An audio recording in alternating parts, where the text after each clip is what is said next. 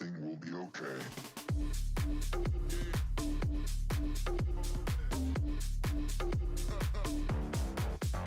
Move.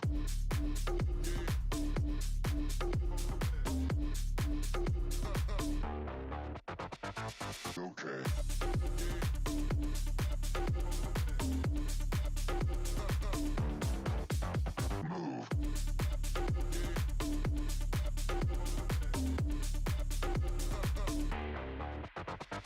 Move.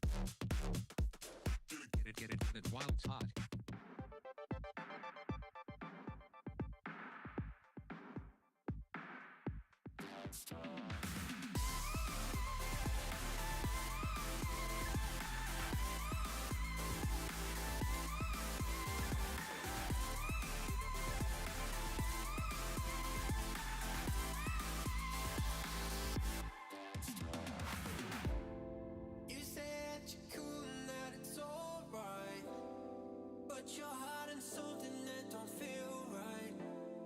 You know life is better when we just talk. When we just talk. Let's talk. Baby, I'm not Potter, I got language. I ain't got no time to sit here angry. You know life is better when we just talk. When we just talk.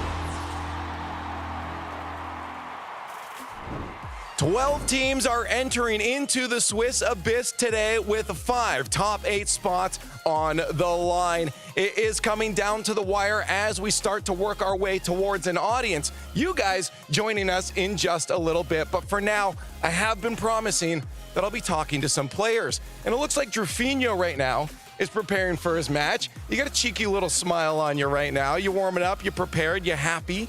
Yeah, I'm happy, preparing for the match. Pretty hard match, you know, so we need to be prepared. It is a very hard match. Falcons on the other side here.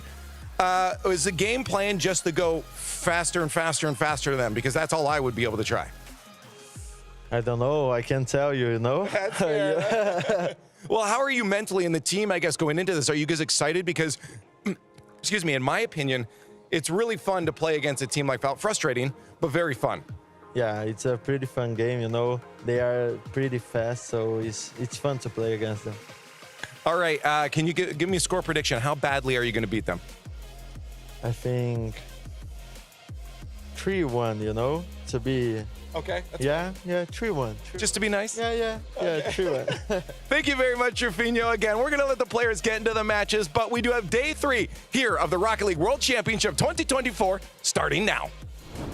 It is a good day to play some Rocket League. We had some incredible gameplay yesterday, and it continues today. The best week in Rocket League is fully up to speed, folks, and we are cruising along towards crowning another world champion. Welcome to the Rocket League World Championships of 2024. We are live in Dickies Arena in Fort Worth, Texas, and we have so many teams competing from all over the world. 2 of them are going to make it into the playoffs today. They get to skip gameplay tomorrow, go straight through to Saturday. Actually, 5 teams will qualify today. 5? To the bracket. That's so many. We got 12 teams competing today. 5 of them will make it. We have 9 matches today.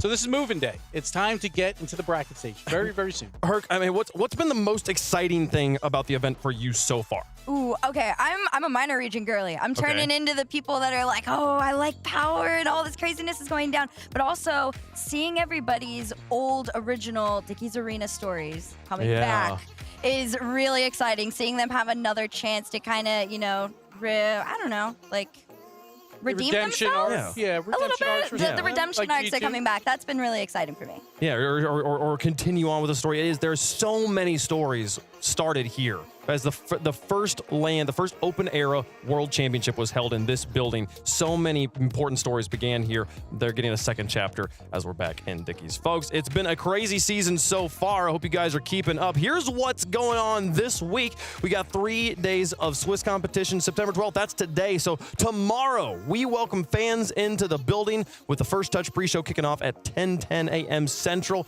Doors open at 10. So come on up, get in line, get ready if you want to be around that First Touch pre-show. They're going to be down and active. You want to tell the fans where you guys are going to be, Bates? You want to tease that at all? We'll be out there somewhere in the atrium, somewhere you can find us, somewhere you can be involved. So make sure in the North Lobby. That's what I'm getting. The North Lobby, I don't know what that is, so you guys know where that is. Outside, they'll figure it out. I'll figure it out tomorrow. But I'll tell you this: make sure you're here at 10 o'clock so you can be behind us for the First Touch pre-show. It's gonna be a lot of fun. It's gonna be a little bit different, but you're definitely gonna enjoy it. So get here early, and get up and get loud. What time is it? It's game day, folks. We've got a ticket still available as well. RL.GG/RLCS Texas. If you heard all that, man, that sounds like fun. And man, I'm close by.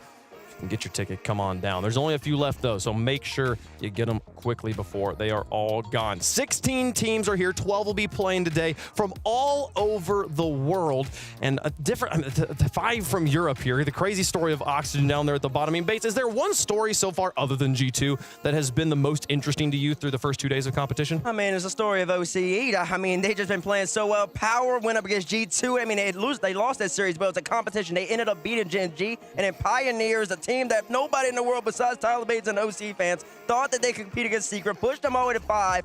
Could have put them away in 4, but they didn't. But OC has been playing up to par so far this World Championship. Speaking of the smaller regions, Mina and Sam, Falcons and Furia, all 3 times on RLCS lands, 2-0 through Swiss. They're showing that they are top 4 potential teams looking for that title. We're going to see Furia play a little bit later on today. All these players playing for the lion's share portion up there at the top, $300,000 for first. But everyone that showed up getting at least $12,000 as a team here. We've got 3 kind of different brackets for us to play through. The first one, the Swiss. If you've watched any RLCS competitions, you're familiar with this. You've seen this before. You win 3, you get to play in the bracket. If you lose 3, you are out and eliminated from the competition. We are saving all those elimination matches for tomorrow in front of the crowd, so we'll kind of play through the top half here of the Swiss. But then in round 4, we've got tiebreakers here, Gibbs. Yes, tiebreakers for the 3 teams that finished 2-1, because it's very important to finish top 4 now. You get 2 lives in the bracket. I'll explain that in a little bit. But basically, this is based on game differential. The 3rd and 4th place teams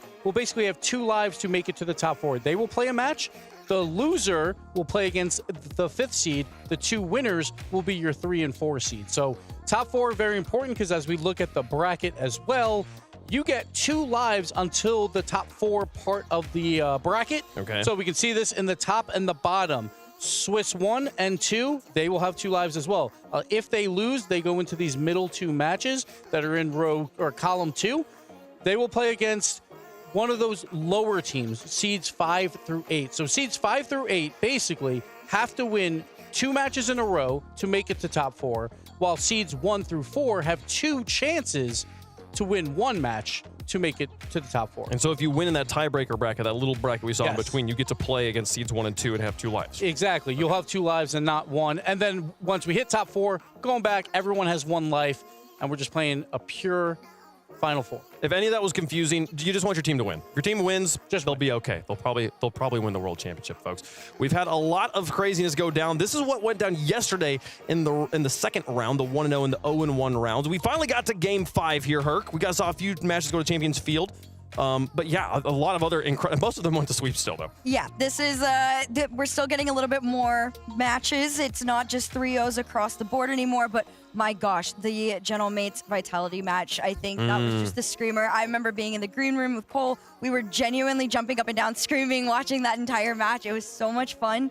And I hope the energy continues on to today, because I mean, first match, we're going to talk about it later, but that's one of those jumpers. Yeah, for sure. If you missed that match, don't worry. We'll give you the lowdown on how it went. Let's talk through some of those matches that happened. Starting off with the Falcons here, continuing to look incredible, Gibbs. Yes, the EWC Grand Final rematch. BDS took that one, but we all know as long as the Falcons are not playing in the Grand Finals, they're probably going to win these matches. They lose game 1, a very high-scoring affair, but after that, the twin energy just showed up. 1.5 goals per game for Roas, 1.5 goals for Killers as well, leading the charge, and Falcons just decimating BDS in games 2, 3, and 4. We put up 3.75 goals per game against BDS.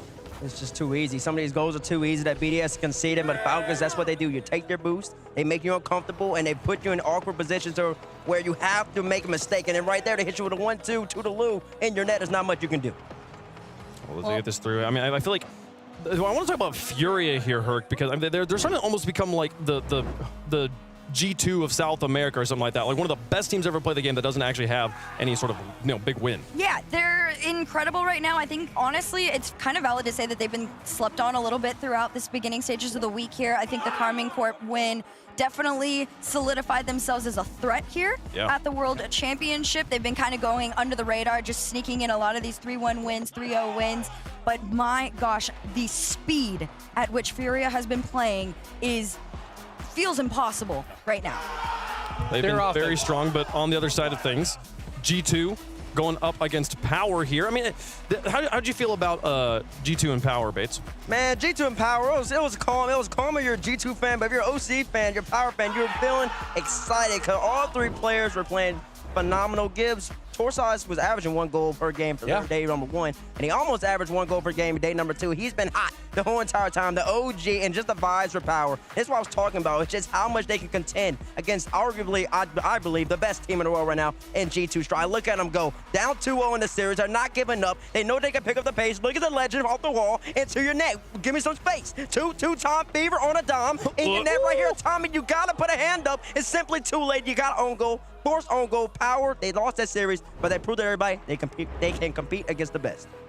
And then we got the best region in the world, I think. Europe still is here. They have 5 teams. We had the battle of the 1-0's Vitality versus the Gentlemates. The game of the day. It was our last game, and it showed up. We went to Champions Field. We went to overtime. Vitality, fantastic boost control throughout this match, but the mates, even on low boost, it does not matter. Their defense was superb, and then it was just one small mistake there by Alpha to open up the door, and the Gentlemates take it in a long overtime game 5 to move to 2-0. I mean, I loved what Juicy Natachi said in the interview afterwards, that like at the top level, it's so difficult to find the edge, that really the edge isn't your mechanics or your strategy or your positioning, it's your mental. And that's the thing we've seen over and over again, Herc, from the Gentlemates, is just how icy they are in Game 7s. You get them onto Champions Field, you're gonna have a rough time.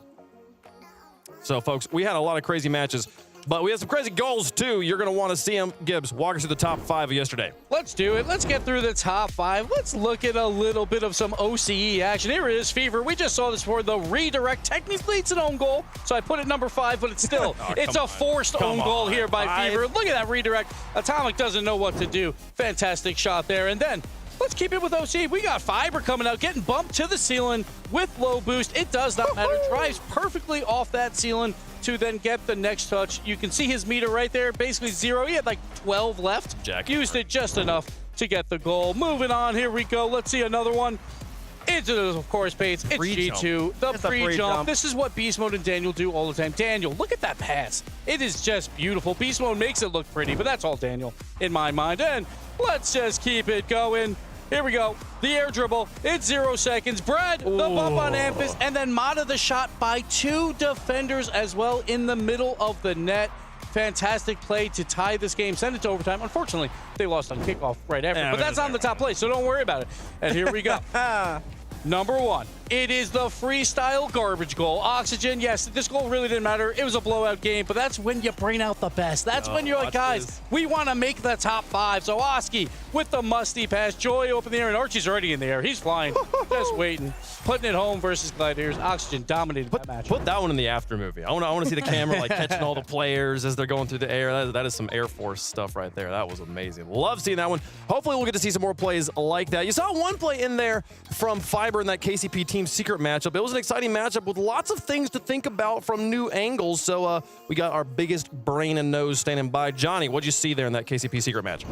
Hey, Fiber had a great day. He had a phenomenal day, actually. And one of his plays already made the top plays. I think this one could have made it as well. Let's take a look at what's happening here. Game 1, Pioneers against Secret. Long overtime. So a lot to play for here. I said it during the cast. I think Pioneers are the team who need this. They're in offense, trying to find a way in.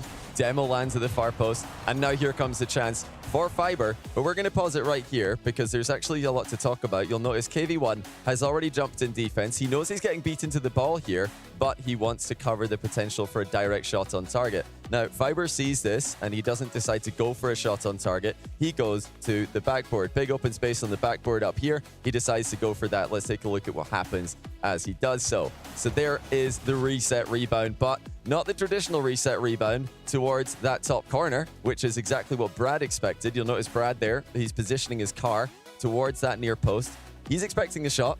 That's not what Fiber goes for. Very selfless pass into the middle towards Amphis, who's able to score the winning goal. So brilliant play, not only with the goal scoring from Fiber, but also with the assist. Let's take a look at the finish just to confirm, for those of you who didn't see it. And they celebrated like they just won the tournament. Fiber almost blew the roof off, but not a flawless celebration. A bit of a fist bump miss there. It would have, I think, made a little bit more sense if Fiber had, angled his fist bump more towards the fist bump, or if the fist was coach there, Mock. Maybe get a cleaner contact, but that's something they could work on for today. I love what I'm seeing from the Pioneers overall. Look forward to see what's next for them in the tournament. Thank you so much, Johnny. Excellent analysis there. Always got to be working on those fist bumps, folks. The post-game celebration. I mean, again, we were talking about the mental, so important. So that's why they lost that match. They won game one overtime, had all the momentum, missed the fist bump. It's over. And then they sat down there like, well, that was awkward, right? And then their mental's just completely thrown. So you got to make sure you're paying attention there, folks. Now, speaking of paying attention, we're going to be all working out here. We got about 15 minutes before the first match and was ready to go. So we played this game yesterday. Let's play it again. This is Hot Takes. We've gotten 3 opinions from one of the members of our talent team. We don't know who it is. We're going to see if we can figure out who it is by going through these hot takes. So, hot take number 1. I haven't seen these. I don't know what these are going to be. I'm really excited to hear them here. Falcons go undefeated in the whole tournament. That's not much of a hot take, I feel like. But who had them? I feel like 5 or 6 people had them winning this tournament. Yeah, exactly. So it's one of those, I would assume, unless they change it. Honest, to throw us off, I don't know. I don't know. You don't know? Who's like the hard? Did you have Falcons? No, there's a whole thing about my Oh, you had G2 or Falcons. I have G2 or Falcons, but then they put Falcons on my sheet from leftover. So you get 2. Okay. It's not me, but okay. Love y'all. Let's go on hot take number 2, see if we can narrow it down here a little bit more. Furia drops out in Swiss. Oh, okay. Now remember that Jorby tweet that he deleted. I'm still holding you accountable, Jorby. Jorby, I'm holding you accountable on that tweet. I saw it. Yep. So who else would feel this Furia way? goes out in Swiss. I feel like a lot of us probably had him like on the bubble top 8, so I don't know. Bates, any thoughts? I didn't see the last one. The last one? Okay. Let's take a look at the third one here.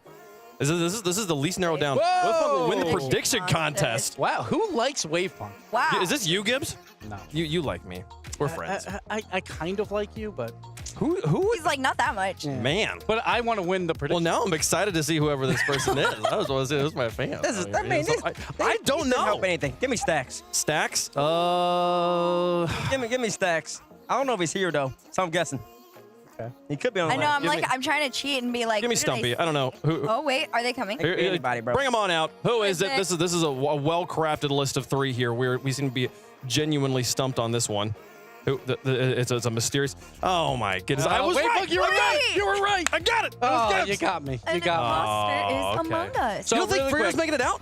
I love Falcons. I think Okay. they are the best team here. Their offense is insane. They're going to dominate Furia so bad that their momentum is just going to be completely chalked, and they're just going to drop From it. 2-0 though. That's Hey, last time around in London, they were 2-0. They barely made it through 3-2. So okay. I think Falcons are going to dominate them so bad the Furia's just going to fall. Okay. That is a hot take in my. Well, I would tell you to get out of here, but you got to stay. We got to leave them up on the desk, though. I'm glad you think I'm going to win the prediction contest. That's fine. So, Nah, folks, I didn't think about that. Yeah, you I did say that you earlier. mentioned it a couple days ago. all right. Well, speaking of prediction contests and other fun things we got going on up here, folks, the players are playing for the title of world champion. They're playing for the title of world's MVP. They're also playing for some player accolades powered by Progressive. We're going to be giving out awards based off of the cumulative stats of the player that's got the best shooting percentage, best passing, or best assist and best saves. Yes, goals per game, assists per game, and saves per game. Across all lands. All lands, Who are all here. 3 lands, that are here, that made the World Championship. That's the one criteria we had. And as we look at this list, we're going to see Falcons absolutely dominate. The Twins dominating. goodness. Striker, we have Killers. He's on 1.5 goals per game in this tournament alone. So obviously these numbers will change, but if you do have a wide margin, like Killers, it's going to be very hard to catch. I mean, he's got that in the bag unless all of a sudden he forgets how to shoot completely. So, I mean, that's guaranteed for him to finish in number 1 unless, like I said, he forgets to shoot. Now, Playmaker is a little bit more interesting, though, because Roaz could move down. Monkey Moon Exotica right there to contend. And then Savior, if Virtuoso gets eliminated, nobody's going to catch him. That's true. Yeah, it's going to be hard to catch saves. But I do like apparently Jack on this list. Number 5 player maker. There's a chance there that he rises up. But right now, Falcons are just so dominant. In this tournament alone, 4.29 goals per game the Falcons have. And they play BDS, and that's a very good team. And they still put up nearly 4. So. Stay tuned to the end of the tournament after we crown the champion to see who takes home those player accolades, folks. For caster accolades, we've been playing we had a fantasy draft. We can give you an update on how those teams are doing so far. Some of us are doing better than others. I will say that the player accolades list you just saw is a preview of who is doing well on the top of the leaderboard up there. Killiers, number 1 in shooting, and is also on Johnny Boy's team. Johnny's looking good. Because of Falcons, but Herc, that top row is just looking great. Oh yeah, we look great too. Oh yeah. Yeah, look at your pick. You knew you were gonna be in top 2. Oh, of course. Bates, they're rubbing it in our face. I mean, Bates is just taking L's everywhere. smiling. Just taking L's everywhere. Bates, I'm so sorry. It's going to get worse here. All right, so Wait, Cole my is photo changed. up. No! a little bit sad. A little bit sad. I like that Stax is looking up at the top row like he wants to be up there. It's only one different though between Stumpy in 3rd to last or 4th to last and Dazarin in 3rd place. Yeah, but Dazarin has champ at Gen.G, so he's going to drop. At some point. That's true. That's true. But Bates, 9.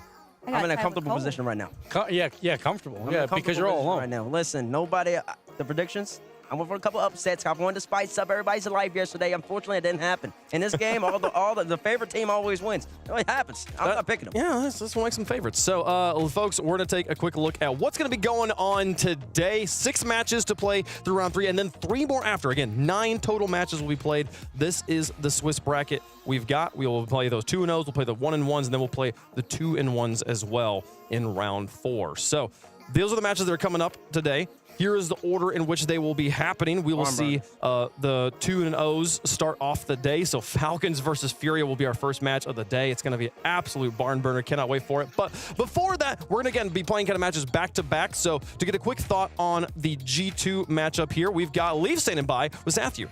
That's right. We got coach of G2, Sathu. I was just talking to you just before it came to us here, and you were mentioning that you guys are feeling better and better every day. You want to elaborate on that because, it was, I guess, a bit of a slow start, even though you were getting dubs. Yeah. Every tournament so far, we've just progressed every day. We never come into a tournament full speed. It's just kind of how we do things, and so that's what the story of this has been so far. I mean, you guys keep getting grand finals, so it's working, and then you won the last major, so why not keep that up here? From your perspective, though, I mean, I was talking to Beast Mode before, said you guys are very communicative as a team. Obviously, if you aren't hitting peak at the beginning, there might be some negative thoughts or conversations that come up. How do you as a coach deal with those to direct them in the right spot? Yeah, I mean, well, knowing the issue, obviously, early, and what we need to tweak is important, so I'm not going to gloat, but I think I have a good grasp on that. Yeah. And then just with kind of how we've been playing all season and this trend of starting slow and then going quick, where that's going to happen again. So we're confident that we can get through anything. I mean, that's really good. I want to kind of steer in the direction of other teams that may have blockers as well, and I'm wondering if those come up for the teams, because mental blockers, I mean, I think it was Itachi, your opponent in a little bit here, was mentioning that it's all a mental game right now in terms of how good the teams are. How do you make sure early on, if you recognize maybe a mental blocker for a player coming your way that could stop them from performing at peak, how do you get onto that early and shut that down? Honestly, I think if it's early, if we're 2-0 in Swiss, I don't think it's something that needs to necessarily be addressed immediately, because sometimes you can overthink these things or overcoach. Yeah. And so you don't necessarily have to deal with them right then and there. But yeah, so if it comes up later in the tournament, again, it's stuff that we just prep for and that, I have material ready for. If I feel like there's maybe a tendency that we need to change or something. Right. Now, quick prediction before I let you go. Falcons or Furia? It's got to be Falcons again. I say we start slow. They come in, I think, already. Full speed. Yeah, they're always like major final ready. So yeah, I think it's going to be Falcons. Well, I'm excited to see you guys keep ramping up then. Good luck in your match coming up here. G2 versus the Gentlemates will be the match immediately following our first match of the day. We'll get to see them play a little bit later on. Let's talk about that first match of the day. We just heard a Falcons prediction from Seth. You hear the Falcons versus Furia. South America versus MENA in the 2-0 round. One of these teams will be undefeated, Herc, in the World Championship. All right, this is where everybody's hot takes are going to start coming out. This is where you have to figure out, like Saf, you said, it's a team, it's Falcons. They're always playing like they are in the finals, full speed ahead. And my goodness, I still believe it. I don't not believe it, but hot take. I think they might be coming into this underestimating Furia. I feel like they're just so good right now. 4.29 goals per game is absurd. No one else is above 3 goals per game. The Falcons offense is insane, and that's not just feeding off lower end teams. They just put up 3.75 versus BDS of all teams, who's the most recent 3v3 LAN champion. So Falcons are ready for this. Bates, it feels like Falcons strategies. If we just come out and beat the snot out of anyone that's in front of us, I don't care who it is, we're going to try our absolute hardest every single time we'll win a world championship. Yeah, and that's exactly what they do, Wave. And I mean, like, if you're a coach, you want to coach in anything in life, that's what you want to tell your players to do. Doesn't matter who you're playing, doesn't matter the competition, we're going to go out and we're just going to dominate whoever we're playing against. And that works. And Saf, you just talked about it. They come out swinging. And the fact that they demolished BDS yesterday, especially in that game number 4, took them apart, means bodes well for the matchup coming soon. My only question mark with them is when it comes to crowd days, how will the Twins perform? I feel like TRK has carried them a lot when it is crowd days bracket matches. But right now, there's still no crowd, and the Twins are number 1 in goals per game, number 2 in goals per game, and assists. They flip-flop number 1 and number 2 as well. So they are dominating everyone. We got the stats leaders on one side, Herc, but I mean, there's an aura about this Furia team that has been building since the last time we were in Dickies and they took out Moist. Oh yeah, this is what I was talking about. The stories that are just continuing to unfold in this arena from years ago. Furia has come back here with a vengeance. There is a reason that they have been so powerful in every single match that they've played. And I go back to the word underestimated. They have been flying under the radar with a lot of their wins. Now, if you're in the arena when they're winning, they're very, very loud. You cannot ignore them by any means. But to that point, these are 2 very loud, emotional teams. And that makes this so much more fun. We talk about a big question mark with Furia is when they have to play defense, how well will they do? Normally, they just don't have to. They just play on the offensive side and just out-pressure you. So far, they are the number 3 defense throughout this entire tournament. They have only given up 2 or more goals in 1 game. That was against K-Corp. Every single game they have won, they have only scored 2 goals or fewer. It's 2-1 is 5 results, 1-0 was their other result. So they're doing it with the defense. It's the man with the plan right here, Yan. I mean, he sets him up, sets up Drew, sets up Loss. He's my longest tenured player on the roster, that legendary roster that did beat Moist in that game, number 7. Yan hit the shot. Arguably one of the best players in the game, and they're going to need him to step up against this Falcons squad. We can talk about the matchup. We can talk about all the players, but if Furia wants to win against this Falcons team who is primed, who is set, who has their eyes on the prize, Yan has to be the one for Furia to be the best player on the pitch. It just feels so odd because I feel like for Furia to win this, they have to slow it down, which is odd to say for Furia because they like to play fast, but they're going up against the fastest team in Rocket League, and that is Falcons. And I think the only way they win this is you got to slow it down a bit, make the Falcons slightly uncomfortable. It's probably going to make Furia pretty uncomfortable as well, but you cannot play speed for speed with Falcons. Exactly. When they slow it down, then on top of that, they have to be clinical. The opportunities when they come, you have to be perfect. BDS, when they played Falcons yesterday, there was a couple times, even Monkey Moon, even how great Monkey Moon was, he was a little timid on his shots. You just got to go in, be confident, trust in your practice, trust in your preparation, and just take the shot in every single thing you do. You take your foot off the gas against this Falcons team, and all of a sudden the ball's coming right back down the pitch. It's a counterattack. TRK with Waz clears. They're hitting with an air dribble bump, and there's simply nothing you can do. It's in your net. You have to play confident. You have to be clinical if you want to have Furia take out the Falcons right now. I mean, but Herc, I mean, we see the team getting mentally prepared here to take on the fastest team in the league, and it's got to be so mentally intimidating to hear what Bates just said and to think about like that they demand perfection out of their team. Furia's going to have to bring their A game. I completely agree. And I mean, it's like Bates said, the name of the game right now is who controls the pace of play. Whoever gets a grip on those reins, you own this series. And 9 times out of 10, Falcons comes out deciding that, hey, we're starting out with this. It's really all on Furia's shoulders to try and take it away from them. Especially when it's not a championship stage. They really know how to hold on to control of the match. Hashtag FLCN if you think the Falcons are going to win. Hashtag FUR for Furia in chat. We'll make our picks up here on the desk.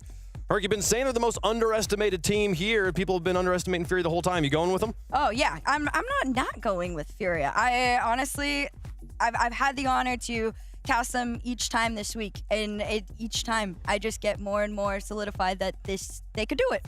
Okay. Furia, they went 3-0, 3-1. They have not scored more than 2 goals in any of their games. Falcons have only scored 2 goals once. Every other game was more than 2 goals. Wow. Falcons are going to win this. Their offense is just unmatched. Bates? Falcons, dismantling. They're the best. One of the best teams here. one of the best teams here. And I think they're gonna get the job done against a Furia squad who is gonna have to play a little bit later to make Saturday. They are the #1 offense, and they are clearly playing with a chip on their shoulder right now. I also have the Falcons on this one.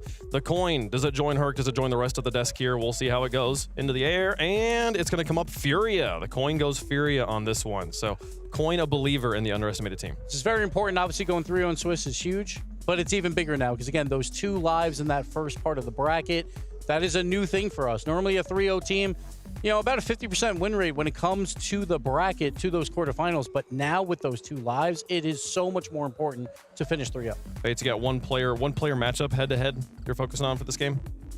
Give me Kaliers versus Yan. Kaliers versus Yan. Yan, he's got to be best player in the pitch. If Furia's going to end up winning. Kaliers, he's got to be dominant on offense. Keep with that Falcons momentum. Okay, we'll see if they can do it, folks. I got my eyes on Drufinho. I want to see him pop off in this one, folks. We got Furia on one side, Falcons on the other. Fs in chat to pay respects to the 2 biggest Fs in the game. We'll see who can take it down for the first match of day number 3. Falcons versus Furia. Get up and get loud. It's game day. Our 2024 World Championships currently has 4 undefeated teams. That number is about to be cut in half. Daz, this is a huge series. Winner gets a day off tomorrow. Who's going to be taking it? We will see game 1 between Team Falcons versus Furia, brought to you by Progressive, getting underway. And it's going to start off right at high speed. What a way to start off the day today. Yeah, we're going to expect this one to be full of huge numbers of goals. Team Falcons are pretty much between them top for all the stats, the most goals, the most assists, everything they are doing, whereas Furia more even as a team.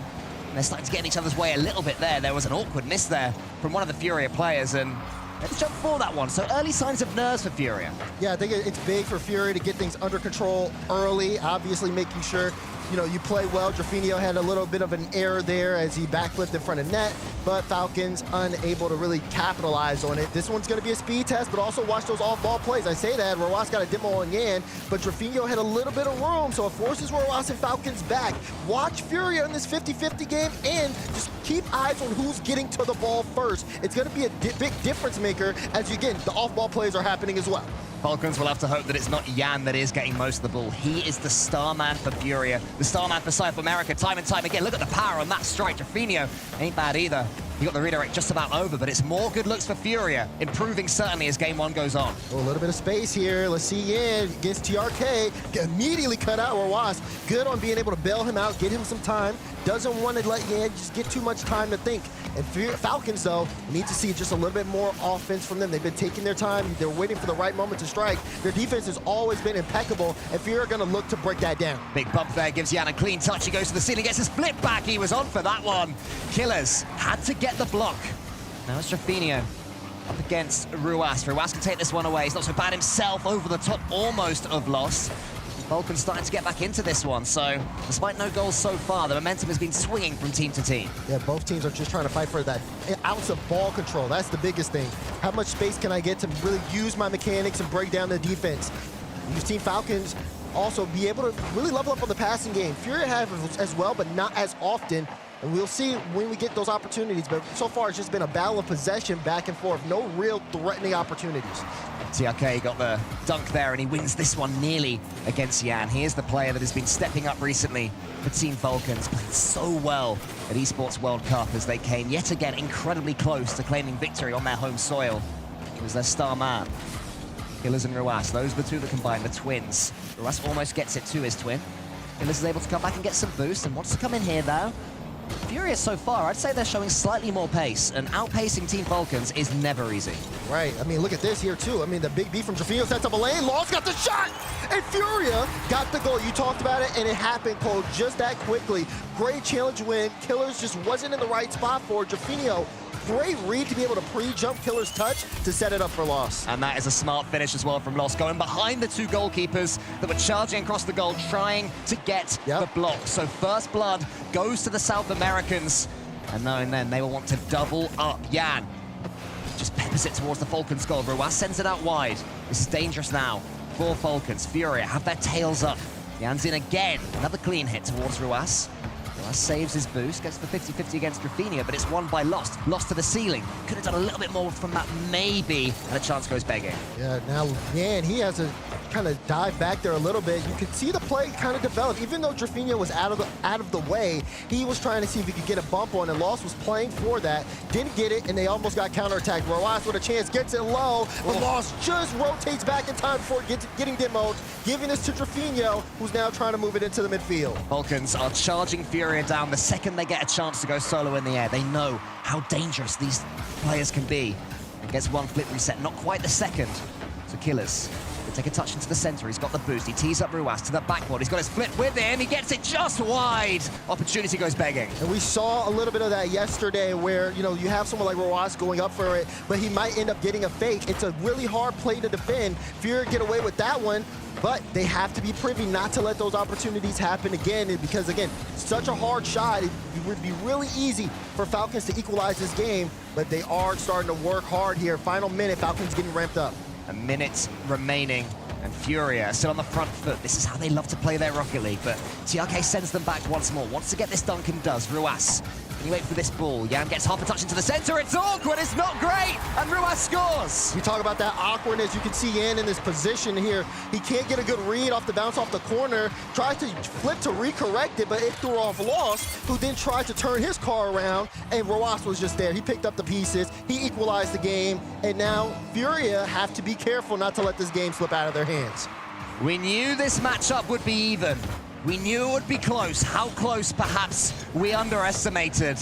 30 seconds left and we have parity. Lost into the center. Yan has to win this race and can't do it. Rafinha is left all alone, but gets an almighty clearance. That could be an assist. In fact, straight in. It does in the end, and it's Lost. And I like this. Yan goes up. He doesn't have enough boost for it, so he leaves it. Falcons are kind of tracking that, and they don't even see Lost, who goes up, gets a solid redirect. TRK wasn't ready. Furia, quick one in response, and now they have the lead. Furia off the back of upsetting Carmine Corp. Looking to do the same against Falcons. That could be three. It's just wide. It's Lost again. Cleanup crew pulls through. And what a hot start here for Furia. Great kickoff. Great follow-up from Jafino as well. He didn't have boost, but he was able just to outbeat that last defender on Falcons. And it's just a simple cleanup job. Here we go. Furia are not messing around. This is a strong start from them. A lot of people expected Falcons to dictate the game early, but they are playing from behind. Furia just seems one of those teams who, when it comes to these world championships, always underestimate. And they've reached semi-finals before. You know, they've come so far in these tournaments. Yan has come so far in these tournaments.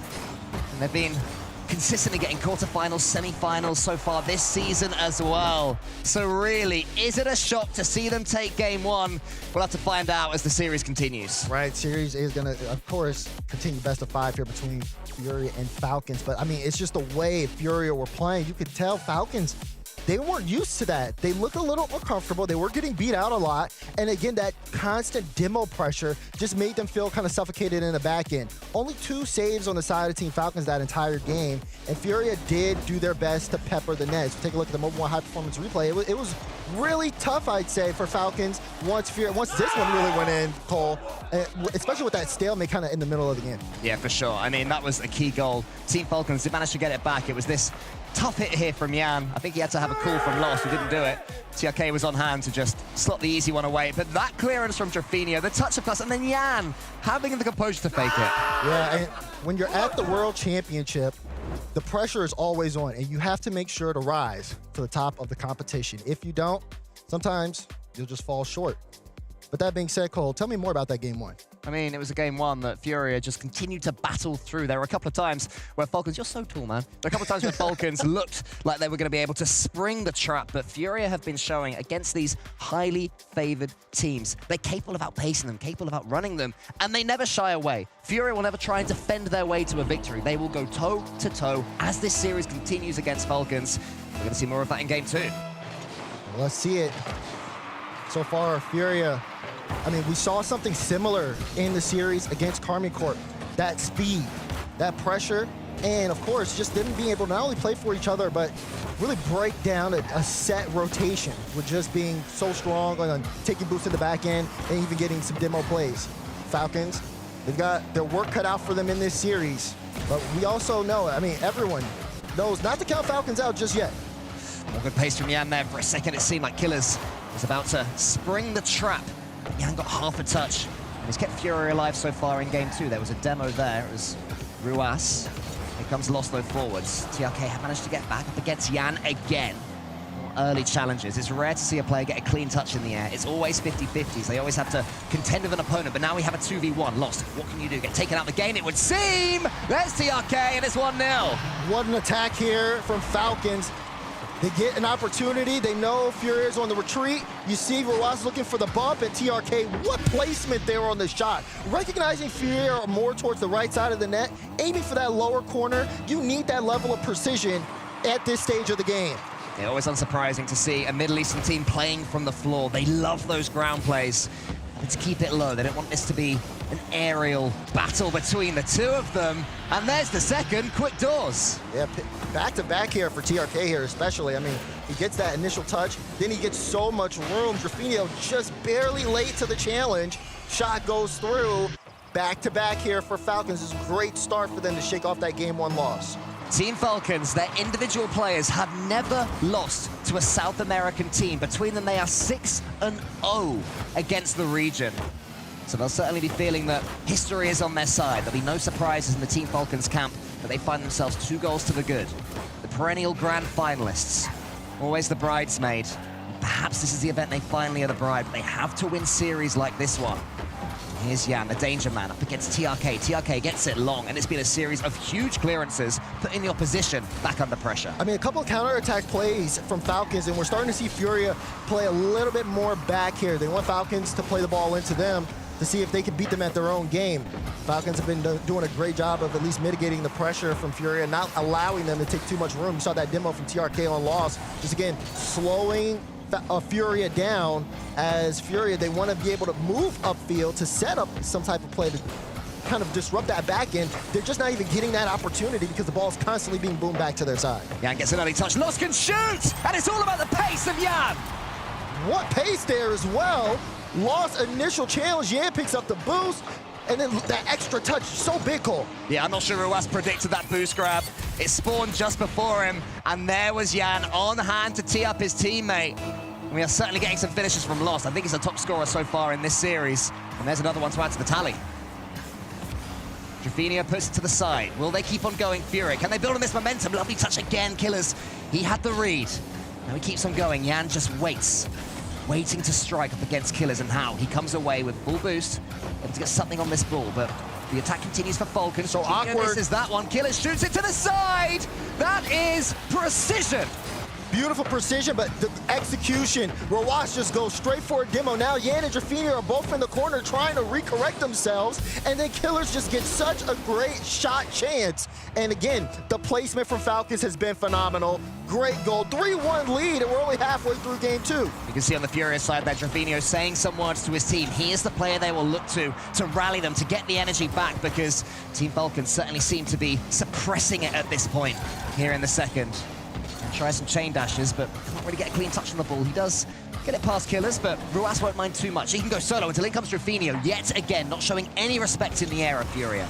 Yeah, I mean, Lost, what a pre-jump there too. But still, TRK was able to get the pass out and got it straight to, I believe, Kaliers, who put on just a nice quality, just testing ball shot. Defense was ready.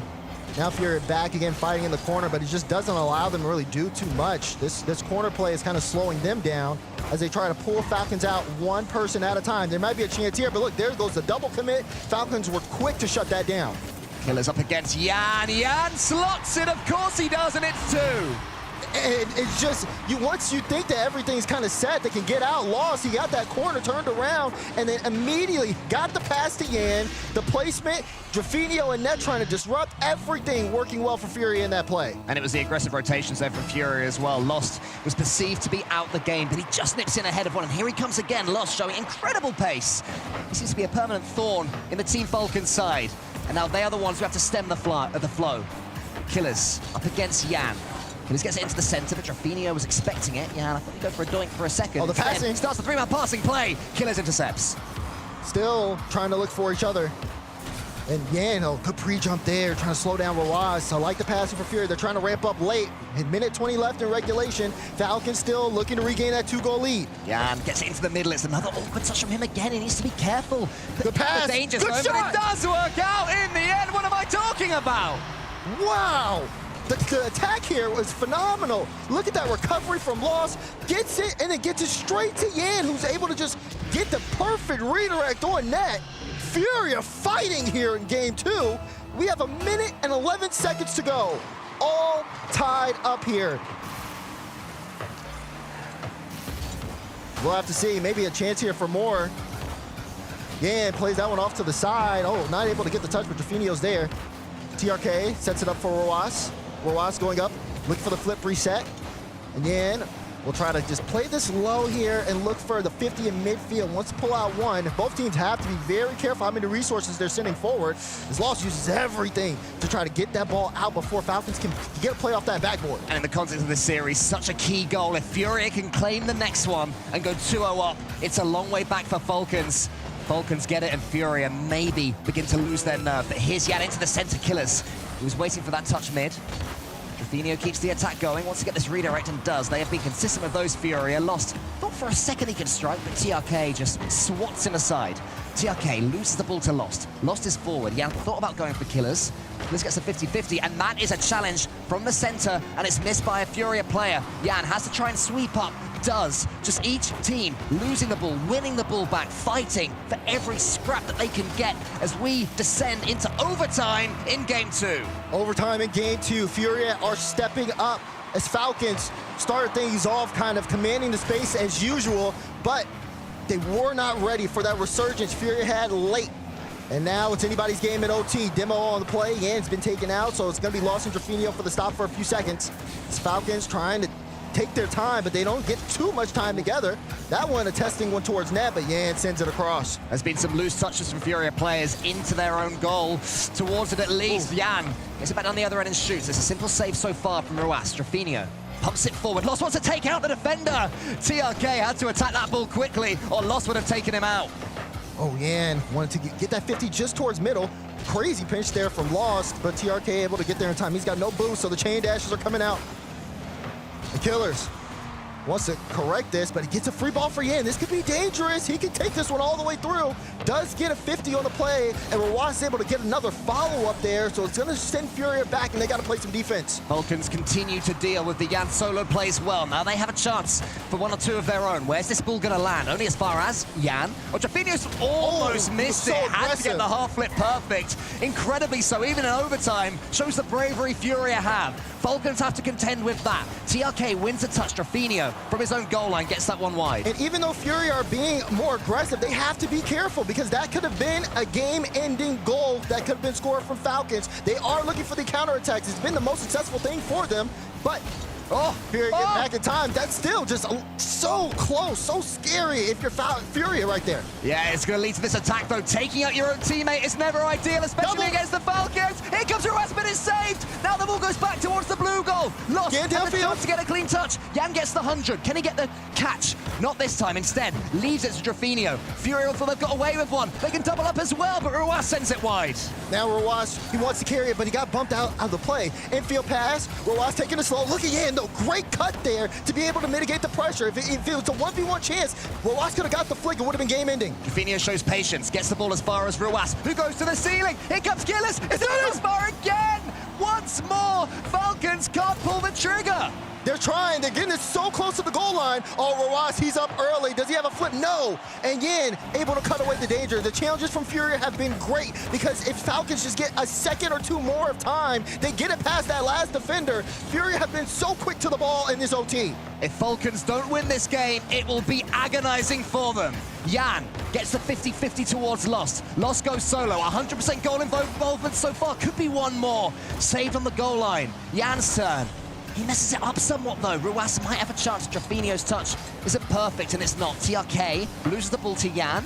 In the center here, who's going to be the first to take control? All got a bit scrappy. Ruas almost bumping TRK out the way. Desperation on all of their faces. You can feel desperation on the side of Furia as well. They've been low boost. The shot comes through. Drafinio had no boost, but he was able to get there. Yan, what a dive. Drafinio might have had it, though, even if it got past him. But Furia are in trouble. They need to get this out, and they need to get boosted up quickly because Falcons are knocking at the door. Composure from Yan to take the touch past Ruas. Lost has to pick up a pad. Can he get a pass into the center? It's not quite. His teammate was rotating back. Yan just waiting for killers. Into the middle. Here's Drafinio. He's almost late. A chance. The opportunity didn't quite fall for him, though. And now they have to barrel back there a little bit. It was a great pass. He might not get that much more freedom here as TRK got the flip and lost. What patience on the goal line to get that block out. Another huge save, just tracking his opponent. Drafinio up against Ruas. Ruas wins it, keeps boost, can get this one past Yan and does. Now it's Lost. Ruas at least steals some boost for his troubles, meaning he can stay on this attack. He turns in, does he? In the end, it's pinched by Drafinio towards his own goal. More danger. Killers has all the time in the world. Someone's got to go. Where has this come from? Drafinio boostless, times his dodge well, but it's just relentless attacking play from Team Falcons. They never give up, they never surrender! Ruas puts it top corner, takes the OT! And TRK, what a setup to get that pass. Yan plays it off the back wall. You see Lost jumping early, just trying to see if he can pre-jump a potential shot coming through, but it was really a pass to set up that final shot, top corner slot, and Falcons fought tooth and nail to tie this series up. They had to win that one. For their mental, yes. A team that has been criticized in recent times, when they get to these grand finals, they can drop. They had to win that game, surely. I mean, that was 19 shots on the side of Falcons there in that game. They had so much offense going, but it was, again, just hitting the mark, which is crazy to say considering most of the game in regulation, the shots were really clean from them. But you could tell Furia, I mean, look at that redirect, my goodness, from Yan. They gave them everything back.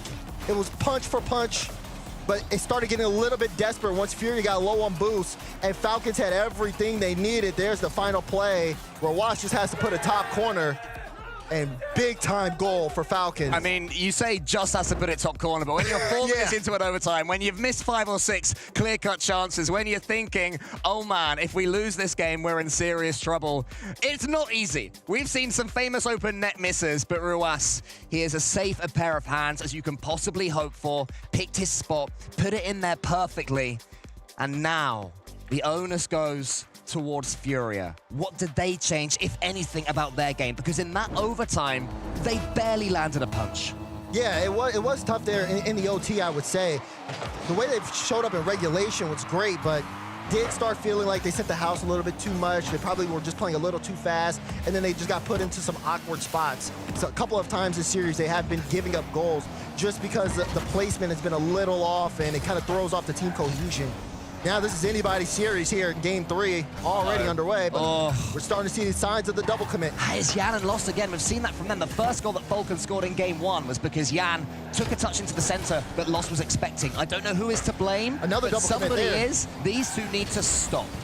They just have to communicate, get it together. Everybody's trying to play as fast as possible, get to the ball quickly, but if they're not communicating, then you see those mistakes that happen. Then they have to overcorrect, which completely shuts down any offensive chance they want to get. Drafinio couldn't quite get his flip reset, but still managed to get it past TRK towards Yan to the ceiling. A solo goal would really wake him up. That one's really going to find its way in. It almost bounced off the ceiling. Fell straight back down into the net. Not sure what Yan expected, but he'd have taken it for sure. Ruas has to just let Yan touch that one. that shows the difference, I think, between these two teams right now. Falcons, when they dive across, there's no other Falcons player near them. It's completely theirs. They call it quickly and they get it. Furia just a little bit scrappy in those situations. Yeah, the scrappiness is paid off, but you can see how it's kind of a double-edged sword in a way. Just playing as reactively as possible, but also still trying to find your teammates. That's why I harp on that communication again. Roas, though, free touch. I got the shot for Lost. Whoa, what a save right in front. That's insane. Lost has been the key man here for Furia. The amount of goals he's got, 100% participation, and then another massive save after a mistake from his teammate. Jofinio made the error and Lost didn't even bat an eyelid. It's like, okay, we'll sort this out. We'll keep it at 0-0. We'll go again. We'll get an attack. Jan towards his teammate. And Jofinio's way that time, so just not on the same wavelength, Furia. Yeah, fortunately for them, the play does throw off Falcons a little bit, but even for them, able to get back in rotation, being able to set up another play here. But we're starting to see similar to Game 2. That's a good pass. Jofinio knew Roas was there, and even though he didn't have enough boost, he was able to throw him off. Roas looking for a bump. TRK tried to come through from the shot. Jofinio once again recognizing the danger. Furia being outpaced right now by Falcons, though. They are just relentless in their attack, never rushing, always seeming to be in complete control of the situation, and somehow forcing chance after chance. This one goes forward. Jofinio's on the back wall. He gets the touch into the center here. Killer's trying to get the pass. It might turn into one via TRK's bump. Not quite on that occasion. Ruas puts it into the center. Oh, there's so much space. There's so much space. I mean, I was just watching that ball bounce, thinking, who's it going to be onto it next? Of course, it's a Falcons player. Yeah, Jofinio just didn't want to go. He was last back. His loss puts a good shot on. He had to be very careful there, but also you don't want to let Falcons know they have that room because, again, it could just turn into a 3v1 play. You could be stuck in a bad spot. Now we got 2 minutes left in regulation. Still no one on the board, but it feels like Falcons, the goal is coming. Furia have been stuck in their back end. They haven't had too many shot opportunities, and the possession game has definitely not been in their favor. I totally agree. This is the sort of game where if Furia are out to lose it, afterwards, if this was a best of 7, now they would take their tactical timeout. But, of course, it's only a best of 5. There's no real time to change things. You just have to feel your way forward. And Falcons have found their way into this one. It's the toy connection. If you see Roas on one side of the field and Killer's on the other, you know what's coming. Up so quick to that one. Perfect shot placement. And that's the danger of Falcons with space. They pull that off like it's nothing. Make it look so simple. It appears that any of us could do it. But that is surely not the case. Falcons in the conversation for best in the world, one of the most consistent at reaching these grand finals. This is only early doors in the Swiss. Yeah, and he takes a touch. Killers is just taken out completely. What can Jan do? Can he conjure a pass towards Loss? It's almost there. Nearly a big save comes in from who else? Ruas. Start to see Furia turn things up when they get behind.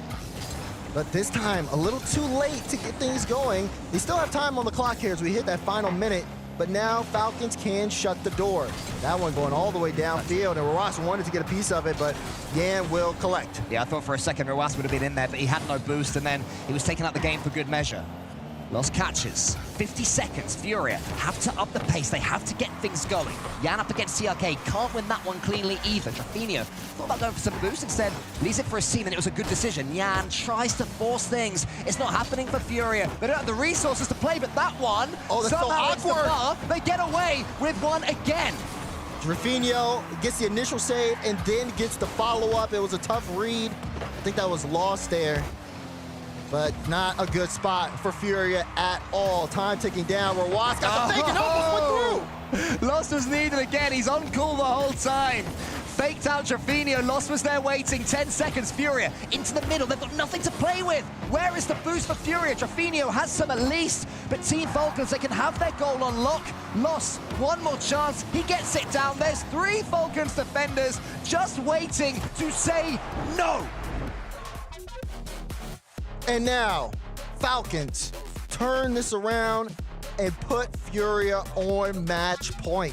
The games, though, have been close. But even with that one being a 1-goal affair, it just felt like Furia spent most of the time in the back half, not really putting on the pressure like we're used to them seeing.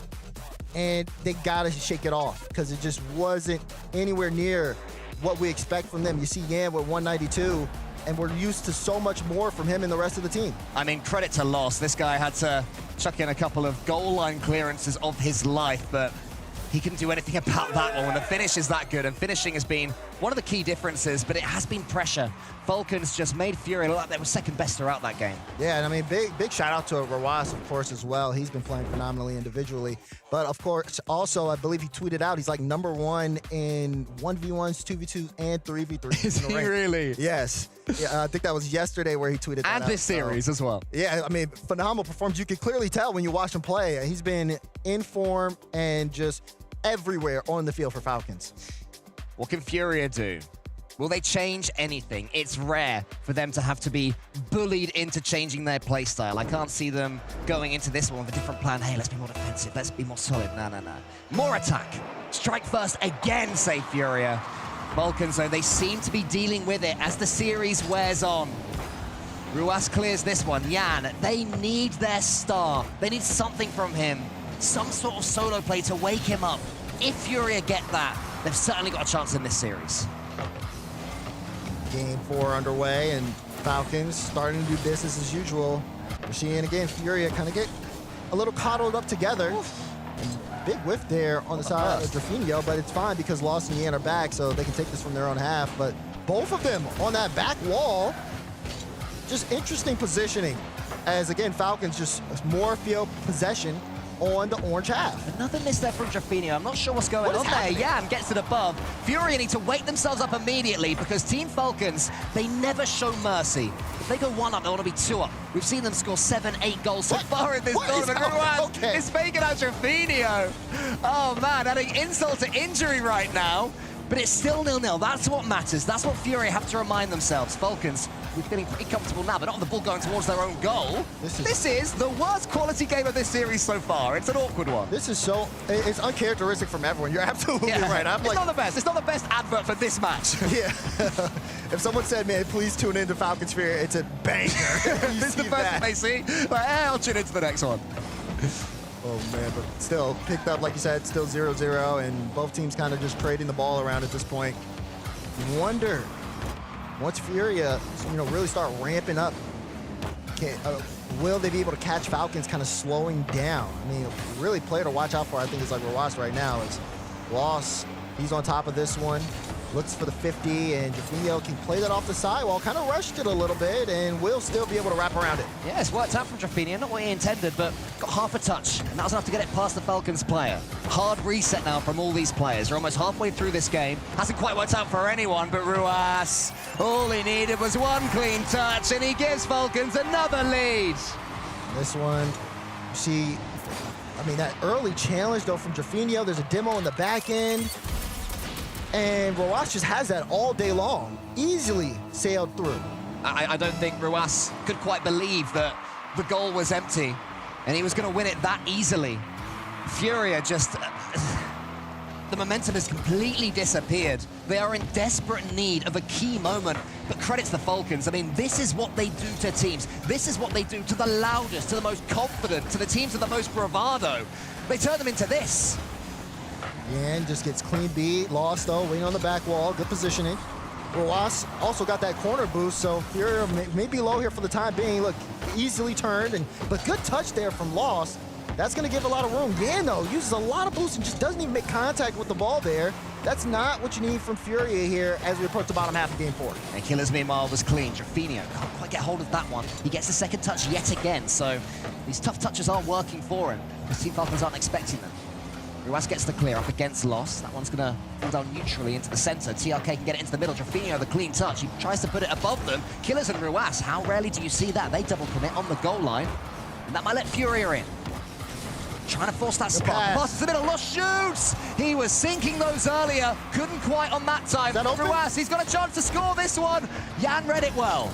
Yeah, good read, too. He had to chase down that block, and it worked out well.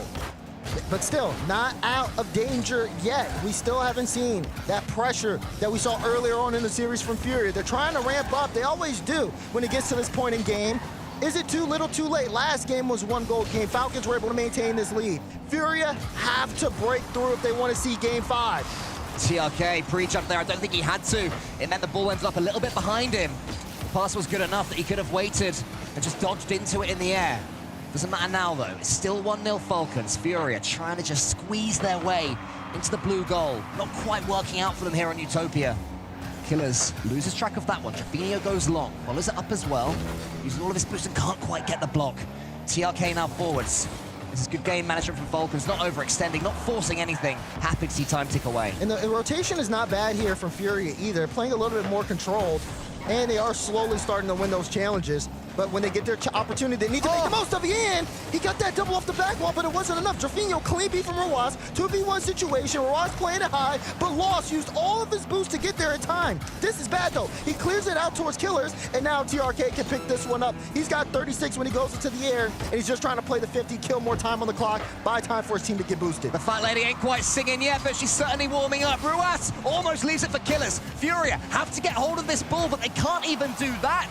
They can't even get out their own half. That's the bare minimum, lads. Here's Jan, needs a big clearance. Instead, he keeps it close to him. It's just another 50-50. Team Falcons will take that all day long.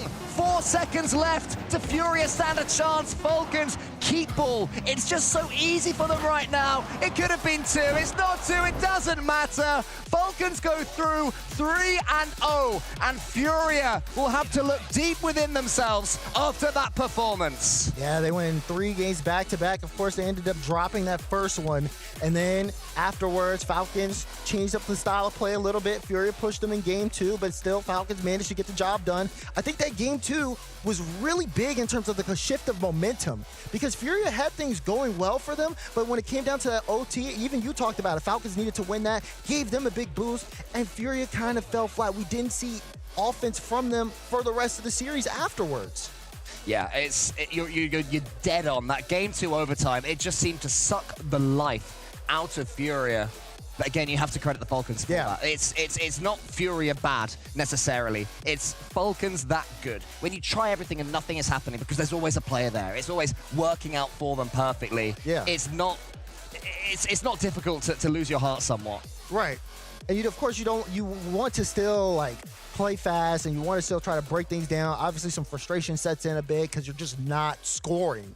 But I mean, that's what Falcons brings to this table. They are a full package, and they are the bar that you have to meet or really exceed if you want to win here at the World Championship. They've come so close on 3 occasions to winning a tournament. This is the one they will have had in their sights since the beginning of the year. They have been gradually improving. Killers and Rawas, I mean, you know, the twins, they know each other so well, obviously. And then TRK is stepping up and improving day by day as well. They make it look easy. Yeah, big beat there. And then again, you see even that was right after that goal. But again, standing by is Leaf with Falcons. TRK from the Falcons with me after another win, putting you guys at a nice record and moving you guys on to Saturday. Congratulations on the win. You guys were looking phenomenal. Furia fought against you a little bit at the beginning there. I want to ask about that with Furia, how good they looked in game 1 and game 2. Do you think they have a play style that will get them to a grand finals? أول شيء ألف مبروك على تأهلكم للمرحلة الجاية من البطولة، وحابب أسألك بخصوص طريقة لعب فريق فيوريا.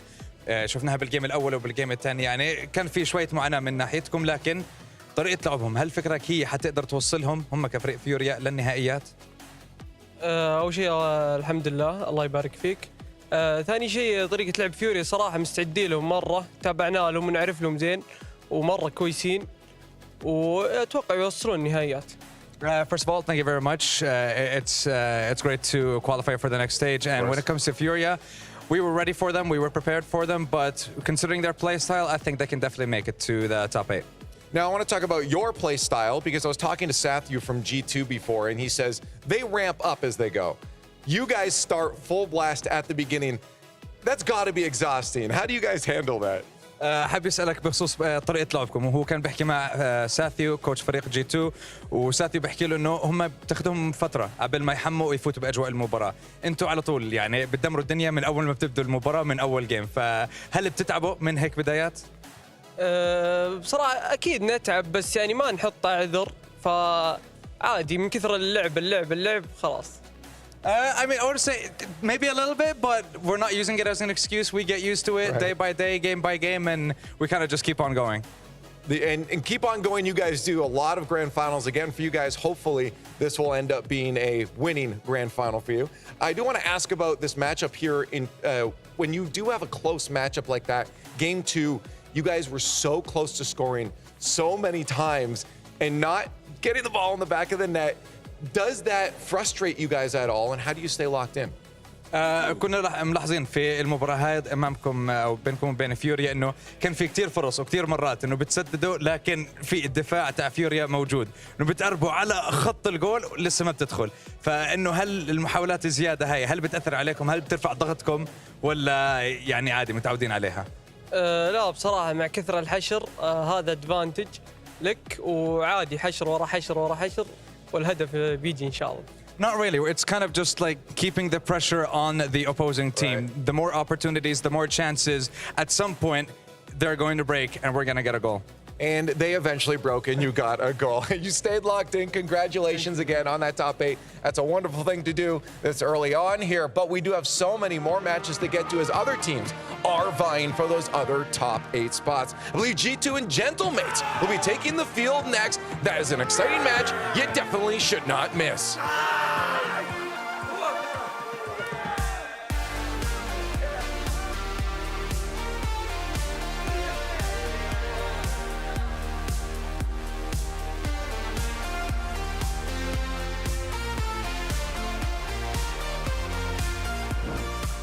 We now return to our interview with the insurance whistleblower. I just think everyone should know there's an insurance company out there exposing other companies' rates so you can compare them and save. Sounds like trouble. It's great, actually. It's called Auto Quote Explorer from Progressive. Here, look. See, we show you our direct rates and their rates, even if we're not the lowest. So, whistleblower usually means you're exposing something bad. I thought it meant calling attention to something helpful. You know, like, toot toot, check it out. This thing's the best. No?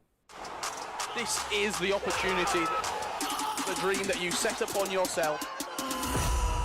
Here we go.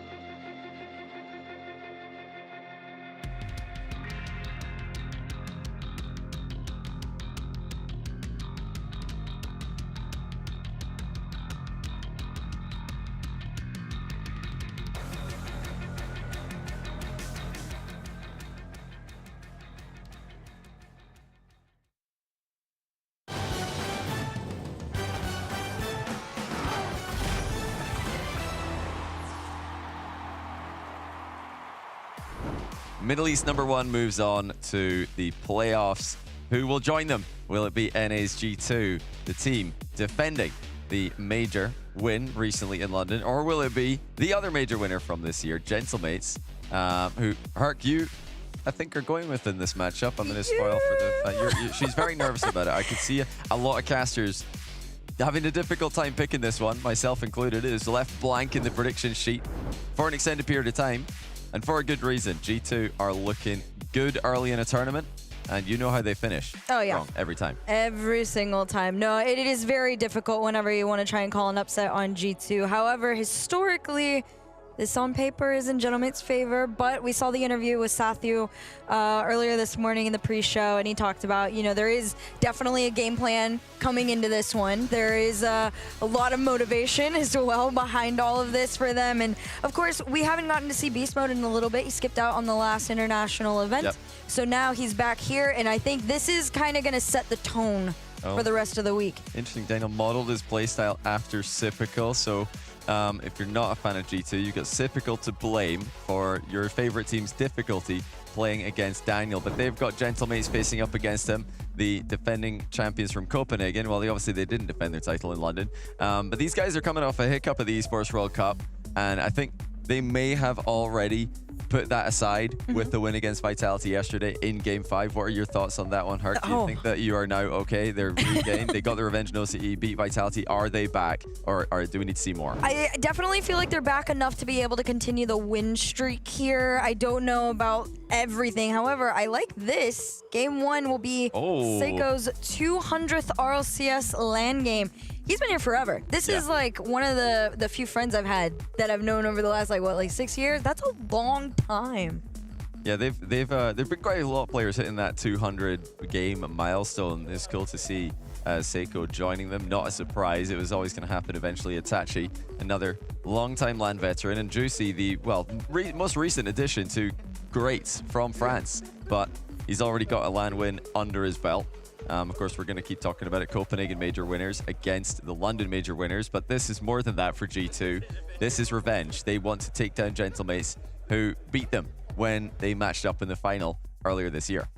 Yeah, there's a lot riding on this one. I talked about, you know, there feels like there's a million storylines going on, but for now, the storyline is G2 versus Gentlemates. Guys, go vote in chat now. We've got the progressive fan vote going on. Hashtag G2 for all of you NA fans, and hashtag M8 for all the EU lads out there. We're going to see what you guys are doing. You guys are going quick, too. We see it. It is speedy. And you're you on the flip side of me?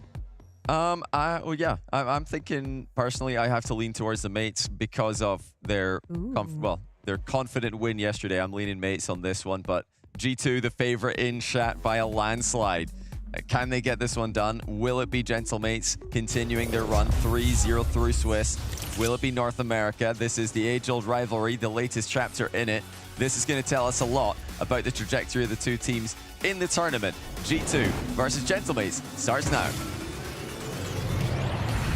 All right, guys, second match of the day, I feel personally is a banger, and it's all brought to you by Progressive. Can't wait to get into this one. We're going to see, does G2 finally take down the Gentlemates, or does the win streak continue?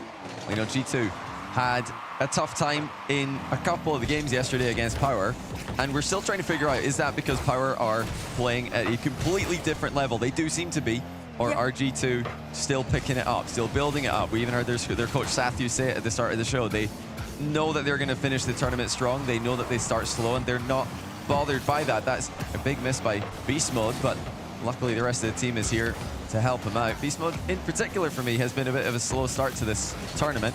He had a massive goal or two yesterday, but Daniel has been filling the blanks. He looks brilliant. Yeah, definitely been a slower start, but the fact that G2 as an entity are very aware that that's the route they're going this time, that's a good place to be at. However, at some point you do got to start ramping it up a little bit. This is the 2-0 round, so round 3, if you take this one, you're good. But I don't know. I mean, it's like you said, it's Daniel kind of really having to fill in these gaps that usually he doesn't have to do. And it's not that he's incapable of it. They just seem to be a little bit better when Beast Mode's a little bit more on the front. You know, it's just been kind of how it went for G2 in both of the LANs in RLCS this season. Beast Mode was the star player early on, and then the whole team came together in the conclusion, the latter stages of LAN Championship Sunday, to put on a great performance. There's this guy Seiko that G2 fans are most afraid of. Oh, it's Itachi and Juicy combining for the goal, though. Assist from Juicy and a demo. He fires the ball at the G2 net. Demo's Daniel on the turn, and Itachi with the tap in.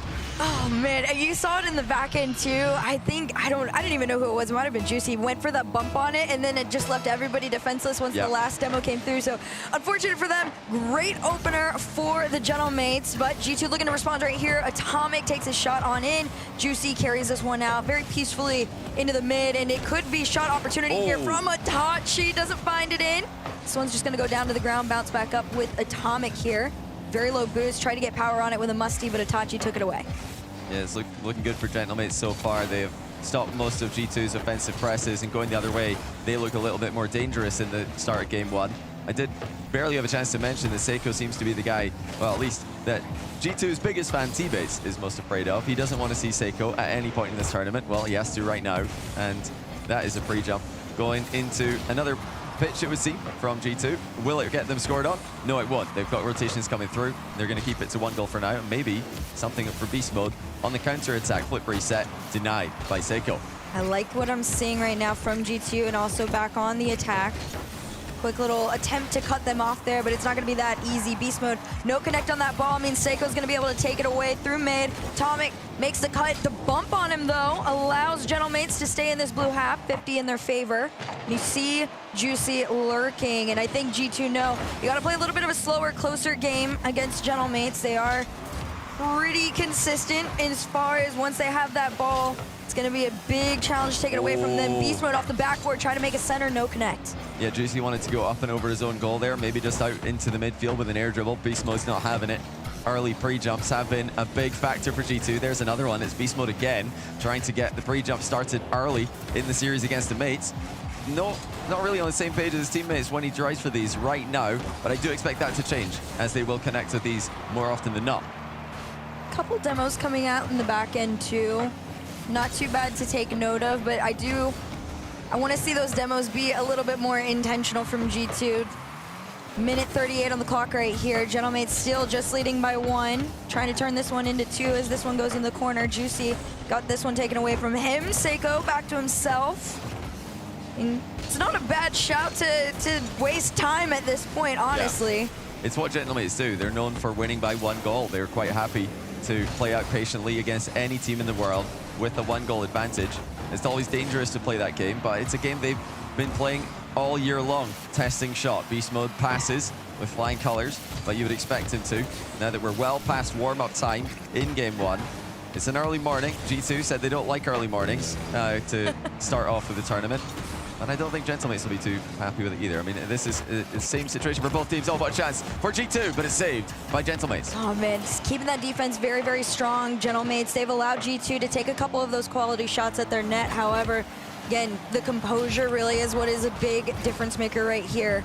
Just a little bit more of it on the side of Gentlemates. Big bump there in front of the net, but G2's trying to carry this one. Orange side over 1. Beast Mode slows down. Tried to leave it for Atomic. I don't think he realized Atomic was low on boost right there. Couldn't get to it. Instead, Gentlemates take it away off the ceiling to the backboard. Is Seiko to himself and in. Seiko with a ceiling double into a backboard triple tap, reads the downward bounce, and slots it past 2 G2 defenders. That is a massive change of pace by Seiko. Gentlemates have been slowing the game down, making it look like they're just going to hold on to this 1-goal lead. Suddenly a burst of acceleration by Seiko makes it 2. Actually disgusting, but like you said, that is a great point to bring up, that this just completely changed the speed of what's going to be going on, because now you're on adrenaline. 10 seconds left on the clock right here. G2 going to try and find last moment efforts. They could have, but they didn't. 3 on the clock here. This one's bouncing in and out, and as soon as this hits the ground, there you have it. Gentlemates will take game 1. Oh, it's just a perfect start for Gentlemates, isn't it? They played this one out very comfortably, very safely. No unnecessary risks taken.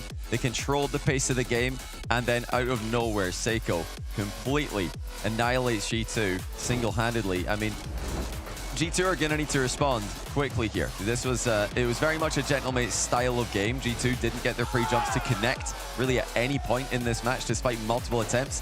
There's that change of pace. Beast Mode wasn't ready for it. A bit too slow up into the air. Atomic couldn't get to the backboard in time. Seiko made them, well, feel pretty bad about it. Yeah, I mean, if Seiko's playing like that, you are in for a whirlwind. And my eyes go over to G2, in particular, Beast Mode. Like you said, Beast Mode's been a little bit quieter in the past few days here. We've all been kind of waiting for him to have that wake-up moment. Again, we didn't see him at the last international event at EWC, so it's been a while for him, it has. Technically, as far as competing in a high-pressure situation. And this is the most high pressure of all high pressure. There was Twitter beef going on between Sathu and Seiko yesterday. Did he actually tweet that? Oh yeah, he tweeted a bad word that I cannot say on stream in French at Seiko. I thought he just tweeted something like, you know, see you tomorrow. Oh no. Seiko came in with the 4-0 and some emojis I can't say. Back and forth. Okay, I didn't see it that. It was definitely back and forth. I was surprised to see that. I mean, Sathu's usually so reserved off the pitch, not really an instigator, or at least not known as an instigator, but hey, I'm here for it. I always love to instigate myself, and therefore I respect anyone else who's willing to do so in the Rocket League scene. Gentlemates now looking to continue where they started, but it's up to G2 to retake control of the series. I think they just need a massive play. They need somebody to pop off, get that moment that can lift the momentum and get their spirits going. And I think a lot of that, again, falls onto the shoulders of Beast Mode, whether it's just him feeding Daniel the ball, because maybe Daniel mentally might just be in a better position right now to be taking a lot of those challenges, but doing a lot of feeding plays might be the answer right here. Atomic lurked in the mid, able to slow things down just a tiny bit as Juicy works his way on through into that blue side there. Minute into this one, going scoreless. Yeah, there's a bit of a double commit there from G2 on a free ball just moments ago. Didn't end up being too bad for them, but that's not a good sign moving forward. They're not really communicating as clearly as we're used to seeing from them. When they can connect, they're such a free-flowing offense, and they tend to be a team who's spread out around the pitch more, so it's rare to see double commits from G2. You know, that's more like something you'd like to expect to see from Falcons, Furia, BDS, teams who really stack up one area of the pitch. G2 not really known to do that, and they are in fact trying to do that right now to get the game going in their favor. Well, and that's where my hot take on them came in a little bit. It's not that I don't think G2 are bad by any means. You can tell that there's just something slightly off. They usually aren't the team to come in to an event slow and on a rise. They are that swinging out the gate, Falcons style, 10 out of 10 the whole way through. So to see G2 come in a little bit slower, it does worry you in a couple moments. However, it is winnable. Just over 3 minutes left here in this game number 2. Nobody's been able to find their way. I will say the fact that G2 has had more opportunities than they did in game number 1 to shoot is a good sign. You know, they've just got to try and avoid those mistakes, avoid double committing, and try to keep the comms clean. Juicy flip reset, blocked pretty cleanly there by G2. Gentlemen's, of course, known for their 50-50 game. They love to low 50 the ball. They love to try and even lose low 50s, if you want to call it that, deflecting the ball backwards to supporting teammates in rear positions. G2 will be well aware of that. They kind of fell prey to it in Copenhagen when the two teams matched up. Now they know that's something they need to watch out for. Exactly. Itachi shot on target. Great save there from Daniel, but the follow-up, Seiko off the backboard, denies the double this time, but nobody was prepared for the follow from Juicy. They're just swarming them. Seiko gets every G2 player into the air with a simple double tap pass into the middle. No one stayed grounded, no one ready to attack the follow-up ball. It was the easiest goal of the day there for Gentlemates. And G2, they're committing a lot more players to the ball than I'm used to seeing from them. I'm going to keep pointing it out because it does keep happening. They've got to stop this. They need to clear their comms and try to just know who is going. That's something that they're known for. Oh, that could be a chance. And it is a massive goal for G2. Beast mode to Daniel. And it was Daniel who set this one up as he bumped the goalie while the pass came in. And this is what I said needed to happen. It's going to be more about pinballing this ball around the Gentlemates defense to be able to get on through. Because right now, these solo plays, it is not it for them. But seeing Beast Mode and Daniel refine their synergy just a little bit there is great sign of life off the kickoff as this one goes into the hands of Seiko. It's taken away by Beast Mode himself. Tries to take it to the ground. Itachi loses it to Daniel. Daniel, everything in the tank, but can't make the angle. Yeah, Daniel's looking deadly. He's been the guy for G2 so far this week. They need him to continue that since they really yet to hit their peak. Not even close, but they're in offense right now. This is where they love to play, of course. They're known as the best defense in the world because they just keep the ball away from their goal. And oh, that's a big miss. Beast mode. Misread, but luckily Atomic's there behind him. Daniel taking over. Double commit from Gentlemates, but they've recovered in different positions, so they're going to continue to pressure from multiple angles. Clean clear by Beast Mode. Almost pretty dangerous situation there for Beast Mode as well. It didn't get that corner boost. Instead, Gentlemates are just collecting shots one after the other. Daniel popped that one up, and I think this is going to fall to Itachi. He does beat him out.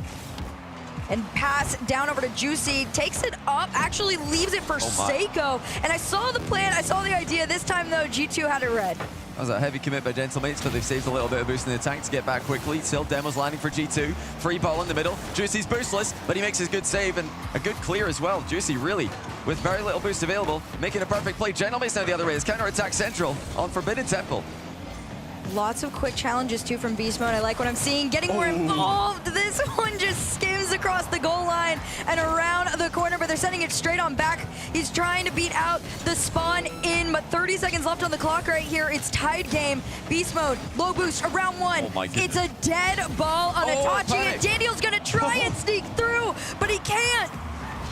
There's a big panic flip by Gentlemates, but they've gotten away with it. The ball's still in the back corner. Usually Gentlemates are quite comfortable in this position. Oh, what a 50 by G2! Masterfully done. Intentionally losing the 50 to the side, and it's a 2-1 lead. Daniel just perfectly finds Beast Mode in the middle. Oh, that's just, it's great lurking from Beast Mode as well, but like you said, honestly, giving Gentlemates a taste of their own medicine, knowing when to lose the 50 and have somebody there ready to take it and take that follow-up shot is perfect. This could be a third one for them if they want to take it, but instead, 5 seconds left on the clock, still in play. Atomic just sends this one towards net, off the backboard, still up in the air, and this is not a dead ball yet. Yeah, this is still a chance for Gentlemates. G2 don't have a lot of boost. In fact, almost none. Daniel just picked up 100 though, which is going to be helpful. Beast Mode tries to fake it out, and it does end up in a grounded ball. G2 come back from one down to win the second game. This is looking like an extremely interesting series. Not the, composed performance that we're used to seeing from Gentlemates there at the end, failing to defend their back corners, that place that they're usually so comfortable in. They let the ball spill out into the middle, and G2 punish them. And to be fair, I think having control in a corner is probably one of the most difficult places to regain it. It's really easy to challenge someone forward and make them feel really awkward, but you take a look back at the Mobile 1 high performance replays, you can see it. Daniel and Beast Mode, they were doing their thing again. Both times, Daniel just intentionally losing that 50 back to Beast Mode. Look, he does it again. He's not flipping through the ball there. He wants the ball to come away from the goalkeeper towards his teammate. And, this is something Gentlemates used to great effect against G2 in Copenhagen. Copenhagen, it must be a replay that G2 have watched back many times, and they're really using that against Gentlemates. It's not something Gentlemates are used to. You're usually dominant when it comes to the 50-50 game. No, it's definitely, I think a lot of credit has to come from Sathio on this one. He talked about it in his interview. There was a definite game plan coming into this one. He knew that they had to do something different. I mean, it's like I think the record in past 4 matchups is 4-0 win in favor of Gentlemates. So you had to do something different at this point. They definitely are slowly starting to figure it out. Tied series overall off the kickoff. Well, Juicy just had a heavy touch there. Still got back to the ball first. I don't think G2 expected him to play the ball in that direction. Now, irritable bump pass coming towards Gentlemates net. Double commit, but no follow for G2. Gentlemates are looking nervous here. This is an extremely just jumpy performance by both teams. In game 1 and 2, we've seen double commits from G2. That's so rare to see. Gentlemates, in the end of that game, now started this one, looking like they're a little bit unsure of themselves. Yeah, and having a shaky Gentlemates is a great position to put them into. It gives G2 the opportunity to play a little bit more confidently and comfortable, because I think in game number 1, it was the opposite. G2 looked a little bit shaky here. Beast Mode flicked that one forward. Daniel's already up, tries to spot Atomic. Atomic's just going to call himself off of it and say, hey, we play the patient game. Don't force what doesn't need to be forced. Daniel's just putting up a masterclass right now of challenging effectively. He's not just brainlessly flipping into the ball as hard as he can, trying to win the 50, as you say, when you get it to go the same direction as your car. No, he's flipping the ball on occasion. That's almost a goal, but you'd back G2 to save that with all the bodies back. He's just driving past the ball when he needs to, demoing the man behind it, letting the ball go past him. It's such a brilliant performance so far by Daniel, who for me has been the best player on the pitch. Oh, absolutely. And then on the other side of things, you got Juicy. That's the player that I did my ooh at, because I'm just like, he finally having his little mechie moments. That's where things start to shape up a little bit better for the Gentlemates. You see him lurking, but Daniel, your pick, all the way around, reset, over one, maybe a follow-up from Atomic. No, it's just gonna stay in the hands of Juicy. Very, very back and forth right now. Yes, it's going to be Daniel or Seiko for me. They're the two players I'm really watching to see who can make the big play. Juicy at times, like you mentioned, though, has been that guy for Gentlemates who's, when they need it, when they need that big solo play, he pulls it out of the bag. Oh, that's a big miss, though. That's not a big play. It's a miss from Juicy. He had boost left in the tank when this ball went past him. Daniel over Itachi. Juicy had a full tank and he misses, leaving it open for G2. That's a hit too, to your mental, just a tiny bit, because you had, it just came down to patience right there, and he just went a little bit too quickly on it, makes the miss, and G2 go up by 1. Less than 3 minutes to go here. Not a bad place to be for G2. G2 usually hitting that 2 or 3 goal mark. Couple of their matches, they just went crazy on the goal line, but Gentlemates is another story. A little bit on the lower end, so we got to see when the response comes through.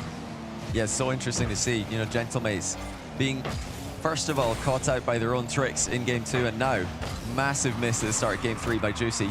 They've almost equalized there off the crossbar. Follow-up shot is just on the goal line. Oh, what a read by Daniel. He didn't panic. He just let it hit the bar, watched it the entire time, and then knocks it clear. Still, attack could be alive, but it's cleared by beast mode.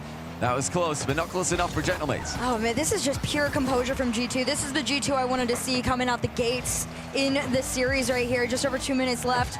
Atomic gonna try and spot this. He does, takes his shot just a bit high. No follow-up from beast mode instead. Demo's coming out. A slow roller towards net. Itachi, thankfully, on the goal line. And somehow, Gentlemates don't turn this into 2. Really important fake challenge there by Atomic just to stifle the counter-attack that Gentlemates were looking to get started. Atomic is known as the guy on this team who will fake challenge more often than not, leaving Beast Mode and Daniel to go head onto the ball when they want to. It's still 1-0 G2. Will Gentlemates find a way back into this? They've been scoreless for a while, going all the way back to the 1-goal lead they established in Forbidden Temple. That's off the bar, just a blue trail on it though. Saved by G2. Atomic again. Worst enemy defensively for Gentlemates. It's a good attempt too. They're trying to spot each other and find it on in. The problem is it's just a little bit too obvious to G2 right now that you are going to try and spot each other. You're going to have to be quicker than that, or just demo someone off the play and find a great angle like Juicy's trying to do right here. Doesn't find it in, but my goodness, these are better, much quality shots. Yeah, I would have loved to see the flip reset, double pass for a teammate there. That should be a goal. Surely no, Atomic can't get around it. Ran out of boost, and it's going to save 1-0 for now. We saw Fiber yesterday with a flip reset double pass into the middle. I think maybe Juicy could have gone for that there. G2 would have had a harder time making a save. You could have telestrated that one for them. They just had to watch the pre-show. They were watching the pre-show. We'll see. Yeah, we'll know if they're watching the pre-show when we take a look at their fist bumps later. Right now, G2 just holding on to their 1-goal lead. 32 on the clock for Gentlemates to find 1 goal to tie things up. Try and force an OT right here in game number 2. Atomic clears this one out into the mid. Juicy tries to slow it down. But right now, G2, they're playing the closer game to the ball. Yeah, G2 are just knocking the ball into safe locations. This is looking very good for them. Beast mode, cutting rotation multiple times to try and keep the pressure on Gentlemates. Itachi wants to find a teammate here. Juicy can't get a good shot on target though. It's Daniel on the ball, taking it past 1 and 15 of the second, and a large clear by Beast Mode puts it into Gentlemates territory, and they can't get back to it. G2 take 2 games in a row. All right, the comeback has officially begun. This reminds me of the first series. This reminds me of Falcons Furia a little bit, where, Furia came out in game number 1 and everybody was like, oh, whoa, you know what? Maybe this is it. And then no, Falcons kept their composure. They found their way back through, and this is pretty much the same game plan that G2 has. It's really interesting to see the way that this one's going though. If you were to ask anyone at the start of the day, how do you think G2 established a 2-1 lead in the series? I don't think many people would be saying, well, Juicy probably misses the ball with a full tank of boost as he's going for an overhead read that, your average champ player in Rocket League would be annoyed at missing. That's just not what Gentlemates have been known for. They've been so composed on LAN this season. They've been so consistent on LAN this season. But right now, they're feeling the pressure. They're feeling nervous, and it's G2 who are just going through the motions, and that #1 defense is starting to show. They've held Gentlemates scoreless for Game 3. They held them scoreless for the second half of Game 2 as well. Been a while since Gentlemates have scored a goal.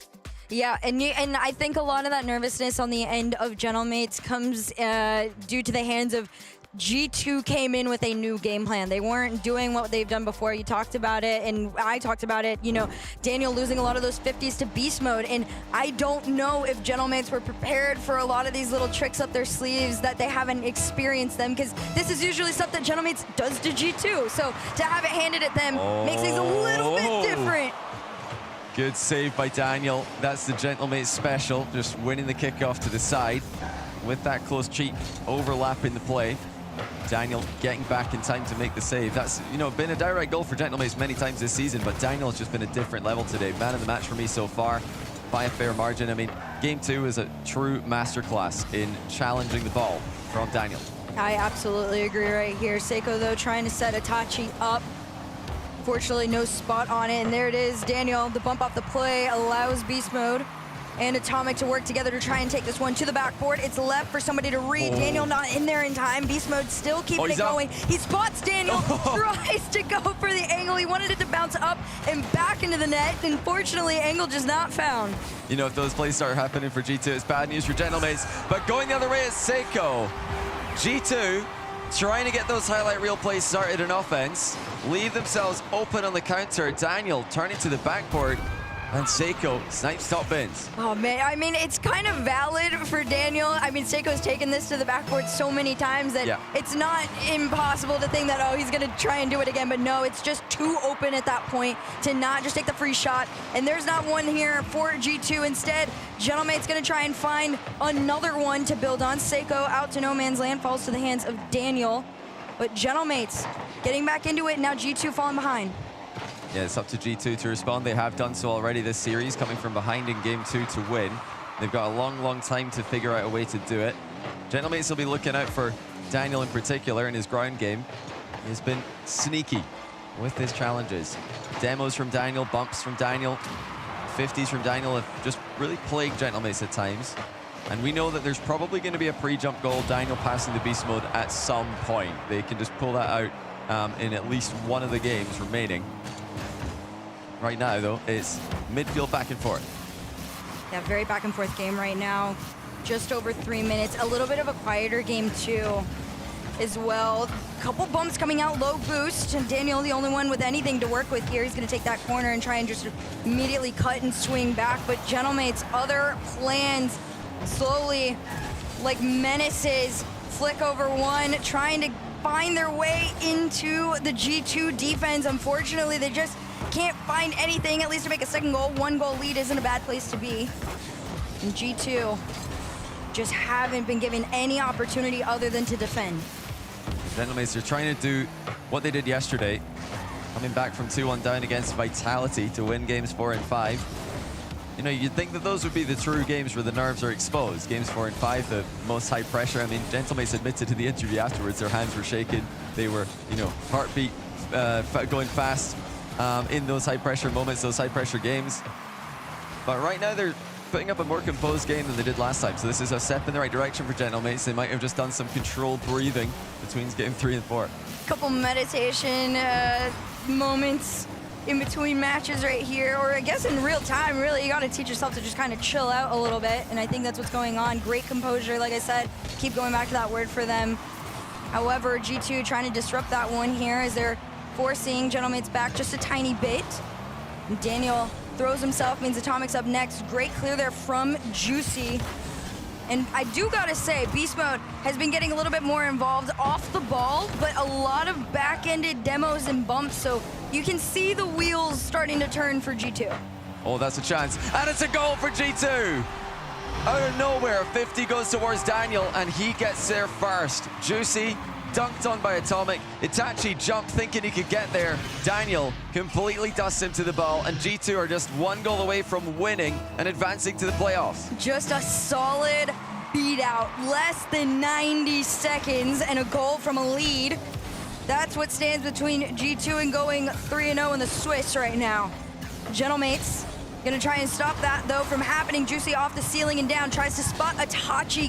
Can't quite do it. They're doing their best to get around, but G2 just really ramping up the defense, trying to kill this ball as much as they can.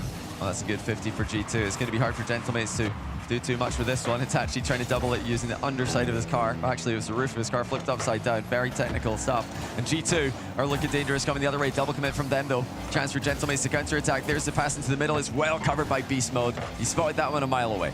Not too bad right here, and that's almost a laser into the bottom of 90 right there, but crazy save coming out from G2 to keep them alive in this. 37 seconds left on the clock right here. Beast Mode reset forward, nothing into the tank, excuse me, as this one floats down into the hands of Seiko. He sees Itachi. He wants to just go one corner to the end at this point, because despite a tied game, Gentlemates look so good and clean. Well, you know, that shot caught G2 by surprise. I don't think they expected him to just snap it immediately towards the goal, but it hit the crossbar. Gentlemates could have had a goal lead there. Instead, it's G2 who are pressing for the late winner. Will they get it? Crucial touch by Gentlemates overhead. 5 seconds left. Seiko and Juicy working together. You see Daniel and Atomic trying to set themselves up. The challenge comes through. This one could hit the ground. Instead, Beast Mode pops it up. Daniel over to Atomic, catches it, hits the ground. We've got OT. This looked like it was going to be another G2 masterclass mid-air passing play, but it drops through the ground. Overtime will decide game 4. Can Gentlemates make it game 5 for the second day in a row? G2 are just one goal away from advancing. And with how strong they finish tournaments, this would be the perfect start. Yes, this is what they need to be able to get back into the swing of things, feel like their old selves. And you can see it, they're trying. Daniel leaves this for Beast Mode. Beast Mode taking his time with it. Itachi kills, but Atomic quick follow-up, which is what you want to see. And Daniel, even quicker, tries to put it in. Great touch there from Juicy. And Juicy with no boost, able to cover the top corner there. It's a brilliant shot by G2, who are looking lively in OT. Beast Mode. Automatic reset for him. Juicy trying not to get dunked on as he looks to delicately take the ball across the box. Always a dangerous play to make, but he's backed himself, even in this situation, to have control. I do like what I'm seeing out of Gentlemates. It is a little bit of a safer game, but they are keeping about 2 back past mid, just in case G2 get a clear or a carryover on in. Beast Mode completely bumped off the ball. Daniel's gonna get that boost, which could be big here. It's a setup to Atomic, and it's in just like that. G2 take down Gentlemates 3-1. And once again, it's Daniel back corner play. Just lobs it into the corner wall. It bounces back middle, and Atomic drains the shot. Gentlemates have failed to play their game. G2 advancing in style. I've heard from a wonderful man in OCE that lightning cannot strike 5 times, and it's not. This time in NA versus EU, G2 put an end to the Gentlemates beatdown on them. They finally figured out a game plan that works for them. They looked great doing it, and props all the way around to them. And crucially, 3-1 means they've just locked in 1 seed, I believe. They have the exact same series record in Swiss as Falcons do, and they come in as a higher seed. So I think they've just locked in the 1 seed for playoffs. If they went game 5 and 1, that would not be the case. This is massive for G2. Gentlemates will have to regain later because G2 have just sent them a heavy, heavy blow.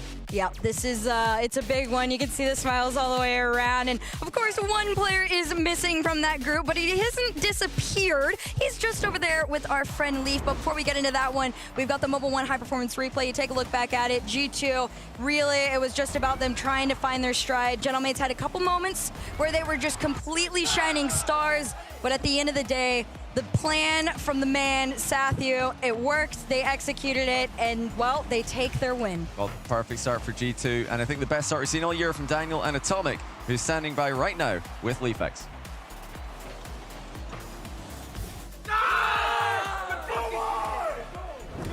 That's right, I got Atomic down here, and a little smile on your face as you walked up. I imagine this, it feels nice to get a little bit of a redemption since they took you down back in Copenhagen. Yeah, like we played terribly in the finals, and we knew they're an amazing team, but we knew like if we played better, we could win. So we're glad to get revenge. I'm going to get back on that topic in a second here. First, I want to go back to something earlier today before your match. I talked to Sathu, your coach, about, you know, you got your wins, but of course, maybe not as dominantly as you guys would have wanted. and there's a bit of a ramp up to all of this. When you guys lose game 1 against Gentlemates, do you feel like, uh-oh, we're not ramped up enough yet? I think, when you're playing a team like that good, you know like they can take games off you, so you're not too worried. When you're playing like a lower seeded team, you probably are thinking like, we don't usually drop these games, but against them we knew it was going to be a close series, so we weren't worried. So I'm actually curious, maybe from your perspective, why do you think it is that you guys take a little bit of time to ramp up and warm up in these tournaments?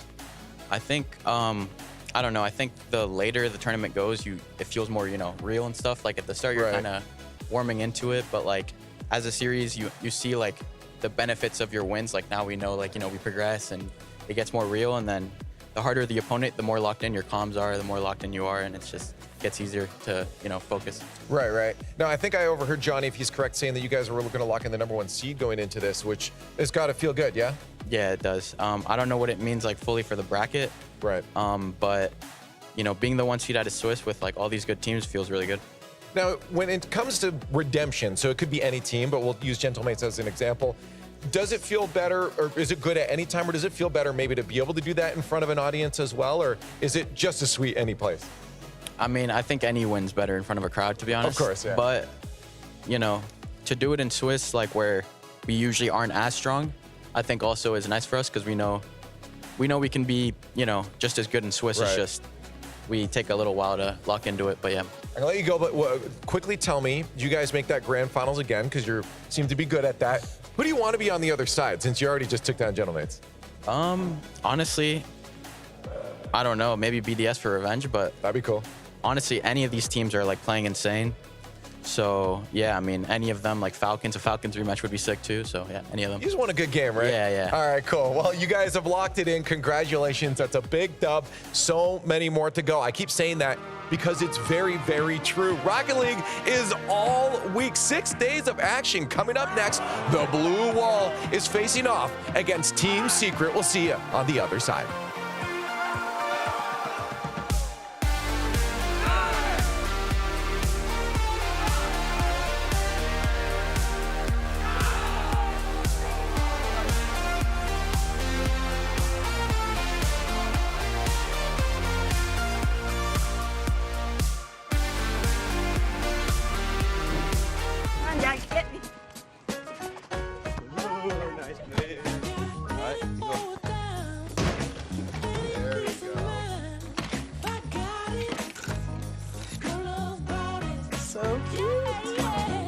At Ally, we're helping millions save more for the things that matter most to them. Whatever you're saving for, we're all better off with an Ally. Get back to work. Oh.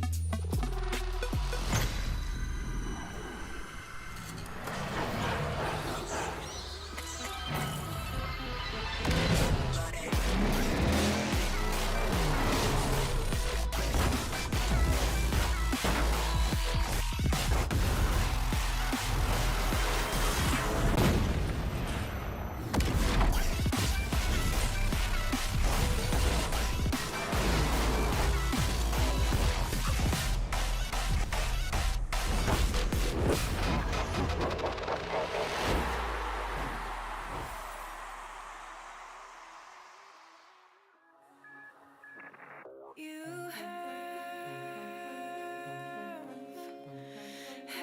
habits just like me.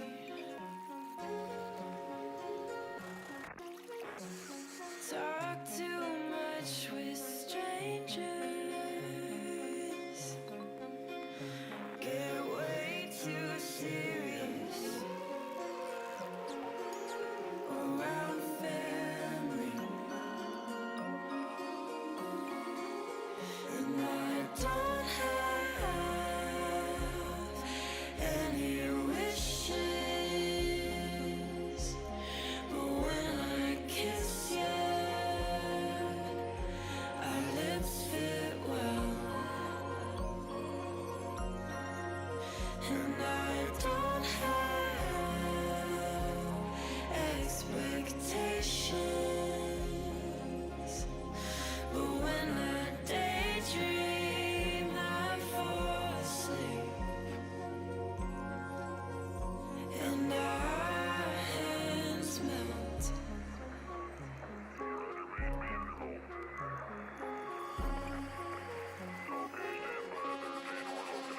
It started out as teasing, but I had deeper meaning when I touched your chest. Now I don't know how to act, but if I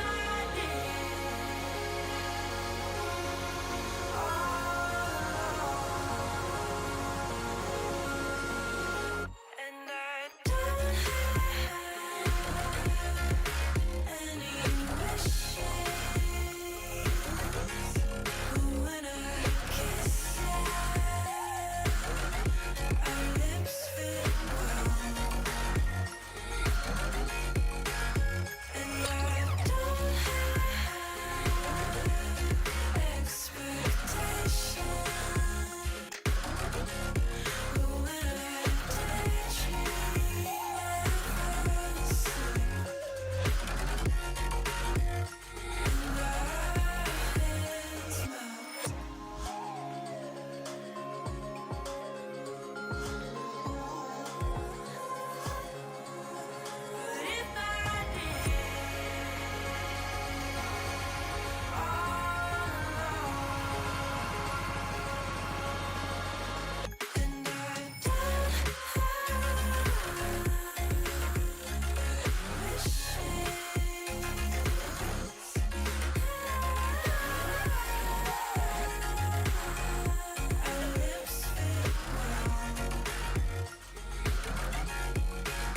and I don't have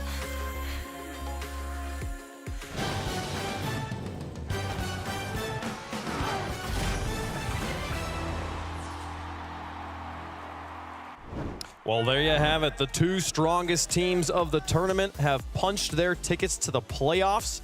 Guaranteed a trip to Championship Sunday, G2 and the Falcons, the #1 and #2 seed of the 2024 Rocket League World Championship.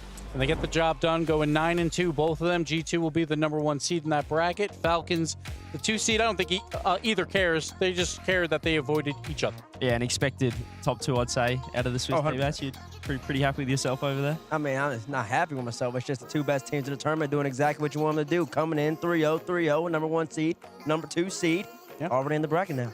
And G2, they're starting off slow. Like, their offense has not clicked yet. And that's scary to be like, oh, well, they're still the #1 seed going into the bracket. I mean, we expected them to start slow. Obviously, they didn't have beast mode at the Esports World Cup, but I mean, I thought Gentlemates might be able to get them here and then. G2 progress as they get on in the bracket as a crowd advantage, you know, starts coming into play on the Friday, Saturday, Sunday. But, I mean, credit to them. #1 seed for a reason. The fact that they're at 3-0, but they still have room to go upwards is terrifying for anyone else in the bracket. Here's how the matches are going currently for round number 3. We just played through those 2-0 matches. Both went 3-1, and now those 0-2 matches at the bottom, we're not going to play today. We're going to save those for tomorrow in front of the crowd, so every team gets to play in front of the Rocket League family there. The 1-1 matches will be coming up next here. But the top matches there being completed 2-0 means we have teams on our bracket, Gibbs. Yes, they'll be in the qualification finals, G2 and Team Falcons. And if they win, they go all the way to the preliminary final over there. If they lose, they drop to the semifinal. I know, it's a lot of terms. Oh, it makes sense to me if you're an Australian watching. I'm not sure what you're doing awake at this time, but yeah, as you said, qualification. That means as well that both those teams are guaranteed champ Sunday because the top six will all be on Sunday, even if they lose.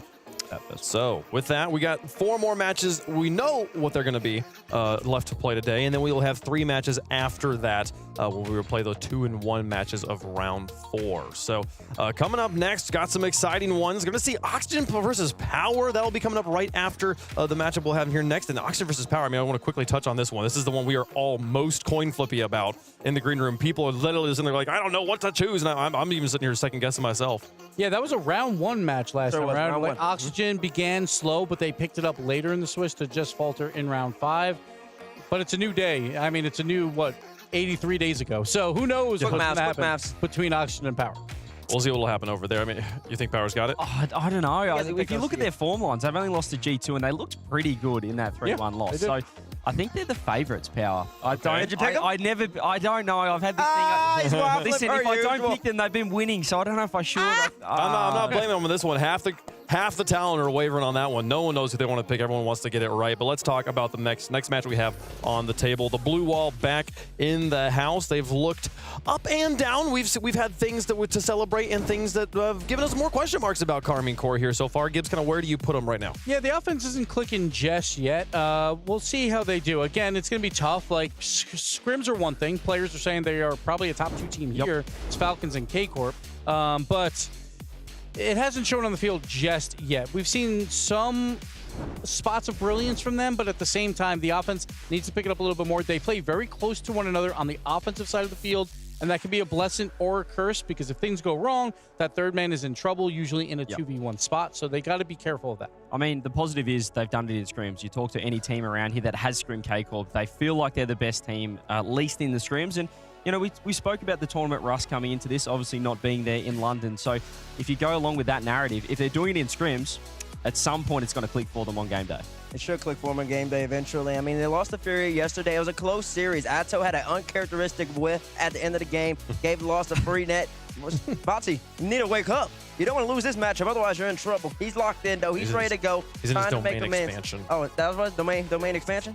He's getting out there. He's ready to go here. They're gonna make sure they are locked in and ready to go to take on a team still with things to prove, a team trying to put their name on the schedule. And we've talked about this many times, Gibbs, that the number 2 seed from South America always consistently slept on, and yet always consistently a wild card that upsets someone's tournament run. Yes, but also yesterday they were sleeping for a lot of their series versus Pioneers. Pioneers obviously played very well, but that's the OC2 seed. That is an expected win for them. It went to 5 games. They were challenged, and I think that was more because Pioneers popped off, but still, Team Secret, they always get to that 2-2 round, and then they falter, but going up against Pioneers, it wasn't as pretty as expected, but they did get the win. That's the most important part, but they do draw K-Corp here, and honestly, I think you want K-Corp out of all the teams in Europe that you could have got. You want that question mark. Yeah, I mean, they took a game off Vitality as well in round 1. So coming into that Pioneers match, you're thinking it's going to be pretty smooth sailing for them. Maybe they just perform better against EU. I don't know. Obviously, OCE versus Sam has been in OCE's favour. Maybe not lately, but I always think it is. Historically. So, you know, maybe it's just a bit of a, you know, when they like being the underdogs, perhaps. The only issue is when they did play Vitality, they lost 3 games to 1. They didn't score a goal in any of their losses. So they need to find a way to get that offense going. K-Corp, on the flip side, yes, their offense has not been doing well, but it's been low-scoring games that they are winning. So they're playing some good defense on the K-Corp side. Okay, well, chat, let us know who you think is going to win. Hashtag KC, hashtag TS. Get your votes in chat, and we'll make our picks up here on the desk as well. I feel like there is a favorite, but we have been doing a pretty good job of picking a few upsets up here on the desk. I'm curious to see if anyone went any direction other than the blue wall. Cameron, who you got? Ooh, first name. Yeah, that was thanks, Caleb. We're getting serious. I'm going to stay with the blue wall. I think K-Corp, maybe this is where it clicks. Maybe this is where we see the scrim form of K-Corp that everyone's talking about. They've got a great chance here against the... I'm concerned because last time we were up here for K-Corp, don't tell me. The entire desk and coin picked K-Corp and they lost. But I still have to go K-Corp. I'm a European fanboy. I'm a fan of good Rocket Leagues. That's why I hate OC. But I'm a fan of Europe, so we are going K-Corp. We're not even playing. I'm going K-Corp. You just gotta catch strays, don't you see, Dave? The moment you go up here, Gibbs just wants to bully you. I'll tell you this, I think Secret, they're punching up. It's a different weight class right here, and I don't think Secret has the stuff to contend against a Karmine Corp team, who I believe played pretty solid yesterday. KC takes a W right here. I do think the Karmine Corp has this one. This would be a big win for Team Secret if they can pull it off. Karmine Corp on one side, Team Secret on the other. And it's going to come up Karmine Corp on that one. I'm going to call that a Karmine Corp. I caught it sideways, but this was facing the camera. So we're just going to say that that's a Karmine Corp. So the desk, again, perfectly sweeping with the coin. Is there a player that's the X factor here? K-Corp's playing against Sam again, though, too, and they just lost to him with the sweep. Like, X factor, I think it's Rise. It has to be Rise. He's got to be that man when they move up on the offensive side. He's got to get that extra touch to open it up for Vatira, who's playing that third-man midfield role, to just clean up a lot of goals. I expect Rise to do pretty well. Folks, it's time to get into it. Can Darth Vader be the difference maker for the blue wall here? Team Secret's going to be trying to play upset. You got to get the win here, or you're on your last tournament life, folks. Team Secret versus Karmine Corp, continuing at the Rocket League World Championship.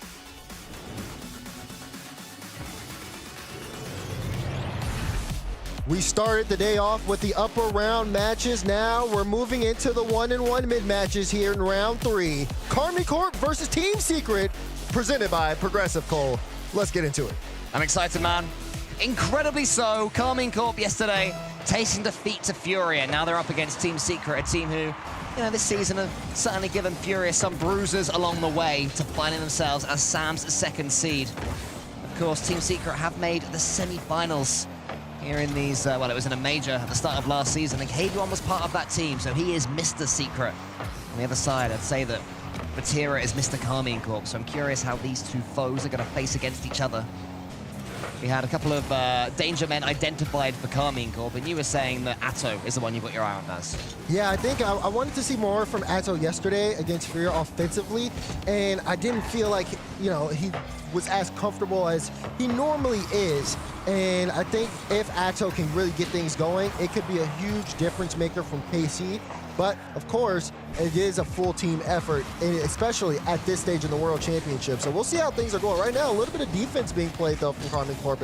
Team Secret have not really, they come out with a pretty hot pace. And eagle-eyed viewers may have noticed a KV1 demo far away from the ball. Another KV1 demo. He's currently second in demos, and that's why he does it.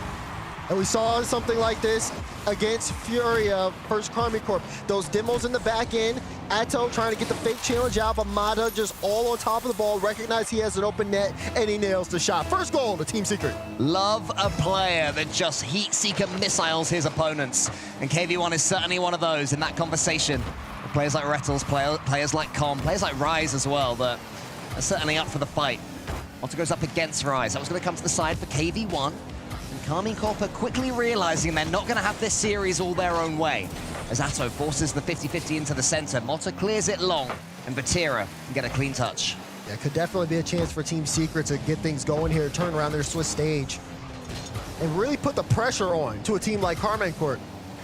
Here's Atto, nice light touch there onto the back wall, and you see Mata picking this one up, just wants to get a good grab, good 50. KV1 a little too far forward. Oh no, big miss. Rise will clean it up, and we're tied up. Karmine Corp just take their time, approach at their leisure, and KV1 are by a fast rotation there from Rise. Maybe KV1 thought he had more time than he did on the goal line. Yeah, well, I feel like he thought he had less time because it just felt like he rushed the touch almost. Rise was so far away that KV1, he was just floating. Rise had to line up the shot. And Karmine Corp business as usual. Vatira almost finding the angle, but Team Secret, they had such a good start, and now they're stuck on the back end here for a little bit. Yeah, expect to see plenty of that in this series. Karmine Corp on the ascendancy, going for the throat. Vatira gets that one long, above the goal. Moss was able to sweep up. He pops it up. Is anyone there for him? It's Atto, though. That one might be actually going all the way in. It's a smart finish, and it's 2-1. And you can see Brad there. He just did not expect that one. A little bit too far forward. Everybody just so close there to that right side, expecting at least a challenge to come out, and the shot stunning. Team Secret, back-to-back goals for Karmine Corp. They've taken the lead here in the first game. Karmine Corp's ability to dictate and control the pace has always been one of their key assets. They're not forced and they're not stuck playing as fast as they possibly can, more than capable of slowing it down and just chucking in a shot instead of taking a touch. as well. Atto Brad. there. Big save from Rise there at the near post. I'm banging on about Carmine Corp. Team Secret reminding us that they're here to play as well. Brad gets it towards Motta. Lovely interplay from them to the ceiling from Motta. He then gets the touch into the middle, but Vatira's the only player there. Love that from Brad, though. That one was on target. Gonna be needed here on defense. If Brad can get more of those going, you know, this could kind of work a little bit better for Team Secret. Brad has been elevating, and, you know, we talk about KV1 with the off-ball plays. Team Secret, no slouches here, but they still got to go up to the test that is Carmine Corp. Still trying that offense once more as Vatira gets it straight down middle, and Brad would knock it away. Way too much time there for Vatira. Team Secret can't allow him all of that position in the air to himself. Brad up against Vatira. Brad wins that one, wants to follow it through, but Atto sweeps up and gets it high. Motta's there. Low on boost, our Team Secret, but high on confidence. Happy to keep going for this ball. Happy to play in the opponent's half despite having nothing in the tank. Brad cools KV at one off that one. Gets onto the backboard and Rise clears. We've seen some big goals from big clearances. Vatira's touch isn't quite central enough, and so he isn't able to keep the attack going until he gets the second play. Now KV1 surges forward. Brad right behind him. KV1 goes for yet another bump. Trying to just bully Carmine Corp out of the way. Not quite enough on that one. Team Secret still showing more signs of what they're capable of. There's a miss there on the backboard, though. Atto gets it towards himself, and Brad takes it away. Oh, but he just outpaced there from Rise. And KV1 almost all gold. Rise! What a fall! KV1, what a save! Double save as well. Add it to the pile for KV1. What? Team Secret keep it within one. Huge blocks. Brad, he's going to beat Vatira here to the double. He misses it, though. So close, just off target. Team Secret starting to ramp up now, but they almost were down by 2 here if that last chance from Carmine Corp would have went in. Vatira nips in there ahead of a Team Secret player. He can't quite read the bounce. Rise does. Vatira, could he have gone for a bump or something after that one? Instead, it just leads to a continued attack from Carmine Corp. Vatira almost beats his opponent once more. Team Secret have to up the pace. They have to be winning these cleanly. Motta does exactly that. That lets him in until Atto beats him to the ball. Brad, no boost. There's a couple of players in the center. KV1 takes out another, but it might backfire. Vatira, has he snuck this one through? Not quite yet. Rise follows up. Secret survive. Now they're trying to see if they can turn it into a counterattack, but Atto, good stop. Wait, that's a good pass. Modic has to bank the shot, but he just missed. Vatira struggled there. He had no boost, but the shot just wasn't good enough.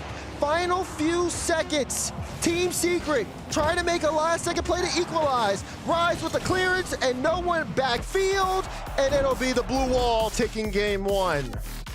It wasn't simple for them, though. They had to work for it, and Team Secret just showed signs of the venom that they possess.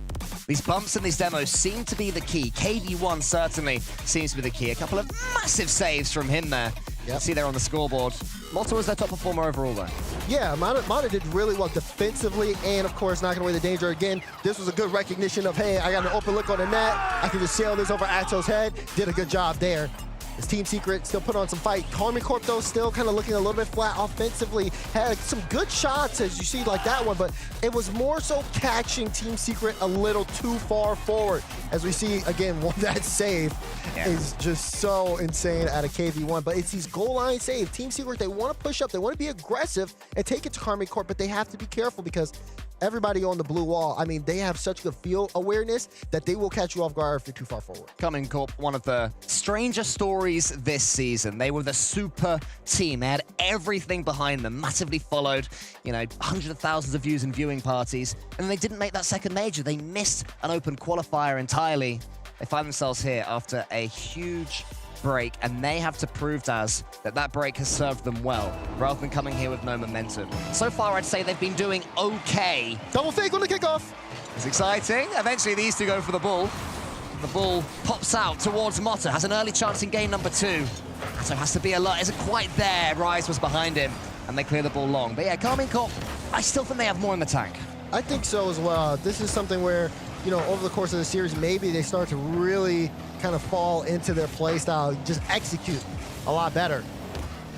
We'll see what Secret have in store, though. They're the ones that need to make the adjustments. Vatira gets a little flip reset, but Motta privy to it. Atto off the ceiling, show us something. He drops that one straight down to be cleared from Brad. Vatira's going to be able to just wait for this one. Clears it slightly ahead of Rise. I think he would have wanted that one to be a tad more central instead of towards the Team Secret net, because KV1 was there safely back. That's a good challenge, though, from Atto. Vatira tries to dodge the KV1 bump, so clearly they've been discussing that one. Yeah, Vera's been saying keep an eye on that KV1 guy. Yeah, I mean, when you got KV1 behind you, you got to be very, very careful, because sometimes he might not just want to demo you. Maybe he just wants to keep you in that spot while the rest of his team moves upfield. It's probably a call. They're just saying KV1, and it means you jump. Yep. So far, Secret, though, low on boost here. They're in a tough situation. It's going to be hard for them to break out. Atto was looking for a bump on Mata to slow him down. So Vatira decided to take one side of the net. Mata, just before getting demoed, did get a piece of the ball. So KV1 flick over Atto, and then no way! He gets that all the way through! Not just about the demos, is KV1. He has the floor play too. He catches this one. Atto swoops in from the side. It's exactly what KV1 wanted. Vatira could do nothing. And you hear the Team Secret players what their lead means. Take a look at the kickoff again. This time, Mata able to get there quickly, just instantly on the hard cheek. But Secret, they get a good start, great counterattack. Karmine Corp trying to strike back, but that touch from Rise doesn't really go anywhere. Team Secret took the lead in game number 1 as well, but before you could even blink your eye, it seemed that they'd lost it. In my opinion, it's important they stand solid for the next 15, 20 seconds or so. Don't let Karmine Corp back in easily. Let them work for it. Make it later and later in this game if they are to get their equalizer. As you build back up, you get more chances for yourself. KV1 catches this one again. Beautiful dribbling. True showcase of his 1v1 skills, KV1 there. Rise up against Motta. Rise wins it. Brad, in an awkward position, is able to send this one away.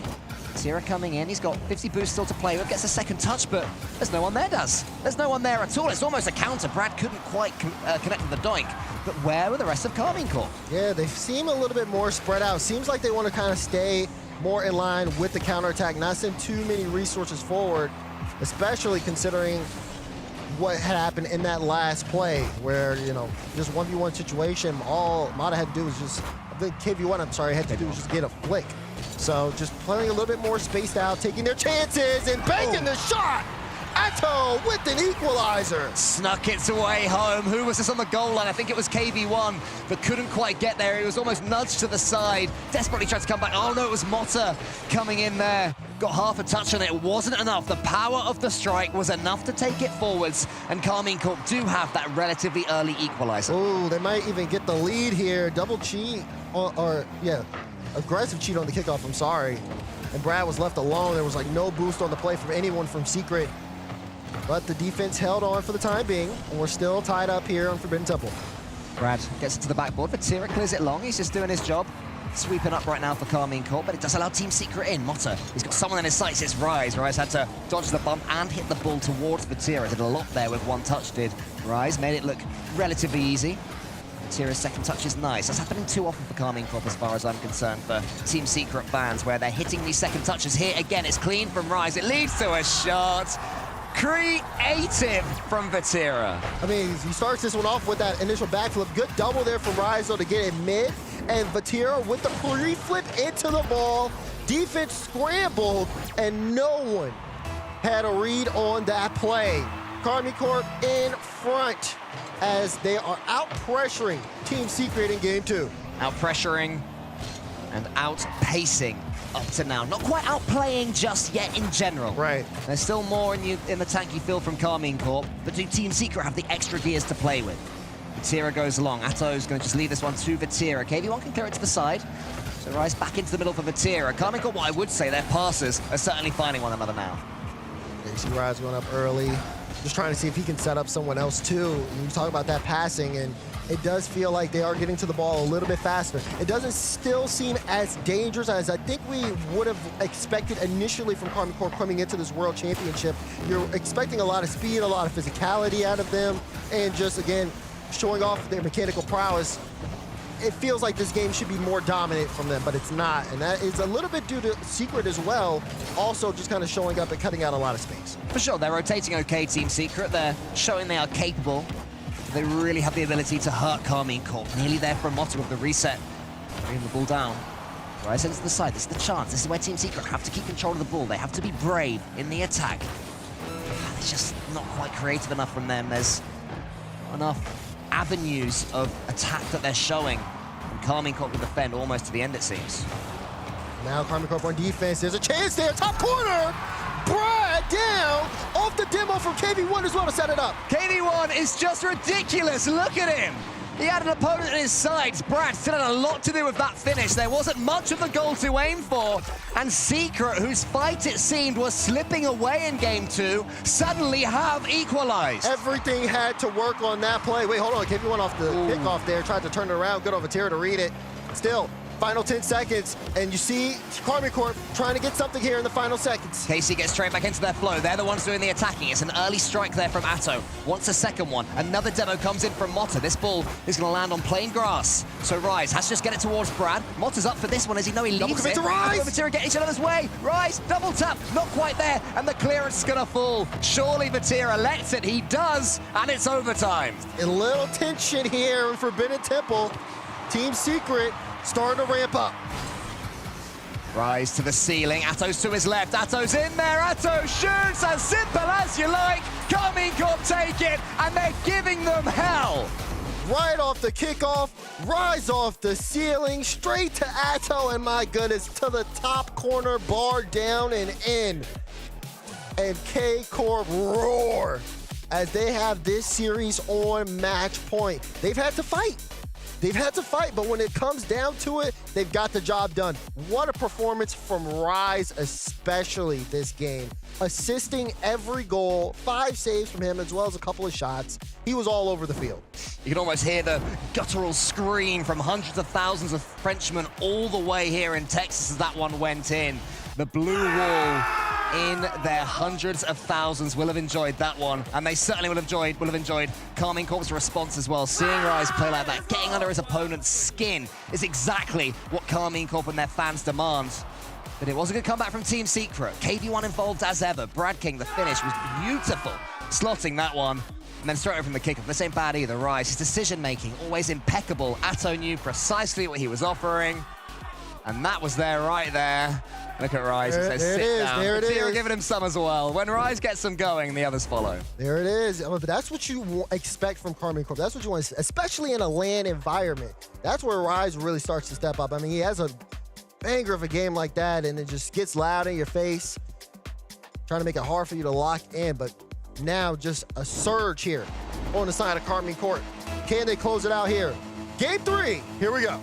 A 3-0 as well wouldn't do too much damage to their seeding too, so Karmine Corp be desperate to win this third game, but Team Secret, they take first blood. Yeah, and off the kickoff as well. This is something that K-Corp normally, earlier on in the season, had great focus on, but Brad just flat out wins that, and nobody was home. Team Secret currently on target for 90 goals here in Game 3 if they keep up this scoring rating. That is insane math. How did you do that fast? Because it was 30 times 2 seconds is 1 minute, and then actually it's more than that. It's times it by 5, so it's I've lost track of it. Anyway, lots of goals, I'm confused myself now. I should have just stuck with it. Should have just admitted I was wrong.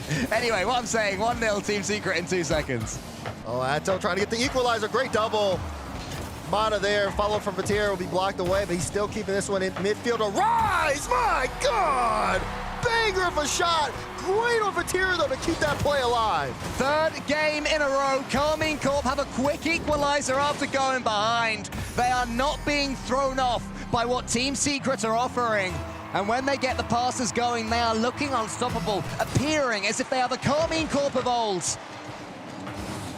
Are they able to continue to squeeze the life out of Team Secret? Secret, for their part, they have to step right back up and go again. They've taken goals against Karmine Corp. They've caused some damage. This is the chance, though, for KC. Rise gets the flip reset. Brad, it's a good block to force Atto into the corner. And now he's got to buy some time. You see Brad just trying to get that instant challenge. Does get a big demo, but there's no one with boost. The ball's just going to float, and Rise can come and collect. Now, Karmine Corp actually may have a chance here because they caught Team Secret low boost, but all Secret have to do is just play this very smartly. See Mata doing just that. He wants to play it into the corner. Anything that makes sure Karmine Corp cannot take this ball, get an easy pass. I say that, but there's the pass, there's the shot, and there's the goal again from Rise. Unfortunate for Brad, he got a good chunk on it, but just not enough due to the quality of the strike from Rise. Motta almost completed the job as well. But when Rise has a shooting chance in front of the goal, you know you have to be pixel perfect. And sadly for Secret, they weren't quite. Vatira goes for the kickoff there from the back mid. Eventually the ball pops its way to Rise, to the ceiling with him. Brad goes underneath him. You don't want the ball to go underneath you ever. So this is a bit of danger here from Team Secret. Oh, not a good first KB1 into touch. the middle. It's awkward again. The ball's floating for Team Secret rather than really being targeted towards their teammates. Yeah, it just feels like they're struggling to get a little bit of control of the ball. Good touch there from Mata initially, but it feels like all the momentum in this game right now is in favor of Karmine Corp. The Secret are trying to punch up, but it's just so hard, especially when you got Atto making plays like that. Vatira with the follow-up. It's just a machine. Call her a machine. Yeah, you know, when Atto goes up, I mean, I'm pretty sure Team Secret would have expected this one to go in. So when it didn't, KB1 wasn't fully prepped. It almost justifies the miss. He still had a chance, still should have got it to the side, don't get me wrong. The Karmine Corp players following up, desperate to get involved. And maybe that will be the moment where Team Secret's fight just starts to relent. Karmine Corp have to make sure they're not assuming that will happen, though, unless they can get the fourth, and then the procession can really begin. This is a big moment here for Team Secret, though. How can they turn this around, even when they're in each other's way? That actually almost worked, though. Mata tried for the top right. It's like they're trying to force it at the moment. You know, they're trying too hard up against Karmine Corp. They want to get goals back as soon as possible. They need to remember there is still 2 minutes and 45 seconds left to play. You don't have to get in each other's way. You can see the dives there as well, in the midfield especially. And it's just not doing any favors for them because not only do they not make contact, they take themselves out of the play, they waste boost, and they give more space to that man there, Vatira. Secret got to have their work cut out for them if they want to get back into this game. Let's see if they can do it with the time remaining. You mentioned Vatira. I mean, he's not quite at the levels he was at the last World Championship yet, but we know what he is capable of. One of the moments of the last World Championships, the game against Vitality in the semi-finals, is in Zen's embrace. We experience moments like that for Karmine Corp, where their fans get to witness their heroes all that way on the largest of stages. Karmine Corp is slowly coming to the simmer in this tournament, despite that loss to Furia. This one's not won yet. Atto takes a touch. Vatira's to his right. KB1 closed him down quickly. I thought for a second that ball was going to just spin off the boot of Atto. Instead, it pulls back for him. He gets the flip reset, follows it up as well. Wants to get the dunk. Brad blocks that. Rise should score. Oh, Rise goes too high, though. Rise was aiming at LeBron on that play, so that one will go off the bar and out. And now this one still in favor of Karmine Corp, but could have been almost a 3-goal lead. We'll see, though. Team Secret are starting to build up some offensive pressure. Just needs a little bit more in terms of the consistency of the pressure. Sometimes they just go in, they try to take a shot, and then they end up immediately relinquishing pressure, having to go on their own back end. And that time is ticking as well. Yeah, it's going quick now. It needs to be perfect play from Team Secret if they're to have any chance. And Karmine Corp more than content to play keepball. Vatira, he might put this one away. Mota was up. Mota got the read, and that clearance from KB1 is going to go right back into the Hornet's nest. Karmine Corp take it again. That's a loose touch, though. Mota towards Brad. Rise suddenly realized Vatira was in trouble there. Secret just beginning to build something to keep it going. Atto. He's up, and there's no one challenging him. Where have Team Secret gone? You've got 40 seconds left. You need 2. You can't give Karmine Corp that much time on the ball. Oh, Vatira almost got demoed there from Brad. Just got dodged out of the way. They are trying to increase the pressure by getting a little bit more physical to that third man back. Infield pass, though, denied. Good challenge, though, from Atto. No boost, just getting there quickly for the cut. That's what's important. That's a good pass, though. And Brad makes this one a 1-goal game. Okay. This is a chance. Beautiful assist there from KB1. Devo-esque. And Brad realized where the ball was squeezing its way towards. And suddenly, Team Secret give themselves a chance. Karmine Corp will have a lot of pressure against them here. Oh, there's a double fake there. Atto got it into the center. Brad has a chance. Brad to the ceiling. Rise says no instantly. Mota, one more chance. The ceiling with him. Vatira's already up. Vatira prods it as far as KB1. KB1 can't quite get the redirect. It might be an assist, but it's not. That will surely be that. Rise kills the ball as much as he can, but it has escaped. Hold on. To the center from Mota. He's too slow. Brad's not up quick enough. KB1 can't quite catch. Karmine Corp have their win, and they go 2-1 in the Swiss. 2-1 in the Swiss, 3-0 in that match. And you started to see signs of Karmine Corp of old, the one that was so dominant in the regular season. Now showing what they can do at the World Championship. Team Secret not eliminated. Of course, they'll play tomorrow in front of all of you fans who will be joining us here at Dickies Arena. But not in a position that they would like to be in. As for Karmine Corp, it seems as if they are getting better and better as this tournament progresses, though. Improving, yeah. It's their second 3-0 out of 3. I mean, we have to remember, they started with a 3-0 against Space Station Gaming. It was just the second series that was a little bit shaky, which is understandable. It's been a long time since those 3 players have been on this stage at this level. Had to do a lot of sitting out and waiting, and I'm sure had lots of meetings and debates in that time as well. But for Team Secret, I mean, they shot their shot, you know? Right. It just didn't quite happen for them in the end. Yeah, you could see a little bit of the desperation as games started to come to a close. They wanted to capitalize on that, or at least just try to capitalize on, okay, we're upfield, we got a clean beat, let's make more of it. They just couldn't keep that consistent. The clears would get over their head, they would scramble back, and it was just counterattack after counterattack at that point. I mean, it's all smiles in the Karmine Corp camp, looking pretty comfortable here as the interview gets its way ready. But let's check out these highlights brought to you by Mobile One. Brad got it to the side. Vatira, he was just too smart for them, really. Every touch he made was perfect. And Rise, I mean, look at that. Yeah, good finish. Decent little finish from me there. All smiles there on the side of Karmine Corp. Just such a strong performance on the blue wall, especially from that man Rise. He was feeling it. But let's talk to Vatira. He's standing by with Leaf.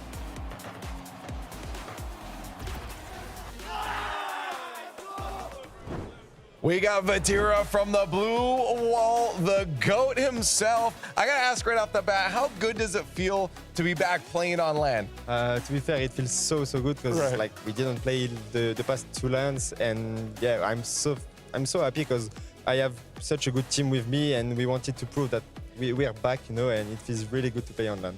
Hey, the way you guys are playing, I think the blue wall can be proud, and you guys can be proud too. Still some more games to go, but so far, so good right now. Now, I wanted to bring something up. I've been notified that you're actually, I don't know if you knew this, the first player on an RLCS LAN to score over 100,000 points. So congratulations, that's a lot of points to get. You didn't know that, did you? No, I didn't know, to be fair. That's crazy, to be fair. It's a crazy stat. And yeah, I'm happy about it. It's good. Well, I'd say we'll aim for 200,000 next, right? Yeah, it's what I'm aiming, I mean.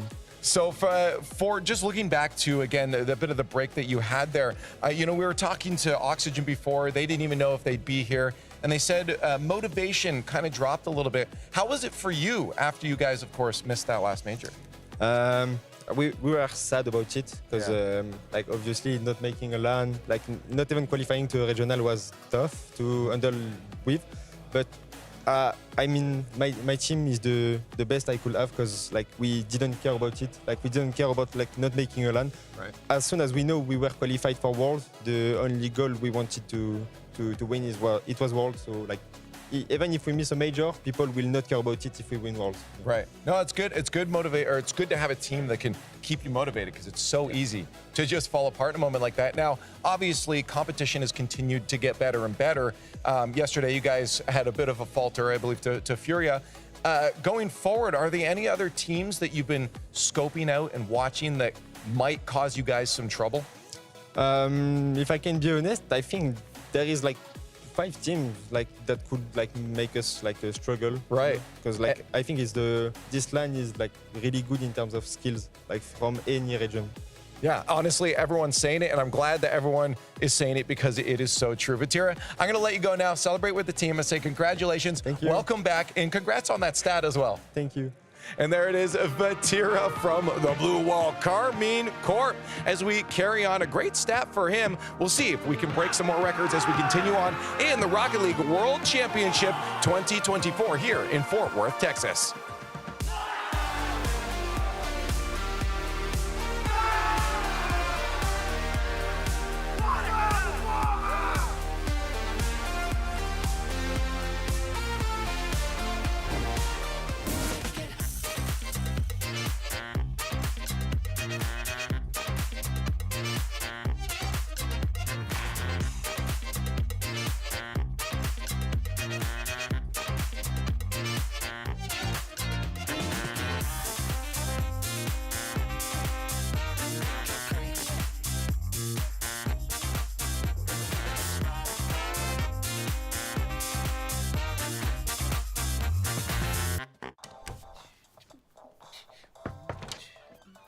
Hey Flo, Cool leg warmers. Thanks. They're just for the bus ride to work. They're not part of the official uniform. No tunes today? No. My apartment was robbed last night. Took my cable-ready TV, VCR, portable cassette player. Yep, all the latest tech. If only Progressive had renter's insurance, like their home insurance. Then we could bundle our cars and get the same 24/7 protection.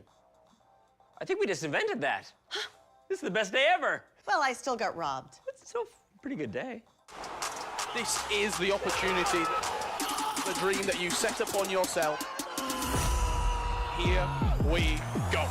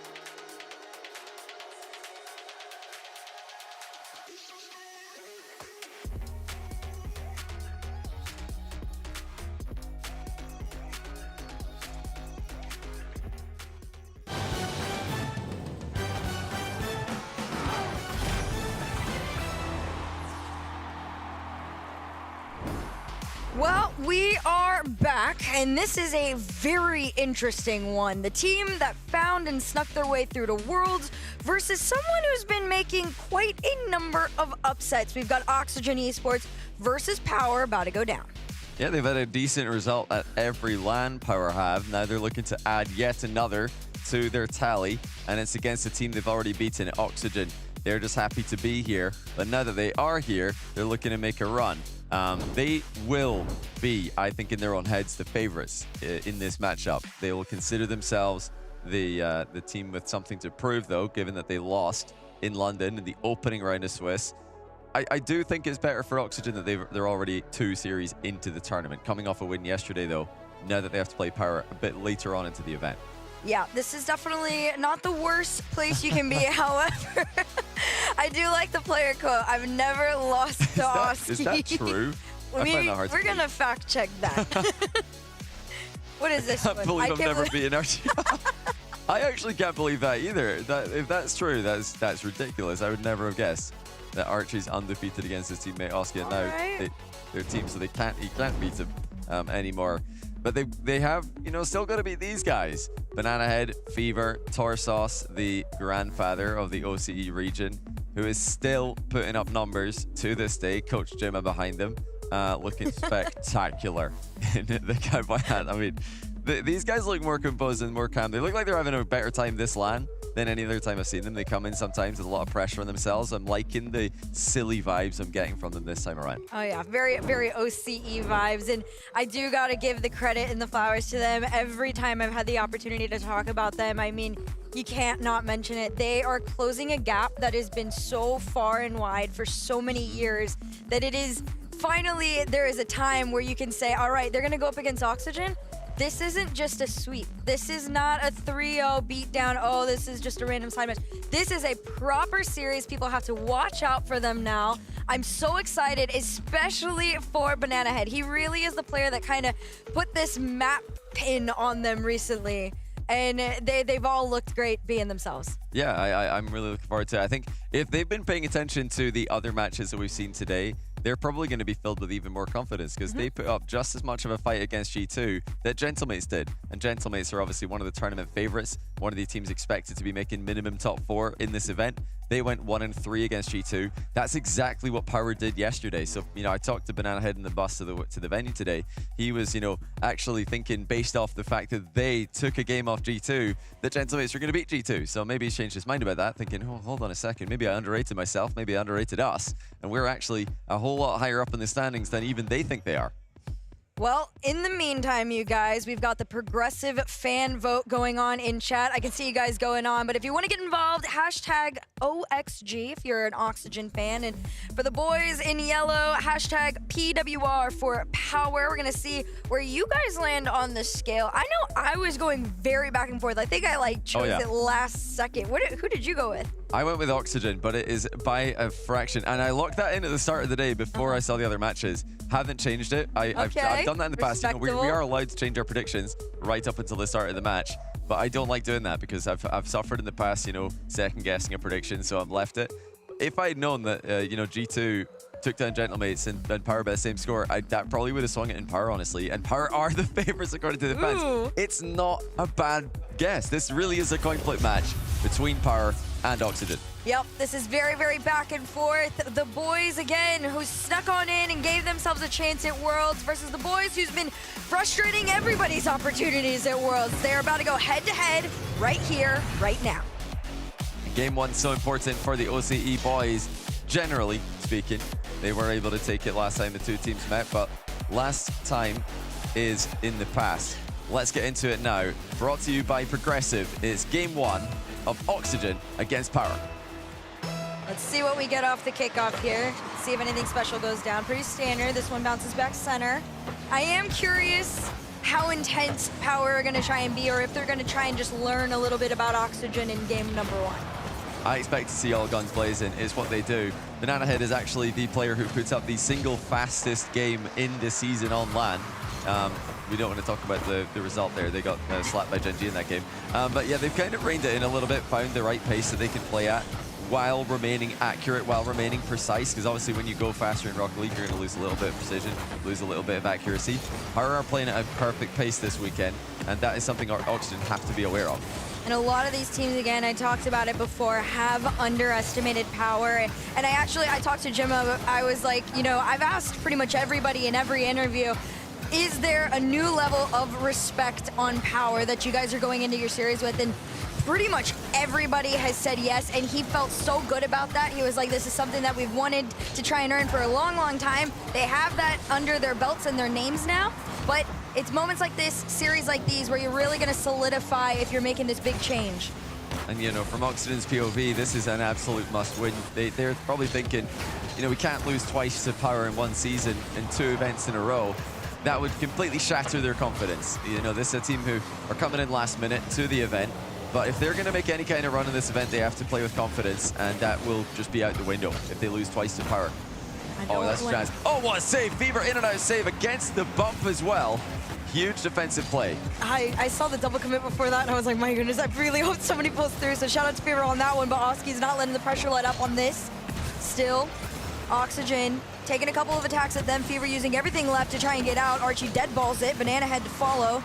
Joyo completely off this one. Instead, Torsos is going to carry this one through. You saw Archie trying to race back. And he goes for the bump, but Nanahead can't find his way in, but that was a great attempt. You know, if the third man is coming in a bit faster, then that would have definitely been a goal. The bump ruined the defender, but Joyo has just sent one past him with a huge flick. He was given way too much space. Torsos with very little boost. Did not expect the elevation Joyo produced. Oh, hang on. We've got a pause here, and Joyo's waving at them. Torsos and Joyo waving at each other as the pause comes through. We'll find out what that is about in just a minute. Well, I think, you know, as far as talking about the first 2 minutes of gameplay there, that looked good. I don't think it was a bad showing from either just yet.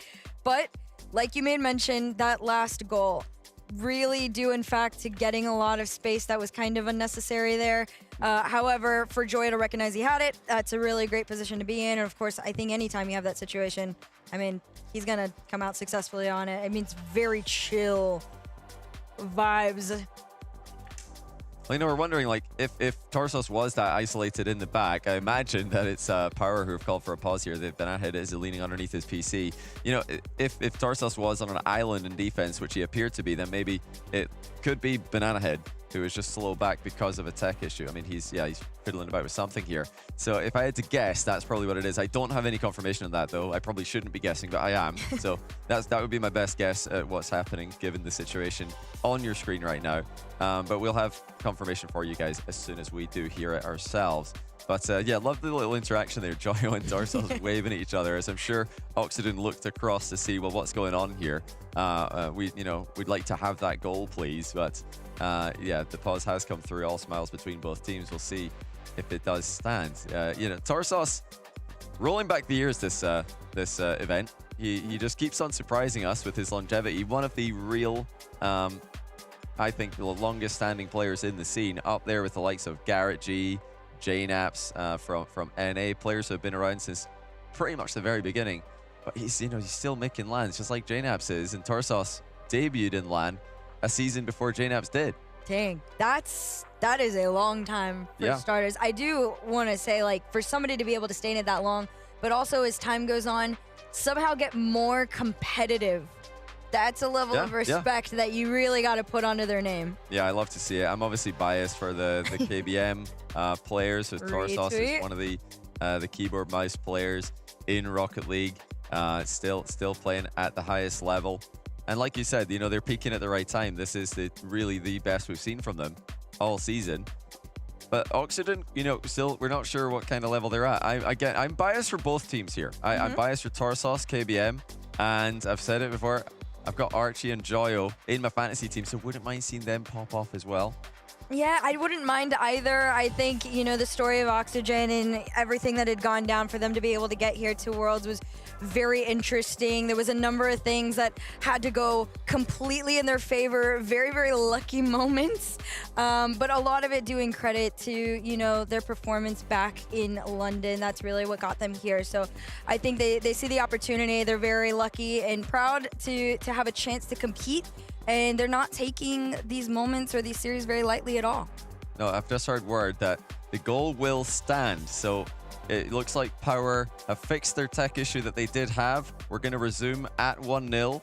Now, it looks like based on that, there was a tech issue that had to be fixed, but it was deemed that the tech issue did not impact the play, and that's why the goal will stand. 1-0. Respect. All right, so just like that, Oxygen Esports lead by 1 with less than 3 minutes to go. We get to get back into this one, and off the kickoff, Torsos is going to try and pull a fast one, and he will. Well, karma for Power. If the admins aren't going to give the goal back, then Torsos will just take it himself with a flick of his own. Well, okay then. I mean, you have this long pause in this long break, and you just get back into the swing of things. Even playing ground, straight off the kickoff. We're going to see if Oxygen can pull the same thing onto Power. Not quite as quickly as that goal going to come through, but Banana Head to carry out leaves us to Torsos, and Power just coming out with, well, power. Yeah, that was a great response from Torsos, straight off a dead ball. Oh, it's just a disastrous position for Oxygen. They're all committing, and passing plays are coming in from all angles from Power. I mean, straight off that tech pause, they have been the more lively team, and Oxygen really, you know, looking a bit disorganized, it would seem.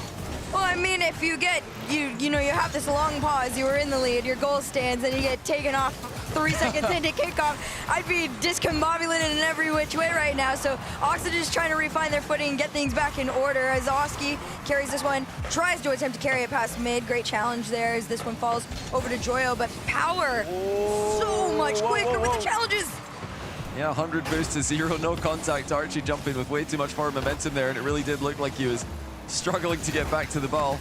Power, the more clean team by a mile here. Oski missing a backboard touch there, but no one was there to follow up for Power.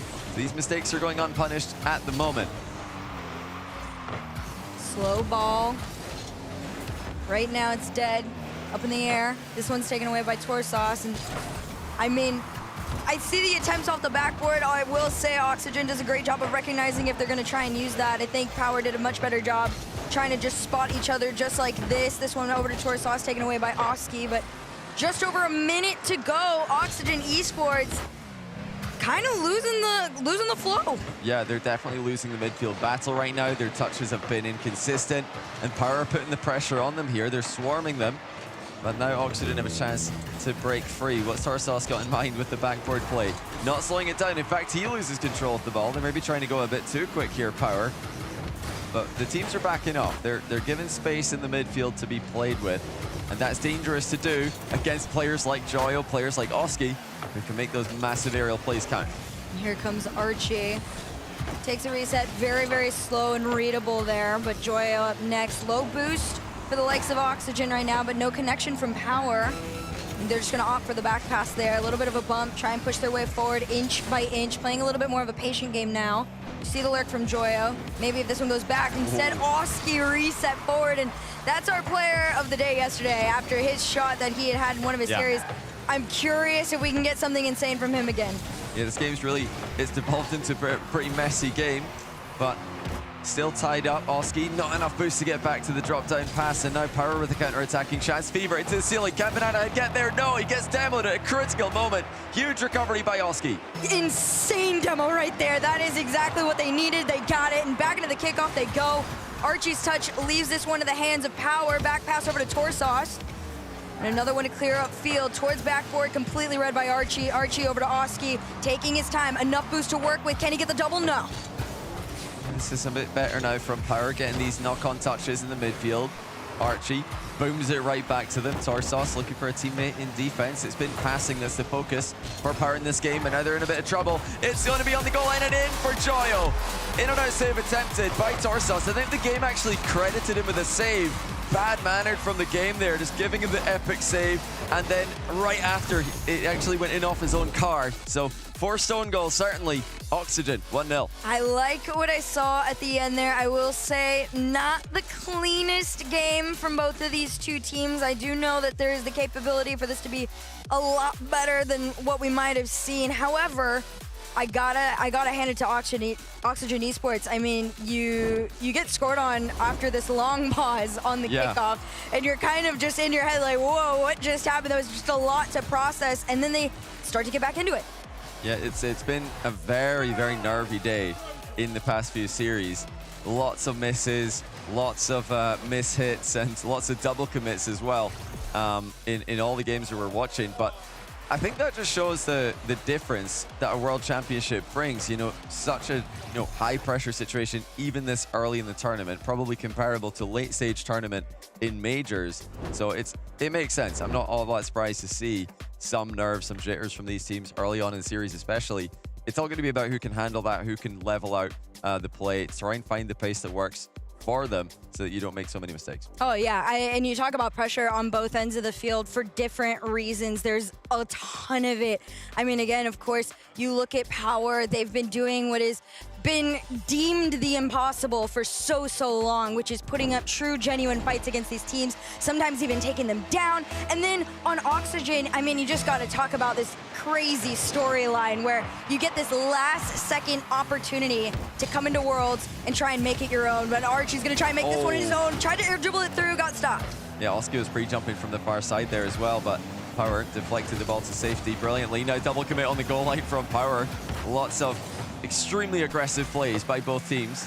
Sending to on the goal line of your opponent is about as far as you can go. I mean, the only way to go more aggressive than that with 2 players is to be in the opponent's net.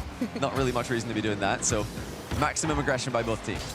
Yep, right now, 30 seconds into this one, a lot of shots being taken. Banana Head still keeping this one blue side here. He's gonna go get that corner boost.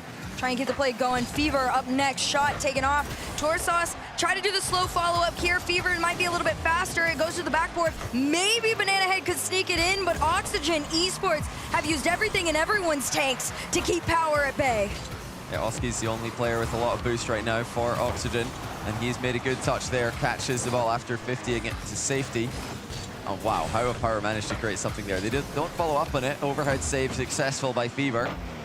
You know, they're really committing heavily to one part of the pitch over and over again, Power. This is so awkward for Fever, though. They need to try and spread out a little bit more in defense if they're going to cover at all the angles that Oxygen are attacking from.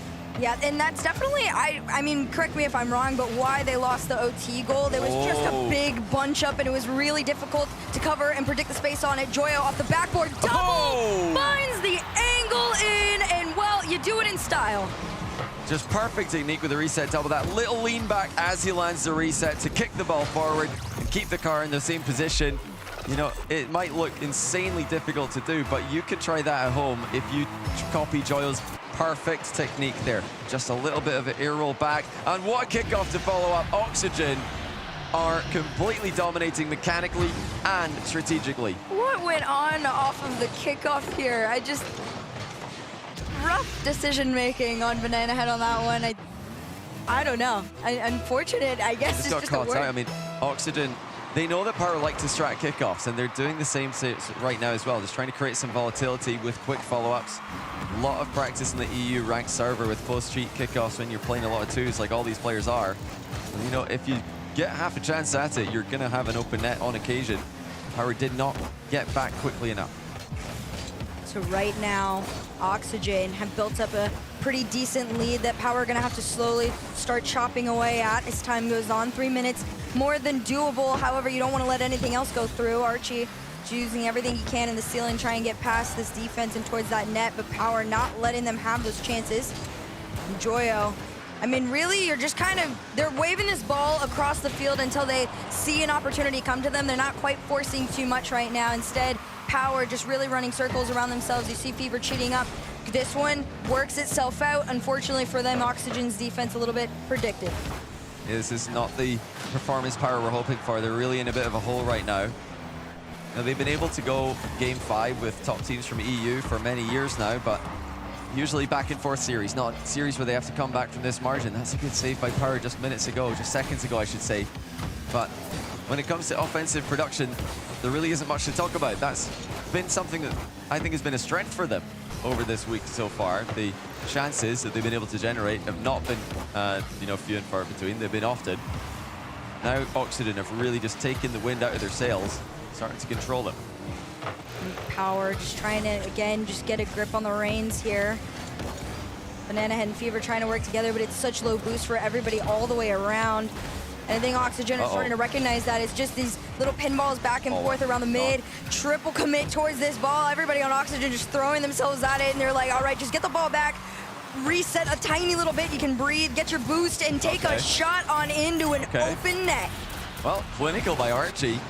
You can see Power all moving the same way towards that same back corner. They're not spreading out in defense. They're not covering, well, just simple open nets there.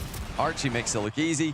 And Oxygen go ahead 3-0. This is a completely disconnected, unplugged Power lineup. They need to get locked in now. This game's getting away from them, and before they know it, the series will be getting away from them as well. You do got to remember, you know, the mental game that needs to be talked about a little bit. You know, they found their footing just a tiny bit there. You try to reset forward, get yourself to the backboard, X, Y, and Z. But unless you're scoring, your mental's chalk. Thankfully, Banana Head snuck his way on through, and Power finally get onto the board in game 2. Yeah, quick turn there. Banana Head breaking rotation, just going right back to the ball after that boost steal. That's a really good, smart way to break rotation, cutting back into the play, getting a shot before Oxygen can recover. Double fake kickoff there by Oxygen in the very next play. It's an impressive kickoff repertoire they're showing against one of the teams who have displayed, I think, some of the best kickoffs this tournament in Power. Right now, Power still trailing by 2 with a minute left to go. But I agree with you on this one. Power, strategically, they have come in with every trick up their sleeve. Unfortunately, a lot of them just aren't working against Oxygen. Archie owns that net right now. You saw him go off the sidewall. Great catch, great read, and even better double on in. Just clean. I mean, he spotted the open backboard again. Power not covered in the most dangerous options there. They had the ball challenged, but, you know, not getting on the backboard quickly enough. Tarsos was boost starved, to be fair, but probably should have seen that one coming. Archie, crossbar challenge and the double tap. 5-1, Archie hat trick. And it was Fever who missed to set this one up. Archie did go for the crossbar there, though knowing Banana Head was in the area, I think he probably could have just stuck it top right and it would have been a goal as well. But why not do it with style? Oh, I mean, it's Archie. Everything he does has British flair to him. He's insane. And I like the spot from him too, though. He has noticed that there is a little gap on that backboard in the crossbar there, and he took the last two opportunities to find his way on through. 5-1, it's a bit of a stretch to try and get back into things unless you find a shot here, but Power not going to be able to get through. Yeah, at this point it is pretty much gone for Power. They'll be looking to get a goal to try and pad the stats a little bit, maybe get some momentum before the critical game 3. We talk about it a lot in Swiss format. Games, every game counts, and Power cannot afford to be swept here. That will make their, you know, trajectory through this Swiss bracket significantly more difficult. It'll give them a harder round 4, which they'll be expected to win. And then it'll probably give them a much harder round 5, which, who knows, could be a, you know, super tough matchup for them. They are going to prevent Oxygen from scoring a 6th at the end here. But wow, Oxygen are completely rolling them right now. Power cannot find their footing. The synergy is nowhere near the level it was in day 1 and 2. No, definitely not. This does look a lot more disconnected than what we've seen in the past, and I think it's fair to say a lot of it is due, in fact, to the teams that they've been playing. I feel they've played more often than others a little bit, so there probably were a couple more patterns to pick up and recognize on.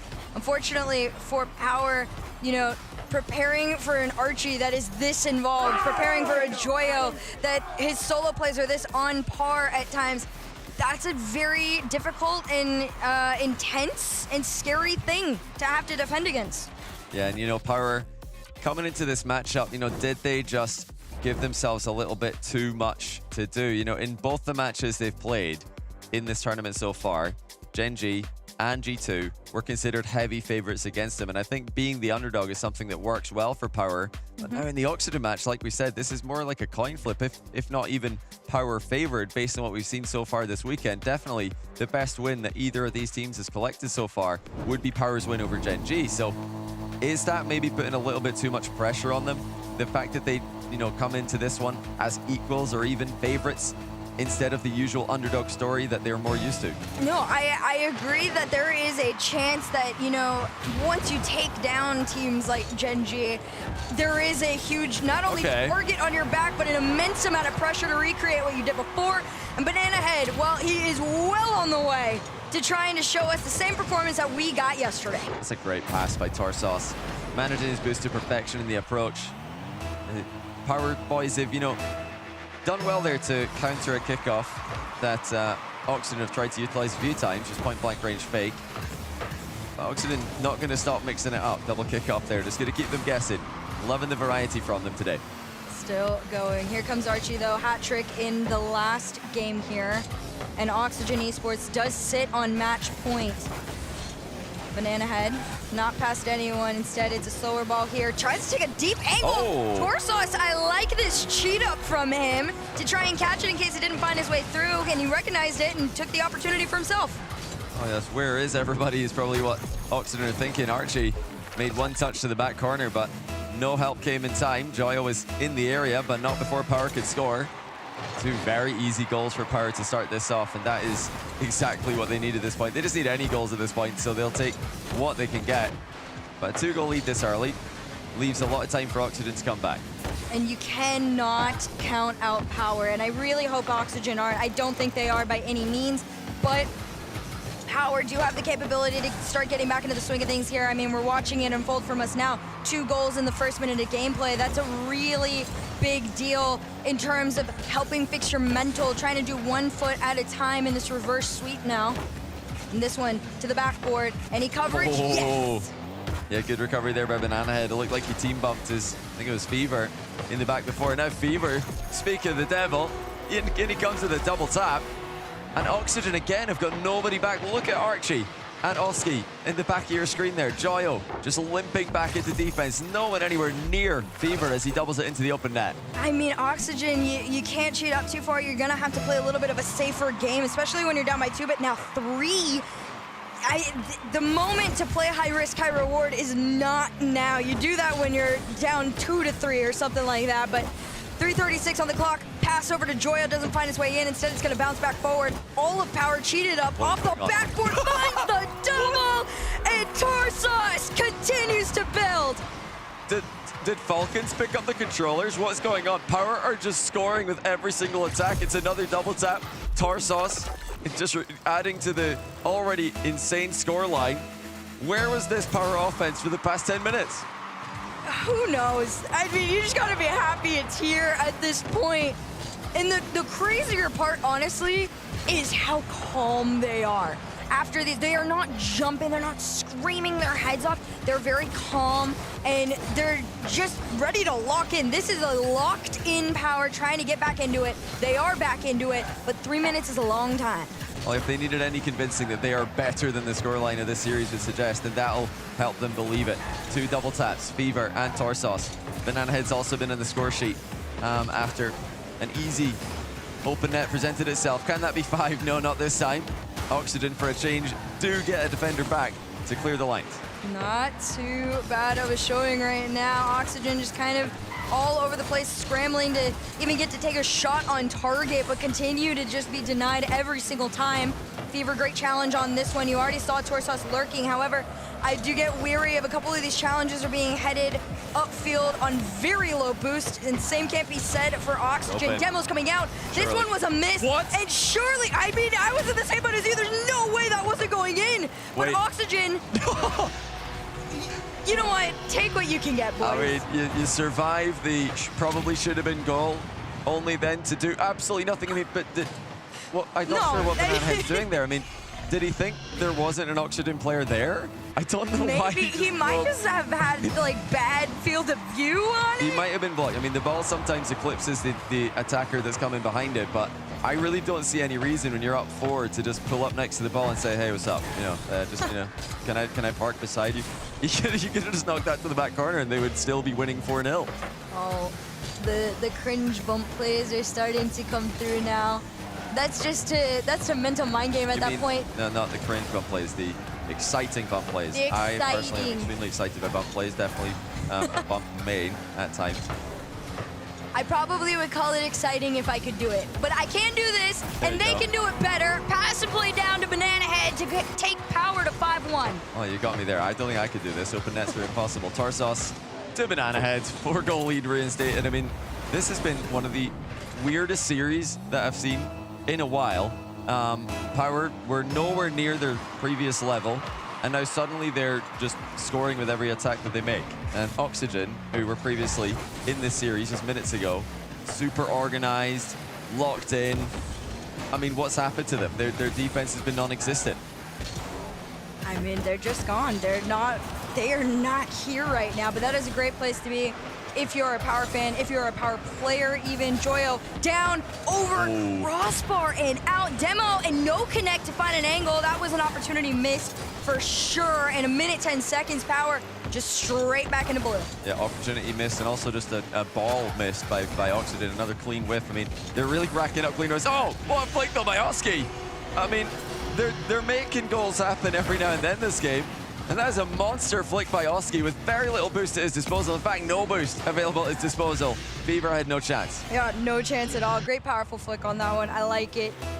1 minute left to go. 3 goals down. Match point slipping away from Oxygen Esports. Yeah, they need to just send it now. I mean, they look like they've been playing from 4 goals down since the start of this game with how risky they've been with their offensive commitments, but now they have to do that because they are still 3 goals down in the final 45 seconds. That's half a chance that's been saved by Power. They're trying to just get across the finish line here. They should already be there, it feels, with how many goals they've scored. But 1 goal right now for Oxygen. and a cheeky kickoff strat, of which they've had plenty, would again give them half a chance. Yeah. Although every chance so far has just gone away and slipped away from Oxygen. This could be one off the side. A little bit of a beat out there from Fever keeps him in. I think his teammate landed on him, but it's going to be a goal in the aftermath. 17 seconds is a lot to work with. If they can conjure up something from the center circle, this is winnable for Oxygen. Great pass into the middle there to leave it open for Archie. I've seen more scored in less time, but something amazing has to come in off the kickoff. Oxygen to go. Joyo up. This one goes over. Here comes Oski. He left it, turns around. Gonna carry this one over. Goes for the bump play. Nobody on. Yeah, that was just a good defensive play by Power. They got bumped to the first challenge, but the second one came in through. Great save by Fever. That was on target, but they've done it. They've made it across the finish line in a 5-3 win, maybe 5-4. Oh, not quite. That was probably going in, but 0 seconds will save Power from conceding again. I think they just need to calm down a little bit here. Probably both teams need to just take some deep breaths. You know, it's not life or death in the tournament just yet. They're 1-1. So let's just calm down. You know, stop double committing, stop missing, and see if we can get some consistent plays. Oh yeah, I think, you know, having a very strong mentality going into this one is going to be really important on either end of the field. Of course, Oxygen is where my eyes go to mainly now. They are still on match point. Power has a longer journey ahead of themselves to get back into this one, but I do gotta say, incredible performance in terms of a response to those first 2 losses. Yeah, great double taps from Power to make it 3 and then 4-0. But the first 2 goals were really just Oxygen overextending, not recovering fast enough with their second player. I mean, generally at this level, everybody's going to be recovering at supersonic speed, but the first 2 goals were just open or, you know, one isolated defender. Archie was on an island, and yes, maybe he could have done a little bit better stalling, but when you put your teammate on an island like that with barely any boost, you can't really blame him. You know, you got the whole team's made a mistake to end up that far out of position. So I do expect to see a more reserved start from Oxygen here, a little bit of a deeper offensive line. Let's see. I mean, the kickoff's as aggressive as you get. Double kickoff into the middle, and an immediate follow-up play. Oxygen with the textbook strats. Holy, I mean, it just could not have been cleaner. And Archie, listen, he's done a couple of laser shots throughout, but that is just pinpointing on. Hey, I stand corrected. I thought they were going to like dial it back a little bit, maybe play a more defensive game. They've played the most aggressive kickoff strat in the game, and they've scored with it. Well, now it's up to Power to try and respond. Oxygen looking to build on this lead right now. Almost 20 seconds into this one. Oxygen's had all the momentum in the world. Finally gets broken up a little bit with a clear here, and Fever to follow, tries to take a shot.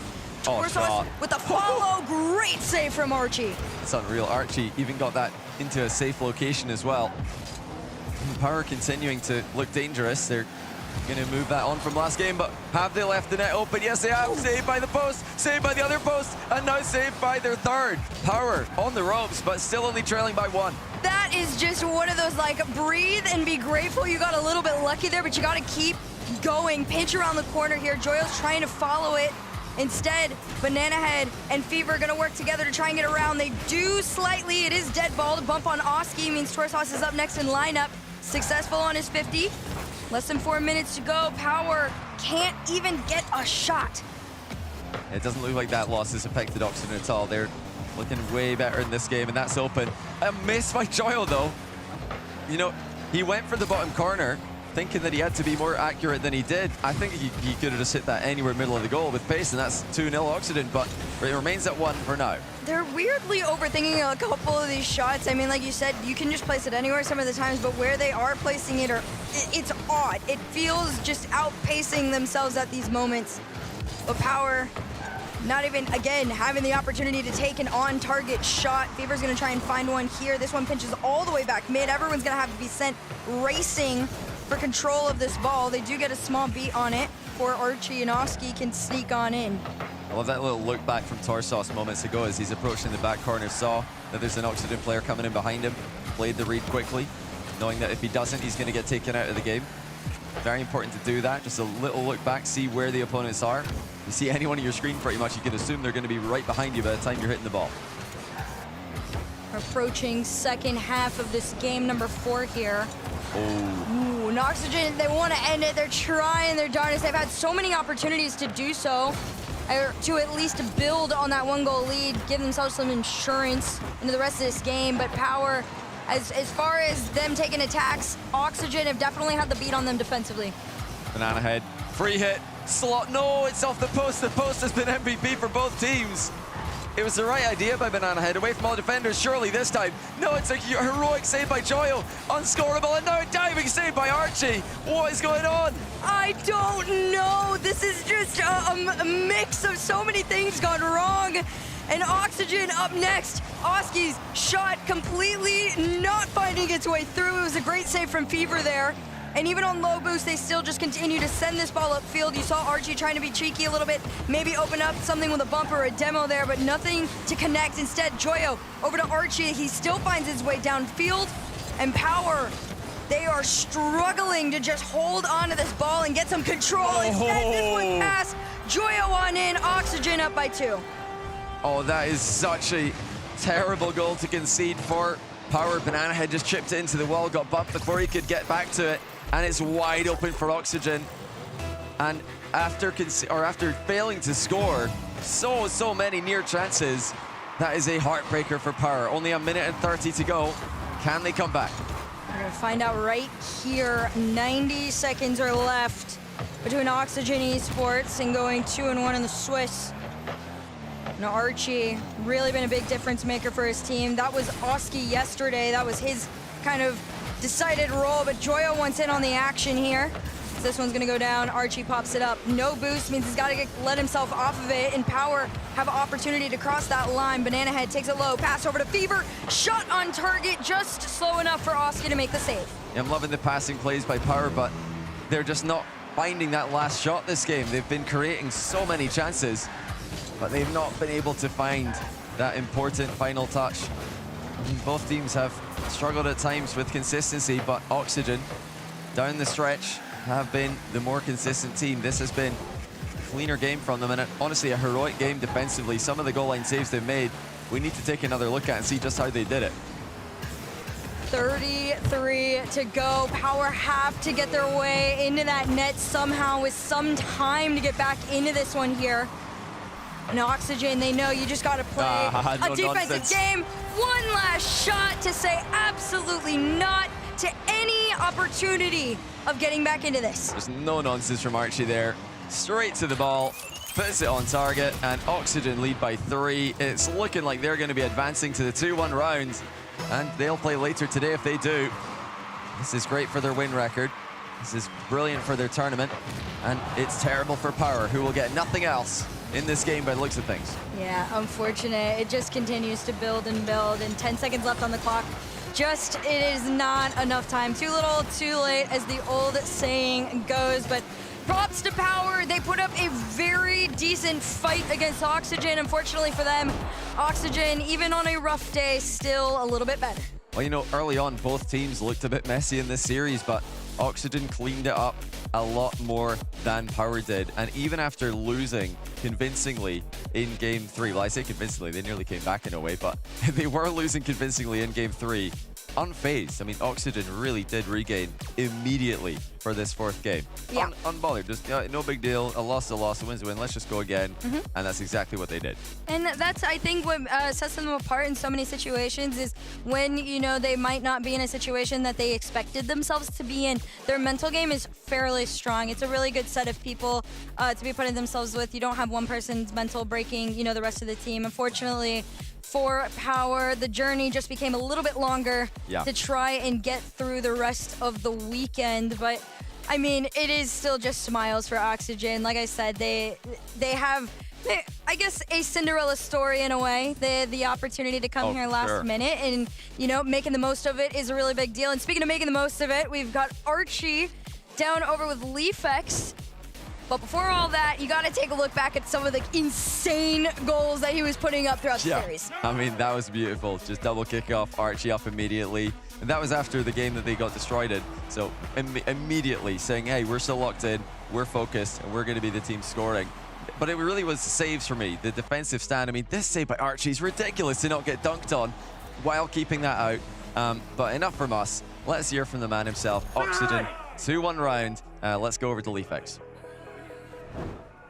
Archie, the Archibald, what's going on? Good win there. Thank you, bro.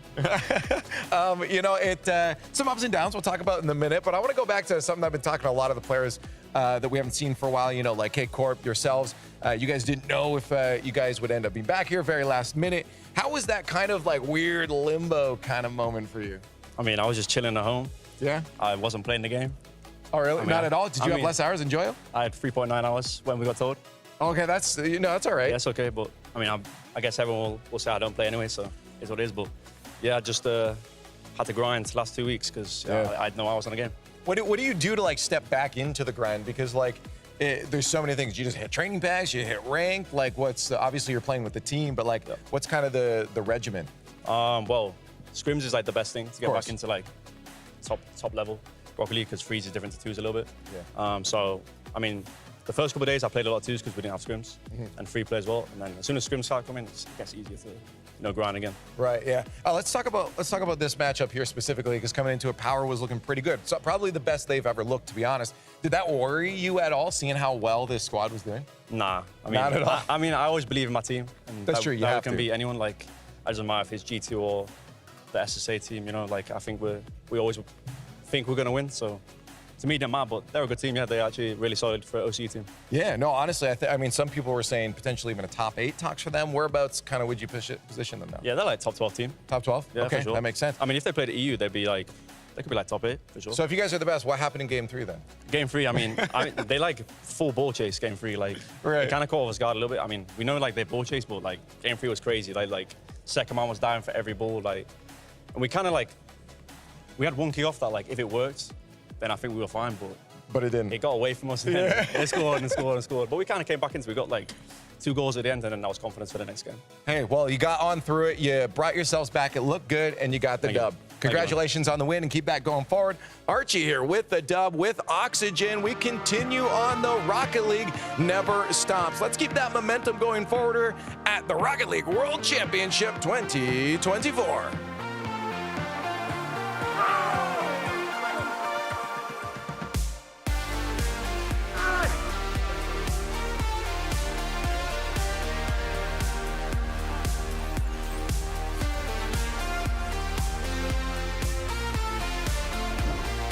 We now return to our interview with the insurance whistleblower. I just think everyone should know there's an insurance company out there exposing other companies' rates so you can compare them and save. Sounds like trouble. It's great, actually. It's called Auto Quote Explorer from Progressive. Here, look. See, we show you our direct rates and their rates, even if we're not the lowest. So, whistleblower usually means you're exposing something bad. I thought it meant calling attention to something helpful. You know, like, toot toot, check it out. This thing's the best. No? This is the opportunity, the dream that you set upon yourself. Here we go.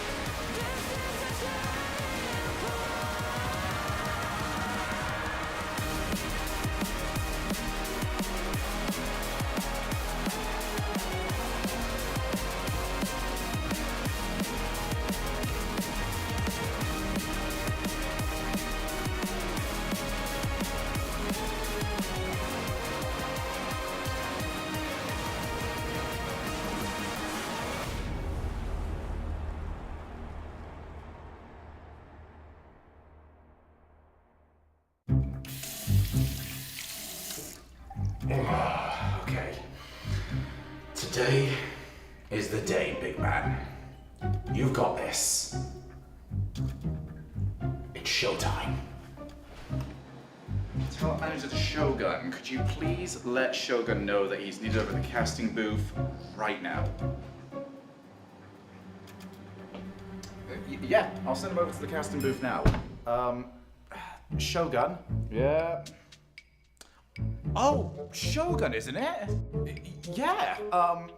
Thank you so much for remembering. They need you over at the casting booth now. Can I sort the tie out first? No. Okay. Shogun is on his way to the casting booth, and Shogun, you are good to throw in 3, 2, 1. Absolutely hilarious observation, Shogun. Anyway, I can now confirm that the highly anticipated matchup between Shogun Gaming and Shogun Esports is now ready to go. So I am happy to now hand this over to our 2 commentators, Shogun and Shogun. Lovely stuff, Shogun. You can take 5. Oi, any word on those graphics? I am doing the best I can, okay? It's like a one-man show. Gun?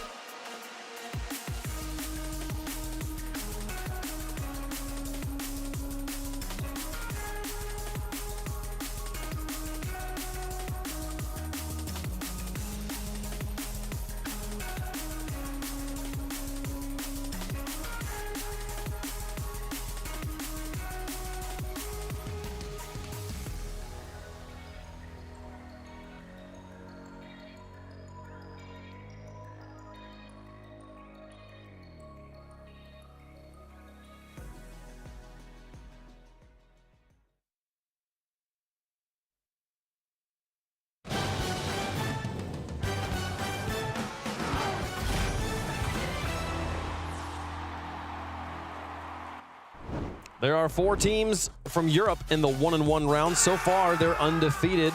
We got BDS playing Gen.G and Vitality playing SSG coming up. We'll see if they can do the clean sweep there in the 1-1s. Carmine Core made quick work of Team Secret, and Oxygen are able to fend off a threatening Power there to get their win, folks. Welcome back. We are midway through round 3. Only 2 more matches to go before we get our round 4 matchups set, and then we will play those for the conclusion of the day. This one's been pretty good day so far. Pretty fun stuff so far, but mostly expected matches. Standard. You know, Power had their 1 game against Oxygen. That was a messy series, though, and I feel like Oxygen versus Power was going to be a little bit messy at times. I think it was more messy than we even thought, though, Jay. Yeah, but it was entertaining. I mean, yes. the green room was screaming at all the balls sitting on the goal line, hitting all the posts. It was a lot of fun to watch, but I think now there's questions about Power. We were maybe getting a little too hopeful after that result over Gen.G. But, you know, Oxygen is a good team, so we'll see. We'll just see how it shapes up for them. Yeah, Oxygen continuing to get value out of that invite they got at the last minute to the World Championship. What a story they are, and we'll see how that one continues to shape up. Take a look at how things have gone so far in round 3. Again, the 0-2 matches at the bottom. We're going to wait and play on Friday. We got 2 more matches to go here, Gibbs. Yes, and then we will have the 3 2-1 games, and it could be a crowded European lineup because the mates as well, they dropped from the 2-0. Yep. They're in that 2-1 round, and every European team is not playing one another in this 1-1 round. We already have 3 European teams into that 2-1 round. We'll see if we get 2 more.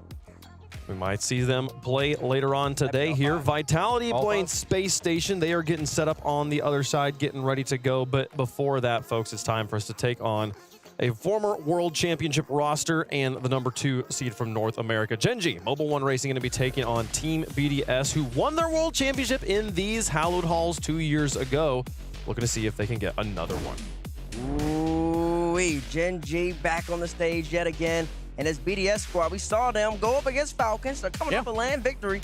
Oh, BDS is. And they went up against Falcons in the rematch of that grand final. And BDS, they kind of had a couple iffy moments where they just gave Falcons some really easy goals, uncharacteristic, especially from Monkey Moon-led teams. You want to see what they do against Gen.G this time around. Monkey Moon led. Monkey Moon's the only one from that World Championship BDS team that's still here playing under the BDS banner. And he's had some ups and downs, you know, but as of late, we're starting to see BDS on the uptick. We saw them win at the Esports World Cup, and now, you know, they've faltered, but I believe it was just against Falcons. Falcons, they're so good. You can't fault them for that. Yes, and then BDS Twitter, they're tweeting out some head-to-head stats here. 3-0 versus Gen.G, 10 games to 3, 34 goals to 25. So they've had Gen.G's number before. Well, let's hope they don't delete their tweet like Jorby does after this match. Listen, they might not delete it. I think Gen.G, if Gen.G ends up winning, they're just going to quote tweet it. These Twitter accounts, or Twitter accounts, you've been getting a little frosty lately. Tweeting a little bit too much. You got to let your players, putting your players in a tough spot. Dr. Ollie down there on the end, one of the World Championship rookies we have, one of 3 still in play. On the other side of things, the team, clearly the underdog, if you ask BDS by the stats here, Gen.G still looking to get that rhythm going at the World Championship. Well, this was supposed to be an NA super team. Yeah, everyone was thinking, okay, this first killer pickup, this is now maybe the best team in the world. Like, that is what people were saying when this move happened, and things have never coalesced for Gen.G. They've just never been able to reach their potential, which has left a lot of people scratching their heads. And they lost that first round to Power, which shocked everyone. And then they got the next win and made it here going through Limitless. So there's still so many questions around this team. Yeah, when we began this season way back, it was supposed to be... Way back. The NA region was supposed to have 2 super teams. And so far, we just have 1 with G2. But apparently Jack wants to lead these guys back. He has a major win, obviously, as Gen.G, but with first killer with the MVP. And don't forget, that major win was one of the most impressive performances that we'd ever seen from any team ever. How much they dominated the fall split online and parlayed that into a major title. Everyone was thinking this could be a dynasty, but it hasn't been the case. It has not quite panned out, but yet I will say, if they're able to get their momentum here, get all pistons firing, if they were able to win a World Championship here in Fort Worth, everyone would forget everything else that's happened. That would be all that matters. So there's still everything to play here for Gen.G. Hashtag BDS if you think BDS has got this one. Hashtag GGM1 for the Tigers of Gen.G Mobile One Racing. James, who's your pick? I just can't pick Gen.G after what I saw from these early rounds. I think they have all the tools to get it done. But for me, BDS, they looked calm at the Esports World Cup. They got the job done against a Falcons team that didn't play their best in the final, but still winning it all on land in a big stage like that. And then, you know, seeing them have that quality win over Oxygen as well, I have to go with BDS. Yeah, BDS is 1-1, but it's because they played Falcons. I think Falcons are best team here, so I can't fault them for that. I am going to go BDS as well. Listen, I believe both of these teams are very even skill-wise. You got, as James alluded to, this is supposed to be an NA super team. They haven't performed up to that standard, but you got a Monkey Moon who's a former world champion, so it's kind of a coin flip in my eyes. Not everybody's by my eyes, and that's why I'm going to go with NA. Give me Gen.G Mobile One Racing an upset over BDS. What a performance this would be if this is where they're able to turn it around against the defending, like, LAN champions of BDS right now. I do have BDS on this one. I do think that they're going to continue on with their dominance here. We got the coin on one side. Gen.G and BDS here through the air, and it comes up. Gen.G. Coin's going North Coin's with me. The Coin's with me. The coin is with you. You're both right next to each other. Exactly, that's right. Me and Coin going through thick and thin together, baby. We're gonna roll till the tires come off. We're gonna make a little video segment about the two of you like going on a date or something. The coin, I mean, teammates, if I'm Gen.G, let me know some of James. And I'm here, teammates just pick me to win, I'm thinking, oh no. Jack, come on, Jack, we need a little bit more than that, Chad. I know you want to pick that NA squad too. Gibbs has already said all 5 EU teams are going to play the 2-1 round. That's not what we want to see. It's a world championship. I agree with you. Not the European championship. And that's why we need Gen.G to get the W. Okay, we can talk up here for hours, but we'd rather watch the players play. That's what we're here for, folks. Time to get into the match. BDS on one side, former world champs back on the ground. They earned that title. Taking on the NA Super Team hopefuls here. Gen.G versus BDS. Here we go. We've got an absolute contest coming up right now. BDS taking on Gen.G. For some reason, Lemon, Gen.G are just allergic to going anywhere outside round 5 in Swiss. Yes, the last 2 majors, they have gone the distance, all 5 rounds. BDS, well, they're not the best in Swiss either. 3-1 and a 3-2 for them, but both teams have made it out every single tournament. Let's see who can get the job done here. I mean, Monkey Moon already going for a double, but only one of these teams had an understandable loss. BDS dropping to Falcons, who are favorited to be #1. But Gen.G, what happened against Power? You heard it from Jack in the interview. It's just day 1 nerves. This is going to be a whole different Gen.G, and I'm feeling it. What really messed up Gen.G was the demos they put on, and now they're trying to put on the same thing against BDS. Yeah, I think particularly seeing what Oxygen just did against Power. Doesn't look too crash hot for that loss. Gen.G did suffer in the first round, but as you said, it is a new day for these guys, and the world champs, it's more pressure than anything. You talk about majors, you talk about other international events, but once you get here to Dickies Arena at Worlds, the pressure really is at its highest. And we know that Gen.G can hit that peak, you know, going to Game 7 against Gentlemates in Copenhagen, top 4 at EWC, but still questions, and Gen.G want to give an answer. Now Chronic couldn't get a hand up against Monkey Moon. Follow-up touch, and Exotic has to go through with this. First killer still keeps BDS against the wall. And I'm looking at Gen.G to put on the press early. And Jack kind of assesses these challenges, but Chronic pushed forward, really believing in Jack's pressure in that moment. And Gen.G keep winning these 50s, but the threat level is still generating. Yeah, it's been a lot of Gen.G so far. BDS's defensive half getting a workout. Minute 30 gone in game #1, and FK's going to be able to get 2. Beats to win, just rifles it off the pinch. Almost into that top corner. Gen.G still attacking. Jack going for some fakes, as he loves to do. The demo comes through though, and BDS, although they've had a lot of defense, it's been relatively comfortable outside of that 50. Importantly to note, head-to-head, these guys played each other a couple of weeks ago at EWC in a semi-final. It was BDS getting the job done 4-2, so interesting to see if that plays a factor here. Yeah, Abjact's going to be that setup guy. First killer may have missed that initial challenge, but at least he was productive. Went for a demo, 3-on-2. Abjact trying to pinch this down, got a double commit, and Drawley, Monkey Moon crossing, bounce.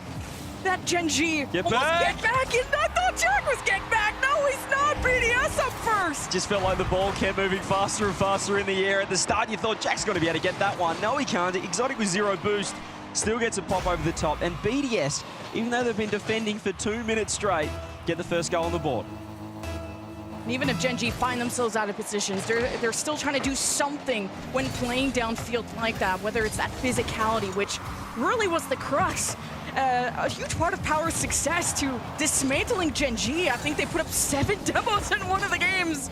And that really got into Gen.G's head, so I'm wondering if BDS are going to want to be that physical. But BDS seem like a team that are very focused on their own game and connecting on those passes. And now with that demo, Drawley needed some help with a second man to get something going off that backboard. Now Exotic with a good setup, a good bounce off the corner. It's stronger than Monkey Moon would have liked.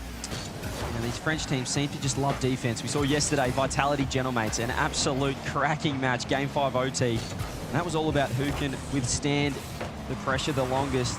BDS in game #1, no different here against Gen.G. The defense has been rock solid. Gen.G, there's more holes in, more holes in the defense than perhaps they'd like. Speak about Coach Chrome's influence as well. A very strategical line up this team, but so far they need to find one with a minute 50 on the clock. And BDS look calm as a result. I'm seeing kind of delayed challenges, seeing Gen.G already pre-flip and try to address the 50. BDS are okay with these mind games, and they really like slowing down that game. And now a pass to Monkey Moon. Chronic reads it in time. Heads up play from the defense. It's not over yet. Too exotic. It's wide. Just feel that pressure building though, and every touch. This is a great clear downfield though. Jack almost getting the dunk on it. Every touch from Gen.G just feels like they're stretching, they're reaching. There's these last-minute rotations coming through, but it's not clean. And there's a demo, there's a bump. Jack just knew it was happening. Had to pre-jump the save, keeps Gen.G in it. You really got to keep your head on a swivel if you're these defenses. These demos are happening so close to the goal, in the box, so you got to look at where the pass is coming from. Is it a direct shot? Is there a demo coming? There's just demos non-stop. Now Exotic lost track of this, and he didn't get the corner boost spawn he was hoping for, so Drawley or someone has to get on this. Monkey Moon steps up, already in the midfield, and it's a Jack that keeps it away. Still clears to the sideball though, Gen.G not able to get any follow-up. FK goes for the 50, will get space on this, can take it up. Chronic behind, but again, BDS's challenge game so efficient right now. Monkey Moon goes, he's going to get the touch over the top. Low boost for BDS, but they want one more. The pinch, the follow-up, the 50 comes through as well. Australia keeping the ball in 30 seconds. BDS just had to keep it alive. FK is downfield though. He's going to be lurking on this potential psycho attempt. Have Jack, 20 boost, trying to get the pop, but Exotic right there. BDS 20 seconds. Yeah, and Exotic has to use a lot of boost, just knowing that Gen.G were lurking below. Here's First Killer and Chronic connecting towards the backboard. Drawley and Monkey Moon both jump for this, and BDS still trying to get organized, and the demos is what destructures Gen.G in this second. BDS just have to keep this lead. It's all up to Abjack. He loses it to Exotic. Chronic with a hand up to slow down the midfield. First Killer went for the demo, and no boost. It's only Abjack with anything to work with, and it's BDS that get away with game one.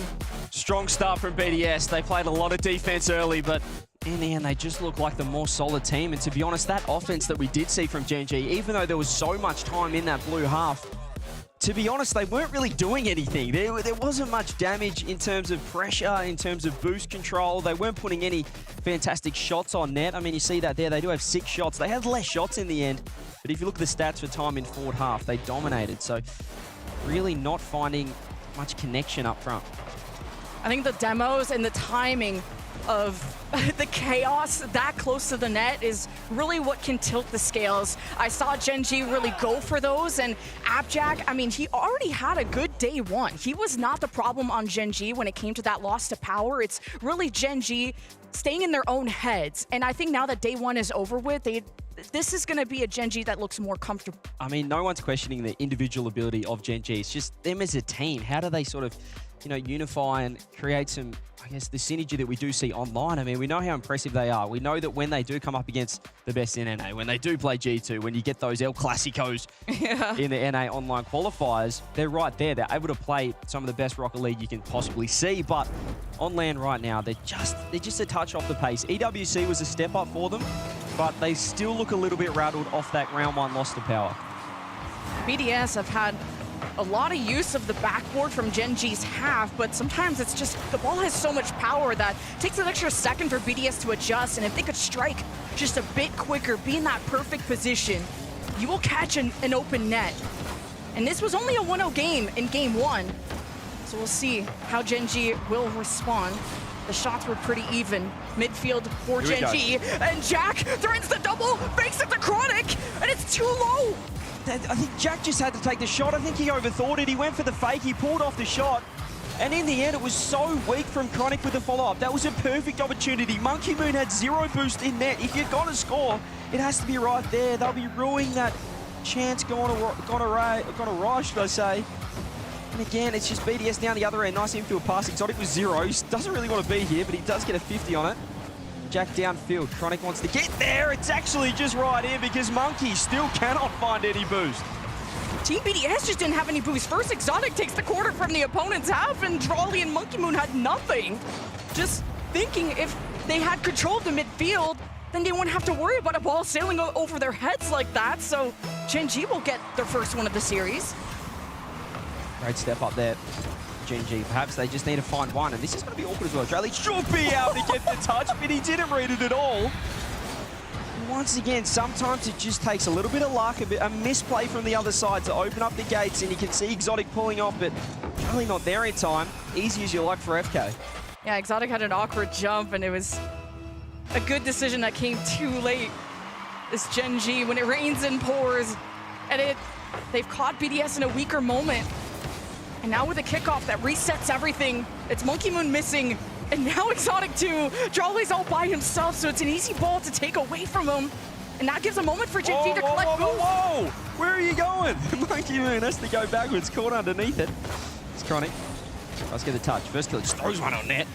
Rally with 100 boost, we'll be able to deal with that, but you can see they're not really linking up right now, BDS, and it's not as comfortable as game one in defense, that's for sure. Chronic, though, that's going to hurt with the miss. Jack, though, able to read it underneath with 100.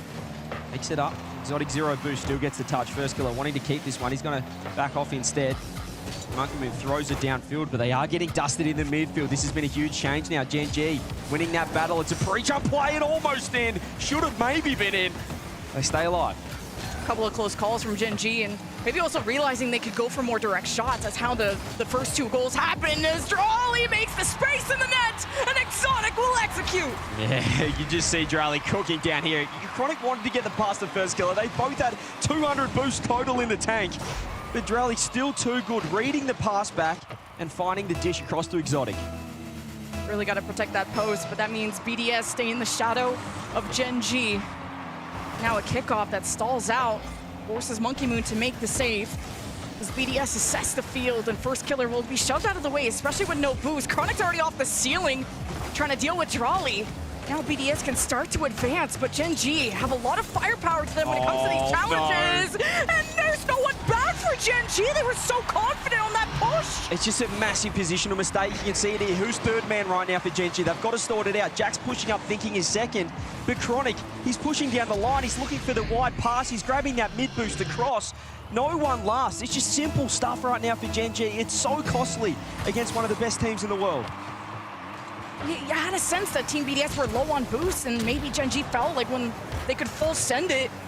Well, but now Exotic receives a pass, double commit, colliding in the net, still trying to get organized, and Chronic now has to react to this. And first killer with a good clear, but it's going to be caught by Trolley. BDS are in control. Yeah, you can see the misplay there, and first killer just said, guys, let me have it. I don't know what you're doing down there, but you can just see they're a little bit rattled now, Gen.G. A couple of positional mistakes, a couple of structural misplays, and all of a sudden, they're having to play a lot of defense. First killer, nice save, had to pre-jump backwards. Monkey Moon trying to slot it in behind, but Australia have to back up as well. Jack looking to push downfield. They don't have the boost to surge down there, though, and it's just straight back on the attack for BDS. Gen.G are too antsy on these transitions, and they've been caught having to 180. They may have to play a safer third man or a second man that's just a step behind. And look at this, 2v2, but it's BDS in the net. The fake was so nice here from Drally. How good. You can just see him flying across. Chronic just hesitates on the sideball. That's enough of a monkey to slot it far corner. And BDS, after looking like they were going to run it, or Gen.G were going to run away with it, suddenly get the lead. BDS are so back. It was a slow start, but it's how you finish that matters. Almost 90 seconds, and again, BDS, the rally continues. Exotic with a 50 win, it will sail across the net. Drawley tries to adjust, here comes Monkey Moon. First killer, he's really good with these 50s and these high pressure situations when you can't afford a mistake. That's when first killer steps up. Now Drawley will be shoved off, but Exotic, a high ball. First killer in the net, keeps taking these shots, and he will save every single one of them. Great save, FK. Was getting bumped as well. You could just see that. Try to put it straight at him, hoping the bump was coming through. Still a 1-goal lead, though, for BDS. They want 2. Charlie with 100. Might go for another fake as well. You see Exotic wants in. They're going to go the double 50. Charlie now has to back up. Exotic 0 boost, just floating. He's going to be useless, so Chronic, what do you got? And he's just leaving the ball, and that might just be it again. Jack's not reaching it. Absolute disaster for Gen.G. Guys, T-Bates predicted Gen.G. You can't let them down like this. This is so uncharacteristic for Gen.G, and really they're trying to pick and choose these opportunities to have the most quality challenge. I'm seeing them really stand back, and this is where BDS led an offense that felt non-stop, forcing FK of all people to be the one who has to be the defensive masterclass player. The bump, Exotic wanted it as well. I mean, honestly, right now, Gen.G, they're a mess. They're a mess positionally. It just looks all over the place. Speaking of that, BDS, never mind. Well, they got a bit ahead of themselves as well, I guess. They do get one back. There's enough time, 33 seconds. BDS won't be happy with that. That was another case of just third man not knowing their role, committing too hard. Gen.G, easy as you like for first killer. Both teams really taking the risk of sending all three and really playing an aggressive third man in that midfield. But when these counterattacks, these transitions happen, it happens so fast, you don't have time to react. Now 2 in the net for Gen.G. Chronic with a full tank. Doesn't get a good launch. He can't follow through with this. And at least the 50 forces right to first killer. Doesn't get the corner boost, but even just a touch to get away from Charlie would have been nice to slow it down. 12 seconds left. Gen.G need possession. And it has to be with first killer, but it's just a clear that goes to Chronic. Threatens to double. Charlie's off the backboard. First killer needs to bully him off. Appjack doesn't do a good job of it. Last chance for Gen.G. Off the ceiling and down. Chronic doesn't get the shot. BDS with game 2. A massive response there, Gen.G. It was their game, really. It was their game to win, to tie this series up. But just way too many mistakes, way too many double commits as well. And that's a key sign that the positioning just isn't quite there. It can come down to trust communication. But in the end, if you've got 2 guys in the same spot, you can't blame them for both going for the save. But you can't do that against BDS. They just capitalized. They were clinical out front. They did concede a couple of their own, but really fought hard to get back into that one. Yeah, slow start for BDS, but then they just excelled. They knew that Gen.G were scared. They were not challenging everything they could have. Of course, Team BDS love these mid-air passes to take the ball up, to force Gen.G to really commit out of position. And that's where Gen.G have been caught, whether it's missed challenges, missed touches. So they kind of hesitate a little bit, and now BDS realize that and just stop them to the point they got so confident they send all 3, and Gen.G would find an open net every now and then. And you can see the frustration as well from Appjack on the cameras right there. You can see that they're just not clicking. Now you look to Coach Chrome. How do you get them going? You know, you can plan structures, you can plan play styles, counter strats, everything in between. But at the end of the day, if the team doesn't have that synergy, it's so hard to get anything building off that. That's your building blocks, is the chemistry, the connection that the players have on the pitch. Right now, that's not there for Gen.G, but they've got another chance here. And you would think that win against Limitless for Gen.G would have been enough to kind of reaffirm, to solidify something, to just refine that foundation that they're known for in North America. But it's BDS that have been consistent now on match point. Chronic kind of stressing me out over there, and you want a defense that looks a bit more stable, but hey, a counterattack that kicks back is nice too. Yeah, as you said, they got the win over Limitless, but it's still, I don't think it really does much for your confidence, because you're expected to win that, and then you're thinking, well, are we still good? Because in the back of their minds, they're thinking, we lost 3-1 to Team Power in round number 1. We haven't really played anyone in terms of the top teams in the world. Right now, as you said, they need to get going. They need to find that connection again. We need to see a lot less double commits. We need to see the positional mistakes fixed up here as Chronic. That's nice from him. Ready for it on the backboard.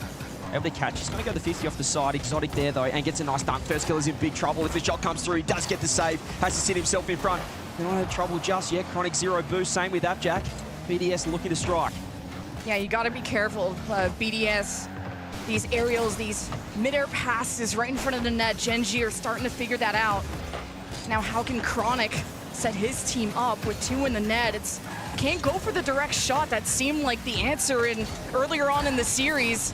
Gen.G are going to have to pull out the strat book, and look at this 50 from Charlie, catching Gen.G off, and they respond demo for demo. Appjack has a moment to himself, and it bounces in! Might just be goal of the tournament right here from Appjack. How on earth, what is that angle? What is that angle? What on earth is that? That might just be the catalyst for this team to launch a comeback. My God, Jack is that anchor that can keep them going, to keep the ship afloat and steady. BDS will trail behind, but not by much. And with the demo in front through the fire and the flames, Gen.G with 2. The catalyst indeed. They get one straight back again. They get another on the board. This time it's Monkey Moon with the misplay. Chronic just being the enforcer. Double bump with a demo included. Jack gets 2. 3 minutes on the clock. Gen.G found the secret sauce, something they were alluding to in the earlier games, is going for demos and physical plays while BDS are looking at the ball or looking for a pass. Gen.G are really known for those, and Monkey Moon just trying to pull those through. I'll give you physical. And Chronic is free, and he's got boost. Charlie behind. Chronic takes it high to get away. Now he's got all 3 jumping for him. Where's the help from Gen.G? First killer too far forward. Appjack knows he has to play safe. Exotic goes for the bump, misses. It's off to the side. Yeah, you can see first killer getting back in time. That's the help defense. So much better now from Gen.G. As I say, that first killer with a whiff, but Chronic there to help out. As long as the communication picks up, they should be able to work out of this one. Still half a game, a lot of time. BDS did it. Two of them in game number 2. Can they go again, Mark? That's a great pass. It's so classy from him. This Exotic gets the goal, but have a look at this off the corner. Yeah, Monkey Moon with the follow-up touch, the bounce, and manages to also dodge. Exotic and Chronic was kind of stuck off the crossbar, and once the ball sails across the net like that and there's a passing option, it's very difficult for Gen.G to save that. Now this makes it a very winnable game for BDS. Of course, it always was with the time left. Gen.G strike early. Now they try to collide in the net. Not as successful with valuable bumps or demos. And now BDS are trying to show themselves here. Even just before then, that was ridiculous from Drally. He had 0 boost in the corner. He had to make a double save. He gets a wall dash. Here's a double coming through. The fake out Exotic. That's such a weak shot. He should have scored. Drally kind of squished that one. Exotic with 50 boost. Just trying to buy enough time for his teammates to get back in there. And look at Gen.G all over the top of each other. They do get the clear eventually. Only in the hands of Drally though. Over to Exotic with boost. Takes it up top. Chronic up quickly. Meets him in the air with a 50. First killer gets around 1. Looks to get around 2. Does not do that. Abjack there to just launch it downfield. Gen.G have really good control on the goal line when they have to make really important touches. Thinking about Abjack or Chronic, how they handled that with low boost. As Abjack gets the pinch off the ceiling. And Exotic is back. Gen.G haven't found any kind of lucky open nets. Exotic with a full tank. All of BDS can really send it, but ball possession. Gen.G are starting to contest in the air. Jack wants to drop this to Chronic. Good touch from Drally, trying to intercept this play. Now Chronic's getting bumped from Exotic. He's gonna be out for a second. First killer's 50 isn't ideal. Someone has to be in the net. Monkey Moon wants a more quality setup. Really nice from Jack. He was ready for the touch. He recognized the low boost from Monkey Moon. That pop won't do Gen.G any favors though, because Monkey's got 100 and he's taking it straight back down the other end. Huge 50 coming through. First killer with boost. Doesn't get the touch. Exotic off the backboard. They're not ready, BDS. They didn't think the whiff was going to come through. Chronic's awkward. First killer helps out. 55 seconds. They just got to hang on, but the pressure's at its highest. These 50s in front of Gen.G's net are stressing me out. And I think BDS know it. They want to put on the press in those moments. 45 seconds. Here comes Monkey Moon with the reset to Drally, who doesn't have enough boost to keep up with it. But the play is still alive and well, even with BDS sending all 3. But Chronic to Gen.G downfield, but unfortunately not on target towards the net. Great touch, Monkey Moon. Exotic now, getting around Abjack. He's already jumped. He's very awkward. He's trying to get a touch on it. Drally with a clear downfield. Monkey Moon's so quick up, but too quick for his own good. Doesn't get the touch. 20 seconds now. Gen.G, they can just find one. Perhaps this series is alive. First killer, nice reset. It's going to be up. Who's there? Abjack for 3. Abjack for the hat trick. Oh my God, Gen.G unite when it matters the most. Beautiful approach to the challenge, and also kind of scares Monkey Moon into a dangerous spot. And once Gen.G get the ball rolling, all they had to do was slam it in. Beautiful synergy between first killer and Abjack. And now with 3-1, is a good nail in the coffin unless Monkey Moon could slot this. It looked a bit too high. Exotic to Drally, some seconds on the clock. But now it is truly over, and Gen.G can buy themselves a game. Great response, and honestly, one of the best individual games so far at the World Championships. Apparently, Jack with a hat trick when the team really had their backs against the wall. They had no answer. They looked like they should have won game 2. They got demolished after the first minute and a half. And then Jack with a bit of magic. I mean, I want to see that double touch again. I seriously, you know, if it's a corner double, at least the ball's coming out. But that just did not look like he could get it done, and he managed to put it top corner. Hat-trick, as you can see on the stats. Mobile 1 high performance replay. Here we go. And it's Abjack kicking off. And he only had 30 in the tank as well. How? How has he scored that? Wow. We're just jaws are dropped. It's just perfect. It's just perfect. And that's what they needed. As soon as he scored that, bang, they get another one on the board straight away. And that just put too much pressure on BDS in the end. They went too hard to try and come back into it. And Jack got his 3rd. And mental is very important here. And Abjack seems like the type of guy that you pointed out was frustrated earlier. But it's like poking the bear. You do not want to make a bear angry. And Abjack, look how much better he played after kind of a frustrating game. But look at the amount of saves that Gen.G had to do to make that game. It's double-digit saves from Gen.G, and not easy ones. Very kind of awkward backflips right on the goal line 50s. Very scary for Gen.G, but they can keep it up. That works. I mean, just the importance of that first goal from Jack cannot be understated, and you could hear the reactions from the guys where sitting just 15 meters or standing just 15 meters away from Gen.G. It was obviously a celebration, but almost a relief. They were trying to find something. They needed that Kickstarter to get them going in this series, and that's what it was. That's what they needed, and now they're right back in it. And there was nothing even wrong with BDS. They made Gen.G sweat for that game. BDS registered, I would want to say, a lot more shots, double digits. It's BDS. They may just have to push through the defense, quite literally and physically. As Gen.G made these goal line saves that you would think would just go through. Monkey Moon's out of boost though. Exotic barely has the beat. But Appjack gets demoed off the midfield. First killer doesn't make contact and opens it up for Chronic. Bar down! I mean, he had an open net, but he made it look pretty good. Wow, look at the beat. Monkey Moon throws himself. Chronic. I mean, I guess you could say a clopen net. Exotic 0 boost, but he manages to just smack it bar down. Gen.G are building this snowball. Great play out of Chronic when his two teammates were gone. Awkward touch from first killer just to make the initial save. But Gen.G are starting to layer up on that defense and be organized too.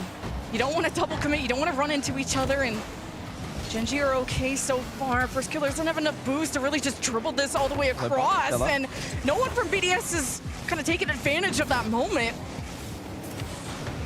Kind of climbing over the top of each other now in defense. It's really been just a complete 180 for these two sides. We're seeing a lot less double commits coming through from Gen.G.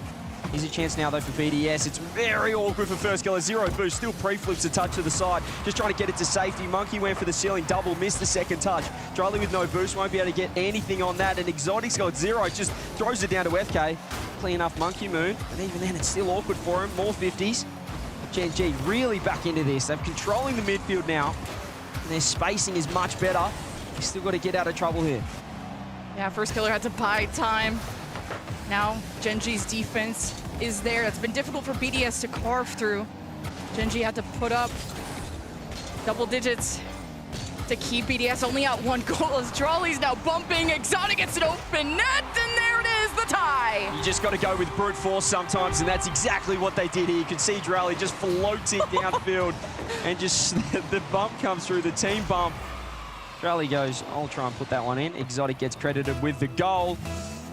And that was a little bit of that messiness from Gen.G. When they're spread out, they look so good, but when they do just clamber over the top of each other, they don't have the comms or the connection right now to work it out. They need to keep that spacing, keep nice and spread. Now Gen.G kind of assess, react to BDS, but they don't want to give up too much space either, especially to someone like Monkey Moon. Now Chronic has Jack on the wing. It's gonna take over. His second man is demoed. Nothing more Gen.G could really do. Now first killer off the ceiling, and Appjack is there. Monkey Moon reads this like a book. Very safe touch now for Jack. Just launch it downfield. First killer so quick on this. If he can read it, no he can't. It's gonna be behind, and Chronic went as well. Drally the only one to be there quick enough. Jack just goes for the safety touch. Exotic has it. He has 100. Monkey's waiting. He's got 100. He wants to get in as well. A phenomenal pass. If Charlie can get it in, he does! BDS with the lead. Gotta be careful of those BDS passes that come from one side of the net, that cross to the other, and you gotta look for the direct shot, then you're looking at the pass, you're trying to avoid demos. There's a lot, and Gen.G are usually good with handling that pressure, but not now. And BDS are so good at playing from behind. It's like Gen.G have a lead, and now BDS steal it. I mean, it's just so intelligent from Monkey Moon. You look at, the mechanics, the crazy plays. You look at Oski's crazy ground pitch, but I just love those kind of plays right there from Monkey Moon. He just picked the best option. He went for the pass. He didn't panic. And Drally with the execution as well. So nice from BDS. Minute 45 now if they want to lock down this series. I'm sure they don't want Champfield against Gen.G. Can Gen.G respond? Yeah, can Gen.G really draw BDS out of their net? Because when all three are there, when there's that many cooks in the kitchen, Gen.G just overheats sometimes, and that was a little close. Strawley now kind of keeps Gen.G busy while the rest of BDS grab boosts, and Chronic is lacking just that, as Jack doesn't get the best of shots, but at least he gets back to save this. I mean, mean, how many times have they done that, though? Overcommitted third man and then just hustling back. That's a massive misplay. Jack with enough boost. Just over a minute left now. I'm looking at Chronic. I'm looking at him to be the man. Last time, they can't rely on Appjack to score a hat-trick to beat this team every time. First killer and locking down the defense. I want to see Chronic get involved. He's so individually mechanical, but he needs to bring out some brilliance right now. 50 seconds left. And this is a 1-1 game. And you do not want to drop 1-2. You go to tournament lives, 44 seconds. All of Gen.G have boost. Jack gets contested. First killer in the box, and it's too high! That was the equalizer! Can Chronic keep the play alive? He wins the 50, but Exotic is too quick over first killer, and Jack is not back! They went all in on that play, and you see the double commit again. Their third man has been so crept every single moment that BDS can capitalize on. It's that third man, the kryptonite of Gen.G, and it's cost them big time here. The kickoff almost comes through, the kickoff strat. FK should have scored, and now BDS have a 2-goal lead and probably wrap up this series. Oh, first killer with the demo and just couldn't play the ball close enough. Chronic with a bouncer, first killer too far forward. Gen.G just really needed to lock in these last 30 seconds if they wanted to have one last hurrah. But they'll have a last hurrah in the 1-2 spot here at Worlds. BDS 2-1, even extra sauce at the end. Just another day at the office for a team like BDS. And for the third time, the third consecutive time, if Gen.G want to make it out of this Swiss stage into the playoffs, they will need to go all 5 rounds of the Swiss. They drop down to 1 and 2.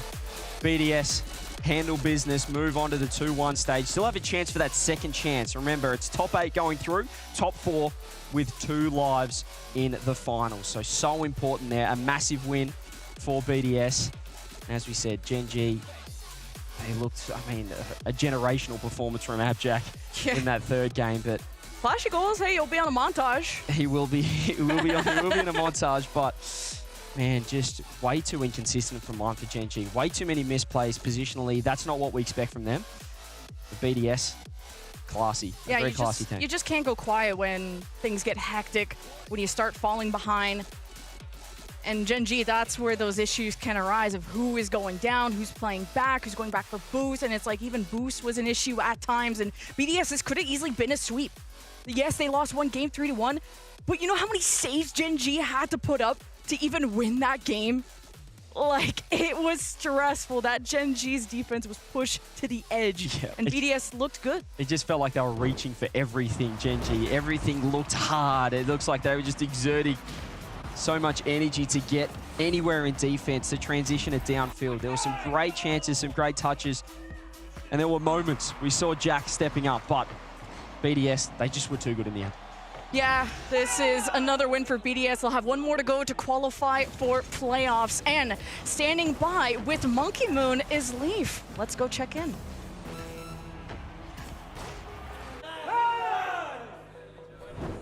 Monkey Moon from BDS as they walk on through with a victory. Some ups and downs there. Actually, let's ask about that matchup too, because Game 3 went not very much in your favor. What was the difference maker in that matchup? Was it maybe their defense? Because they had a lot of saves.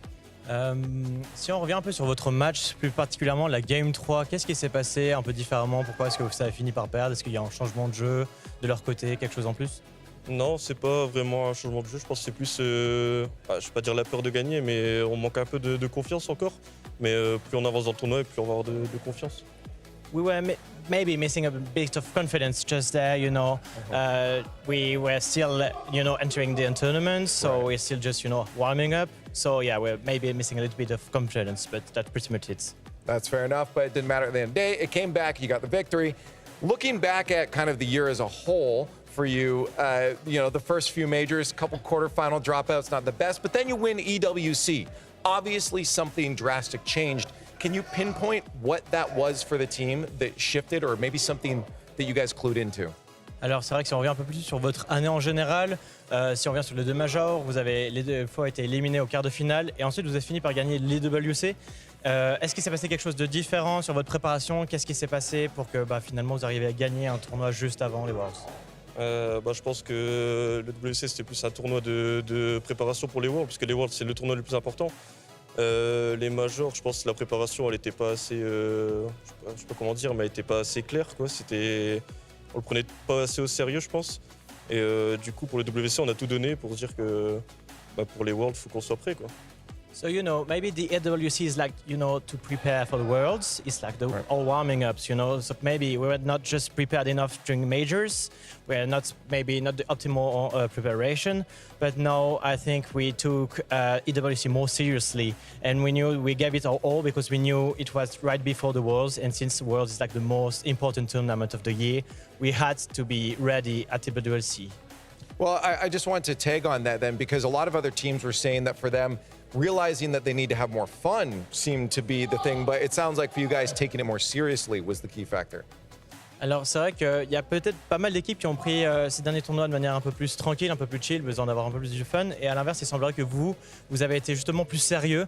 Est-ce que c'est du coup justement le cas? Retrouver un peu de sérieux dans votre préparation, dans votre jeu? Après, on a toujours été très sérieux. Mais je pense que pour les autres équipes aussi, c'est bien aussi de prendre les choses fun. Je pense que ça peut aider à décontracter un peu les choses, mais nous, dans notre préparation, on était beaucoup plus sérieux. So yeah, we have always been, really serious in a gameplay, of course. But maybe it's nice for other teams sometimes, to have a bit of fun as well, just to relax a little bit. But yeah, we took our preparation really seriously to make sure that we were ready for Worlds. So yes. That's fair enough. Give me a prediction right now. Who's going to be winning this next one over? Is it Vitality or is it SSG? I think I know the answer. Yeah, okay. I had a feeling. Anyways, congratulations, Monkey Moon. Congratulations to BDS. We move onwards, though. As I just mentioned, our next matchup is going to be Vitality versus SSG. This is, according to Monkey Moon, going to be a Vitality win, but you have to stick around to find out if it's true.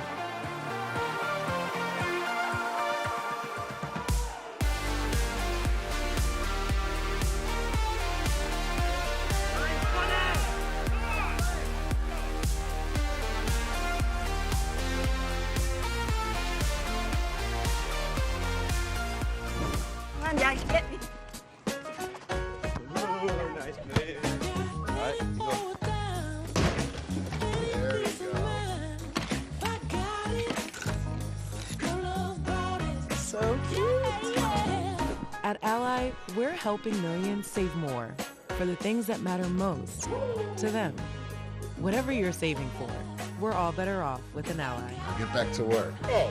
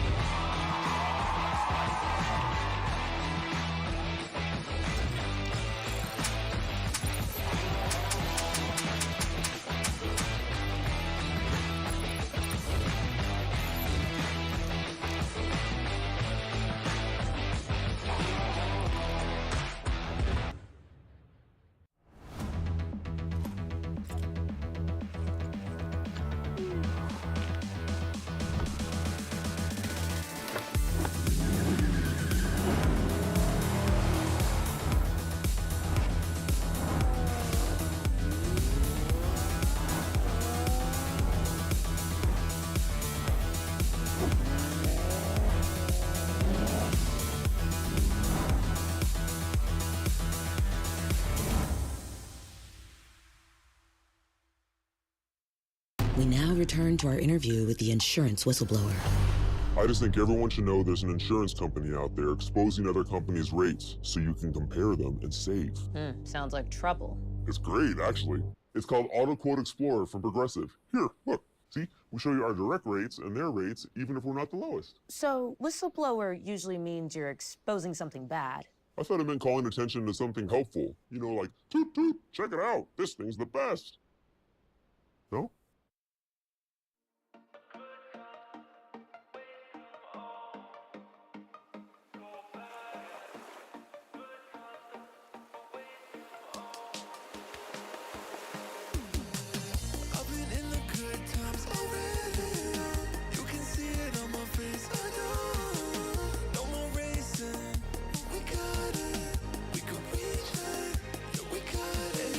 Feeling good like that, so what you gonna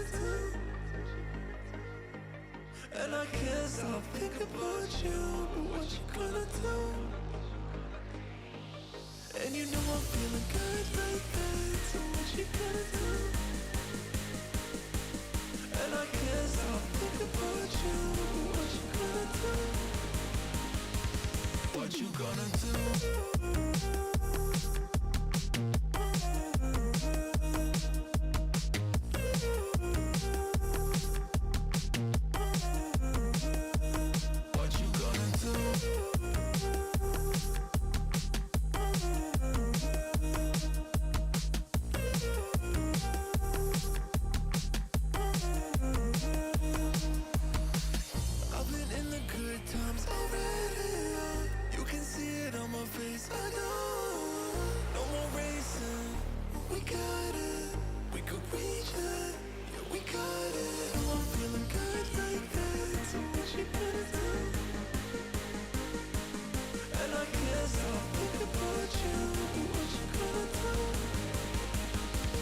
What you gonna do?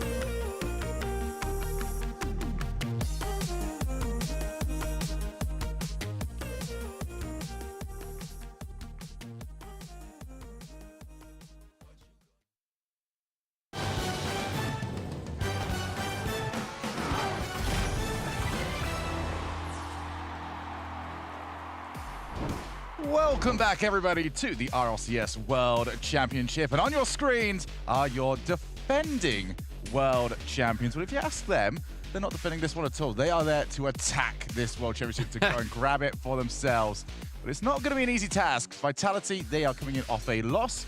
Their opponents in Space Station are coming in off a win, James Bond. Yes, they are. Space Station taking down OG 3-0, bouncing back after their loss in the first round. But I think this is a really interesting matchup. Vitality, like you said, Shogun, the defending world champions. I would like to point out it is 2:45, and Radosin is still yawning. It's, as Gibbs said at around noon o'clock, it's... Oh my God. I would like to point out it is 2:45, and Alpha is still yawning. It's gamer hours, I guess. All right, come on, Zed. Is it? Oh, no. Morning. Oh, there's... Okay, at least Zenlock. Yeah, Zen's locked in. Zen's on my team. All right, that's the player I want to see locked in right now. Only player ever to win Worlds during a debut season. He just completed the RLCS in 3 months when he just debuted. Wait, is that true? What about Seiko? I must be... I mean, we could always push towards, season 1. We can get a little bit iffy about it, but the stat's a stat. I guess it's got to be true. If it made it on the screen, I'd believe it. But then we shift the focus over to Space Station Gaming. Space Station Gaming, a North American team going up against this Titan of Europe. And there's a lot of... Well, I was going to say, Sugar, there's a lot of chatter about this Space Station team that missed out on the first major because they matched up in the quarters against Gen.G every single time, lost every single match. But now they've been able to make a major now here at the World Championship as well. This is a big test for them. Well, these guys are locked in. They are ready to go for this. They're not yawning, at least. They're not yawning. I mean, they've had enough time to not only practice for this match, but to prepare introductions. But this is the guy that needs to step up for Space Station Gaming. Right now, Hoxer leading the charge on the scoring front, but normally you would expect that out of LJ. LJ, one of the most deadly players on the ball. A lot of people talk about if you're trying to form a super team in North America or anywhere in the world, really, LJ is one of those players that you want to have on your team. So let's know back at home, who do you think is going to move on to the 2-1 round? Hashtag VIT for Vitality or hashtag SSG in our progressive fan vote. Should we get our predictions in? I mean, we might as well say it. My prediction's already in on paper. Yep, same here. Vitality for myself, and you? Shockingly, Space Station Gaming was not the team I picked either. I was going to expect, are we going to go for the proper EU-NA split? No, we're definitely both Vitality on this one. The defending world champs have been looking a little too good. I think for Space Station Gaming, they still have a lot to prove to me. Yeah, and on the point that you made about LJ as well, it just doesn't seem like he's quite woken up in this tournament just yet, and he's the player that they need in this one. Everyone's yawned now, all right? We do have the Zen yawn, the trifecta.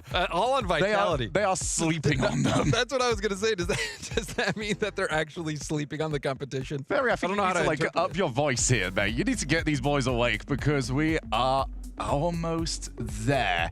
We are ready to go. The fan vote is in. 67% of you believe that Vitality will be moving on to the 2-1, but Space Station will be more than happy to disagree. Best of 5 upcoming.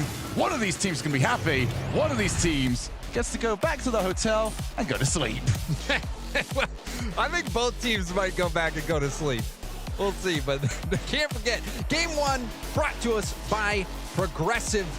We're about to get things underway. Space Station trying to knock EU off their high horse, already starting out in Game 2 with a win in Vitality. I don't think that's right.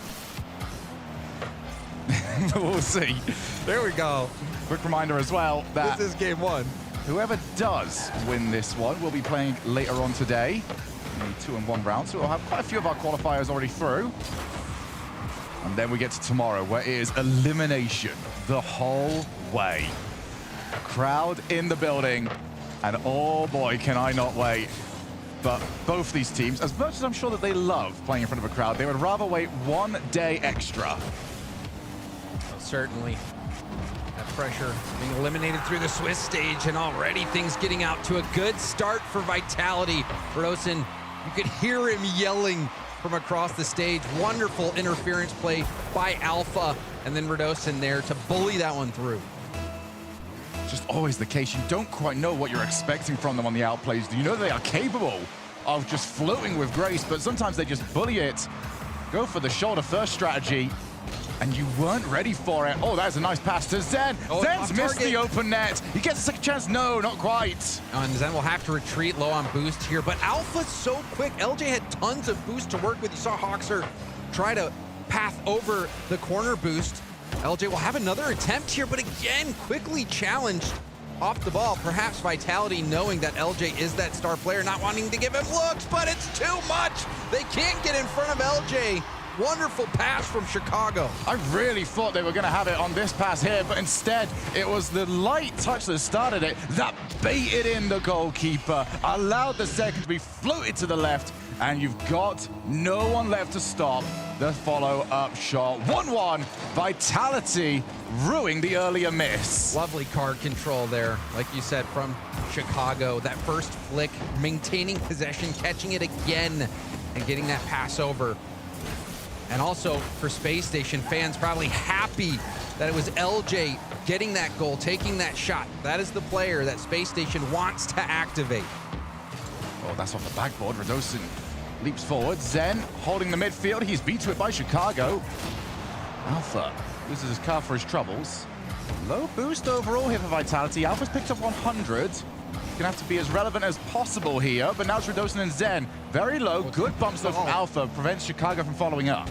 That was a dangerous ball out into the middle of the field, and it's given Space Station this control. Vitality pushed far back. Chicago didn't want to waste what little boost he had.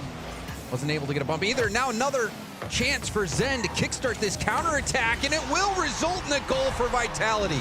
And it's the exact same play. Zen missed it earlier on, but he has been the target man, picks up 100, get the ball over to him, and get the success that you deserve.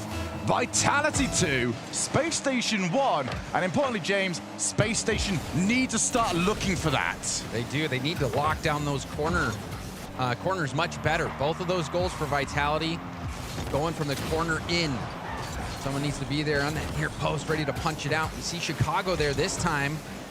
We'll take it up in the air.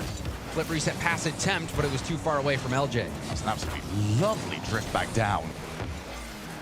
We'll stay at 2-1. Alpha 0 boost. Still gets the challenge. And Radosin couldn't finish it. Alpha's 50 to get that to him was immaculate. Space Station thinking they're lucky stars that they got away without conceding another goal. Vitality have the initiative in game 1. Now there's another shot. Chicago keeps it away. Reasonably comfortable for him.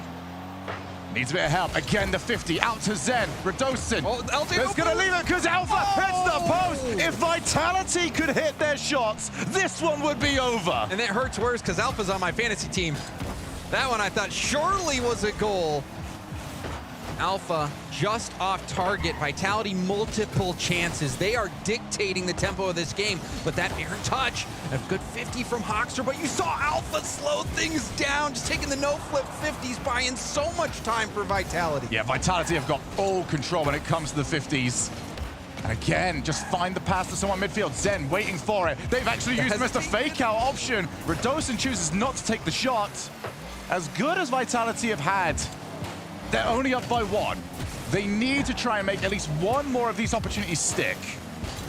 Leaving the door open for Space Station. This is a shot opportunity. Hoxer gets a piece of it. Chicago, how will he play it? Battles through that first contact. Can't get the 50, but ball rolling out to LJ. LJ's 50 will kick off the side hard. Radosin misses. Hoxer infield to Chicago. Chicago slots it. You have to finish your plate. If you don't, stuff like that can happen to you. Again, it's those very narrow passing plays that Space Station nail every time. And Space Station had almost no boost whatsoever. And we see a kickoff piece come out as well. Great composure. Oh, but there's my the goodness. demo. There's the response from Vitality. I was looking straight across me. The biggest pop-off there was from Fairy Peak. The kickoff play, one that you know he drew up, works brilliantly. Wow, so Space Station fighting from behind this whole game. They finally tie it up. And then shortly after kickoff, giving it up, and now a chance for them. The infield pass! It's haymakers left and right. Blow after blow, landing. This time it's Space Station who come out on top. Unbelievable from Hoxer. He knows the challenge is going to happen, so he realizes, I've got to play the wide version of this. I've got to take it over here and just see if I can find a teammate. 3-3.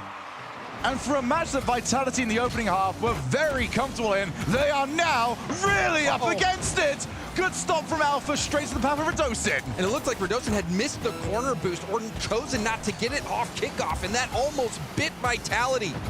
Flip reset now from Zen. He brings it back down to the ground, kicks it forward. Has to bail out. Alpha's turn to go in. That's an unbelievable stop there from Alpha. Here's LJ. Just pull back down. Zen, one more chance. Can he get this done in regulation? Not when he's getting challenged that early. And Chicago more than comfortable off the backboard. Space Station want this final opportunity to be theirs. Doesn't look like it's going to be the case. And Alpha hit that with quite a bit more than he might have intended. So we have overtime. And it's shocking that we're sitting here in overtime. Those first few minutes dominated by Vitality. Space Station showing their grit and determination. LJ getting to that corner boost. Did get a piece of Zen as well, but Zen still trying to stay in the play off the ceiling. Dosen dives forward. Alpha got 100. Gonna steal another on his way through, trying to set up. There's nobody there.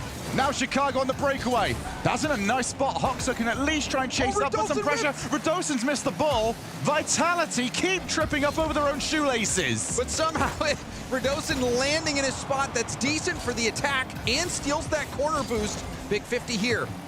How will Zen take it? Oh, it kicks all the way up above net. To slow things down and force a lot of boost out of Radosin. Bump was needed. Gonna need to get more contact as well because the goalkeeper would not have been happy in that position. Boost starting to run lower and lower. Radosin and Zen. Now with Radosin, he's got time. First touch pretty heavy. Off the bump, he's got it to Zen, who I don't think had the reset. Either way, that ball was always traveling away from him. Oh, and a miss from Radosin. Chicago. He's been nice on the passes. Oh, that was a scary moment there. There's the shot. That's just off for Vitality. Vitality need to keep players behind the Space Station back line. They found so much success there earlier on. They should not abandon it now. But it's easy to say when there's 5 minutes on the clock. Not so much when the next goal decides it. Just a chance here. Hoxer, heavy first touch. Got way too far out. Chicago running out of boost before he can get back to it. LJ trying to pop it up downfield. Radosin interrupted by Hoxer. Don't be able to get a double off the sidewall. 2 went up for Space Station. Now Zen going for a reset, has it, and waits. Didn't want to go for that second flip. Knew that he wouldn't be able to get there first. I think he might have wanted Alpha just to take it off in midair. Bit of a miscommunication potentially. Good challenge. You always get very worried about where is that going to kick out to. Oh, 2 players up, but you've got to finish it, and they couldn't, directly at Alpha. Now the breakaway opportunity here for Vitality. That's a huge boost still though from Chicago, and now it will just fizzle away. So close for Space Station. The tide is starting to turn. I'd say it's been turned for a while. They have, I would say, been a better team in this OT. I would agree with you, Shogun, especially shocking after how dominant Vitality seemed to be, but those missed shots early on now surely haunting Vitality. But the game's not over yet.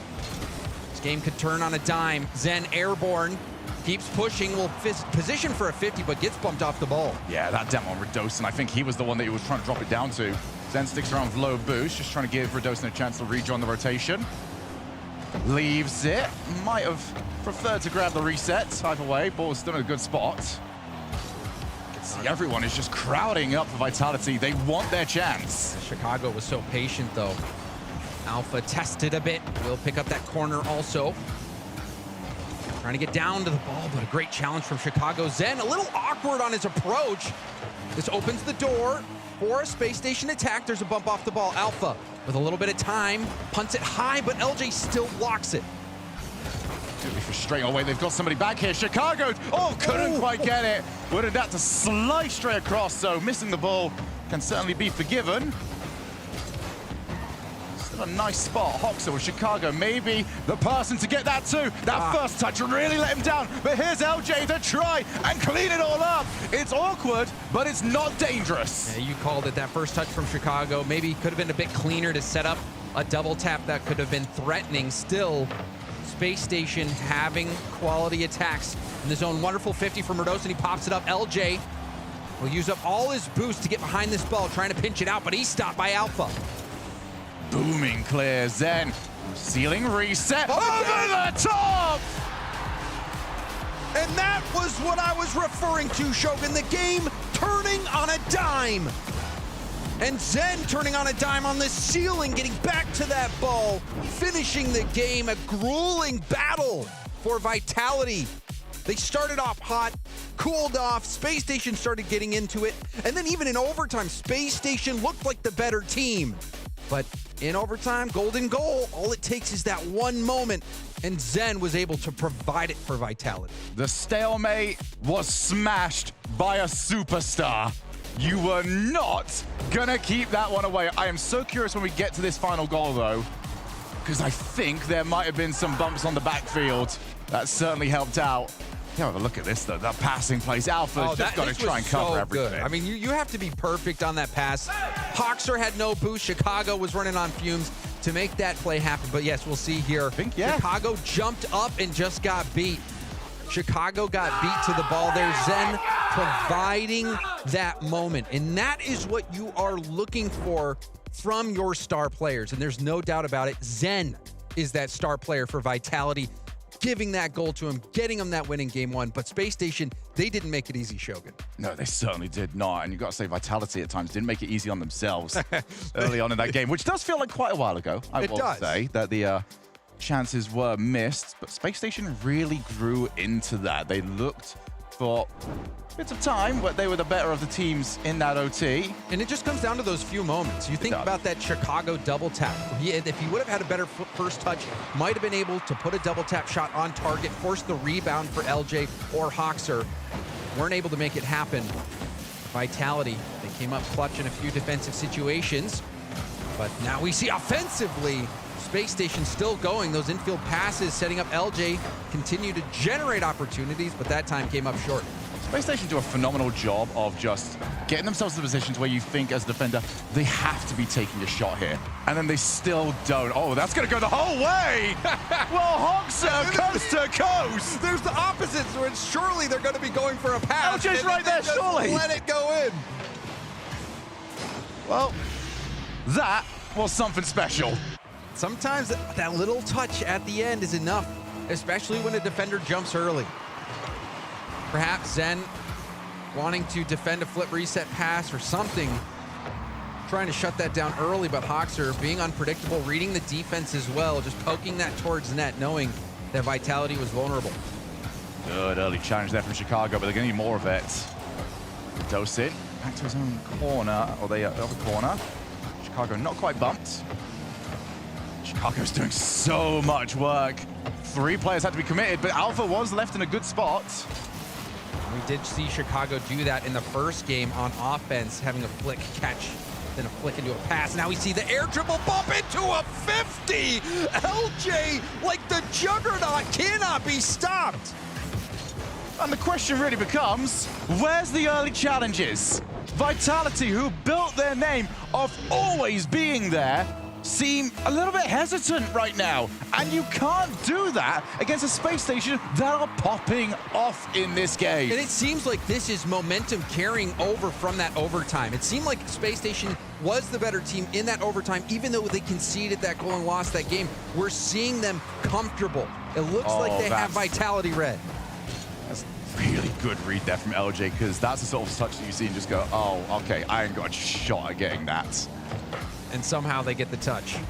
And somehow they get the best touch. That's the reason why they're on the stage. Oh, there's the infield. Hoxer's just got to make contact. This must be alarming for Vitality. Chicago, he's been picking the defense apart. He just lets the defender beat themselves. The defender says, oh, Chicago's probably going to flick it like all the times he had before. All the times he flicked it past us. Chicago says, nope, I'll let you fly right by. And then, thank you, I'll pass it right into this open lane. And here comes Chicago yet again. He can keep this going. Oh, the flip wouldn't quite reach, but look at the boost totals. That one's off the crossbar. Space Station are running roughshod. So now a chance to stop it. Oh. They're trying to get that first goal on the board for Vitality. Vitality has had no answers. I think really the silver lining for Vitality is that it is early in the game. But a 3-goal deficit is going to be a tough one to battle back from. There goes Hoxer, just trying to play for pace. And here's one of those score lines now where Space Station can kind of settle on it and just try and make life difficult for Vitality. Massive clear. Hoxer's going to send that all the way to the blue side of the field. Alpha up, and Alpha back down with at least territory. Zen's going to chase forward. Didn't want to try go for it, but there will come a point where Vitality will have to bite on those. Oh my goodness, what a block! Radosin became a brick wall! And I love this play from Radosin. Perfect first touch. He sets it up like he's gonna go for the shot. He has Chicago commit to blocking the shot, and then at the last second, air rolls his car down to get that light 50, uses his wheels to make sure that he can get that ball blocked off a 100% and force it through. So lovely from Radosin, so smart. And that came at a critical time for Vitality. That was Radosin that really seemed to take his play up to another level. This time last year at the World Championship. They might need it again. This time it was the other two coming forward. Alpha, one on target.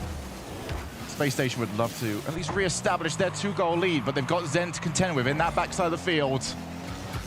Got boost, he's got the ball, he's faked it out for the 100, and I'm not entirely sure his teammates knew what the play was supposed to be. I agree with you, because Radosin probably would have given Zen a little bit more space to be able to come in. Radosin looked surprised, but there's demos back-to-back. Radosin tried to tip it around Chicago, but Chicago getting a touch to safety. Hawks are a little awkward. It looked like he got a piece of Alpha playing the attackers instead of the ball. Space Station, at least for now, withstanding this pressure from Vitality. Just over a minute left. I think awkward has been the best way to describe Vitality in this game. Just not in their flow state, arriving to plays a little bit too early, and then they just got to stop the car, hesitate, lose all the momentum. Although, Hoxer had to get contact. They're still in trouble. Top corner, Hoxer had it red. Another shot coming in. Radosin, he scored last time. Backward defended by a low boost Chicago. LJ has enough in the tank to get this one, even raising it on the second effort. LJ able to get this out of the zone, and now on the attack. Around one, going for a 50. Rebound out to Hoxer, was a little too far away from him. Doesn't matter for them though. It's killed time off the clock and has killed a lot of it. 30 seconds, 2 goals needed. Alpha gonna try and lay it up. There's a demo on the backside of the field. Radosin, that pass was to him. Unfortunately, his car is in itty bitty pieces. And that's the same for the Vitality attack. That one, see a demo out of the air. You're thinking maybe that one will drop down in front of net. No, Space Station's defense handled that perfectly.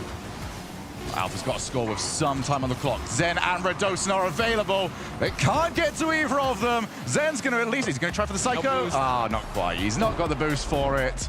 But Space Station in this game had the goals. They had the fakes. They had the air dribbles. They had everything that Vitality would want. Truly special game there from Space Station. They were playing as a team, and I love what we saw from Chicago. Chicago, one of the great North American players, making it to the grand finals of a world championship.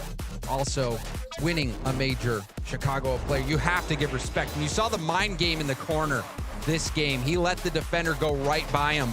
And I'm telling you, Shogun, when you do that to the opposing team, that really does affect the mental. So this one I want to see a second time. Oh, not quite, no, it was the third one I want to see. Well, this one was a good one as well. Yeah, the third one, I'm not quite as convinced by. We're not going to, yeah, okay, we're not going to do that to them.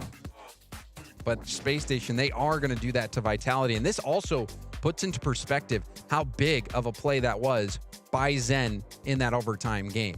To see Space Station play the way they did in overtime, as well as in this game, it very easily could be 2-0 in favor of Space Station. And if that were the case, you're thinking surely Space Station walks away with this one. But now, because of that play, that individual effort by Zen in game one, Vitality have a little more elbow room to try to find their footing and get back into this one. Well, for both of these teams, they will be more desperate than usual to win the next 2 in a row. I should remind everybody, whilst I don't have the graphic here, so I'm not going to get too much into the details. Seeding is massive in this tournament. Game differential is huge. You need the 3-0s. You can't get that. A 3-1, well, it wouldn't do a miss. The seeding, so important. Determining those matchups. And the matchup's important because you want to have the best shot at winning as possible and also build that confidence as you move towards the end of this tournament where it gets progressively harder. Things looking difficult for Vitality right now. Zen with low boost though! No boost, no problem. Zen gets the job done. Again, Radosin just pops up. But I think it was a bit of a mistouch just because you can't get that hit when you're in defense and drop it in the penalty box. That is a big no-no at this level, and Zen happy to remind them. And again, it's Zen, who's that individual player stepping up, but an immediate response from Space Station. We've seen it even in game one. The back and forth after kickoff. And it's Space Station who makes it happen again. I'll tell you what, Chicago, very smart to put that one as low down as possible because Alpha had at least the angle. Everyone spots those now, those squishy, those in and out saves. Nobody wants to get stopped by those, especially, I suppose, after seeing the Oski goal. Yeah, that's what I was going to say, that squishy squish from Oski. Zen, airborne, reset, bringing it back down to the ground. We've seen Zen get those resets quite a bit, and oftentimes he hasn't even been using them. So maybe he's just trying to lure in those defenders, get them complacent, and maybe rip one quickly to get one on target, but Space Station have been looking good. I think you make a brilliant point, actually, because, oh, that's maybe not the touch. Zen has very often gone up for these edgeable plays, these outplays, and nobody from Space Station is going to say hi to him. They just let him do it. They're bring everyone into the final third, just go, okay, this ball is going to drop here eventually. They've been trusting their reads, and also it seems like Zen hasn't had enough boost to, after the reset, make the play happen, but Alpha, he's got all the resources needed. A beautiful play. This first touch gets up, back to the ball, late flip. LJ caught staring. Yeah, LJ just turned a little bit close to his front post. And as soon as that touch was hit, he didn't even move, really. He just knew, okay, that one's not gone very well for us. Does pick up at least 100 off this kickoff. Might need it as well, because Alpha is steaming forwards. That's going to drop down. LJ has that one very well read. And that's just going to be played into the corner. That was such a big play from Alpha, getting back to the ball. Now has an opportunity to do it again. Goes for the double. Alpha denied by Hoxer. Hoxer's had a handful of brilliant saves this series. But you're now starting to see the danger. If you're not going to challenge midfield, you're going to let them get the read and just go, well, we can now start going for your net. You're going to have one chance to stop us. Chicago, look for Radosin. Radosin! Oh, it's straight into the path of Zen. Oh, this went wrong for Vitality. Radosin did everything right. Dodges the play from Chicago, gets the 50. It's going up the wall. Zen, in a panic, was trying to get back. And it's one of those situations, Shogun. Wrong place, wrong time. Rocket League is a physics-based game, and sometimes those physics do not agree with you. So unlucky. Infield pass, LJ. Oh, that was going to be a chase down. Hoxer is the main protagonist to get to this one, and yep, he has got nobody in his way to try and get to it before him. Oh, what a pass! Zen's got no chance! And this was a demo, which forced Zen all the way back on respawn, and then that space was given to Chicago in the midfield. And we've seen this from Space Station multiple times. They have someone in the mid ready for that pass, ready to take the shot, and they are finding each other. It's like you always know the infield is happening, and it doesn't matter. Because the infield is happening, whether or not you think you can get there or not. Well, Zen knew he couldn't get there because of the new update. You have that vision of where you're going to spawn. Had to be helpless there as Chicago took that space, and it was a perfect passing play. Space Station, they are looking fierce. Another shot, weak shot. LJ maybe could have done better. Looked like another scoring chance for Space Station.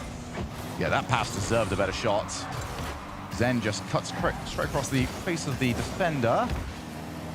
Zen is also far side, couldn't find the pass over to him. Alpha, infield, Zen, oh, we had to slow up the car, and now there's nobody back. Oh. They might get there, yes. It's Vitality catching a break. If Hoxer had any boost to get there, that would have been another goal, but because Hoxer had no boost, that bought just enough time for Vitality's defense to streak back. Speaking of Hoxer, he's about. Wanted to try and put that one on net. Minute 20 on the clock. Vitality, after the start they had, are really up against it here. Chicago with LJ, doesn't even need him.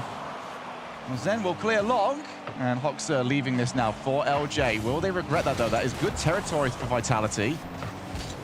Lovely touch. LJ waiting for it. First touch let him down, but he can't recover it. That is the joy of having brilliant mechanics.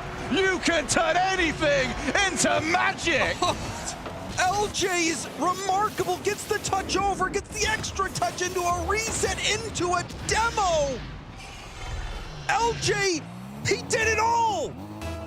LJ is that guy that has maxed out his stats in a skateboarding game, and you just see the name of the move pop up, you're like, yeah, nobody can do that in real life. No, LJ can do that. And LJ has done it against Vitality in Game 3. We saw the Juggernaut play before where he got the bump into the 50. And this time, working magic once more. That shot will find its target, so this game gets a little more interesting. Vitality within one, 32 seconds left for them to work with. And it's Vitality that have had to make some of these goals look a little bit more ugly. Crowded around in that corner, it eventually popped out to the third man. 32 seconds. Vitality, oh, they tried for a bit of a trick kickoff.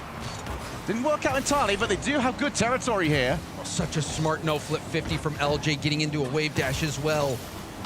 Allows him to be more defensive, but there is a demo. We'll see how oh, Chicago with the demo in response. Chicago and a bump as well. So annoying to play against. Chicago, one of the best demoers in the game. Just put that away from Zen's diving in car. Vitality, you've got to go coast to coast. That's such a free jump, and it still wasn't enough from Alpha. So they might get one more shot at this, but with lower boost and with a space station that are more than ready for it. Looking for the bump mid-air. They've got two players going for it. Backboard, Hoxer, ready and waiting. Zen takes him out, but he was covered. Space station always have somebody ready to help. And the comms seem on point, Shogun. We've seen it so many times from Space Station where they've had somebody on the backboard in a critical time. Hoxer being able to get to the play to make that save just in time. Everyone from Space Station seems to be on the same page. And they are firing on all cylinders. But this, you know, we talked about the Game 1 play from Zen. Well, how about this Game 3 play from LJ? An immaculate shot. I really thought that he had completely got it wrong. on that first touch. But it seems like it was all part of the master plan. That wasn't quite part of the master plan. Oh, you can't forget about that own goal. Yes, some of them were immaculate, some of them were unfortunate, and some of them oh my goodness, that were was just even well better classed. seeing that on the replay. LJ is playing at the level you'd expect, and this is the goal. Yeah, Hits that's it intentional. Off the sidewall and catches it into an air dribble, gets the flip reset, gets the demo. Like you said, it's watching 10 combos in a game in a row and somehow making it happen not only in a game, but in a game on LAN against the defending world champions. Somebody at home is going to be asked, so how did LJ do today? You just go, okay, he got a sidewall double, a demo, and a flip reset. It was like, all for 3 goals. No, one. All in one play. And then you say, no way, that can't be possible. And then you send him the clip. Here comes Zen. The Vitality squad that need to turn this around here. At least if you are in a 3-1 qualification, you get a chance to add yourself to an extra layer of protection when it comes to our full brackets.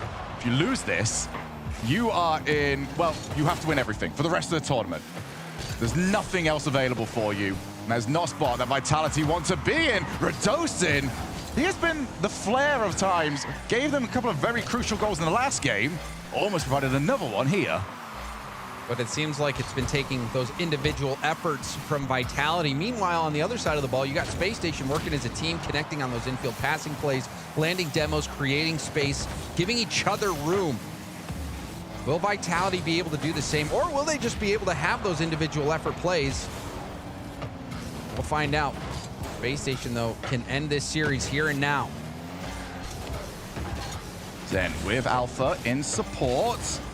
And as always, it just seems like the pass isn't quite accurate enough. On the opposite side of the field, the pass is always accurate enough. Right at Zen, though. Zen, he didn't jump into that ball. It blasted off his hood because the shot was so heavy. Now a chance for Radosin in the air. All he'll be able to do is hit it towards the backboard. Didn't have boost for adjustment. Still might have been able to get it doubled. Zen with a fake, but that's shut down. Hoxer's defensive reads have been quite good this series. LJ already up. Alpha waiting for his chance, and he will get it. Off the backboard. A jump in there from Hoxer. Chicago had to do a decent amount of work just to keep them in a good spot. Oh, a whiff there from Alpha. Zen will at least clear for now. Demo, Radosin going to keep chasing forwards. Couldn't find Hoxer's car, couldn't find LJ's car, and now you can see Chicago waiting for it. No goals in our opening 2 minutes. Vitality, though, are the team more desperate to get it. Oh, certainly. Their back is to the wall. LJ has no boost, but even that won't stop LJ sometimes. Chicago up for a 50, pinches over Zen's head. Hoxer up against Radosin. Zen somehow manages to get that corner boost. Hoxer didn't grab it. That boost. Full second time there by Zen. 2 minutes 20 now on the clock. Radosin looking for LJ's car. Vitality have tried to be a bit more physical in this game. Haven't found success for it just yet. But they just need the one. Radosin into the path of Chicago. Zen had to jump earlier than he wanted to just to avoid being bumped. And that means the hit was a little bit weaker. Invited Space Station in. It's just, what is the follow-up supposed to be on these sort of plays? This time around, it's to hand it to Zen. It seems like Vitality is just not on the same page. Even that touch to Zen looked like it was a pass, but it was to nobody. Now a setup for Hoxer. Hoxer, light touch into a 50, tries to power it through, and somehow that's out the first time, and it's cleared out, now kicked all the way down to the other side of the field. But Space Station will gain control. Alpha did brilliantly. Had to pre-jump it, knew he didn't want to get bumped, and he did it all by himself. He's kept it at 0-0. Alpha now back up. Again, they just can't find the bump. Chicago almost taken out for his troubles. Gonna drop down in a nice position for Radosin. Gonna try and play it around the corner. And he got the Goomba Stomp over on LJ. Tries to Chicago. Hoxer, who has he got to aim for? Radosin's his best option. Radosin's next best option is Zen with Alpha pre-jumping, and it's in! It finds its mark. We have to see where Space Station's defense was. Chicago goes high on the back wall. He's probably expecting to defend the double tap.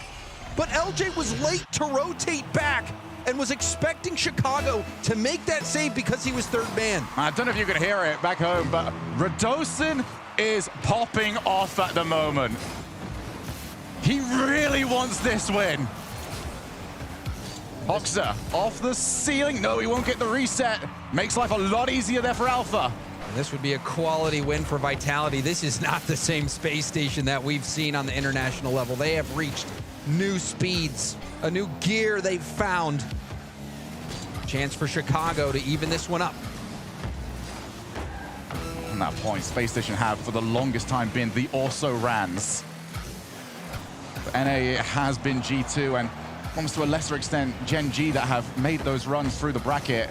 SSG want to add themselves to those records, but they've got to get the job done here against Vitality. They're running out of time here in game number 4. As Zed just going to try and play for the corner. No need to try and play for the goal. And this is who you want on the ball right now. The time is being wasted. Chicago low boost. Radosin fakes the first challenge, gets the second one. And now it's Space Station's turn. Have to go all the way. They can't do it. So we are going to Champions Field. Oh, and you love that, especially with how these games have been going. So entertaining. Vitality edging out Space Station by a single goal, and it was Alpha. Alpha is starting to pick up the pace. Alpha in this situation, I mean, he made that huge stop in an impossible situation, and then reading the defense perfectly. He was in the air. He saw Chicago was on the back wall, and there was no other defender back, and was able to line up that shot and hit it. And then that save as well. Oh my goodness, look at that. It looked like Zen was the one to keep that out. But then this shot here, Zen lays off the ball, and that was a good call off by Alpha as well, and good response from Zen to leave it to him. I feel like Zen has been calling for those all series long. We've seen how often he has left the ball. He air dribbles up, and then sort of, the tell is when they always just go in front of the ball. They are looking to try and bump whoever the first challenge is. And we've seen that happen a few times, and then they don't have the follow-up. But this will be the 100th time. Well, I just love that. Our best of 5 goes to game 5. So, everyone at home, give a nice wave to Champions Field 100 times. Let's see if we can get a game 5 to match that accolade. Oh, yeah, to have the defending world champs line up against this NA squad. What a treat that we're in for. Vitality, despite that game 1, I think game 1 they started out looking like the better team, Shogun, but it seems like since then Vitality's been playing on the back foot. Space Station having all the aggression as we have a pause come out to let the nerves boil over even more. So we will jump back into this once we know what is going on. Good news is there will be no controversy on it.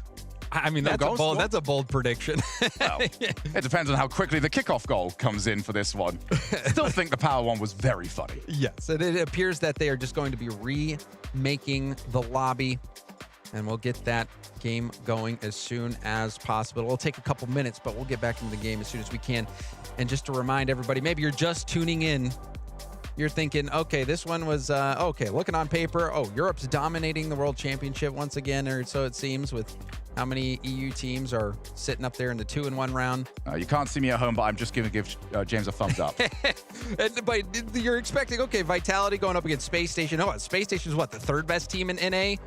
I mean, it's just... Yeah, I think that's, difficult to argue against. But now I think that things have changed. Seeing Space Station the way they've played, LJ being unlocked was the secret, but Hoxer has been making some big plays on defense, and then Chicago getting involved offensively. We saw him with that flick, catch into another flick, perfect pass. He's also been being able to receive the passes, score the goals on those infield passes in the middle, the head fakes leading to those open net goals for Space Station. It looks like they're playing with confidence, and they're backing up that confidence with capability. They are landing their shots, making plays. LJ hitting a worldie, a couple of them this series. So Space Station, they're not laying down. And it looks like they might upset this EU Titan in Vitality if they keep playing the way they have been. Yeah, so a quick update as well on what this would do for either team should they win. Obviously, they would go to 2-1. For Vitality, their game differential, I believe, would go, that's not updated for me right there, but I think it would be +3? Bold to do math live. Very bold. But what I'm seeing is a 1-2 for them against Space Station with +1 overall, so that's going to get even out to +2. Then add one more should they win this. Space Station, the best they can do would be +1, so they would be the lowest seed going into the next round. Which, I mean, going into they the wouldn't next care. round, They've got through to the next round. Yeah, you get through the next round. It's like pick your poison, really. So, I mean, just getting the win. That is what is on top of everyone's mind right here. And you can see Chicago leaning back, trying to get in the zone. And Shogun, you can't forget the very beginning of the series. We saw a lot of yawns out of Vitality. I'm sure they've woken up by now. I mean, right? You got to play again today if they win this one, so you would hope so. All right, well, we'll be getting back into the game in just a few moments. This is the 100th best of 5 going the distance that we've seen on LAN. Who will walk away with the victory? Vitality or Space Station? We're getting back into it.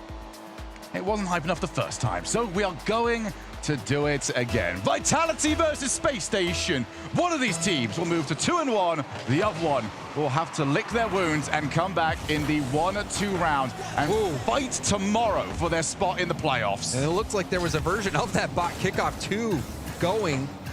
Such a quick cheat behind. It almost panned out there for Vitality. Space Station surviving at least for now, but we're seeing a lot of demos come out. Redosin tracking down Hoxer. Another demo from Alpha. Is this an adjustment? I'd say almost less of adjustment and more, it's actually working this time. They were trying for a couple of demos in the last game, just struggled to find them. Trying to put Space Station off their footing, get the cut across in rotation. Redosin didn't have any boost. And that boost respawned right as Redosin drove past it and then fell into the hands of LJ, who's now putting it to good work. The flick defended by Redosin. Redosin getting a demo on that sidewall. Vitality having a good start so far.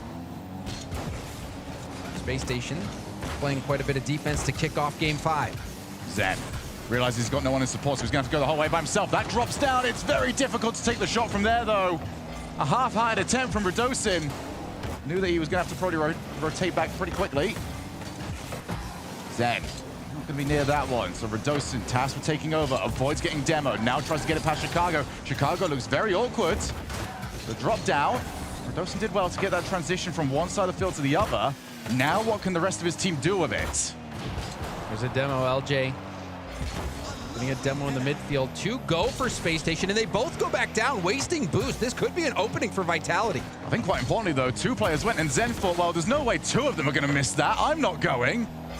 And it might have actually saved them there, because if Zen believed in it, he would have got the goal. Now it's off the side, hits both posts. We stay at 0-0, 3 minutes left to play. LJ air dribbling past one, was faking a ground pinch pass, now goes for the pass into the middle, but that's blocked by Zen. Beautiful read from Zen, now opposite side of the field. He's going to have players in the mid, tries to get it over to them, couldn't bully his way through. Hoxer leaves it for LJ, and LJ just gets rid of it. Redosin trusting Zen to move in. Zen off the ceiling. Chicago picking up the ball, demoed by Zen, who stole the corner as well. Alpha goes for an infield pass, but no one was there. So Zen, who has been tasked with at least trying to get some breathing room for Vitality, gonna go yet again. LJ, he has to run away from Redosin, who is out of boost. Thankfully, Chicago would have had him covered. So many demos across the field, and it's left it open. LJ couldn't get there. Zen, he catches Space Station out again. And it's Redosin who forced LJ to become a spectator.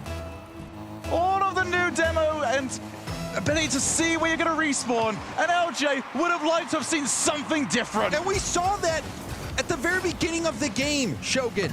All the demos coming out, it's clear that Vitality saw that as a potential opening and it pounced on it, and it has paid off.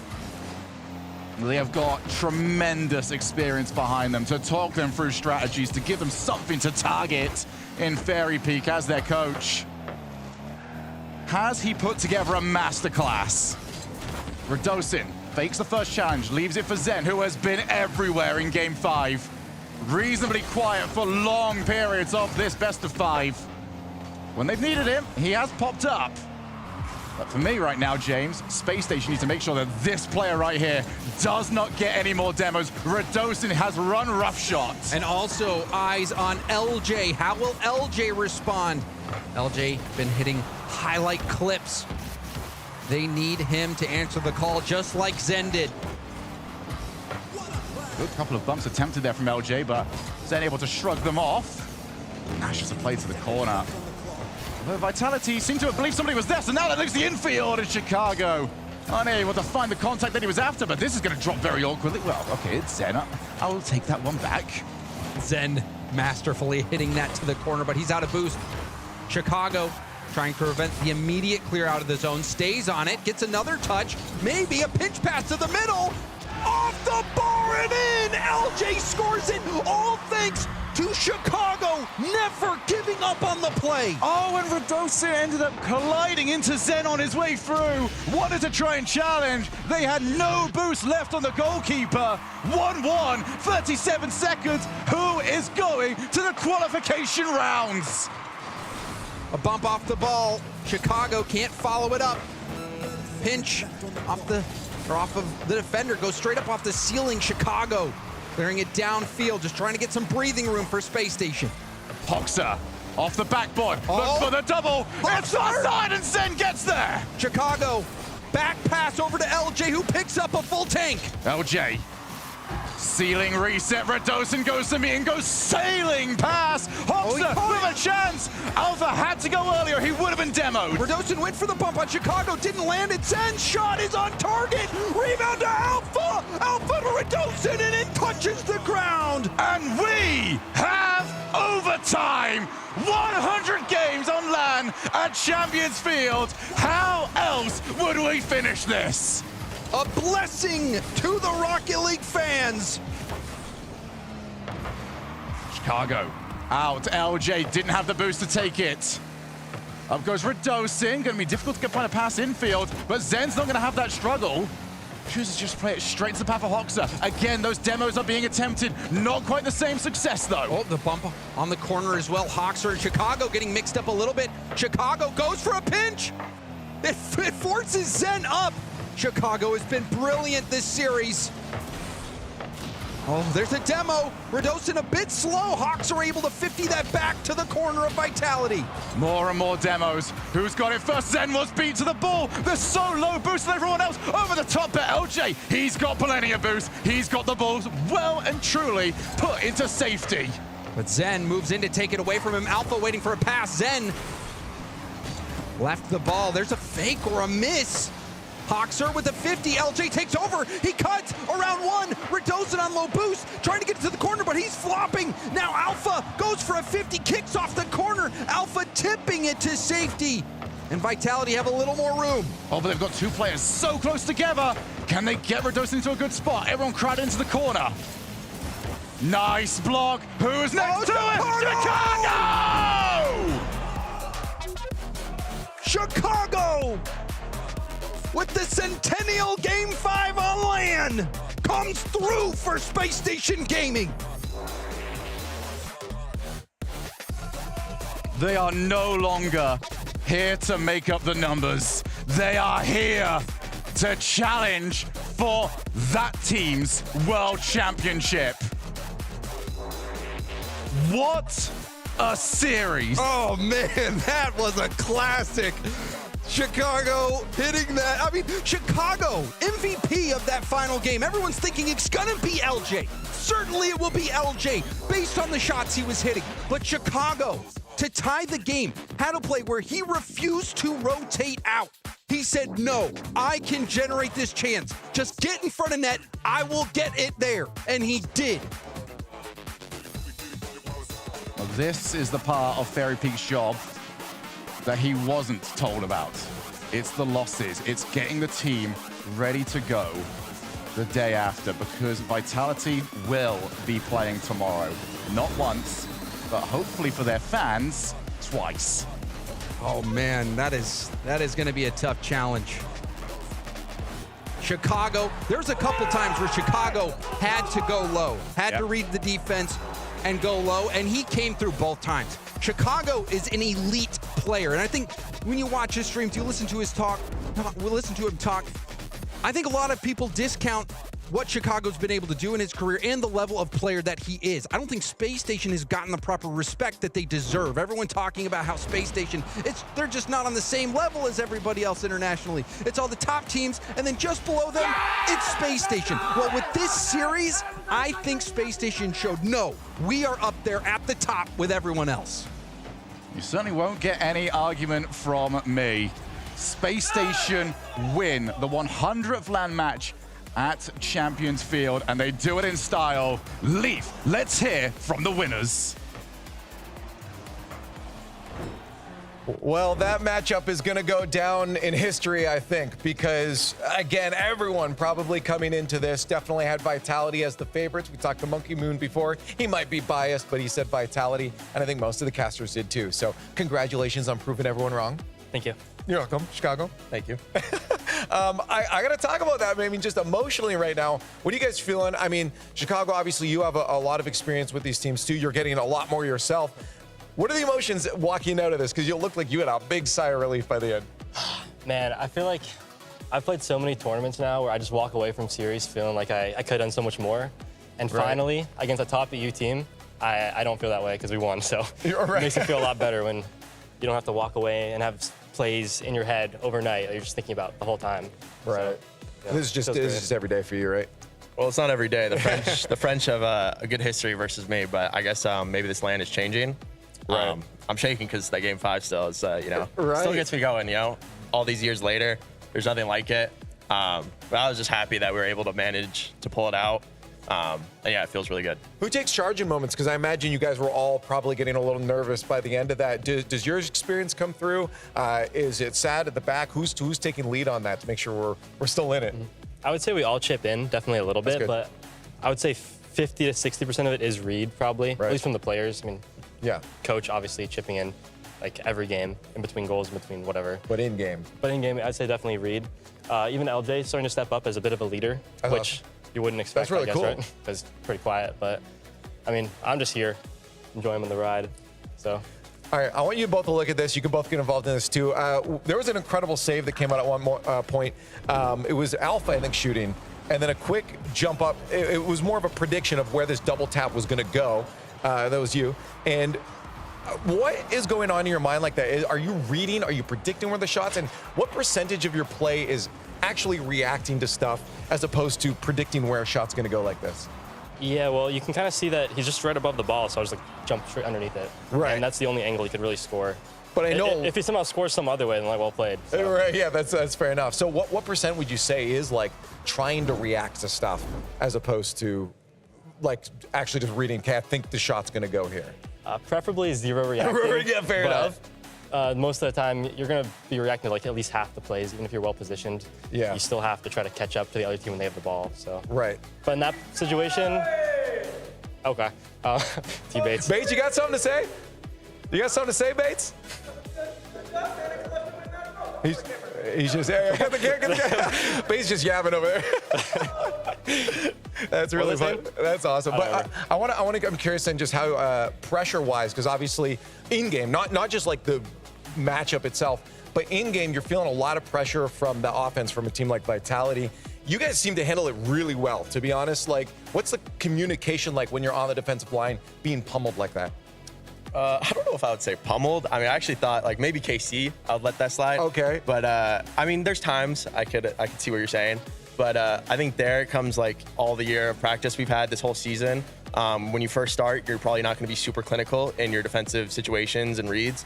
But over time, with communication, talking stuff out, you're going to be able to just be more comfortable in situations where they're high pressure and realize what is the best play, like what do you need to do. Obviously, some mistakes still happen, but that's always going to be a thing. But it's just how can you minimize those mistakes and, you know, play the most efficient way possible in those situations. Do you guys do any of the practices like outside of the gameplay, or is because you said just the more you do it, the more comfortable you get? Is there anything exercises you guys can employ outside of that, or is it really just in game using comms? I'd say like most of the time it's just in game, but we've been hanging around together so long now. That helps a lot. Like especially because we live in the same building. Like that definitely helps a lot. We grab lunch occasionally or whatever, so we're pretty like used to being around each other and just talking and making jokes. So. All right, I want to get your thoughts. The casters did a fantasy earlier, and while we do have the numbers, they're not updated right now. I'm actually curious. I want you guys both to pick out of the fantasy picks which team you would steal to win by the end of all this tournament. So take a moment to look through what's going on. CJ. You're taking CJ's? So, yeah. Well, you, so you can't pick yourself. Really? Yeah, you can't pick because that team's winning worlds. I give the ball to Daniel and Atao, and I go bump, and we win worlds, and I don't. You know, my name's in Champs Field forever. So okay, well, if you couldn't pick yourself, I do like that team. Okay, you can pick it. Maybe yeah, there's some good ones here. I'd say honestly like how you want T-Bates' team? Actually, Atomic maybe statistically. I don't know. I don't know how James's team is that far down. I'll take Herx. You taking Herx? Where's Raleigh Herx first right killer? Now? Raleigh first killer? That's not bad. First killer always puts up numbers, man. I mean, yeah, this is tough. I mean, I like if I can't pick myself, I'll pick Cole. I think Banana's the best player in OCE, and he's kind of like he's nuts. Yeah, Power's like showing out. They're kind of not really like an OC team anymore. Yan is obviously gross. Yep. And then Calm, I think they're having a rough showing, but people know that Calm's good. So yeah, that is very true. Honestly, there's a lot of good picks there, but I understand you picking yourself. Anyways, congratulations. What an insane victory for you guys. Again, people are going to be watching that for some time to come. But of course, we do have a few moments before our next round, so we'll send you to the break, guys. Please come back. If you're not, you're missing some intense moments like this. Congratulations once again to Space Station Gaming on the victory over Vitality. More to come in a bit.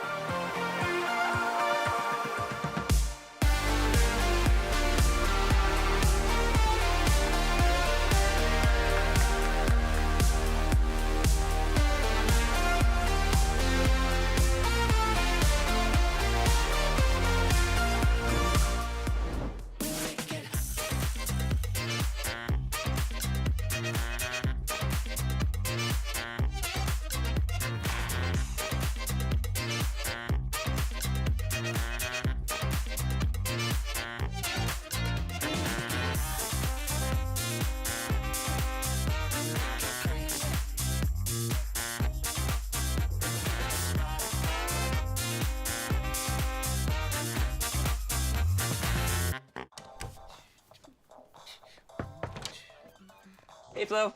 Cool leg warmers. Thanks. They're just for the bus ride to work. They're not part of the official uniform. No tunes today? No. My apartment was robbed last night.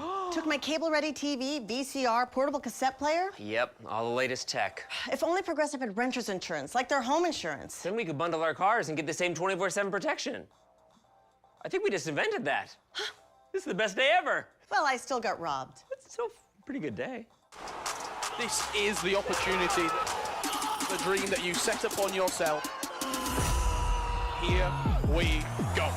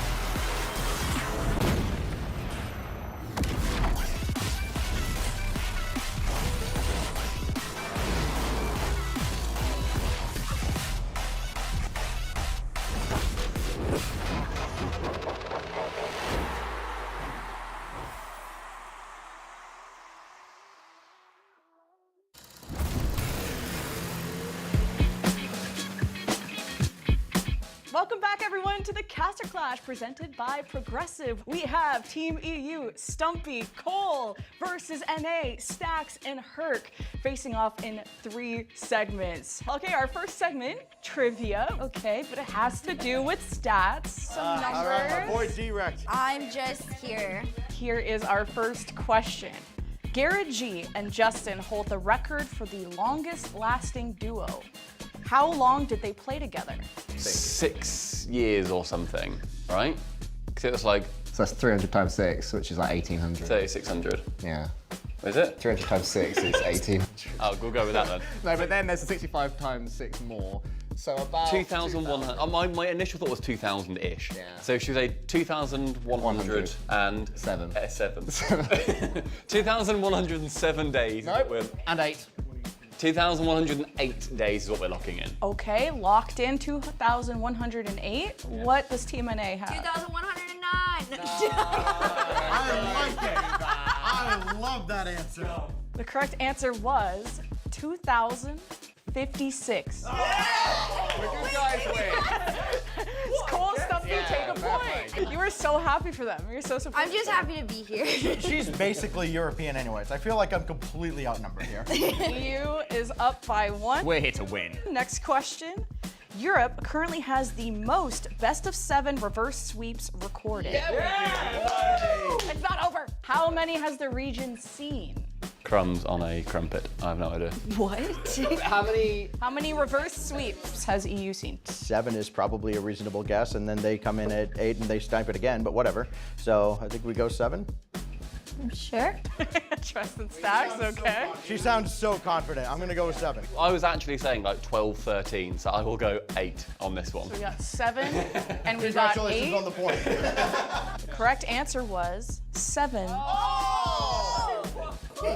Stacks! I didn't do anything that time. NA is coming back. We got 2 more to go. Detonator and Nymped55 have the record for the most Game 7s played in a row against each other. How many was it? We could just say the same. This is fantastic. I really think it's 3. You guys started this. Go with your gut. Okay, 3. Stacks and Herc lock in 3. We were genuinely going to go 3. Well, you can do the same thing. We may go 4, 2, It's a that's trick not that question. many. The answer's 2. 4, we'll go 4. The answer was 8. What? Those guys loved it. Last question. The oldest single game LAN record is goals in a game and was set at Season 1 Worlds. How long has it stood? So basically how long from now until Season 1 Worlds? Okay, so from 2015 to now, 15, 16, 17, 18, 19, 20, 1, 2, 3, 4. Just double checking. Can you crunch that into months or days? Oh, 1 month. You're 36, so it's 3318 3318 days. I have to 31. account for leap. Exactly. So 3, 3. They said 3, 3, 1, 8. So we just go 1. 3, 3, 1, 11. What? Yes, they're locked in. No. I said that with a question mark, and you know That it. was an exclamation mark. 331,111. Maybe for British people. Stacks, what do you think? 3,000. 20. 3320 and 3318. the correct answer was 2956. Oh, because you went to 2015 and started counting as 2016. You idiot! You misled us. We even said it was 26, and then you said I didn't even question that bit. Trivia won by Cole and Stumpy. It feels wrong. I feel. It is. Good strats. Good For strats. how wrong that was. Why did you say 2015? It's like you guys leant over during the exam and copied my wrong working. Stay tuned for the next one.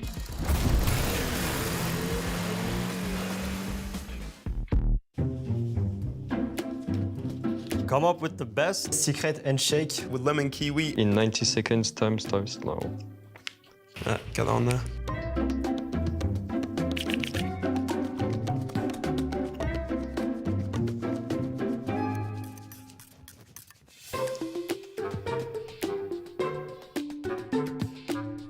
She can speak. Which I can tell her what I want to do. All right, we're ready. We're gonna start with this. No, chill. Like this. Down. Up.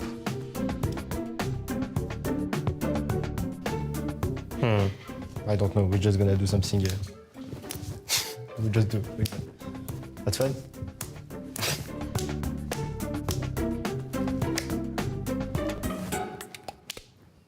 Open a book, you read a couple pages, flip it, close it. That's too long.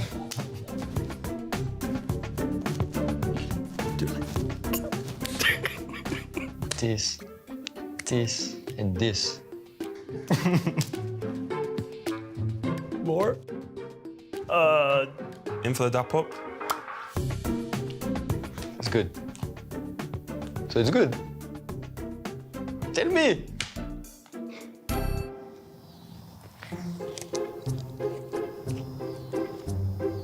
Make the Texas flag. You may ask to see it. You have 30 seconds. I think I know. It's like Chile, but different, right? I do need to see it, to be fair. What? I don't have time. That was quick. I'm sitting down. Like, this bit's red.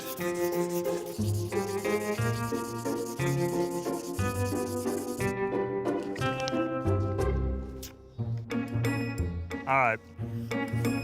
This bit's blue. I think. Oh, I forgot. Hold on. Little star.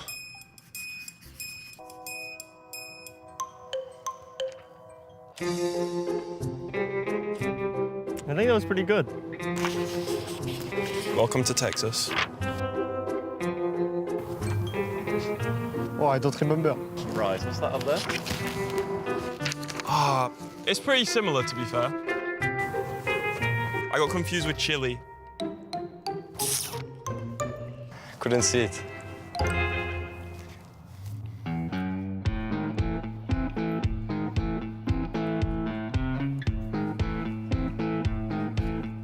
Move 20 meters the fastest way you can in the most unique way. Points for originality. First of all, I need to take my shoes off because there has to be points, at least. Some points for shoes off. Mate, I'll just do some stretches, mate. What if I just do the slowest 20 meters of all time? Olé. Ah.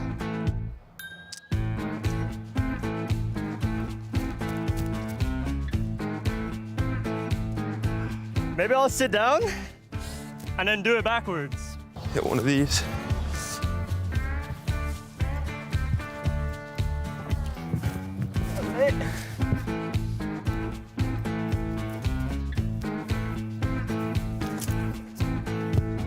So it's good. GG's. Boom. There's no one beating that.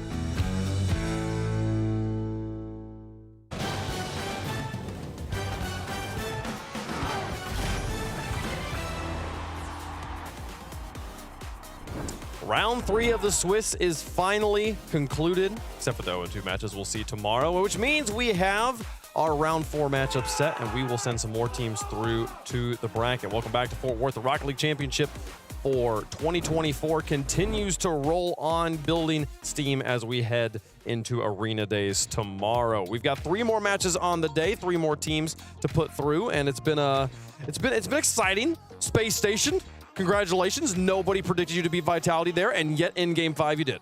We talk about LJ all the time. Like, he can just win a series versus anyone in the world, and he sure popped off there, but his teammates as well played amazing. Kago, fantastic throughout that series. I always downrate him a little bit on Space Station, but he really showed up throughout that match, and obviously it meant a lot to both teams. Vitality was not happy about that loss. They now have to win 6 matches in a row if they want to win the World Championship. So that's a lot to do, while Space Station, they have a chance to get 2 lives going into that bracket. Yeah, no, this is going to be a full day of Rocket League, a full week of Rocket League, and it is crazy for those teams that are down at the bottom of the bracket how much of how long that road is for them, and to have the reigning defending world champions have to go on that road after the crazy win percentage they put up in Dusseldorf to win that world championship. It just tells you how much can change in a year. Yeah, certainly does. But we also have seen teams previously, you know, when we had the double elimination be our world championship format, where once teams can get up and rolling, it can kind of be a bit of a blessing in disguise. You know, having just match after match after match after match, they are going to be going in if Vitality, let's say they do make it through tomorrow, they'll have 2 LAN matches under their belts. They'll feel at least somewhat comfortable, ready to go on that one, and they'll hope to try and maintain that momentum throughout the tournament. But that's a maybe at this point in time. There is nothing guaranteed at this tournament. Here are the results from round 3 as we concluded them there. Again, the 0-2 matches we will play tomorrow in front of the crowd. But looking through these results, obviously Space Station is a surprise here. But, I mean, I'm trying to think if there was any of these other ones that really kind of stood out as a surprise. I mean, were you surprised that the 2-0 matches here, Bates, weren't a little bit closer? I mean, they were decently close in terms of the competition, what both teams on both sides are putting up. But in terms of just like the 2 best teams coming out and getting W's, not really. Bates, I couldn't hear a single word you said over how loud that was. Wait, what was that? What happened? KC were over there? really pumping themselves up for that. They need to get a hype. Oxygen's ready to go. I was just talking to them. KC, they should be ready to go too. I mean, the best teams in the world just keep winning. This has been a tournament of favorites outside of the last match. This is one of the difficulties of Swiss, Gibbs, is that you don't actually know who you're going to play before the next round, and it's actually pretty difficult to predict even up until the final conclusion of the game. So Karmine Corp and Oxygen having to prepare for each other in the moment. Yeah, Coach Farah is coming into this match like literally you're also the first match of this 2-in-1 round. A couple of the other teams can maybe watch a little bit of tape or game plan a bit. These two cannot. They found out about this match basically when it was tied 2-2 Vitality and Space Station. They would have known very likely who they were playing, but besides that, like no game prep. It's all about your own team. It's about prepping your 3 players. Well, anything else, it's just beautiful that these two get to play against each other, isn't it? You know, the team that just about got in, we're hoping that Oxygen wouldn't ever get any results, and Oxygen, who are here and just going, yeah, by the way, we still made it, and we're about to put you into the lower rounds. These are the 2 teams that were trying to play in at London or had the spot on the line, and then they both ended up here. So we'll get to see them now head-to-head in Fort Worth. We also have Furia facing off against Space Station after this, and then BDS versus Gentlemen. We can talk about all 3 of these matches here. This will be the last time we're on the desk before the end of the day. So, I mean, all of these, as we've been sitting here trying to make these predictions, put in our picks, Bates, I feel it has been difficult on some of these. These are some really tight matches. I mean, they're all good matches, every single one of them. You could pick either team, I think, and I think nobody can be saying, you don't know what you're doing. You gotta respect what you're doing right here. I mean, all these teams, this matchup in particular, the one coming up, I think it's the one that people say is the most lopsided, and the Karmine versus Oxygen, but the next 2 after that are being great matches in and of itself. Space Station coming off a win, can it take down Furia? Matches like that, it's going to be really fun to see. And that's the big question mark, is momentum coming in, because it's always going to be one team coming off a loss and one team coming off a win, generally speaking, outside of this match. So we'll see how the momentum plays. Sure, you were 2-0, but that is a downside. When you do lose that, you're going up against a team with momentum. But you had to go up against Falcons. If there's anything that's going to calibrate your speedometer in such a way that makes anyone else feel slow showing, I feel like losing the Falcons for Furia, surely that prepares them for a Space Station, right? Yeah, I mean, you would assume surely, but also we'd have never have prepared for this Space Station. This Space Station is a whole different beast to the one that we've seen previously. LJ was very quiet during our opening few days, and now suddenly he is utterly terrifying. He's probably got the 2 top plays. That one play where he hit the ball off the wall, got the reset, and then after that got the demo. He had it wrong. It was all 3 of them. I got all 3 of them. That's what all LJ by can himself, do. bro. All Vitality. What's in on the field? We're real close to getting ready for Oxygen here, but Oxygen versus Karmine Corp. Quickly, though, BDS versus Gentlemates, another French battle. These teams playing against each other for a spot in the playoffs. Any thoughts? Yeah, here? BDS win. BDS. I'm just going to keep going for this. I've said it all season. All right, BDS are winning this World Championship. I am maintaining this the whole way. Any result. Gentlemates got that W. Wow. Gentlemates got that W right there. I believe in the mates. Give me the green suits. Is that what they're called? You are right. Who's hosting your show match on Saturday, right? Who's that? I mean, you're not picking me to win anyway, so it doesn't matter. I'm going Gentlemates. Spoilers. But it's very important. This whole 2-1 round, hugely important, because if you lose this, 1, you have to play for your lives, obviously, like in that 2-2 round, but you have 1 life guaranteed into that bracket. While if you do win here, it also matters game differential. You want a good game differential so you can have 2 lives in that tiebreaker to then get 2 lives into the bracket. So a lot of lives to be played, but if you lose, you know you're down to 1 life left. You're taking BDS or Gentlemates? I am taking BDS because of momentum. Yes, on that one. Okay. I'm going momentum. BDS may be a slight favorite in that matchup. We'll get to see that happen a little bit later on. Let's start talking about the match in front of us. We have Karmine Corp, the blue wall, making it in the 4th spot, missed out on London. Everyone wondered, do they still have it after being the favorites to win the World Championship before the season started? They're taking on Oxygen, the team that caught the spot at the last minute. Took the words right out of my mouth. Wave the team and London and Oxygen that had the opportunity to knock KC out of it. They didn't get the job done, so KC made it. And now Oxygen got blessed to be here and not about to go up against each other. You couldn't run it up any better. Yeah, especially in this building as well. To always see Furia versus Joyo is always a very interesting affair, but to be in here where that team did end up crumbling over on Moist Esports, now they look across the field from one another. Ato has been a very steadfast presence, but here is the one that has got to really step it up here in this one. I think he is the pace setter. Every single time Rise is playing well, the whole team plays well. It's no one else on this squad. It is Rise that needs to be the talisman. And let's not forget about their quality round 1 win now with that Space Station 3-0. K-Corp did take down Space Station 3-0. LJ didn't show up, but that's more because of the K-Corp defense. I think they will perform exceptionally well, especially versus Oxygen, who their offense in that last round was shaky at best. Yep, and you got OXG sitting right here. Joyo's got the green hair. Archie's got the swag. And then you got large Oscar standing at a solid 6'8". I feel like he might not be 6'8", but he's a pretty big young man. This team right here, Oxygen, checking out who they played so far, ended up losing to BDS, beat Gladiators, and beat Power. So the strength of competition of the quality of wins, I should say, that they have isn't necessarily the greatest, but you know what they can bring to the table. You know how good they are. And unlike London, they're really playing with free money, right? House money right here. No pressure on the line. Yes, we know how good they are, but they're a little rusty, and it showed in that power match. That power match was messy. It was definitely not the best match to watch if you want to watch skilled Rocket League, I would say. But if you want to be entertained, Oxygen definitely entertained throughout that match. They will have to play better versus K-Corp here. I mean, that has pretty much been Oxygen the entire time since this roster formed. They are freestylers on a freeze team. Yeah. And they go and put it in front of every single team in front of them. You know what you're expecting. You know what you're going to get. Can you stop it? I think that KC can. Oh, he thinks KC can. You got Atto versus Oski, two former Team Liquid boys versus a chronic. Go over here to the World Championship, man. We need you too talented. But yeah, they're about to go up against each other. Joyo versus Rise as well. Here's a fun one. Throwback to Season 3. Snasky and Farah, both on the leftovers. They teamed together in that World Championship. Made it further than most people thought they would.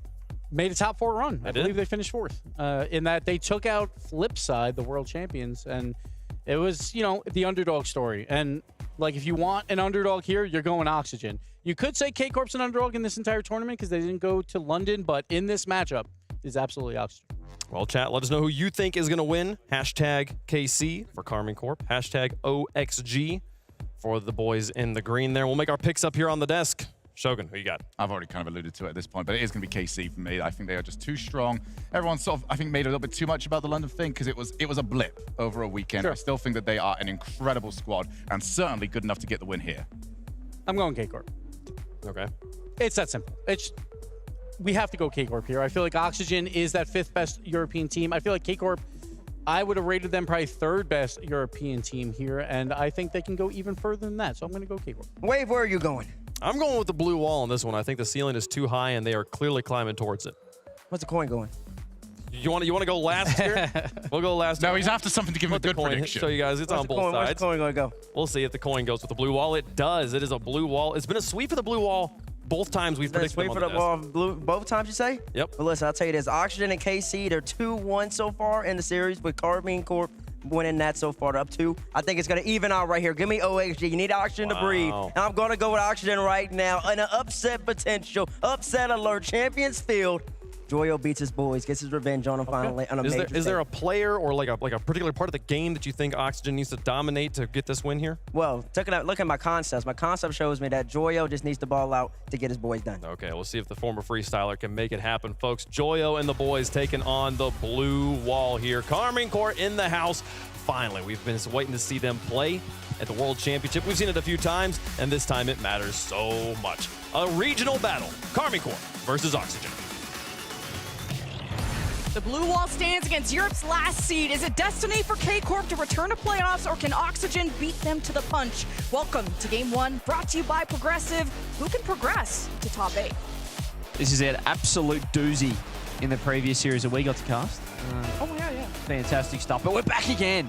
So strap yourselves in, ladies and gents. EU versus EU. We just saw Space Station with an insane upset, by the way. The boys were pumped. I was chatting to him backstage. But this one, as we said, winner of this, get a chance for that tie break, which is all important. And large Oscar is going to get the first. He's had a fantastic tournament stats-wise so far. He's number 2 in assists as well. He's going to get the first goal what on a the board.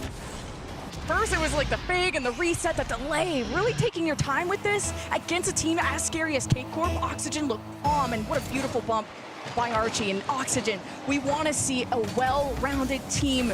No inconsistencies as Atao wanting to respond right back. Vatira wanting to carve through Joyo, who will not allow this as Archie tries to keep up with this, and Rise waits in the midfield, not wanting to extend. Joyo to Archie. A lot of bumps happening. And Oxygen getting physical. Still waiting for KC to really step up. I know they had that nice win earlier on against Team Secret. It was a sweep. It was a close sweep, though, if you're going to call it that one. But for Oxygen, that was a pretty messy series against Team Power. I know, speaking to even the Power Boys, Jim, I wasn't too happy with how that one looked, I guess, aesthetically. And Gibbs is never happy with how any OCE series looks, apparently. He just thinks that there's no skill involved. So if you're an OCE fan, take your aggression out with him. That's a great pass. It's a fantastic infield. The K-Corp boys love it. Vati scores. Oh, connecting on that pass is great. Archie gets a little mixed up on the wall. Oski was trying to protect the backboard, and Archie almost gets back in time, but slotted towards the left, knowing Archie was coming from the right. Great read out of Carmine, and now all tied up. Pace, the tone being set. Oski, always the one to help transition Oxygen to an offense. Joyo didn't like that first touch. He knows it's how it's coming. Trying to do the best that he can as Archie and Joyo still trying to stabilize as Carmine are like flies. They're like swarming around them, always attacking.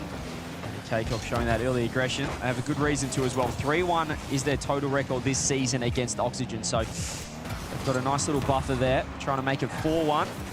And KC in general seem to go well against their EU counterparts on land. They've got a 56% win rate, whereas Oxygen just a 39% win rate against EU teams. So another little stat for you there, but still 1-1. More bumps coming through. Absolute chaos in the Oxygen defense. Joyo with a nice touch. No boost to work with. Aussie's looking for a bump. Oh, wants the shot as well. He's trying to get the bump, and he doesn't land it, but just pushes Vatira so far into his own net for the goal.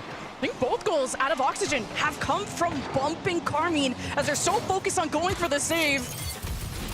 He just escorted him into the goals and he said, you're coming with me, sir. Like a security guard, just ushering him into the back of the net. And nice little goal. Love the confidence, though. He had no boost, but still looking for the bump. Three-man, all three of Oxygen involved there. It's a nice touch. Oski has to track back in time. But the K-Corp now, still, it's not the K-Corp that we're used to seeing, obviously, earlier on at the start of the season. The usual Rise-Vatira combo, but I feel like they're close. They're still close to finding that magic.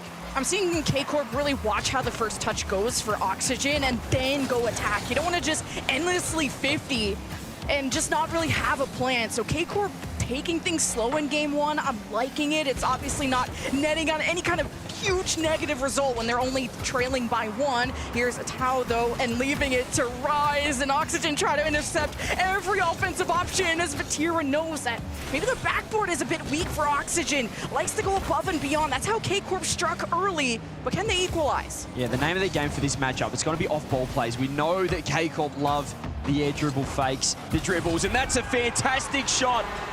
Atto just catches Joyo slipping there. He wanted to control it off the backboard. He got too much of a touch. And look at the speed. K-Corp tied up. And maybe Joyo wanted a pinch maybe to the side, so that's an unfortunate feed right back to K-Corp. And now all tied up going into the second half. Good development on offense. Mistouch by Rise, and Oxygen were disengaging for boost because they didn't have any at all. Now Atto trying to go for the ground pinch. Oski intercepts before that happens. Good reads, but Oxygen are still just a little bit behind and not getting the best of 50s. Now Oski gets the beat over Atto, and Archie. Yeah. Oh, Archie doesn't even need to finish that off. Another mistake, and you can see a bit of talk back and forth. Oski letting the boys know across the arena here. Oh, the arena. It's a bit of a. It feels like very small arena. It is a very small arena. It's great though. It's just, I like the octagon, even though I don't know what shape this is, but I'll take it. It's knocking on, but Oski is letting them know. You can see that these guys know each other very, very well and have played each other so many times, screamed against each other so many times. But that mental aspect is something that really is a massive factor on land when you're sitting directly across from each other, as Oski is about 5 meters away from Vatira. oh, Archie is trying to find the dunk on Vatira going up high. Atto, good approach. Vatira bumping Oski out of the play, but still makes contact, and Oxygen good at really stalling out K-Corp in that midfield, making these transitions awkward and at least not comfortable, not to the pace that K-Corp are used to playing. But both these teams have come off wins, so there's fire in their bellies.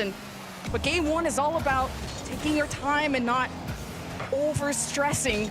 As Oxygen have a tip towards the corner, as Archie wants to take this from Vatira, who launches off the wall, and he's got it reset, fakes it against Joyo. Atto looks for bumps, Rise gets involved, and Oxygen put up a stop. Yeah, they all had to get involved. Atto backed off. Vatira now, he's got low boost, and has been Oxygen that's gone for a bit of organised chaos. That's been their strat. I spoke about the off-ball plays. That's been the recipe for Oxygen. Archie so many times in this game, number one, just pushing downfield. Atto never gets the targets off the bar. Where's Rice for the follow? It's a terrible shot, but it's just good enough because Oxygen cannot get back in time.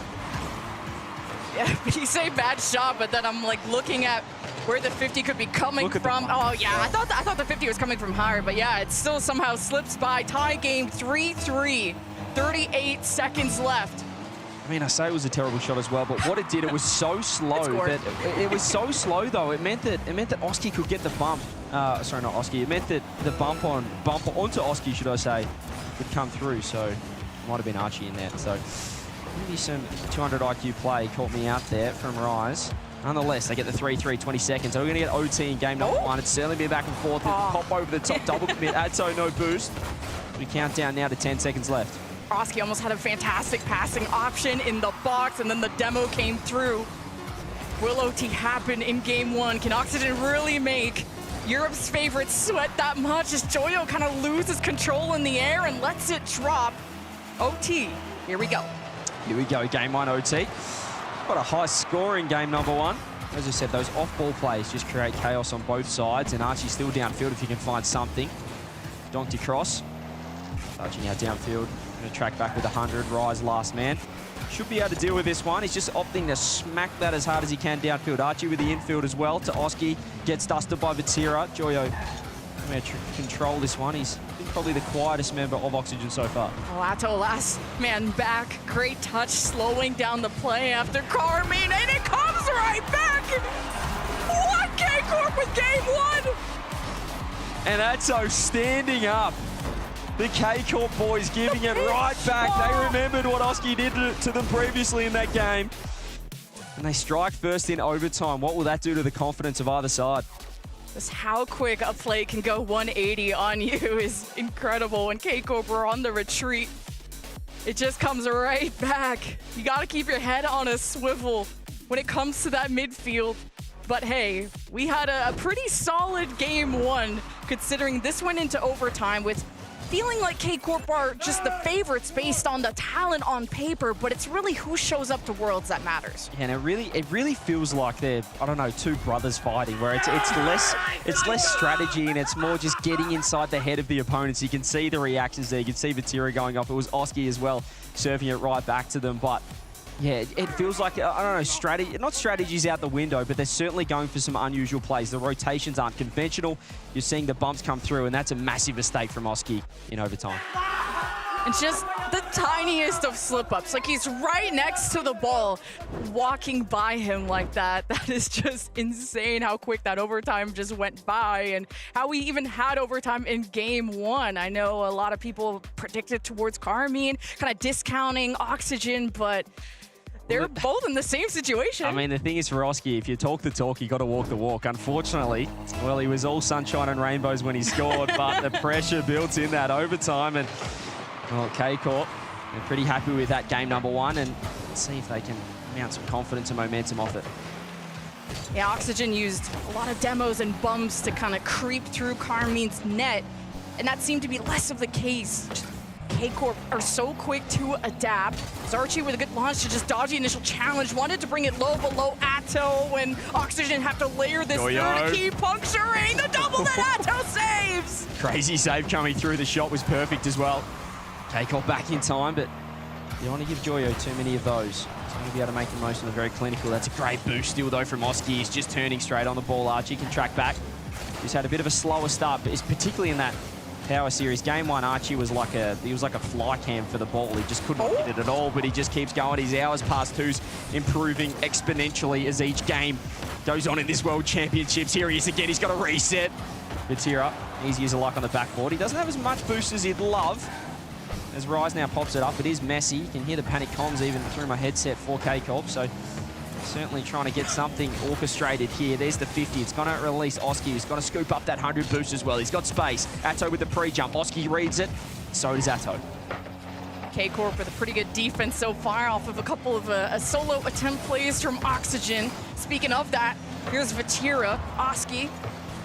Good protection on the right post. Midfield for K-Corp. They could start another rally. 2 people without boost, though. Joyo collided into. As K-Corp on the retreat to slow this down. Oski maybe leaving this Archie. No, goes for the direct shot. K-Corp with a heads-up play. It's nice from Oxygen. They're keeping the pressure on. All of K-Corp, though, have 100 boost, so you expect them to get it out. Joyo with 0, keeping it in. Archie scoops up that back 100. Be able to maybe maintain some pressure off that. Oski just buying enough time for the rotations to come back in. There you see it right now. Archie's in. He can go for the fake on with Joyo behind. Instead goes for the touch. Joyo's so quick. Can he get a drop down? Archie's waiting as well. Vatira on the backboard clears.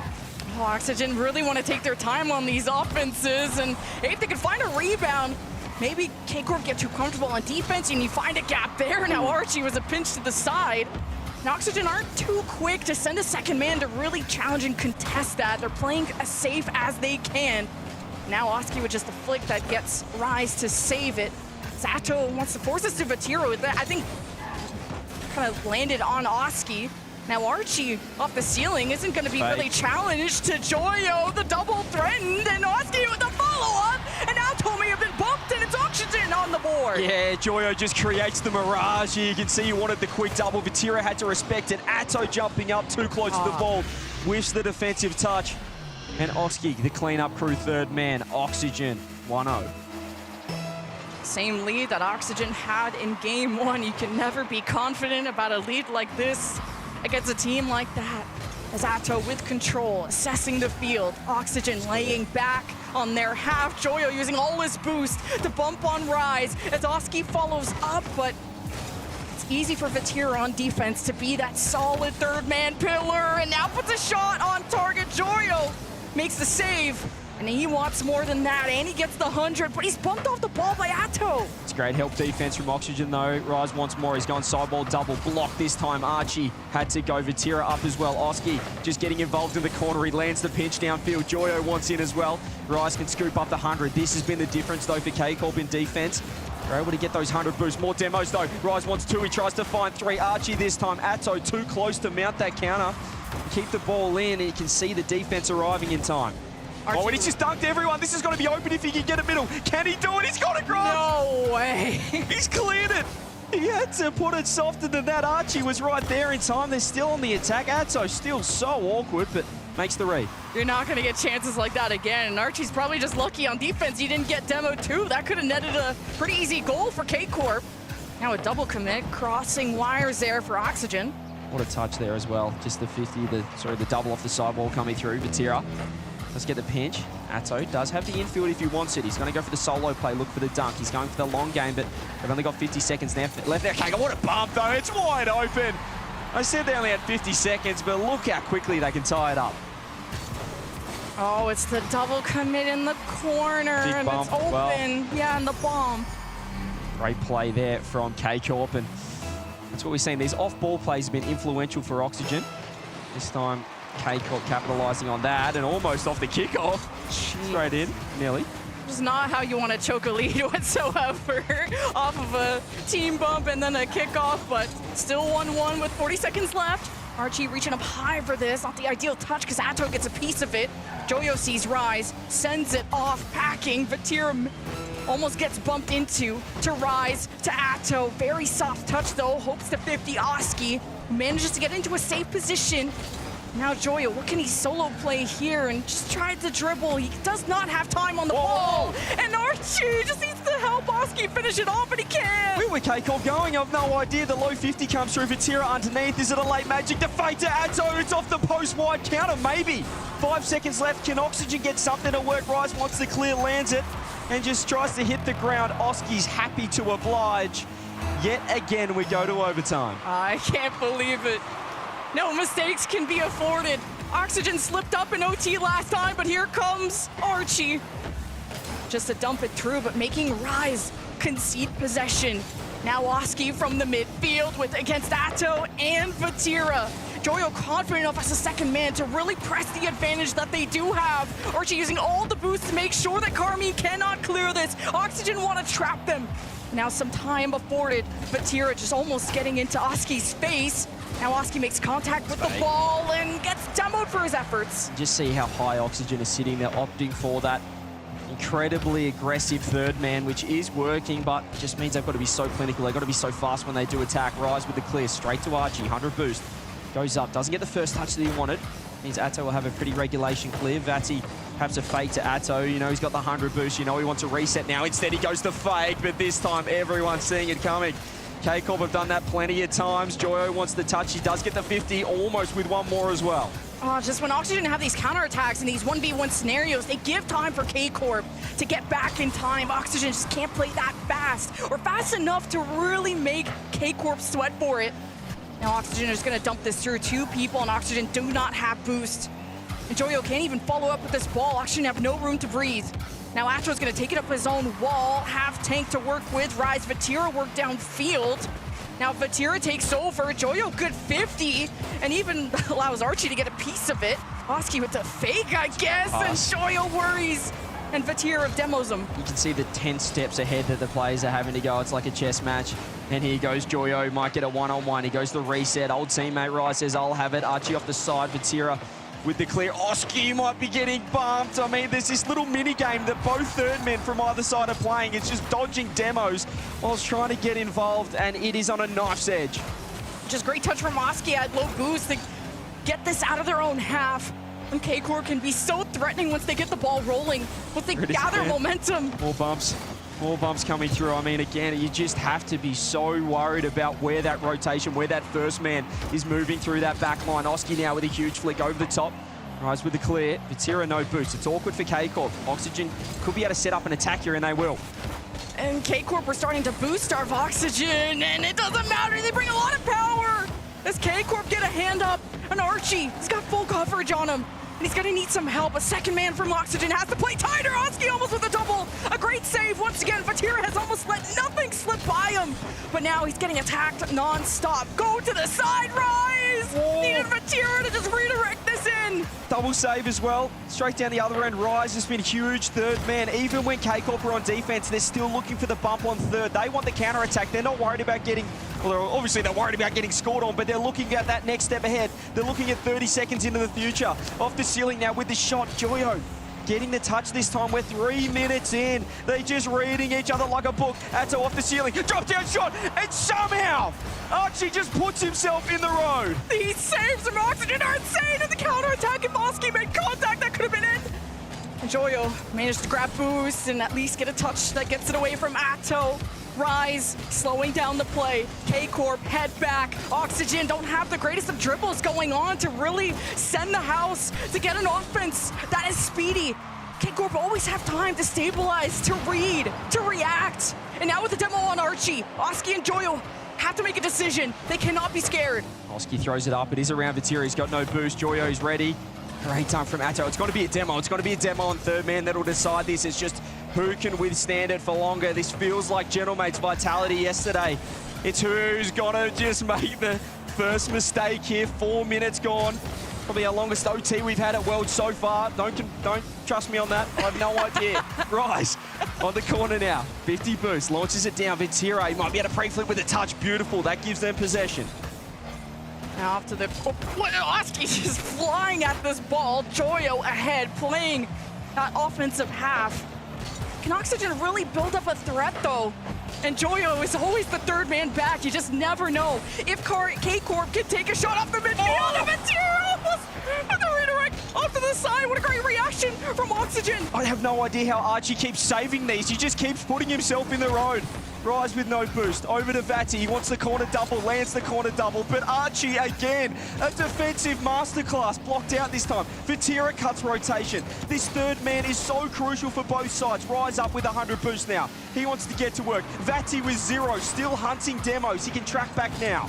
K-Corp are really trying to unite on these passes, these redirects, and somehow Oxygen stand tall. Now Oxygen are trying for these dunks, these 50s flying at the ball. Taking risks. Oh, big whiff as well, double whiff, and Atto has 0, finds the 100. That's going to be huge for the defense of K-Corp. Once again, who's going to be willing to push downfield? Who can land the killing blow on last man? You see the bumps rise up, having to use a lot of boost, but does find Patira. Joyo with 100, drops down past the Archie, slingshot wide again. Every single time, no matter which end, there's a defender there. Joyo is all over the place, trying to make something, but not this time! Not against K-Corp, not no T! K-Corp match point! It's the perfect first touch off the ceiling, and there's the miss that proves so costly. Joyo doesn't get the touch. Atto, too good. K-Corp, 2-0. So back and forth, counter after counter, and you talked about the third man, how important that was, and I was just about to commend Joyo. Not that he did anything wrong, it just sailed over his head so fast, and they even had Archie as an option. A lot of quality saves out of Oxygen to keep a game this close after the threats, how dangerous of an offense K-Corp have had. It took, what, a 4 or 5 minute, I stopped counting, overtime to end this game too. It's just who's going to make the first mistake, and it was a big one there. Joyo just getting stuck under the ball, but a phenomenal first touch from Atto. As we do check out the Mobile One high performance replay, you'll be able to see on the player cams as well once we see this final goal. Atto going off his head. He's absolutely loving it. The adrenaline's pumping here in the Swiss Abyss. But it was this chance here. You could just see, well, not that one. That was Archie just making phenomenal saves. But Atto, just Joyo getting caught under it. That first touch was massive from Atto. And there's the popper. Shield your ears. I mean, there's no guess as to where Oxygen a position is. You can see them all just staring straight across, even Farah getting involved as well. As we move into game 3, pressure's on Oxygen now. A lot of momentum, and apparently a lot of hype too from K-Corp. You hear them roaring, they're playing across from each other. The heroes get excited too. Imagine what crowd day is gonna be like. But who's gonna play tomorrow? Oh, Oski with a demo. Physicality worked for Oxygen at the start of game 2. I think K-Corp trying to play a safer second man too. As a result, then no one's in the net. It's open for Oxygen with a lead again. Yeah, Archie's been fantastic so far. He's really stepped up in the previous game, and you can see the aggression again, so quick. Perhaps has just been, I don't want to say in a little bit of a slump, but he hasn't been touching the game. As we said, he's just improving again and again, showing his class, showing why he is a world-class player, and has been for a very long time. Here he is again with 100 boost. Up now is Joyo. So again, trying to get that ceiling touch, rise underneath, gets the touch, but Archie with 0, manages to get the 50. Oxygen just need to stabilize now, just need to create some pressure on this K-Corp lineup. Now, Oxygen have had a couple of good beats to create opportunities offensively. K-Corp taking their time with it, but not able to use that back wall to bounce it back out to a second man, and just hoping to bump Oxygen off. As Rise forces now a double commit. Joyo doesn't have a lot of boost to get a strong clear, and now whoever could have cleared it, Oski, he gets demo. Oxygen look a little awkward, and K-Corp know it. Yeah, K-Corp are playing leapfrog. Oh, Atto's just controlling this and almost gets a dunk. Another double commit coming through from Oxygen, but that's a huge dunk down the other end for Vatira. 14 boost. Just controls it, doesn't get the reset. Archie underneath, misses the ball with 100. Oski wants in as well. It's a massive double commit. It's really bad now for Oxygen. Oski comes up huge. It seems like K-Corp are realizing these rotations and are trying to beat them to the punch, racing against Oxygen, picking up the pace. Rise will get a hand up first. Atto could take over depending on how Archie approaches, and Atto follows through. But Joyo never makes these transitions for K-Corp easy. With Oski missing though, Archie needs to buy a bit of time. Joyo kind of dodging some of the bumps, and it's hard to have a good passing option if you're Oxygen, and Oski with the cherry on top. And there it is, once again, defensive mistake, double commit coming through. Atto knew Rise had 0, wanted to help him out. Rise didn't want the help. And Oski to clean up crew. Could have been a goal on that first shot. But nonetheless, 2-0 to Oxygen. When their backs are against the wall, they seem to have found another gear. K-Corp's offense is kicking. You've had Oxygen really stretch to find these saves. And look at Vatira, slotted to the left. Archie, how does he keep doing this? It's a Scott Sterling performance from Archie, even in the previous game. He just sits in net and says, come at me. What do you got? And once again, He comes up on top. It's Rise now. Fake it out for Atto. It's up for Joyo. He's going to be able to read this one. Gets a nice skim. Rise is ready for it. First touch is nice. Can he get the reset? He goes low. He's faking, but can't quite get what he wanted there. Joyo has such good timing. He doesn't get too stressed, too antsy. Just always knows how to delay, when to press, when to do it early, when to do it late. And once again, every time K-Corp even start to approach the net, here comes Joyo, but it's not going to double Archie! Again! He saves! He's insane! It's always Archie in net. I don't know what he's doing. He's setting up a camp. He's set up a fireplace. He's having dinner in that net. He's loving it. He's at home. Maybe one more. Why not? And straight down the other end. Man, can Oxygen really keep doing this? Can they really? For 2 more minutes, maybe. Against Vatir, Atto actually just pushes Oski to the side. Archie trying to contest it early instead of sit in the net. K-Corp get one. You said it perfectly. The one time Archie decides to leave net, he's caught under the ball. And look how quick Vatira gets the reset off the air dribble. Still a lot of time for K-Corp. You know they want to finish this strong. You know they want that 3-0 and to get out of this Swiss. So if Oxygen don't have control of their corner boost, they have to play further away from net. I wonder if that's why Archie was closer to the sidewall. Either way, we just let him get one. Oski with a full tank. Atto has to retreat. Oski with an awkward dribble, or maybe just trying to reset. Get this just a little bit above Vatira. It doesn't work out. But Oxygen take this step by step and almost a dunk, and Atto gets a hand up. Joyo huge. He had no boost, but still managed to get a massive dunk on that. Archie has just got everyone going the wrong way. Lands on it. Had concussion as well on the way down, I reckon. Oski no boost. Neither does Atto. Rise up. Pops now for Joyo with 100. Vatira meets him in the air. More midfield game coming through. Oski wants to control this one. All they have to do is kill some time off the clock here, Oxygen. They don't have to go anything crazy, but it's been a one-on-one. Rise wants the bump on Joyo. Doesn't get it. Atto follow. Fake for Vatsi. And again, what is this? This time it's Joyo. Can he get down the other end? No. It's a blue wall, but it's against a brick wall defense. I cannot believe this. 1 minute. As Oski towards the backboard, Joyo wanted to finish that off. Archie involved.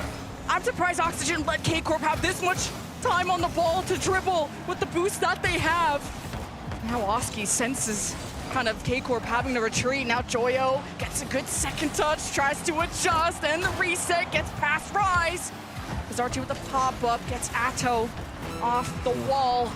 That could have been it right there. That could have been the touch, and that's nearly going to be open. Atto knew more than me. Rise with 100 boost, gets it over the top. It's the bump though. Oski spawns back. Archie with 4 boosts, just going to launch it downfield. They're just going for the win now. They don't need to score, they just need to hang on. Joyo is so good at dismantling this offense. Every time he makes contact, it's valuable.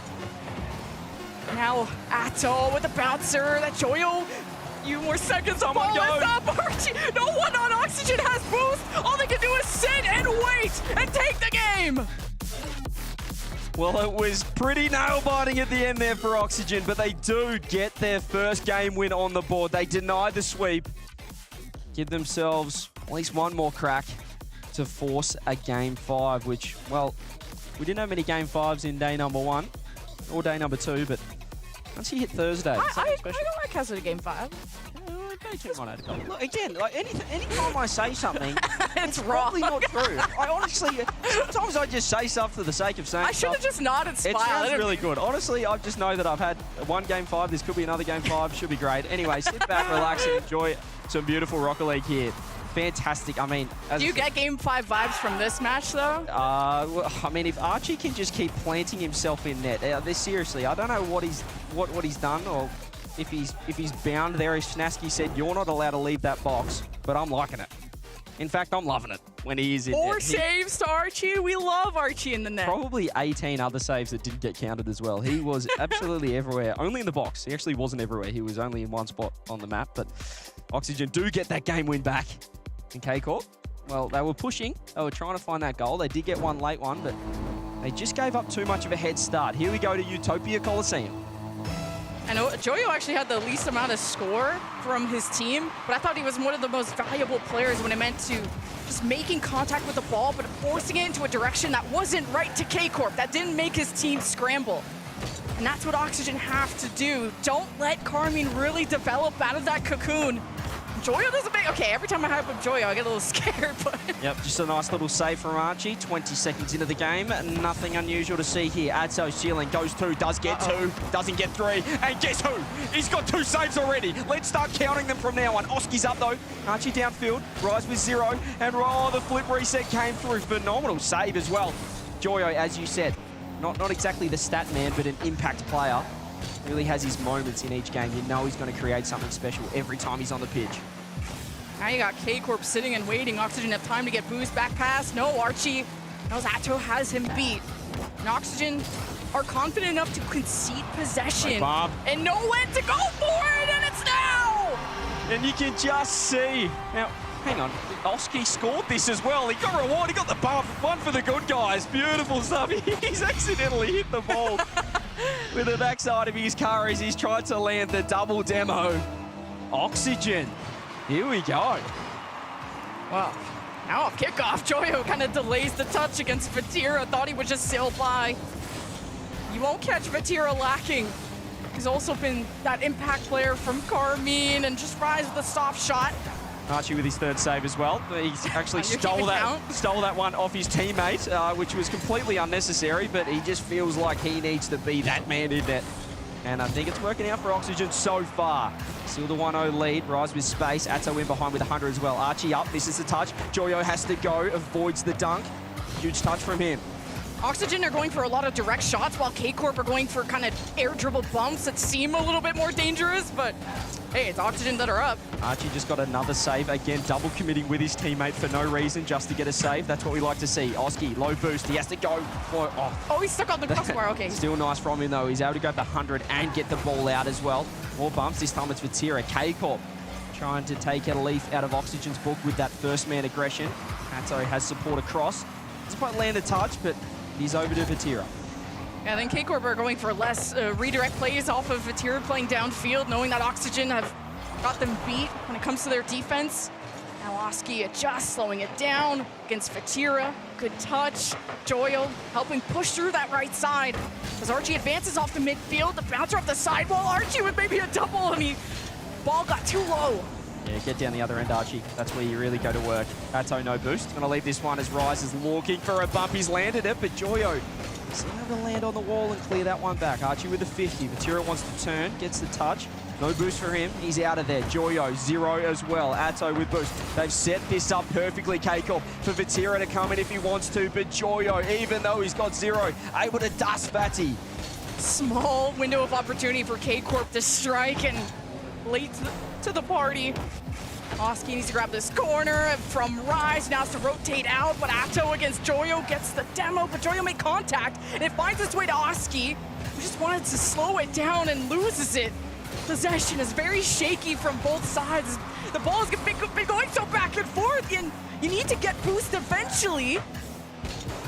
Oski's launched it downfield. Vatira, regulation touch for him on the backboard. Joyo in with 100. See if he can get to work here. He does get the beach across if Oski was ready, but you can't blame him for not being. It was pretty unexpected infield pass coming through. Joyo doesn't get the 100, only has 30. We'll be looking for a pass, or the dunk comes through anyway. Atto just launches it downfield. Archie, this is going to test his defense. Still finds the touch. Rise floating underneath it. Missed it completely. Archie now 0 boost. Has lose the 50 straight to Oski, who just fires it on net. Double commit from K-Corp as well. Archie was looking for bumps in the net. He's all over the place. I'm loving this version of Archie. Oxygen has such a strong chance of making top 8 if this is the type of performance they can keep putting up. 1 minute left. Do we see Champions Field? Dollop to Atto against Joyo. Archie, the only one left. Archie's gonna deal with all this, and he can't handle all 3. He tried his mightiest to keep that one out, but just brute force from K-Corp. Rise came in, tried to clear the net. Vatira gets the goal. 1-1, 51 on the clock. With sword and shield, Archie will be the knight in the net if it needs to be, and he'll only let one by. But who can take the lead? K-Corp can build off of this. Vatira finally gets the beat to set up Rise and wide off the corner. He's just got to score that. He's got to be better.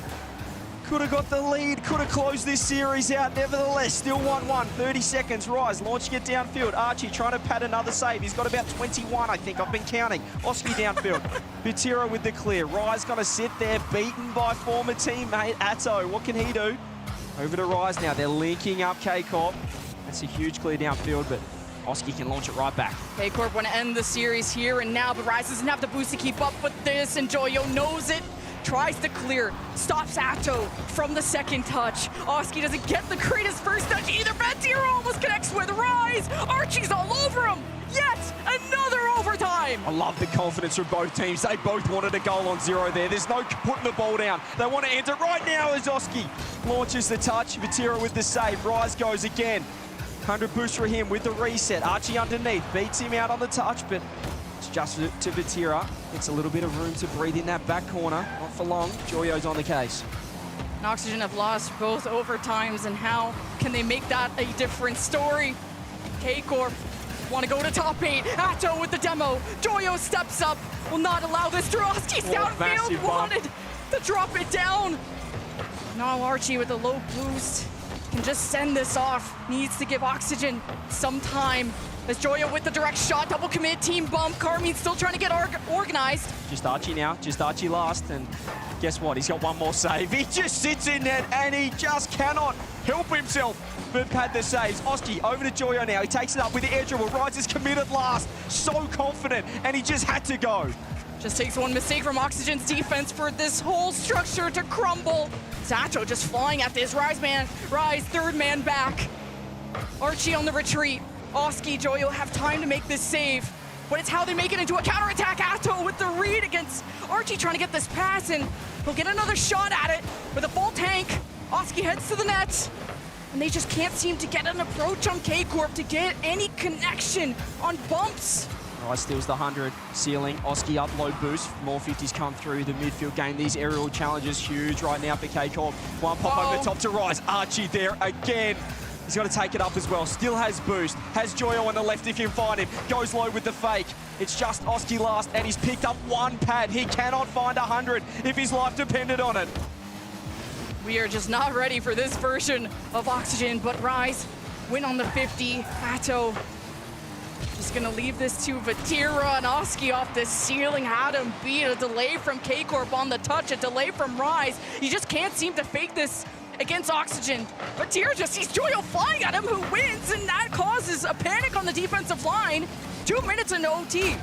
Atto just launches it downfield. Oski should be able to catch it. It's got a heavy touch though. He wanted it on the backboard. Archie front post as well. It's awkward here for Oxygen. They're all front post, no one back post. And it's a great touch for Rise. Oh, and no. a massive whip! Oh my God! K-Corp are through! They're out of the Swiss 3-1. Oxygen will have to go to round 5. Wow. It just took one slip up, an ankle to fold, to just everything to fall over on the defense. We kind of ran out of fingers for how many times we were counting the saves from Oxygen, especially from Archie, to keep the most threatening offense in Europe at bay. And K-Corp, after a good handful of overtimes, top 8. The team that everyone questioned, will they be rusty? They weren't there at Copenhagen. They haven't played at a LAN for what feels like a century.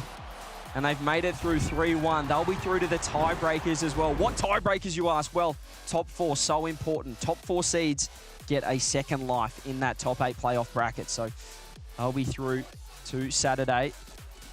And Oxygen, well, we'll have to see them tomorrow. Oxygen is just so reliable on that defense, though. Can you really keep doing that forever? You just, again, quality opportunities over quantity.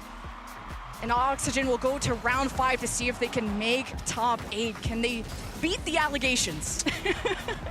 Well, we'll have to wait and see, but even Archie making, I think, 8 saves in the end. I didn't even see the scoreboard. I have no idea. It was crazy. As we take one last look here at the Mobile One High Performance replay, and it was just that last mistake. It was another long overtime. Look at Archie there just launching himself. He's trying it. He's trying his mightiest, but in the end, it was K-Corp too strong. Joyo with the touch, and that massive mistake coming through. Aussie doesn't get the touch. K-Corp are through.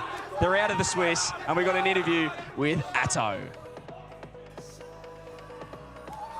Atto from the blue wall standing with me now, and a little bit of shake still. You're showing me your hand before. Show us, yeah. Yeah, that was a little bit. that was a crazy match, man. But you guys got through it. Congratulations on the win. Thanks. I mean, it was a hard series, to be fair. Oxygen is like one of the best teams in the world, so honestly, it's a hard match. And I mean, if we lose against Oxygen, we can play Vitality here. Like a really good team in 2-2. So yeah, it was a really good match, to be fair. It's good to get this out of the way so you don't have to face a team like Vitality later, right? Talk to me about the mentality you guys came in with here, because I've heard a difference from different teams. BDS was saying, you know, they're taking things serious, but I've heard others saying they're having a lot of fun with it. What's your approach? Serious or fun?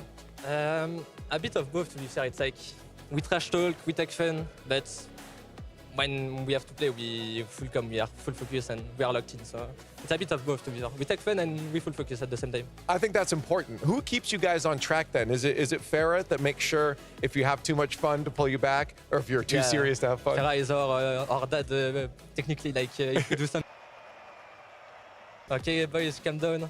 So yeah, we have to be serious. Now I'm curious about that game too, and honestly the whole series. How mad were you getting at Archie when he saved everything?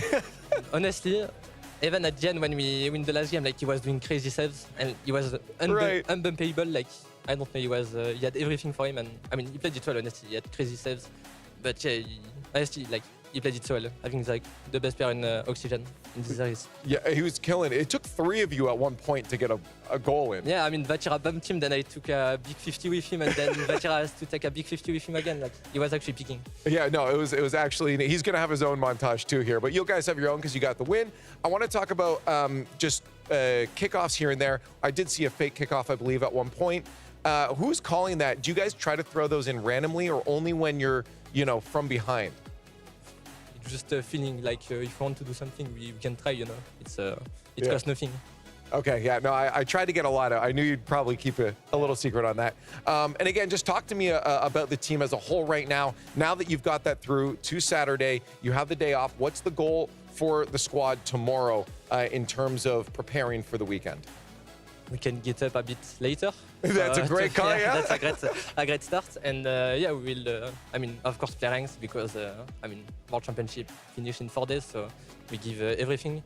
And yeah, we're gonna take a bit of fun as well. It's not like we have something to play tomorrow, so yeah, we're just gonna chill. You guys have earned a little bit of a break, but you still got to take it serious. But you are on to Saturday, so congratulations on the win. Thank you. You can go celebrate with the team because we're going to go to a break almost through day 3, but we have a few more to send on to Saturday. The question is, who is it going to be? And the only way to get that answer is to come join us on the other side of the break.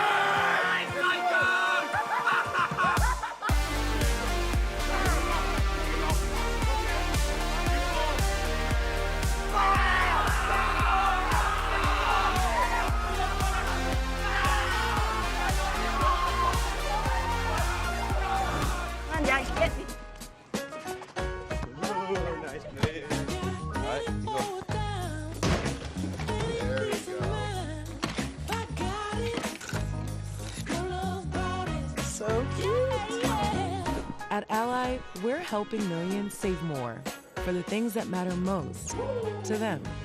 Whatever you're saving for, we're all better off with an Ally. Get back to work. This is the opportunity, the dream that you set upon yourself. Here we go.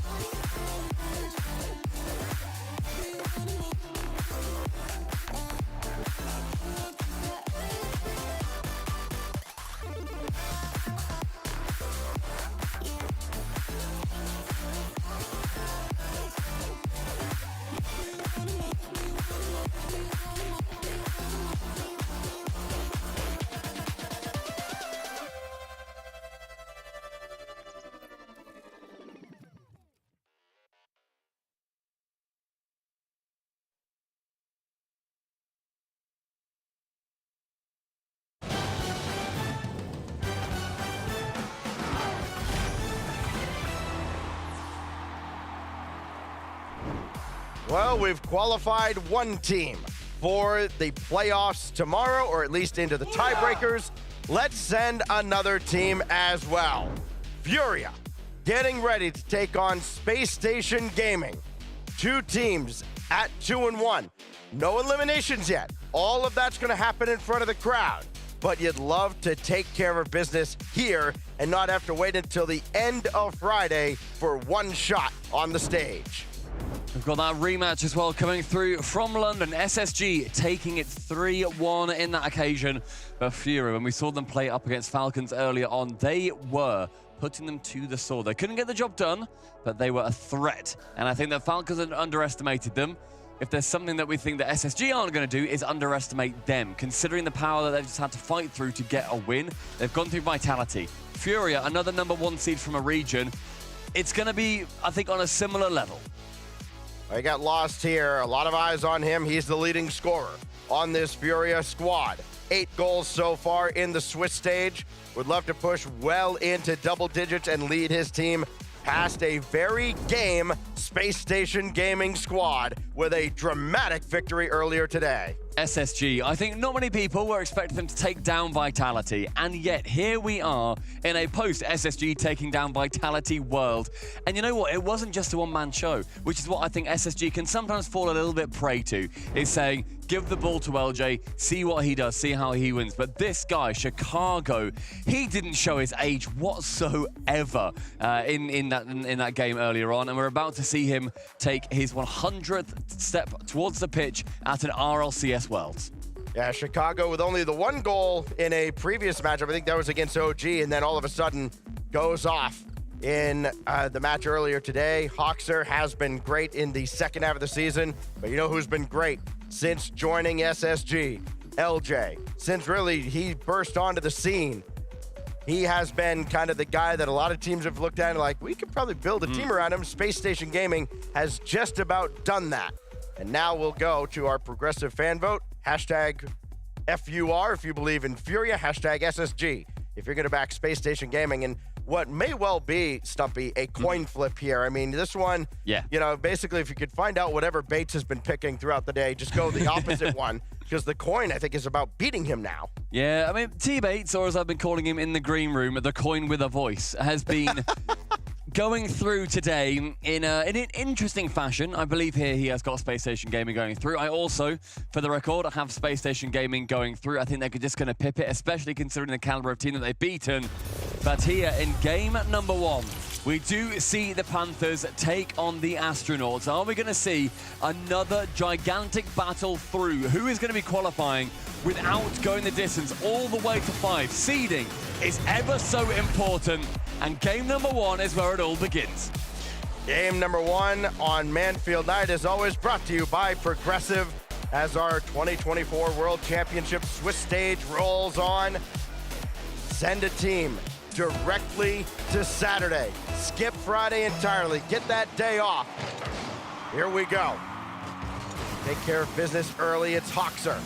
Right over Drafinho. Yanks and Lost are both there. And LJ couldn't slot it past Lost. And a near miss early on out of SSG. But you know what? What a brilliant way to show Furia that you mean business in this game. It was Hoxer entirely on his own. And the defense of Furia stretched thin immediately. Hoxer will try to trigger another counter. Instead, he needs help from Chicago. That pops up for Yan. And Yan's double, not on the mark.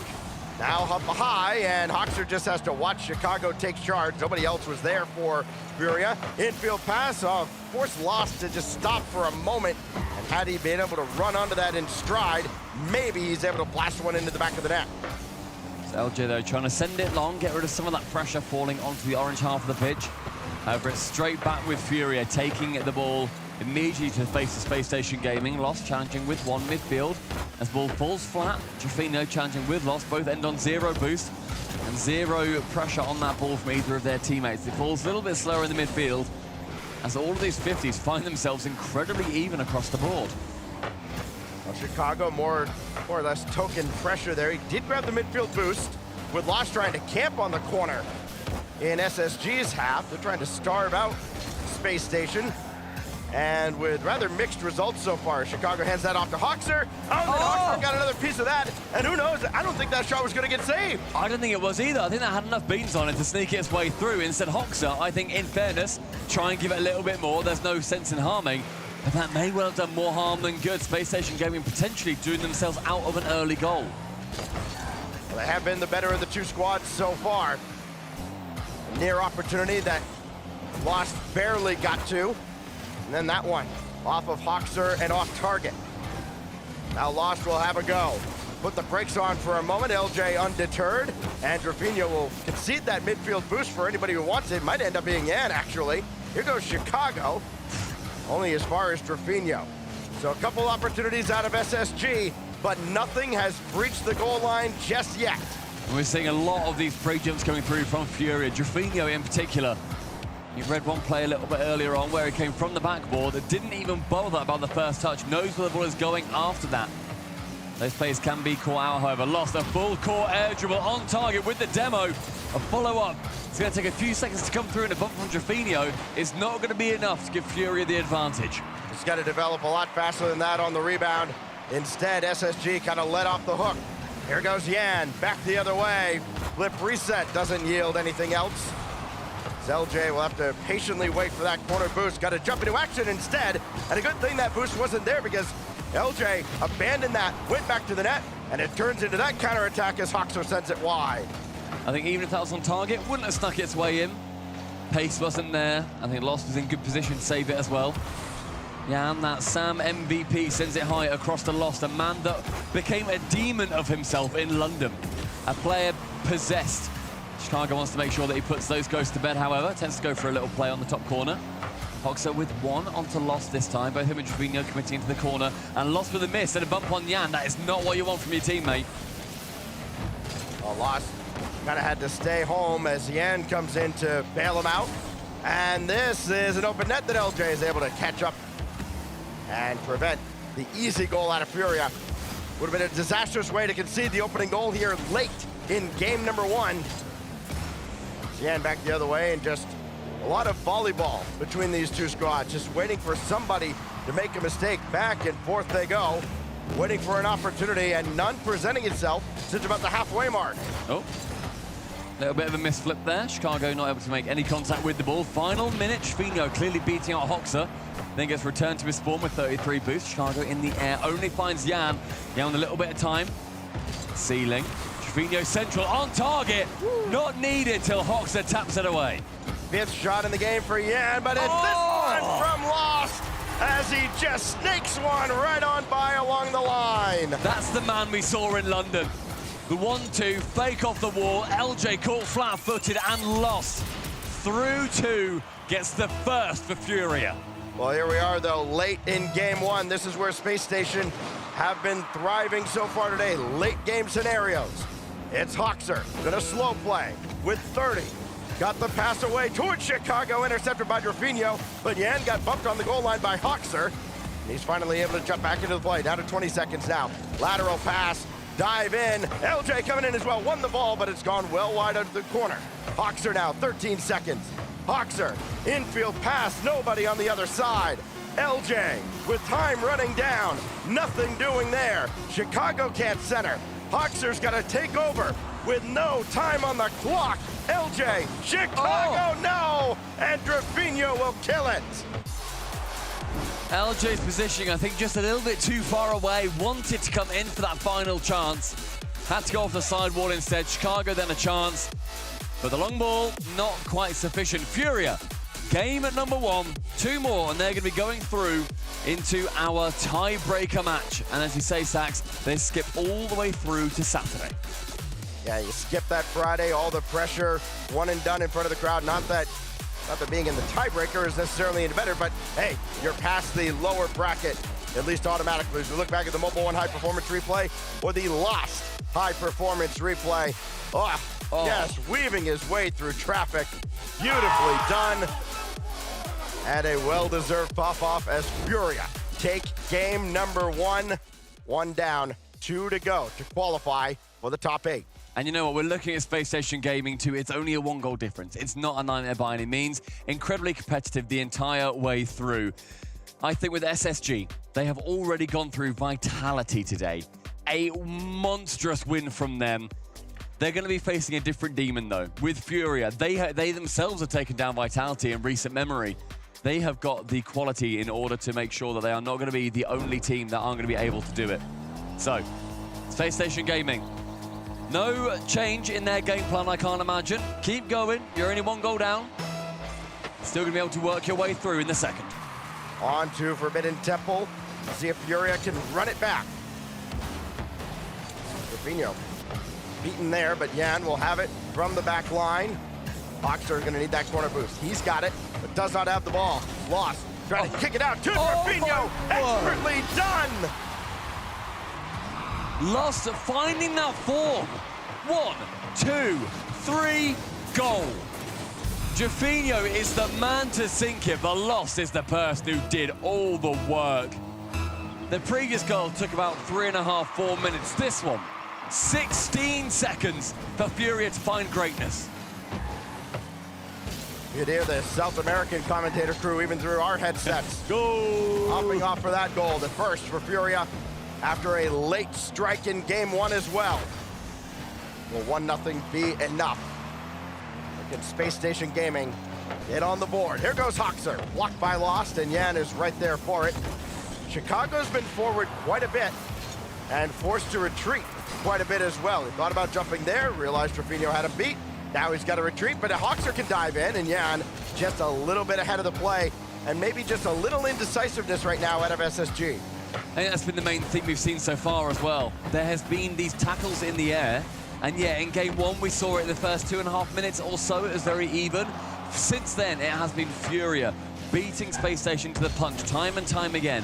The pace not there, but LJ does take a shot down low, and some of these balls sneaking through the first layer of Furia's defense. LJ gonna go to work from his own back line, and instead Yan just waiting for him to come down. Easily takes it away. Right out in front for Lost this time. Rapinoe was very close as well. As Furia disperses, and they will have to defend this out of Hoxer, and nobody as LJ turned away. They at least get something netward, but an easy stop by Yan. LJ will have that off to the corner, and another defensive stand out of Furia, where they haven't had to work maybe as hard as you would have liked to see SSG make them. That time, definitely threatened, but still nothing through. The double layer from Furia. I feel like Space Station Gaming right now, they've beaten one defender on a couple of chances, and there's always somebody pre-jumping behind them. They play so close to each other that you need to put it in a position where the second man is not going to be able to get there. And a miss on the back line, and also the attacker. It's a nightmare for SSG, but thankfully it does not ruin their game. Hoxer with plenty to work with, dances around one. Who's got the follow-up? It's LJ who takes over with nothing in the tank, and now Chicago laid in there with plenty of boost. He's got to use it, though, as Lost had just about dangled his way through. Now Yan has that one low off the backboard, and it kicks away off of him all the way back, and a big break for Space Station. A mislip again from Lost. Another again in the series, not from Lost again. He's been pretty good so far. Yan now keeping it pretty neutral in the midfield. There's no problem for him getting it a little bit further down. One up, LJ, a reset onto net, but again, 2 layers. You get through 1, you got to make it through 2. And not a lot of boost throughout this whole game for Space Station Gaming. Now they've got some, though. It's Hoxer up high, can't drop it down onto the target. Rapinoe was there just in case. Plenty of boost now as they all run back. There hasn't been much boost taken away from the Space Station half of the field in the last minute. Got to have something netward here, though. Chicago into the net, going after Lost. Still not enough. You can tell, I mean, they're going into the bag of tricks. Yan with the demo and the boost steal, but it's still LJ and Hoxer. Hoxer double, no, Lost is there. I mean, you saw that being shut down relatively early on, I feel, as well. It's a shame for Hoxer, seeing the net pretty open, and then Lost finds his way in and can get the clear. 70 seconds, LJ leads the ball towards Hoxer, up high, not over 1, however, Jaffinho burning all boost of Furia. I mean, you were mentioning Space Station Gaming and their lack of their boost. Furia have had no such trouble. They've been stealing all of it. Well, you wonder what LJ and Chicago were doing there, both up in the same area for the same ball. That left only one sitting in midfield waiting for a pass, and if they have that ball taken away at all, it's an open net. This, meanwhile, bouncing towards the corner and then finally set away. Yan looking in the direction of Lost.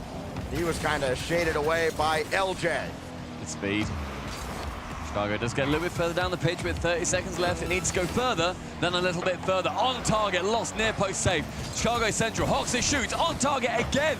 Lost to clear it away. Yan this time, corner bound. That was their best chance. A little more than a penalty shot, but it was saved. And now they got to go back to the drawing board. 13 seconds, looking for LJ, intercepted by Lost. Furia have picked off pass after pass out of Space Station Gaming. LJ up high. Fake. Oh, left it for Hoxer, and the fake ties the game. I thought we were on for the 1-0, 1-0. But the fake from LJ is a stunner. And then the secondary fake from Hoxer. He can't do much about it. He's got no boost. He can't go as hard as Trifino thought. Now, all of a sudden, 2 seconds left and overtime looming. Pretty neutral kickoff. Going to fall to the side. Chicago's there, up high, left side, up 1-2, round the top of one, and the bump unsuccessful. Hoxer keeps it in that blue half. Trifino long. LJ up high in the corner again. Chances dropped. Overtime, game 2. Furia was going to give it one counterattack, and then once that got thwarted, they're like, nah, let's just try another kickoff, and it's gone their way. Hoxer, difficult read, but he's got it. Now LJ, did he stay on this? He just about did. Now it's Yan. One-on-one with Hoxer. Got around him. Chicago's up. Lost got there first. Need somebody on the weak side, nobody there. Very awkward touch from Drufo. Goes to one from Hoxer to LJ, bumped out the way on it. Hoxer, that threat man. Chicago in the midfield wants to challenge versus Yan. Hoxer, take it back, take control. Don't let this game get out of hand again. Does Yan have anybody to pass to? Certainly doesn't. Everybody all the way back. So now Chicago over towards LJ, and Yan just jumps in front of that one. Another intercept. This time cleared away, but only as far as midfield. And Space Station have to play a little more defense and very precariously close to their net. It's an awkward one from LJ too, had to air dribble it out, but Yan finds Lost, who can't get to the ball before Hoxer does. Making sure that every single chance he gets these saves, he's sending them into the corner. He's been erecting a wall in front of that net time and time again. Hoxer, defensively, at least in this game, has been the man. Well, Hoxer gifted that corner boost. Yan opting for the ball. Hoxer's going to need some of that boost. He's going to need a lot of that. He got around Yan. LJ's going to burn all of his, and Trifino just slows the play down. Yan, for Lost, or will he take it himself? Doesn't matter. Chicago's there with Hoxer waiting on the backboard. Technically a shot coming through from Drufo and a save from Hoxer. Doesn't really mean too much, but that's good for the fantasy. LJ, challenge versus Yan. He's still on the ball. He's still chasing, following. Wants to maybe just be that red herring in the skies. Hoxer now long, but LJ with no boost can't get there before Lost does. Chicago to chase it up. 2 minutes now. Game 2 overtime, and this has been an SSG that looks much more deserving of a win compared to game 1. Yeah, they had their opportunities in that first game. That one catches a very favorable kick way downfield. Yan and LJ giving chase. It's centered. It's Hoxer and Yan with the save. Now Chicago. He'll try to go to work, and boy, just Chicago has not been able to stay with much in the air. Ball's gotten away from him quite a bit. He'll stay onto this one though. Infield pass. Hoxer blocked by Lost. Feels like Lost has been there every time Hoxer's had one lined up. Yeah, Lost has got his number for sure. Opportunity after opportunity. Time and time again, he has been the guy to shut him down. Defensively, I think both teams have been stunning so far. On the backboard again, Hoxer tries to go along with it, but Yan reads him like a book. Lost challenge versus Hoxer, and we see the boost begin to dwindle. Chicago, huge save to keep SSG in it. 3 minutes in this game 2 overtime. Yan over 1-2, and that touch is a little bit too wide. Oh, big clear where Chicago can chase it, but couldn't guide that to the backboard. Trifino's all over it. Space Station Gaming will try again. Chicago trying to throw off Trifino. Still doesn't work out. Didn't get a piece of Lost either. He thought about hanging around, but retreats back. And LJ takes charge. He's got Chicago across. Shot wide, and Yan's all over it. Oh, Hoxer could be in a real tough spot here. Ed Lost kind of running side by side with him. able to avoid him, get the ball away, but now we've seen Furia kind of stabilize here throughout this overtime. And Hoxer to the rescue. It looked like it was curtains in game 2, but we play on. Lost didn't quite have enough control over that ball. He definitely wanted some more. LJ now trying to go for that waterfall shot. To the corner, Hoxer with LJ and Chicago all playing very close to each other, trying to go for that Furia mentality. Furia playing very low on boost here. Yan just keeping on that ball with 0. Not even looking at the break to slow down, using that momentum. Oh, LJ's got to get over Hoxer. Hoxer had nothing in the tank. LJ had all the boost. Well, they got crisscrossed. So Lost and Furia get what should be a free possession. The Lost has completely run out of juice. He gets tied up with Yan. Here goes LJ, looking for a winner, and Drafinho saves Furia in a big, big way. 4.5 minutes into OT. What is it with this series and the last one with very long overtimes? Lost with an air dribble, gets over one, but LJ does bump him enough so that he can't stay right behind that ball for a good dunk. Chicago tries to find ceiling to Hoxer, isn't able to. Goes straight to the backboard. Now Lost receives a lot of boost to work with. Yan can't get on the end of it before a man from Space Station Gaming does. 5 minutes now. LJ still has no boost. He's been looking for pads. Can't find any, and Furia have found a winner. Took a long old while, took a whole other game of regulation. 5 more minutes, but Furia, at the end of it, sends Space Station Gaming down the barrel of a reverse sweep if they want to be going through to that 3-1 round. Furia, full intention of getting us through to a 4-team top 4. Wow. I mean, you don't have to starve the whole team. You just got to pick one. And unfortunately for Space Station Gaming, Furia starved out LJ. As we look back at how game 2 unfolded, plenty of near misses, plenty of opportunities, late heroics out of Hoxer, but it just was not enough. Despite 18 shots out of SSG, it's the 10th one from Furia that breaks their backs in game 2. I mean, it was 10 from Hoxer himself. Unreal. We talk about him defensively. Offensively, of course, he got that goal at the end of the regulation time, but what a brilliant performance from him. In the end, what's that for Furia? 10 in total. Really, a completely different gameplay, I feel. But the midfield is where a lot of those battles were won, where all of them were lost. Now game at number 3. Furia on for a sweep over SSG, who are riding high after their European victory earlier today. Just imagine, you come into the day, you're supposed to face Vitality, you beat them, you're like, all right, what's next? Oh, just this Furia team, the way they're playing, but roll this one into an empty net, does LJ, and Space Station bounce back. And you know what? Great way to start game number 3 as well. The bump from Chicago on Yan opens it up entirely. He then moves on to shepherd the ball into the net. Isn't needed in the end. We said in the previous game, 16 seconds that Furia scored in. This time, 11 for SSG.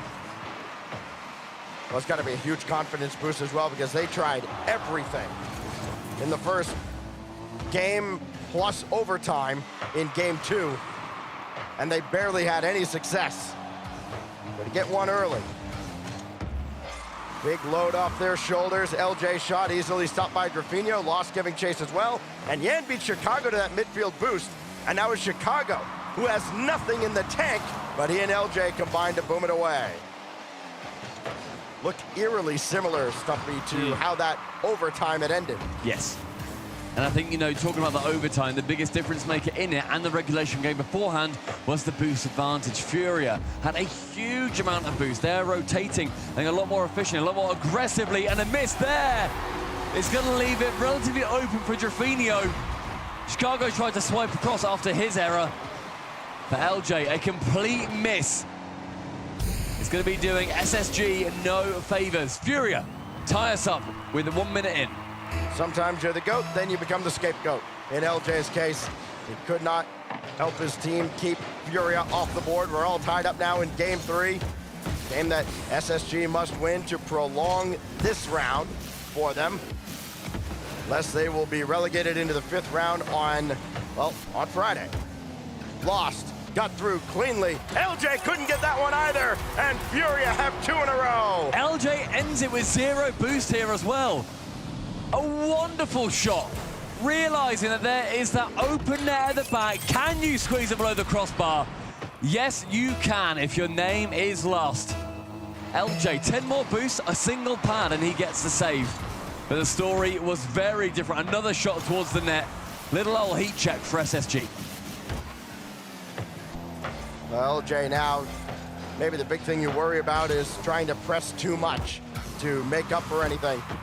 You realize this is going to happen over the course of a game, over the course of a series, and even a tournament. Space Station Gaming, the key for them could be stay within themselves. Here goes Yan. Flip reset once. Couldn't get around Chicago. Drafinho did get around his man, but it's Hoxer. Brings that over towards Reed, and Chicago couldn't do a whole lot with it. And Space Station Gaming, while they have tried to kind of slow the game down at times and take possession, it hasn't always worked in their favor. Drafinho scores! And who else is left but LJ at the back again? Dr. Ufinio will see you now. A reset over 1 below the second. 3 for Furia. Not just in games potentially, but in goals in the 3rd. And 3 victories nearly lined up on the board, taking them through our Swiss stage and into playoffs. Almost feels like they're picking on LJ at this point. This time his shot blocked away. Now Lost. He can give chase, got the full boost from midfield, but that's a good ball off the corner, indirect from Chicago. Straight to the backboard, and Yan just booms it away. He's got Lost over there. And a tricky ball out of the corner that Hoxer has, and he'll take the corner boost. Chicago might have appreciated some of that. He's found some of his own, though, and he'll need just about all of it with Yan breathing down his neck. LJ, across. Nothing else there, though. And yet again, Furia weather the storm that's shot little more than a drizzle at this point. It's a good chance, though, on that one. Hoxer just sending it towards the net. Again, as ever, 2 defenders. That is beatable. You go for a bit of a fake shot. You try to draw them both out of net if you can. Shoot a little bit wide. Make sure that your teammate is going to be there to take the second actual shot that comes through. So far, a screamer into the net. Saved at 90% loading. Oh, and then it's undone entirely by Hoxer. And this is on target. Hoxer's got to jump for it. As Lost, he just throw it at the net, hope something good happens. But maybe just a little bit late getting the call out there that he's got to go. And Space Station Gaming have completely fallen apart. I think he moved forward a little bit too early. He read the play as it's now moving down the pitch. Instead, Lost had other ideas. It was brilliant play from him. But Hoxer, as the 3rd man, he can't really move out that fast, I don't think. And a miss on the boost. Hoxer needs to make sure that he doesn't overthink these, but with 3 in a row and another dunk on him, it is going to be harder every single stab that you get in your chest. Good, all 3. They all fancied that one. My turn offense. Yan is the one who gets the goal. It's only his first of the series. He's been very quiet offensively. Had plenty of shots, but nothing actually into the net. And he may score here. Flip reset. This time LJ makes the save, but he came into Drafinho, and the 3rd follow-up goes from Lost. How do you defend against that? Furia don't just have the book, they've checked out the entire library of SSG's defense. All 3 players taking a shot. The 3rd is successful, but that's what I was saying SSG have to do against Furia. I mean, to be fair, every single save and clearance went right down in front of the box. Now Yan looking for 7. LJ there to stop him. At this point, it's just about pride for SSG, not letting Furia get whatever number it is they desire. This was a good series to start with, you know. It really was. SSG. It still is if you're a Furia fan. Yeah, very true. Okay, I should say that's very fair. It was a competitive series to start with, and now all of a sudden, it's nearly a Brazil.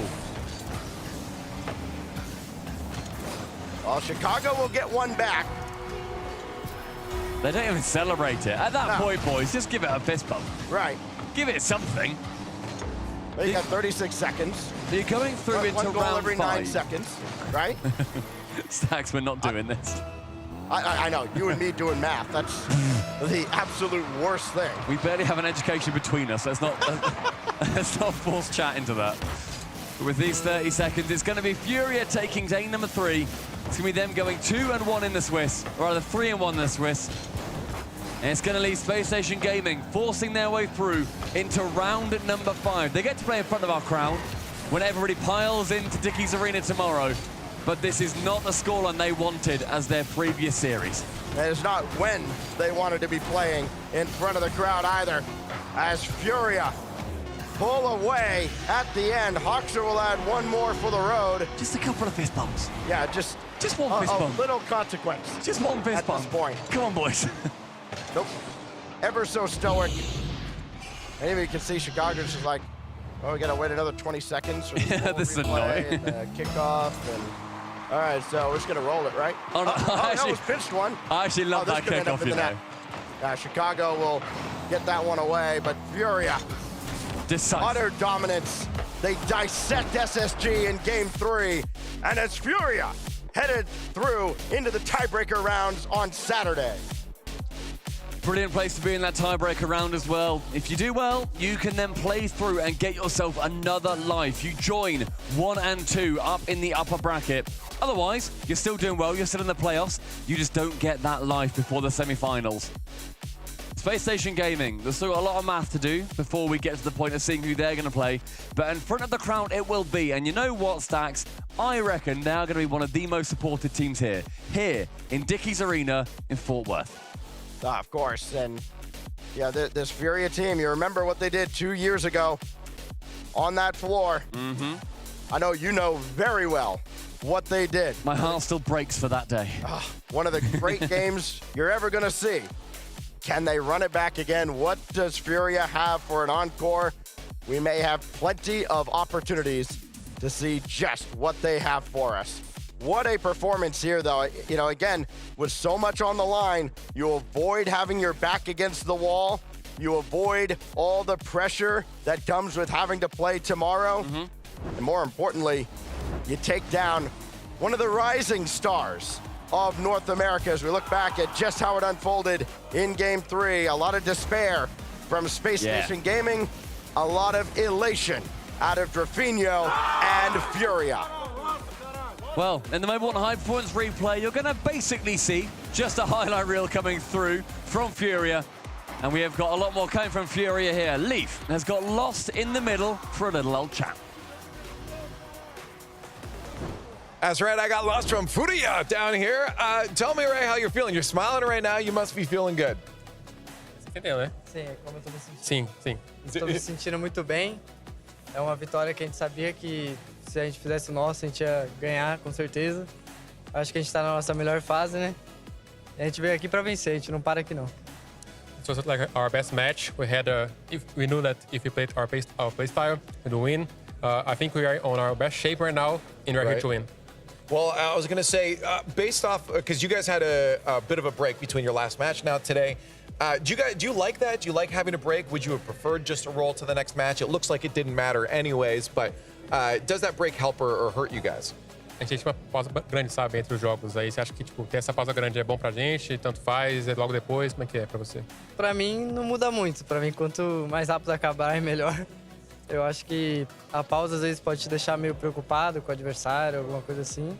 Pra mim, as pausas não mudam nada. Pra mim, quanto mais rápido, é melhor. Like, the breaks are not very useful for us. We like to play fast, even like on the field and off the field. As long as the break is not like that long, it's better for us. That's for sure. Now, by the end of it, you guys were going fast. I mean, it got out of hand. You had so many goals by the end. Is there a point where you feel like you can just say, we've won this, let's keep having fun? Or do you try to stay locked in? Because it looked like you were having a lot of fun. Na partida aqui final, a gente meio que ficou fora de ritmo, né? A partida, a gente começou a fazer muitos gols. Aí, tipo, teve algum momento que a gente pensou que já tava ganho, ficou mais divertido, ou foi foco total até o final? Foco total até o final, porque a gente sabe que é um time muito bom também. Eles são capazes de virar qualquer série, igual mostrou contra a Vitality. Então a gente sabia que quanto mais gol a gente fazer, ia ser melhor pra gente. Então a gente não parou. It was full focus until the end. We knew that they could turn on the series off, like they did against Vitality. So we knew that like scoring most goals would make us win the match for sure. And I guess just now you guys have a bit of a break, Friday off to Saturday. What's the team getting up to tomorrow? Is it straight practice, or are you gonna do what some of the other teams are gonna do and sleep in? Amanhã tem uma pausinha, a gente vai tipo tardar mais, jogar mais, ou vai ter uma pausinha, relaxar. Não tem relax aqui não. A gente vai treinar igual treinou todos os dias, dando a vida. Pra gente, só um dia pra repensar no adversário que a gente vai pegar. No relax time. Need to focus every single day, every single time. Like I personally use this to like because he likes to take a little break, but still need to grind. Gotta grind because this is the World Championship. Congratulations, Las. Congratulations, Furia, for making it to Saturday, but still lots of games for them to go and a little bit more for us here to go on the show. We're not quite done with day 3, but we're almost there. Hang in, more Rocket League.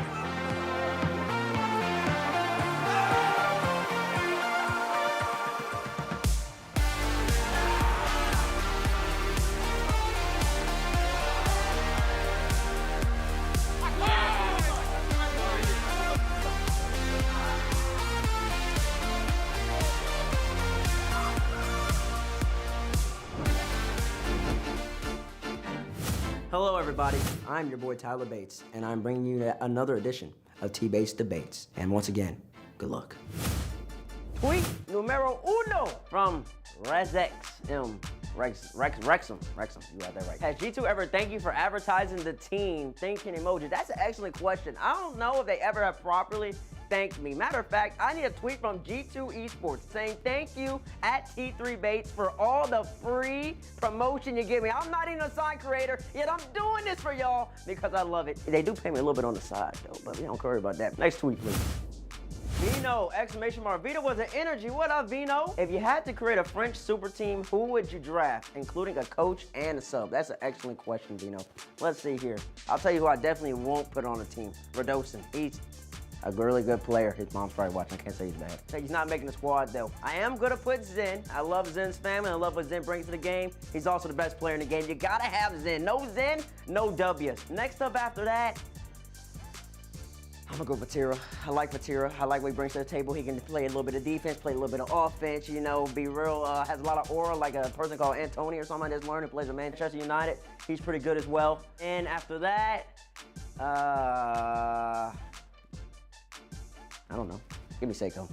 Give me 2 defense and give me Zen. Them 3 right there, I'm pretty sure they all 3 played together for our RLCS qualifier, and they all got banned because of that. Somebody fact check me on that. I'm pretty good. And then coach, I'm gonna take Farah. My sub, since I mentioned Radosin, give me Radosin. Tweet from DrewHiss01 says, tell me your Mount Rushmore of Rocket League Esports caster, smiling face. I love that smiling face. What's up, Drew? My Mount Rushmore and my Mount Rushmore are gonna be 2 different things. My Mount Rushmore sounds a little memey, so I'm gonna put myself 4 times. Now, Mount Rushmore, give me, oh, this is good, this is bad. Y'all put me on the spot, got me ranking my boys. Give me Jorby, give me Achieves, give me Corelli, and then give me Waypon. All right, what's this next tweet have to say? From Nezadak, hello, Mr. Bates, hello. If all the pros at Worlds get into a battle royale, just hands, and no weapons, just pure ability and hands, who comes out on top and why? Well, that's an excellent question, Kami. First off, we're playing Rocket League. I don't think any of these pros have ever really had to make a move on anybody, so you gotta take that into account. If I had to choose, already I'm crossing out everybody who's underneath 5'5", which is like half the pro scene. So now we're moved up a little bit from that, and now I need somebody with some size. I ain't got too many people with size. I mean, I got Virtuoso. I think he's pretty big. I think he's got a little bit of strength to him. I'll tell you this though, Rise might be a sleeper. Rise kind of got that southpaw look, but I'm gonna go Virtuoso. I think he's the biggest, and I think that size really matters if he's gonna end up winning. Give me Vert. Samsonics once again putting another tweet at T3Base. At Landon, you roasted me on stream for asking a question about Resolve. I forgave you. Oh wow, thank you for your forgiveness. It means so much. But now, with Oxygen back in the race, do you think they have the resolve to finish in top 4, even win the whole thing. And if this goes on stream high, Mum, I think they can get top 4. They just gotta play really, really confident. In London, they were a little bit nervous. They had the pressure to make Worlds, but now they got a free ticket here. I think they'll get the job done. Potentially, they could make top 4. But best of luck. And once again, hi to your mom. Next tweet is from a feisty Taquito. Going to RLCS Worlds soon. We'll see if I see you over here. Which baller in the RL community are you actually afraid of, Bates? I know the match isn't happening anymore, sadly. First off, I'm not afraid of anybody when it comes to playing basketball, because listen, bang, bang, bang. Steph Curry, drop back, pull back, step back, wherever you need. I heard a lot of things about Cupfield Arsenal talking noise, like he can jump, he be in the gym all day, that's great. Raul think he could just flex like this and get some results. Being big muscle is not gonna get you anywhere. It's about skill, it's about talent, it's about quickness, it's about greatness, and that's me. So I'm not afraid of anybody in basketball. If you're a basketball, now if you're playing that other game, the ball, the football, then I could lose anybody. I'm not good at that one. But that wraps up another edition of T-Bates Debates. I hope y'all enjoyed it. See you in part 2.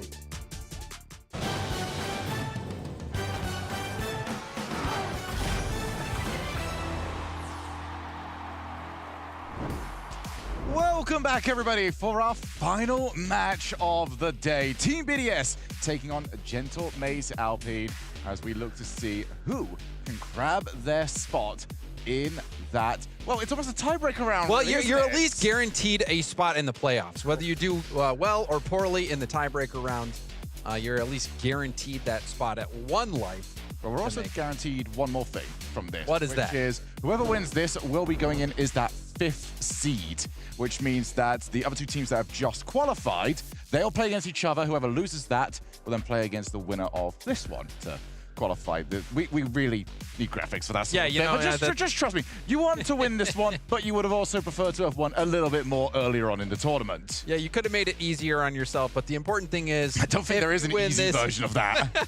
Well, you know, the important thing is if you win, you are playing in the playoffs no matter what. So that is the key. And the other thing is for BDS is trying to get that land monkey off their back when it comes to trying to take down Gentlemates. Online, BDS has been able to take down Gentlemates, but on land, it has been a different story.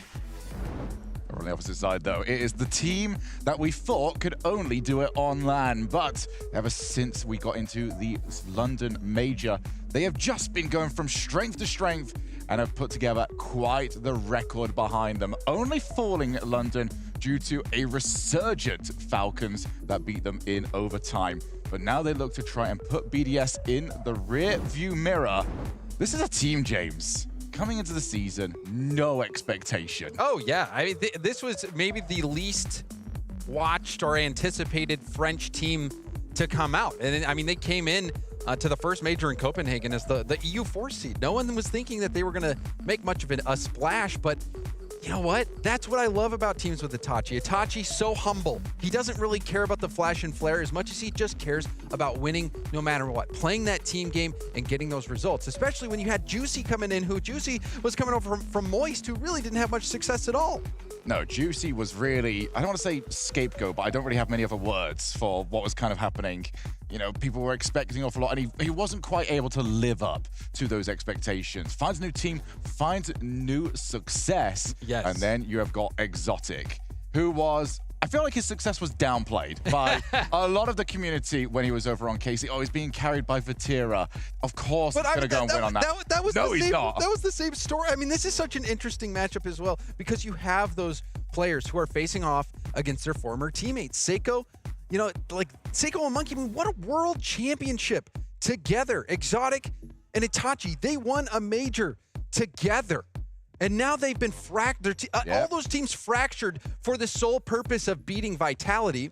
And now that goal has been accomplished. They've beaten Vitality. But now the goal is to win Worlds once more. Can Monkey Moon do it? Can Seiko do it? Both of them titans in their own right, really battling for that title of best player in this modern open era. So get it over to us. Hashtag BDS or hashtag M8 for your progressive fan vote. And I suppose we should lock in as well who we have got. Oh, goodness. I'm not a shock on this one. I've gone BDS.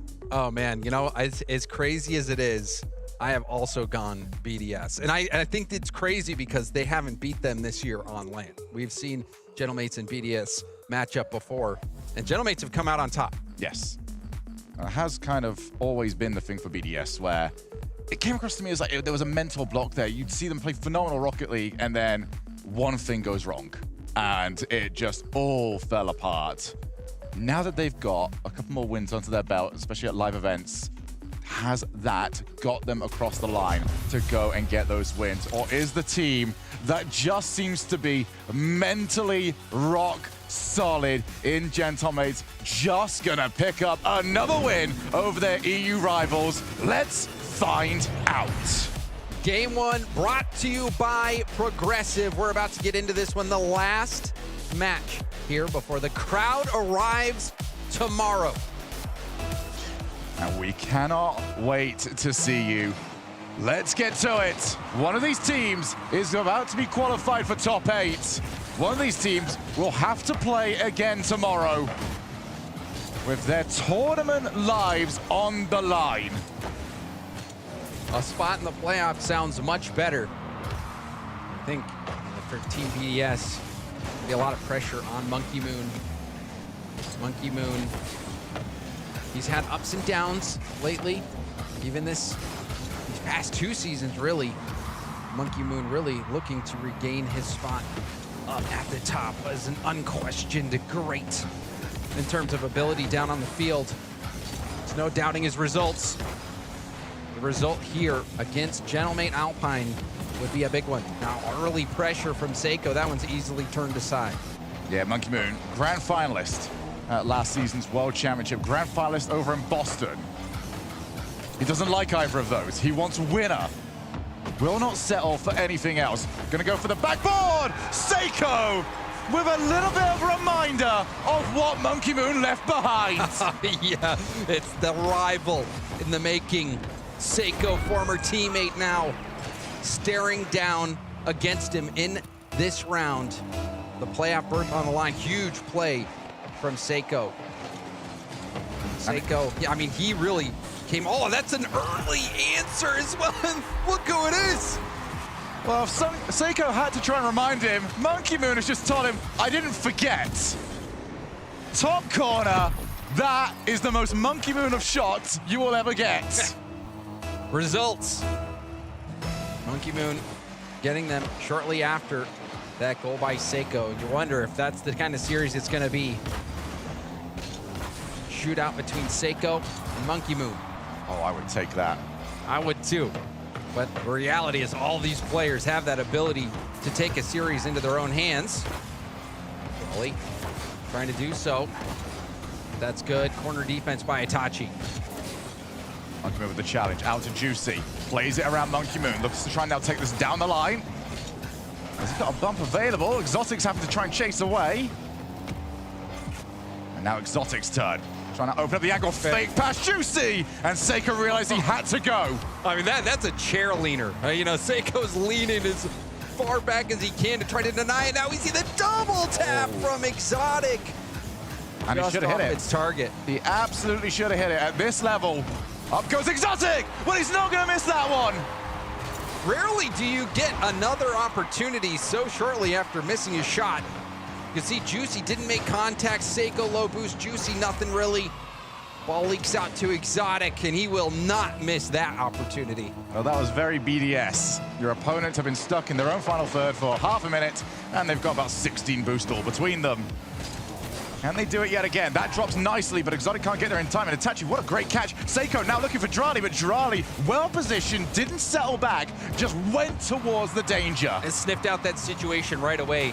Knew that that was going to be a bump play that was going to come up if he didn't immediately challenge. So quick to recognize that. Well done by Drali. Those of you at home, always keep an eye. It's very easy just to keep an eye on the ball all the time. Those demo plays are becoming more and more prevalent. Today especially, everyone just seems to have woken up with violence in their hearts. And it seems like you summoned the demos. Fake from Exotic. Drali's bounce shot is saved off the post. Monkey Moon, heavy first touch. BDS. Force it across the line. Look incredible at the moment.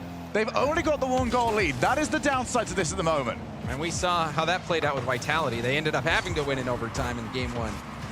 But you leave that 1-goal deficit, you leave the door open for a team, and Gentlemates is a team that we know can clutch up. Here's Juicy. Reset gained. Exotic waits backboard.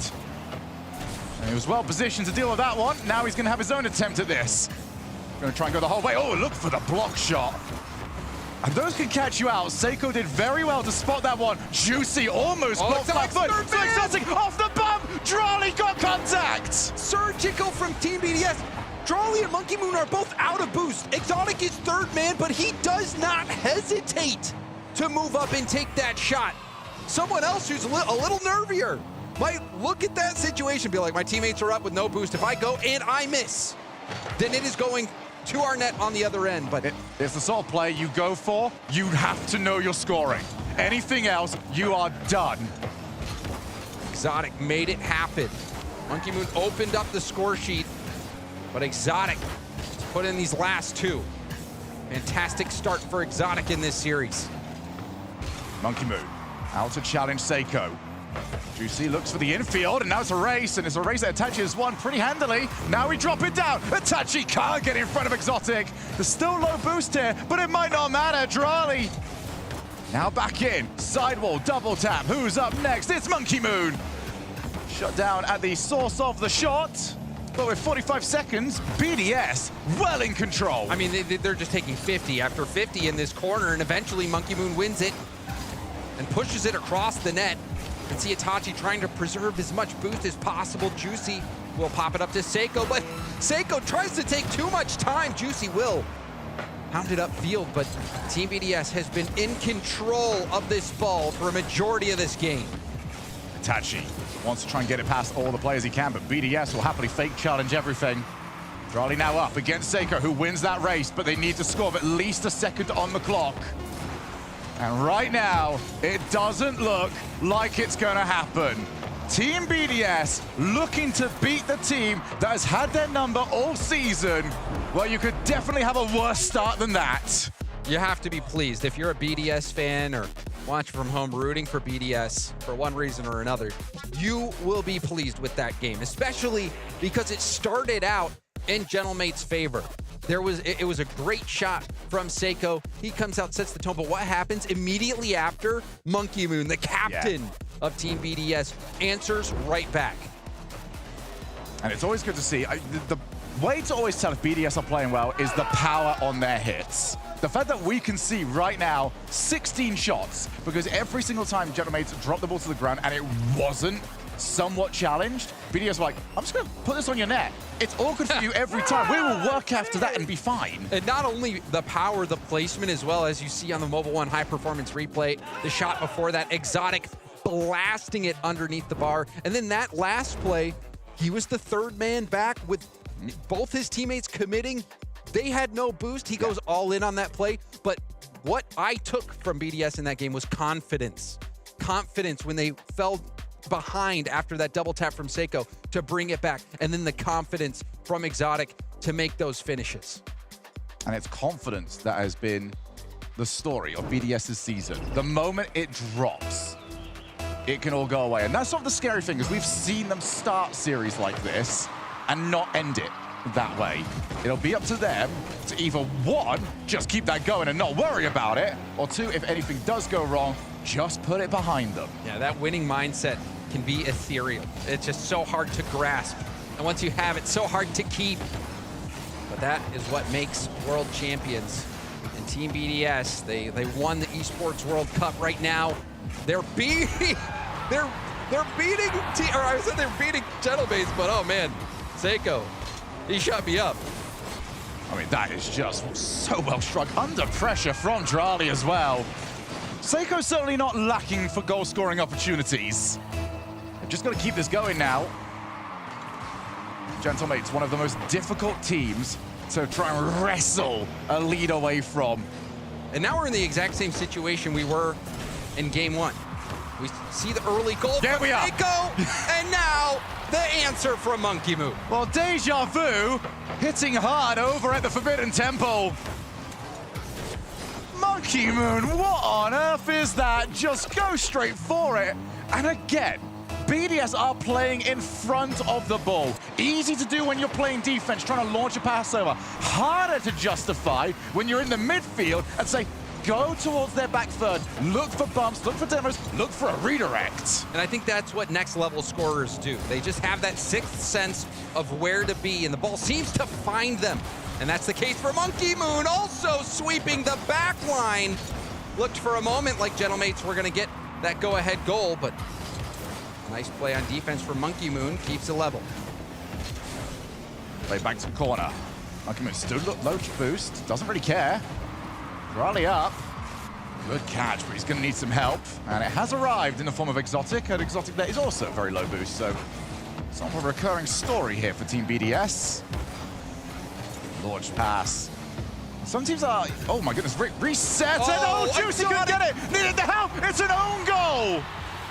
It's an own goal, but what are you supposed to do? Exotic off the ceiling into a reset. We see that more and more.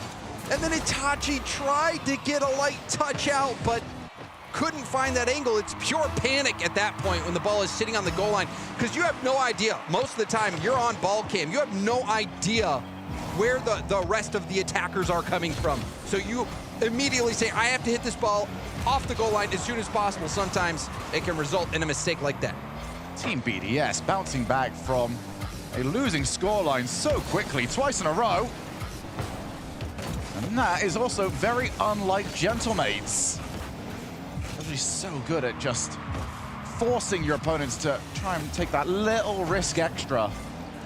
And Team BDS happy to take that risk, and they've been scoring from it each time. Charlie now off the wall, 57 boost to his name.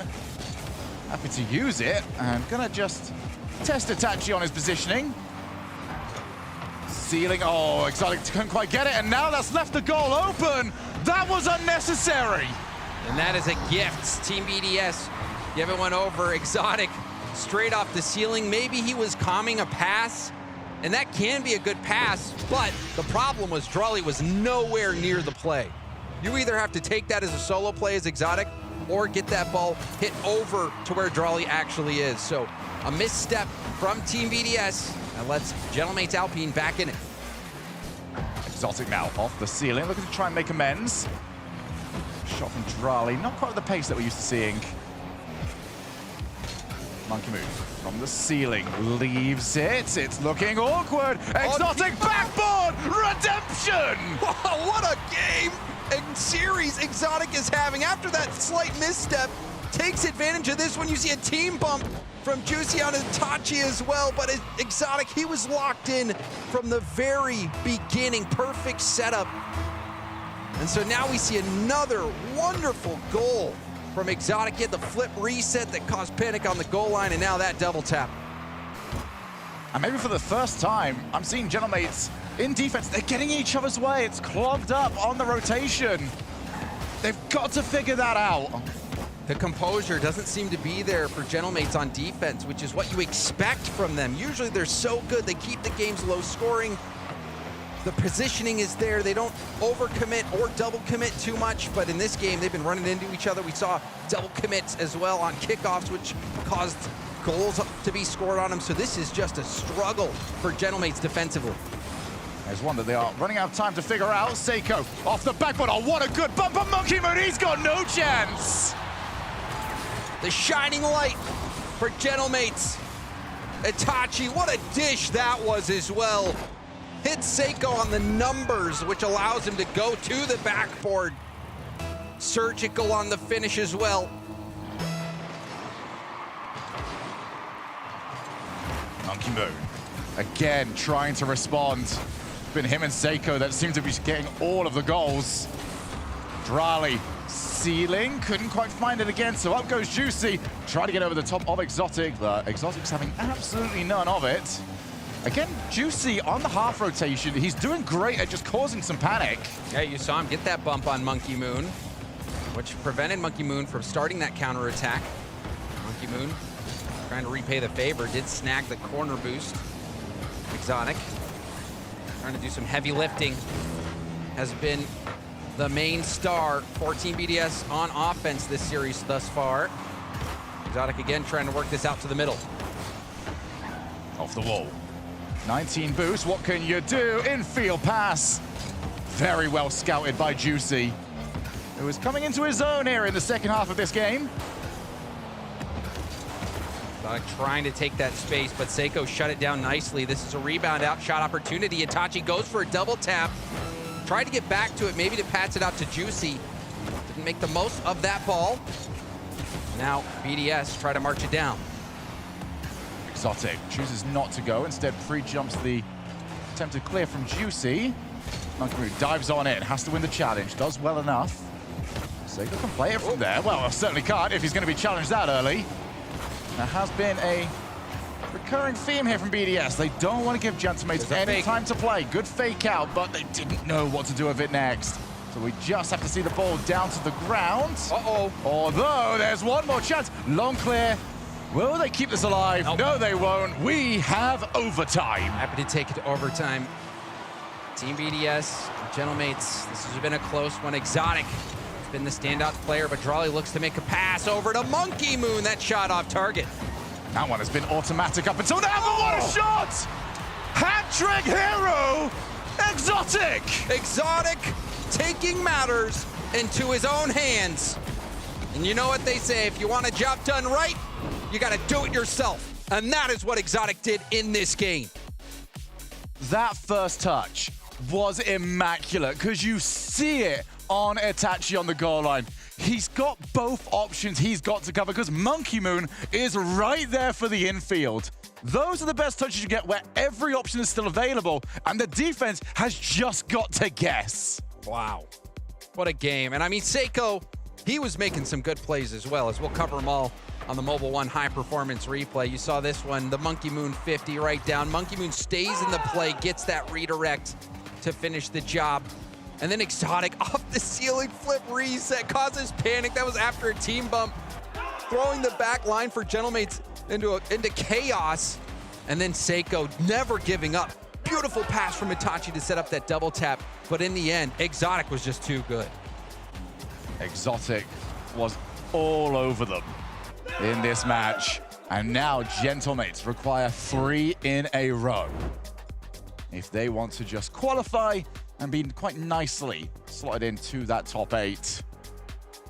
Team BDS, though, have had an awful lot to say about that. All previous results put in the rearview mirror. They're looking forward to that top 8. It seems like maybe Team BDS will reach their final form at the right time, and we've seen them do that before. Even, you know, a bit of a surprise even making it to the finals last year. And then if you remember, hold on, the first year where they won it in this arena, Team BDS lost in the spring split, going out dead last. They did not lose. It was nothing short of a disaster. And they brought it back at the right time. So it just seems like a trademark of Monkey Moon teams being able to catch that hot streak at the right time. It's going to drop down quite nicely for Exotic, who might almost be hoping that 3 goals from himself is not all that's necessary to take the win, but I'm sure he'll provide if required. Oh, Itachi, he's not needed on the bump, and Exotic's in so much trouble. Just slivered his way away from bumps and demos and everything else in between, and he got the ball. Let's see, Drawley, fearless on that low boost challenge. Monkey Moon picking up a full tank. Lots of options, decides to go for the air dribble 50. Seiko, heavy first touch, but makes it work, and you can see Drawley went all the way to the corner to get that boost and made the right play. Huge clear out from him. He might even be able to get a shot on target, does so, but it is denied, however. Puts Team BDS on the attack. That being said, however, I think it was Itachi that just dove in on that challenge in the corner. He can't afford to do that. If you're going forward as first man, some sort of impact on the play has to be had. You can't just remove yourself, especially over there where it takes so long to rotate back. You got to at least get a piece of the ball. Piece of the ball, piece of the player. I think a lot of people do the latter these days. Yeah, that is true. Sometimes that is more effective, especially if you can calm that out. Let your teammate with boost make the play, and now we see a play opportunity developing, and Juicy will punch this one in for the first goal of Game 3. A lot of this, well, all of this came from Itachi's second touch. He just managed to trap the ball against the backboard. Seiko, knowing that Juice is behind him, we don't have to finish the job here. We just have to convince BDS that we're about to try to. And then it was as simple as putting it on net. Bad news, though. We've been in this position twice before. See, no way, no way. Oh, Monkey Moon to the backboard. Thinking we might see another immediate goal. Still might be the top shelf shot. And no way. The bar and out. Drawley couldn't connect. How on earth? Oh, they've actually got it outside the field. Exotic. How did he know anything about it? Well, both teams playing with fire. Infield pass, Exotic. What a pre-jump that is. Trying to find the reset, but the touch was a little bit too heavy. These teams trying to up the pace. A lot more long balls here rather than just trying to go for the outplay. Now Seiko looks to try and change it. Goes low, gets the challenge. Infield to Itachi. Still too many blue cars in the way. You can see Monkey Moon, though, had to make that challenge on low boost. Gentlemates winning the boost battle right now. And you can see the awkward positioning in net by Monkey Moon. It was a light shot, but enough to beat him. That's the same thing again from the corner. And they've got to make contact on the challenge. Gentlemates 2, BDS 0. 2 minutes 18 on the clock.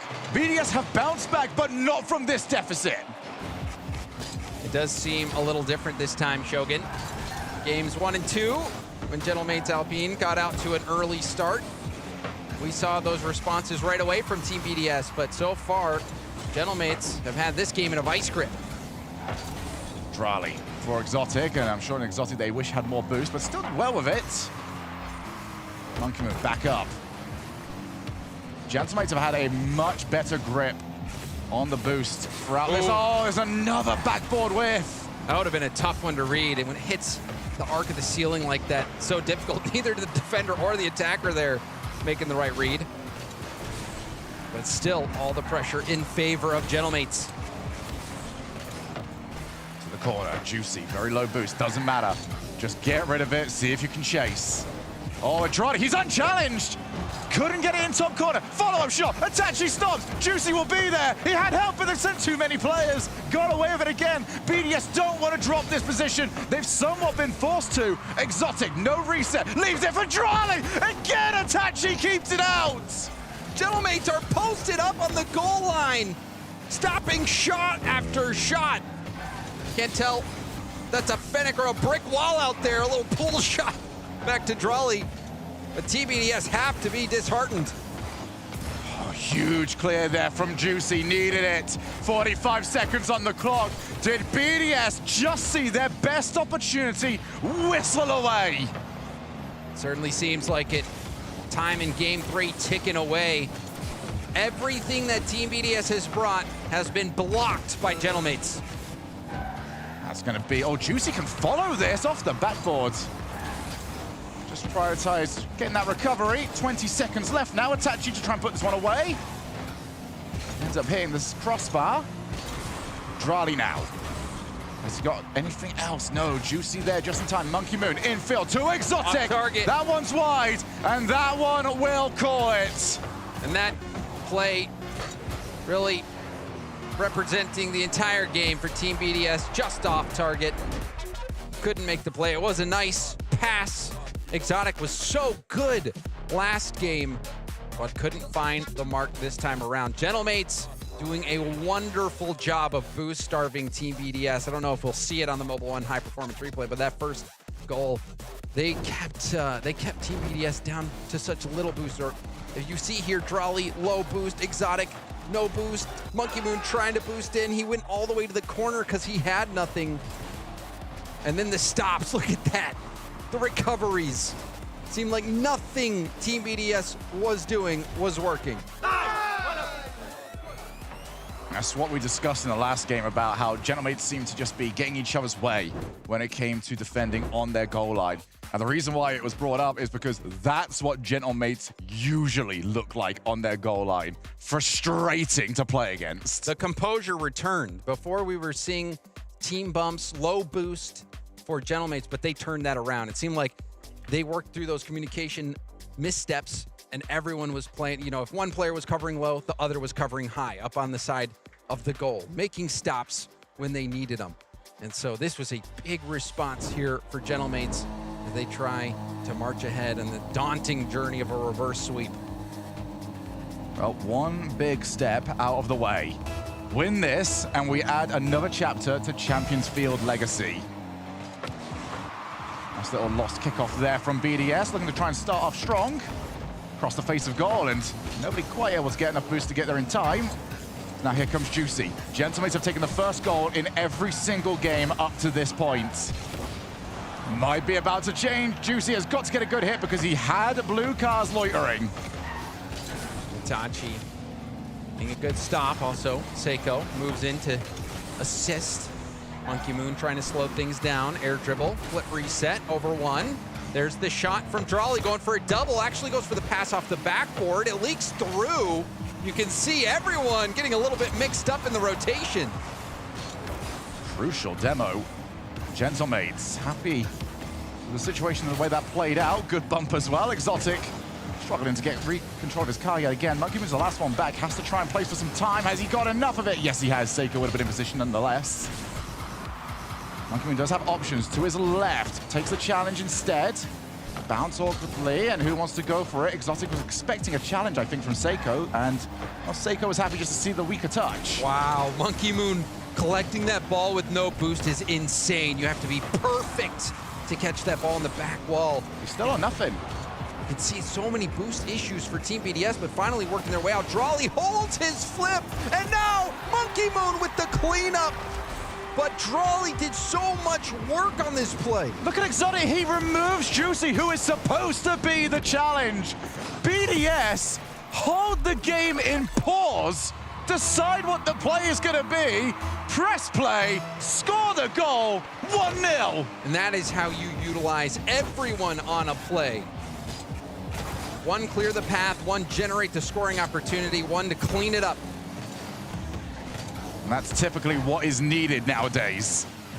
The days of 1v3 are, well, usually long gone, and if you do manage it, well, we typically see you on the top plays the next day. Yeah, like LJ. Like LJ. There's a reason why those sort of goals are held in such high regard. Oh, that might have caught Drawley out. It has! It did!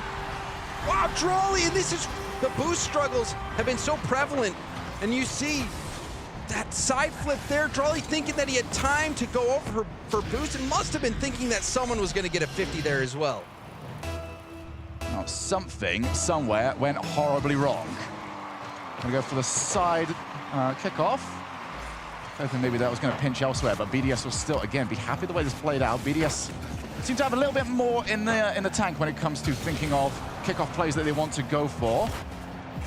Hasn't resulted in anything else other than possession. Oh, what a pitch! And Itachi, he couldn't do enough, but you can't blame him. That was a rocket! And this is the risk you take, trying to dribble it along the sidewall here.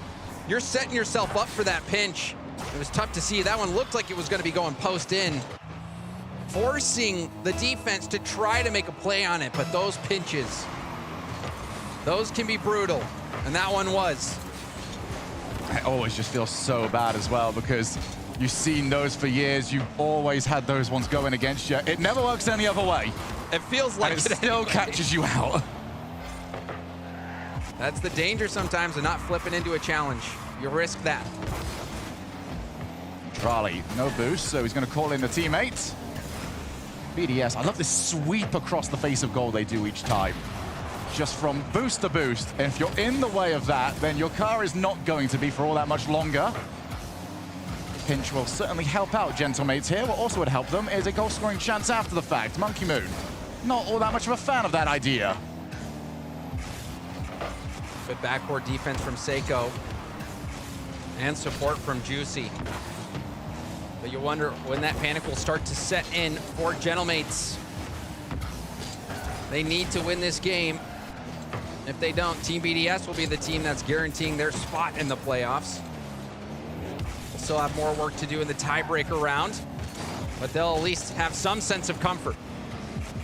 Monkey Moon very early, actually went for the fake challenge. That's over the top of one. Exotic not too far away from finding the Psycho, but now they're in all so much trouble. Wow. Monkey Moon repays the favor for the frustration felt in the last game. The defense we're seeing out of Monkey Moon is jaw-dropping. He made that stop on his own back wall low boost. That time it was a 50. the 50-50 on the goal line on a very difficult ball to read. World-class defense. You want to talk about legendary players. World Championship Monkey Moon might very well be one of them. Oh my goodness, that is so much power! Monkey Moon still somehow got to it. It was a little shaky there. That's one where you jump earlier and you're like, oh, I maybe should have taken more time on this one. Oh, there's Strawley! And it's in! Wow.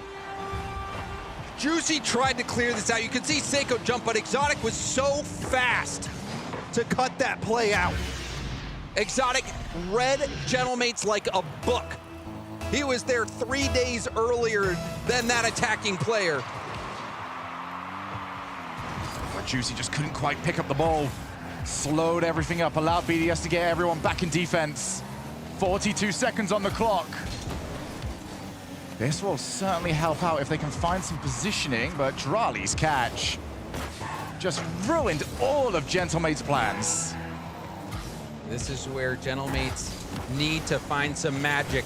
But that play again, Monkey Moon has their number. World Championship Monkey Moon is about to evolve into World Championship Playoffs Monkey Moon. First place, second place in his last 2 World Championships. How he would like to add another one to his titles, to his accolades. It doesn't look like today Gentlemates will be able to deny him. And it seems like this is going to capture even more hearts and minds of people out there who maybe were doubting Team BDS to take down major champions like this. And to finally get that win over Gentlemates on land. Team BDS secure their spot in the playoffs. And they do it in style. They do it the BDS way. And it was, to me, the BDS way is a team game, is having people be willing to get into the trenches to just tear those goals out of your opponent's hands and to make them happen on your... It was, to me, what encapsulates it was the play where Exotic is going up, getting the bump. Drawley has the ball in the air, gets the flip reset, waits to use it to the last second, generates that scoring opportunity where Monkey Moon comes in as the hammer and gets the job done. Everyone played a part in this, and you can even think back to the Exotic game, stepping up in game 2. It was an all-around team effort, and this is what we wanted to see out of Team BDS, is bringing that team play, bringing that confidence in one another to land, and they have done it here in Fort Worth. The best way I've always found to describe BDS's play is just the walls are closing in around you. Usually when you see a team long clear, you know, the other team can be quite happy. Okay, you've long cleared. We'll take this back to our own corner. We'll pick up 100 boost and we'll try and go again. BDS go, no. Midfield is ours. We will have everything. And we are going to slowly and surely get closer and closer to your goal until the goal explosion is seen. BDS have done it. They are top 8 yet again. Oh, yeah, especially that play where you saw Monkey Moon not rotate out, just hangs out in front of the goal line. That pinch as well, that was crazy. Team BDS, they certainly earned this victory. And now, to talk about their victory, Leaf is on deck, and he's got Exotic for company. And what better company than winners? And that's exactly what BDS and Exotic are. Exotic, congratulations on making it to Saturday. It's nice to be able to have the Friday off, right? Alors déjà félicitations Exotype d'être qualifié pour les playoffs. Vous rejouez pas jusqu'à samedi. Est-ce que ça te fait du bien? Est-ce que ça te fait plaisir? Déjà merci et oui, un petit jour de pause là, ça va faire plaisir, pouvoir se reposer un peu, s'entraîner encore pour revenir encore plus fort samedi. Yeah, so first of all, thank you very much. It feels great to have a one-day break, of course, and we're gonna, train harder to be back on Saturday. Well, the way you guys are looking, it should be fine. Now, I want to ask about this matchup specifically. It's Gentlemates. They kind of had your number the last few times. How good does it feel to finally get that revenge on them? Alors, si on revient sur le match que vous venez de jouer, c'est vrai que ces derniers temps, c'est plutôt Gentlemen qui vous battait. Est-ce que ça fait du bien de finalement prendre revanche sur l'équipe francophone? Bah oui, ça fait du bien parce que surtout à Londres, on s'est fait un peu défoncer par eux. Et en plus, on sait qu'on peut largement les battre si on joue notre jeu. Donc là, pour une fois, on a joué notre jeu, on les a battus. Donc ouais, là, on est super contents. Yeah, it feels really great, especially after London, because they kind of, destroyed us in a way. So yeah, it feels really great to be able, because we know we are able to beat them. So it feels great to finally beat them, like on land. Well, I got to ask then, because they did grab a game and it may look like maybe they could come back. Did you start to get flashbacks? Did you guys get worried at all, or were you confident? Alors c'est vrai que vous avez quand même perdu une game pendant ce BO. Qu'est-ce qui s'est passé dans vos têtes? Est-ce que vous avez commencé à peut-être prendre peur de peut-être avoir le retour de Londres ou d'autres matchs passés, ou pas spécialement?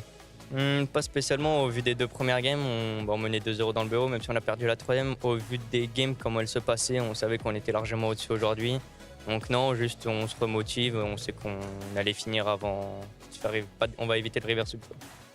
Yeah, so the thing is that because we won the two first games, we know we had the upper hand. So Right. even though we lost on the third one, we were still pretty confident. We know we will be able just to beat them and just playing our own game, just to make sure not to get reverse swept, of course. But yeah, that's pretty much it. We knew we had the upper hand. Well, the next time you guys are playing is in front of an audience now, which is going to be either exciting or terrifying. Which side of the fence do you land on here when it comes to playing in front of the audience? Alors c'est vrai que maintenant le prochain match, ce sera devant du public. Est-ce que vous êtes plutôt excité ou peut-être un peu peur d'avoir finalement le public en face de vous? Non, je pense qu'on est tous excités.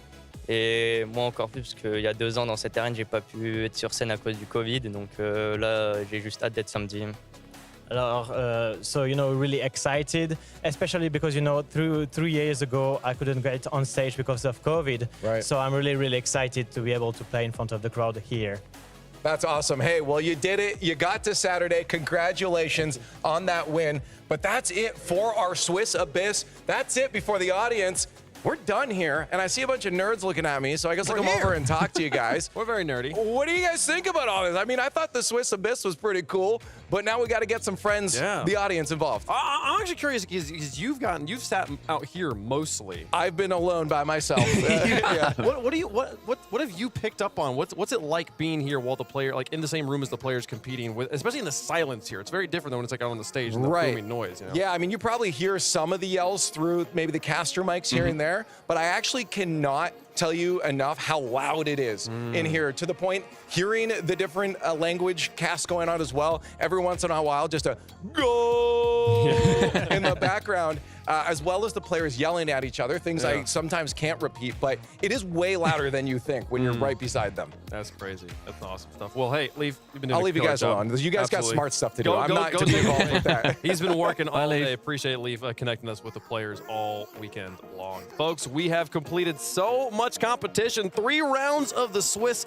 concluded and half of round 4 with 5 teams through to bracket stages of sorts, folks. Tiebreaker matches coming up tomorrow, Gibbs. Tomorrow is Elimination Friday. Every match sending somebody home. Yes, we'll have 11 teams competing for only 3 spots. So it's going to be crazy. We have 8 matches every single time. It's win or go home. Well, we'll see how that continues on. With round 4, okay, we have the 4 results, the 3 results that we saw. We still have 3 results left to be determined because we don't even know who's going to be playing in those matches just yet, because we got to play through those 0 and 2s down there at the bottom. Those will be, I'm guessing, the first thing we play tomorrow. First 2 matches for tomorrow. But again, like if you are in 0-2, you have to win 3 best of 5s in front of the crowd on one day to make it to the bracket for the weekend. Okay. Well, we saw the rest of the conclusion of those other matches there. Those 0-2 teams, they've had a lot of time, Stumpy, to figure out how to compete. And if they make it through that, they get to compete in these 1 and 2 matches down here at the bottom. Yeah, I mean, your work is still yet to continue. As we've said, you need to win a couple of series. You can't have any more trip-ups, especially look at teams like OG. They've gone 1 and 3 in majors so far. They've not even secured their 1 yet. Like, they need to make sure they can at least get one of them coming through. Or like teams like Vitality sitting in that 1 and 2 as of now. So they know they have to win out from here on out. Well, if you make it out of the Swiss, you play in these tiebreaker matches now. We have some of the teams are filled into the, well, actually, excuse me, the 3 teams for the tiebreaker matches filled in now. Carmine, Furia, and BDS. Yeah, so Saturday, these will be the first matches played on that day, and they're played back-to-back. So yes, BDS in an unfavorable spot where they will play the loser between K-Corp and Furia. So obviously they only have 1 chance while those teams have 2, but they at least get a team playing back-to-back on a loss. We haven't done that since like season 4, And those teams never did well when you play off a loss. It's also worth mentioning that all those teams will be going through into that playoff bracket. Nobody gets eliminated here. It's just to determine that seeding. But that seeding is so important. You want to get through in the 3 and 4. You get another life up until the semi-finals, at which point it then goes prelim finals, and then there's no more lives to be had. Yeah, and you can see there the the tiebreaker 3, tiebreaker 4 matches. It's so different than tiebreaker 5 there in the middle, where you only have 1 life. So you want to get one of those 3 or 4 spots in that tiebreaker bracket tomorrow. All that gameplay that we just talked about going to be happening tomorrow, and then we will get our teams down to 6 teams. We have 16 teams. So that's not all tomorrow. Some of that will be on Saturday. Oh, there's so tomorrow is the bottom 11. It's time to get some of these teams out of here. They've been playing for too long. Time to get them eliminated. Come on, you got to lose at some point. No, yeah, we will have, not quite down to 6 teams tomorrow, but again, losing 11, you said? We're losing 8 of the teams, so we'll be down to 8 teams left. There was 11 teams. There's 3 spots left. 8. You're killing this math. Wave. We're doing a great. It's amazing. I doubled down on trying to do the numbers twice there, folks. We've been speaking of things that are going a little bit okay. Let's go. My gas went down, bro. 100th, baby. 100th and first. That's incredible that you're up there, Stumpy. You and I, D-Rec turned to me at one point. He's like, "Wave Punk, you are at the bottom with Stumpy, but every game that goes by, you are pulling further and further away from him." So I'm down by almost an entire point. It's kind of bad. I won in London, by the way. I did well. Good. What have I done? He's pulling the He's not done anything. He's pulling the teammates in fantasy. Wins and then dead last. Is this how it feels to be teammates? Oh, this is horrible. This is not the one. It does get a little worse here as we go look at the predictions. You're right there in kind of the middle of the bracket. Down Oh, another first place. So for that, we have a 5-way tie for first right now. See, this is what happens when you try to pick the underdogs. You pick the underdogs in Rocket League, you end up getting burnt, because that's me at 13, because I'm picking underdogs. I'm trying to say we're at a world championship. I'm trying to say that there's a chance for teams to win, and every single time I pick a team, they lose in Game 5 overtime. I reckon just be more clever. No. Angry man. I think be smarter. No. All the people in the cowboy hats, cowgirl hats, all y'all are doing is just picking up the best team, picking the favorite every single time. I don't think you can really talk when you and the coin are exactly me and the coin are one. Talking coin. Me and the coin are one.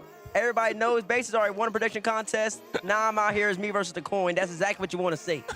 Folks, we got 3 more days of the Rocket League World Championship, and the next 3 are special. We have the crowd in the house. We're moving over to the arena. We're going to have the First Touch pre-show back on live for you guys. It's going to be an incredible time there. Get that over in the North Lobby. If you're going to be in the building, head to the North Lobby if you want to watch the First Touch pre-show live and in person. Kicking off at 10:10 a.m. Central. The doors open 10 minutes prior to that, so come on in. Maybe hit up a booth. Head over to the First Touch, enjoy that, and then find your seat in the arena for the best game in esports getting started up, folks. It's going to be a great time. Tickets are still available if you want to come. There are a few select seats left out there. rl.gg/RLCS Texas. You could be in the building. Stumpy, if you had to convince people to come, what do you tell them? Texas is great. It's so fun. I've been saying to you the whole time, you're from Fort Worth yourself. It has been such a dream to come here again, back to one of my favorite arenas we have ever been to in Rocket League Esports. The crowd is always incredible. It's so much fun to just see all of the incredibly passionate Americans and some people flying over from Europe as well, and South America and Asia, wherever it is. It's such a melting pot of people. It's always a pleasure. Come, there are tickets still available. Make sure you buy them. And we walked through the arena today. It looks gorgeous. And it's going to look even better when the beautiful fans are in the stands, obviously. So it's going to be a lot of fun. It's going to be a wonderful time. Show up if you can, folks. It's going to be a great show. Again, doors open at 10 a.m. The broadcast will be beginning at 10:10 a.m. Central. That's all for us today, though, folks. We'll see you tomorrow for the continuation of the Rocket League World Championship.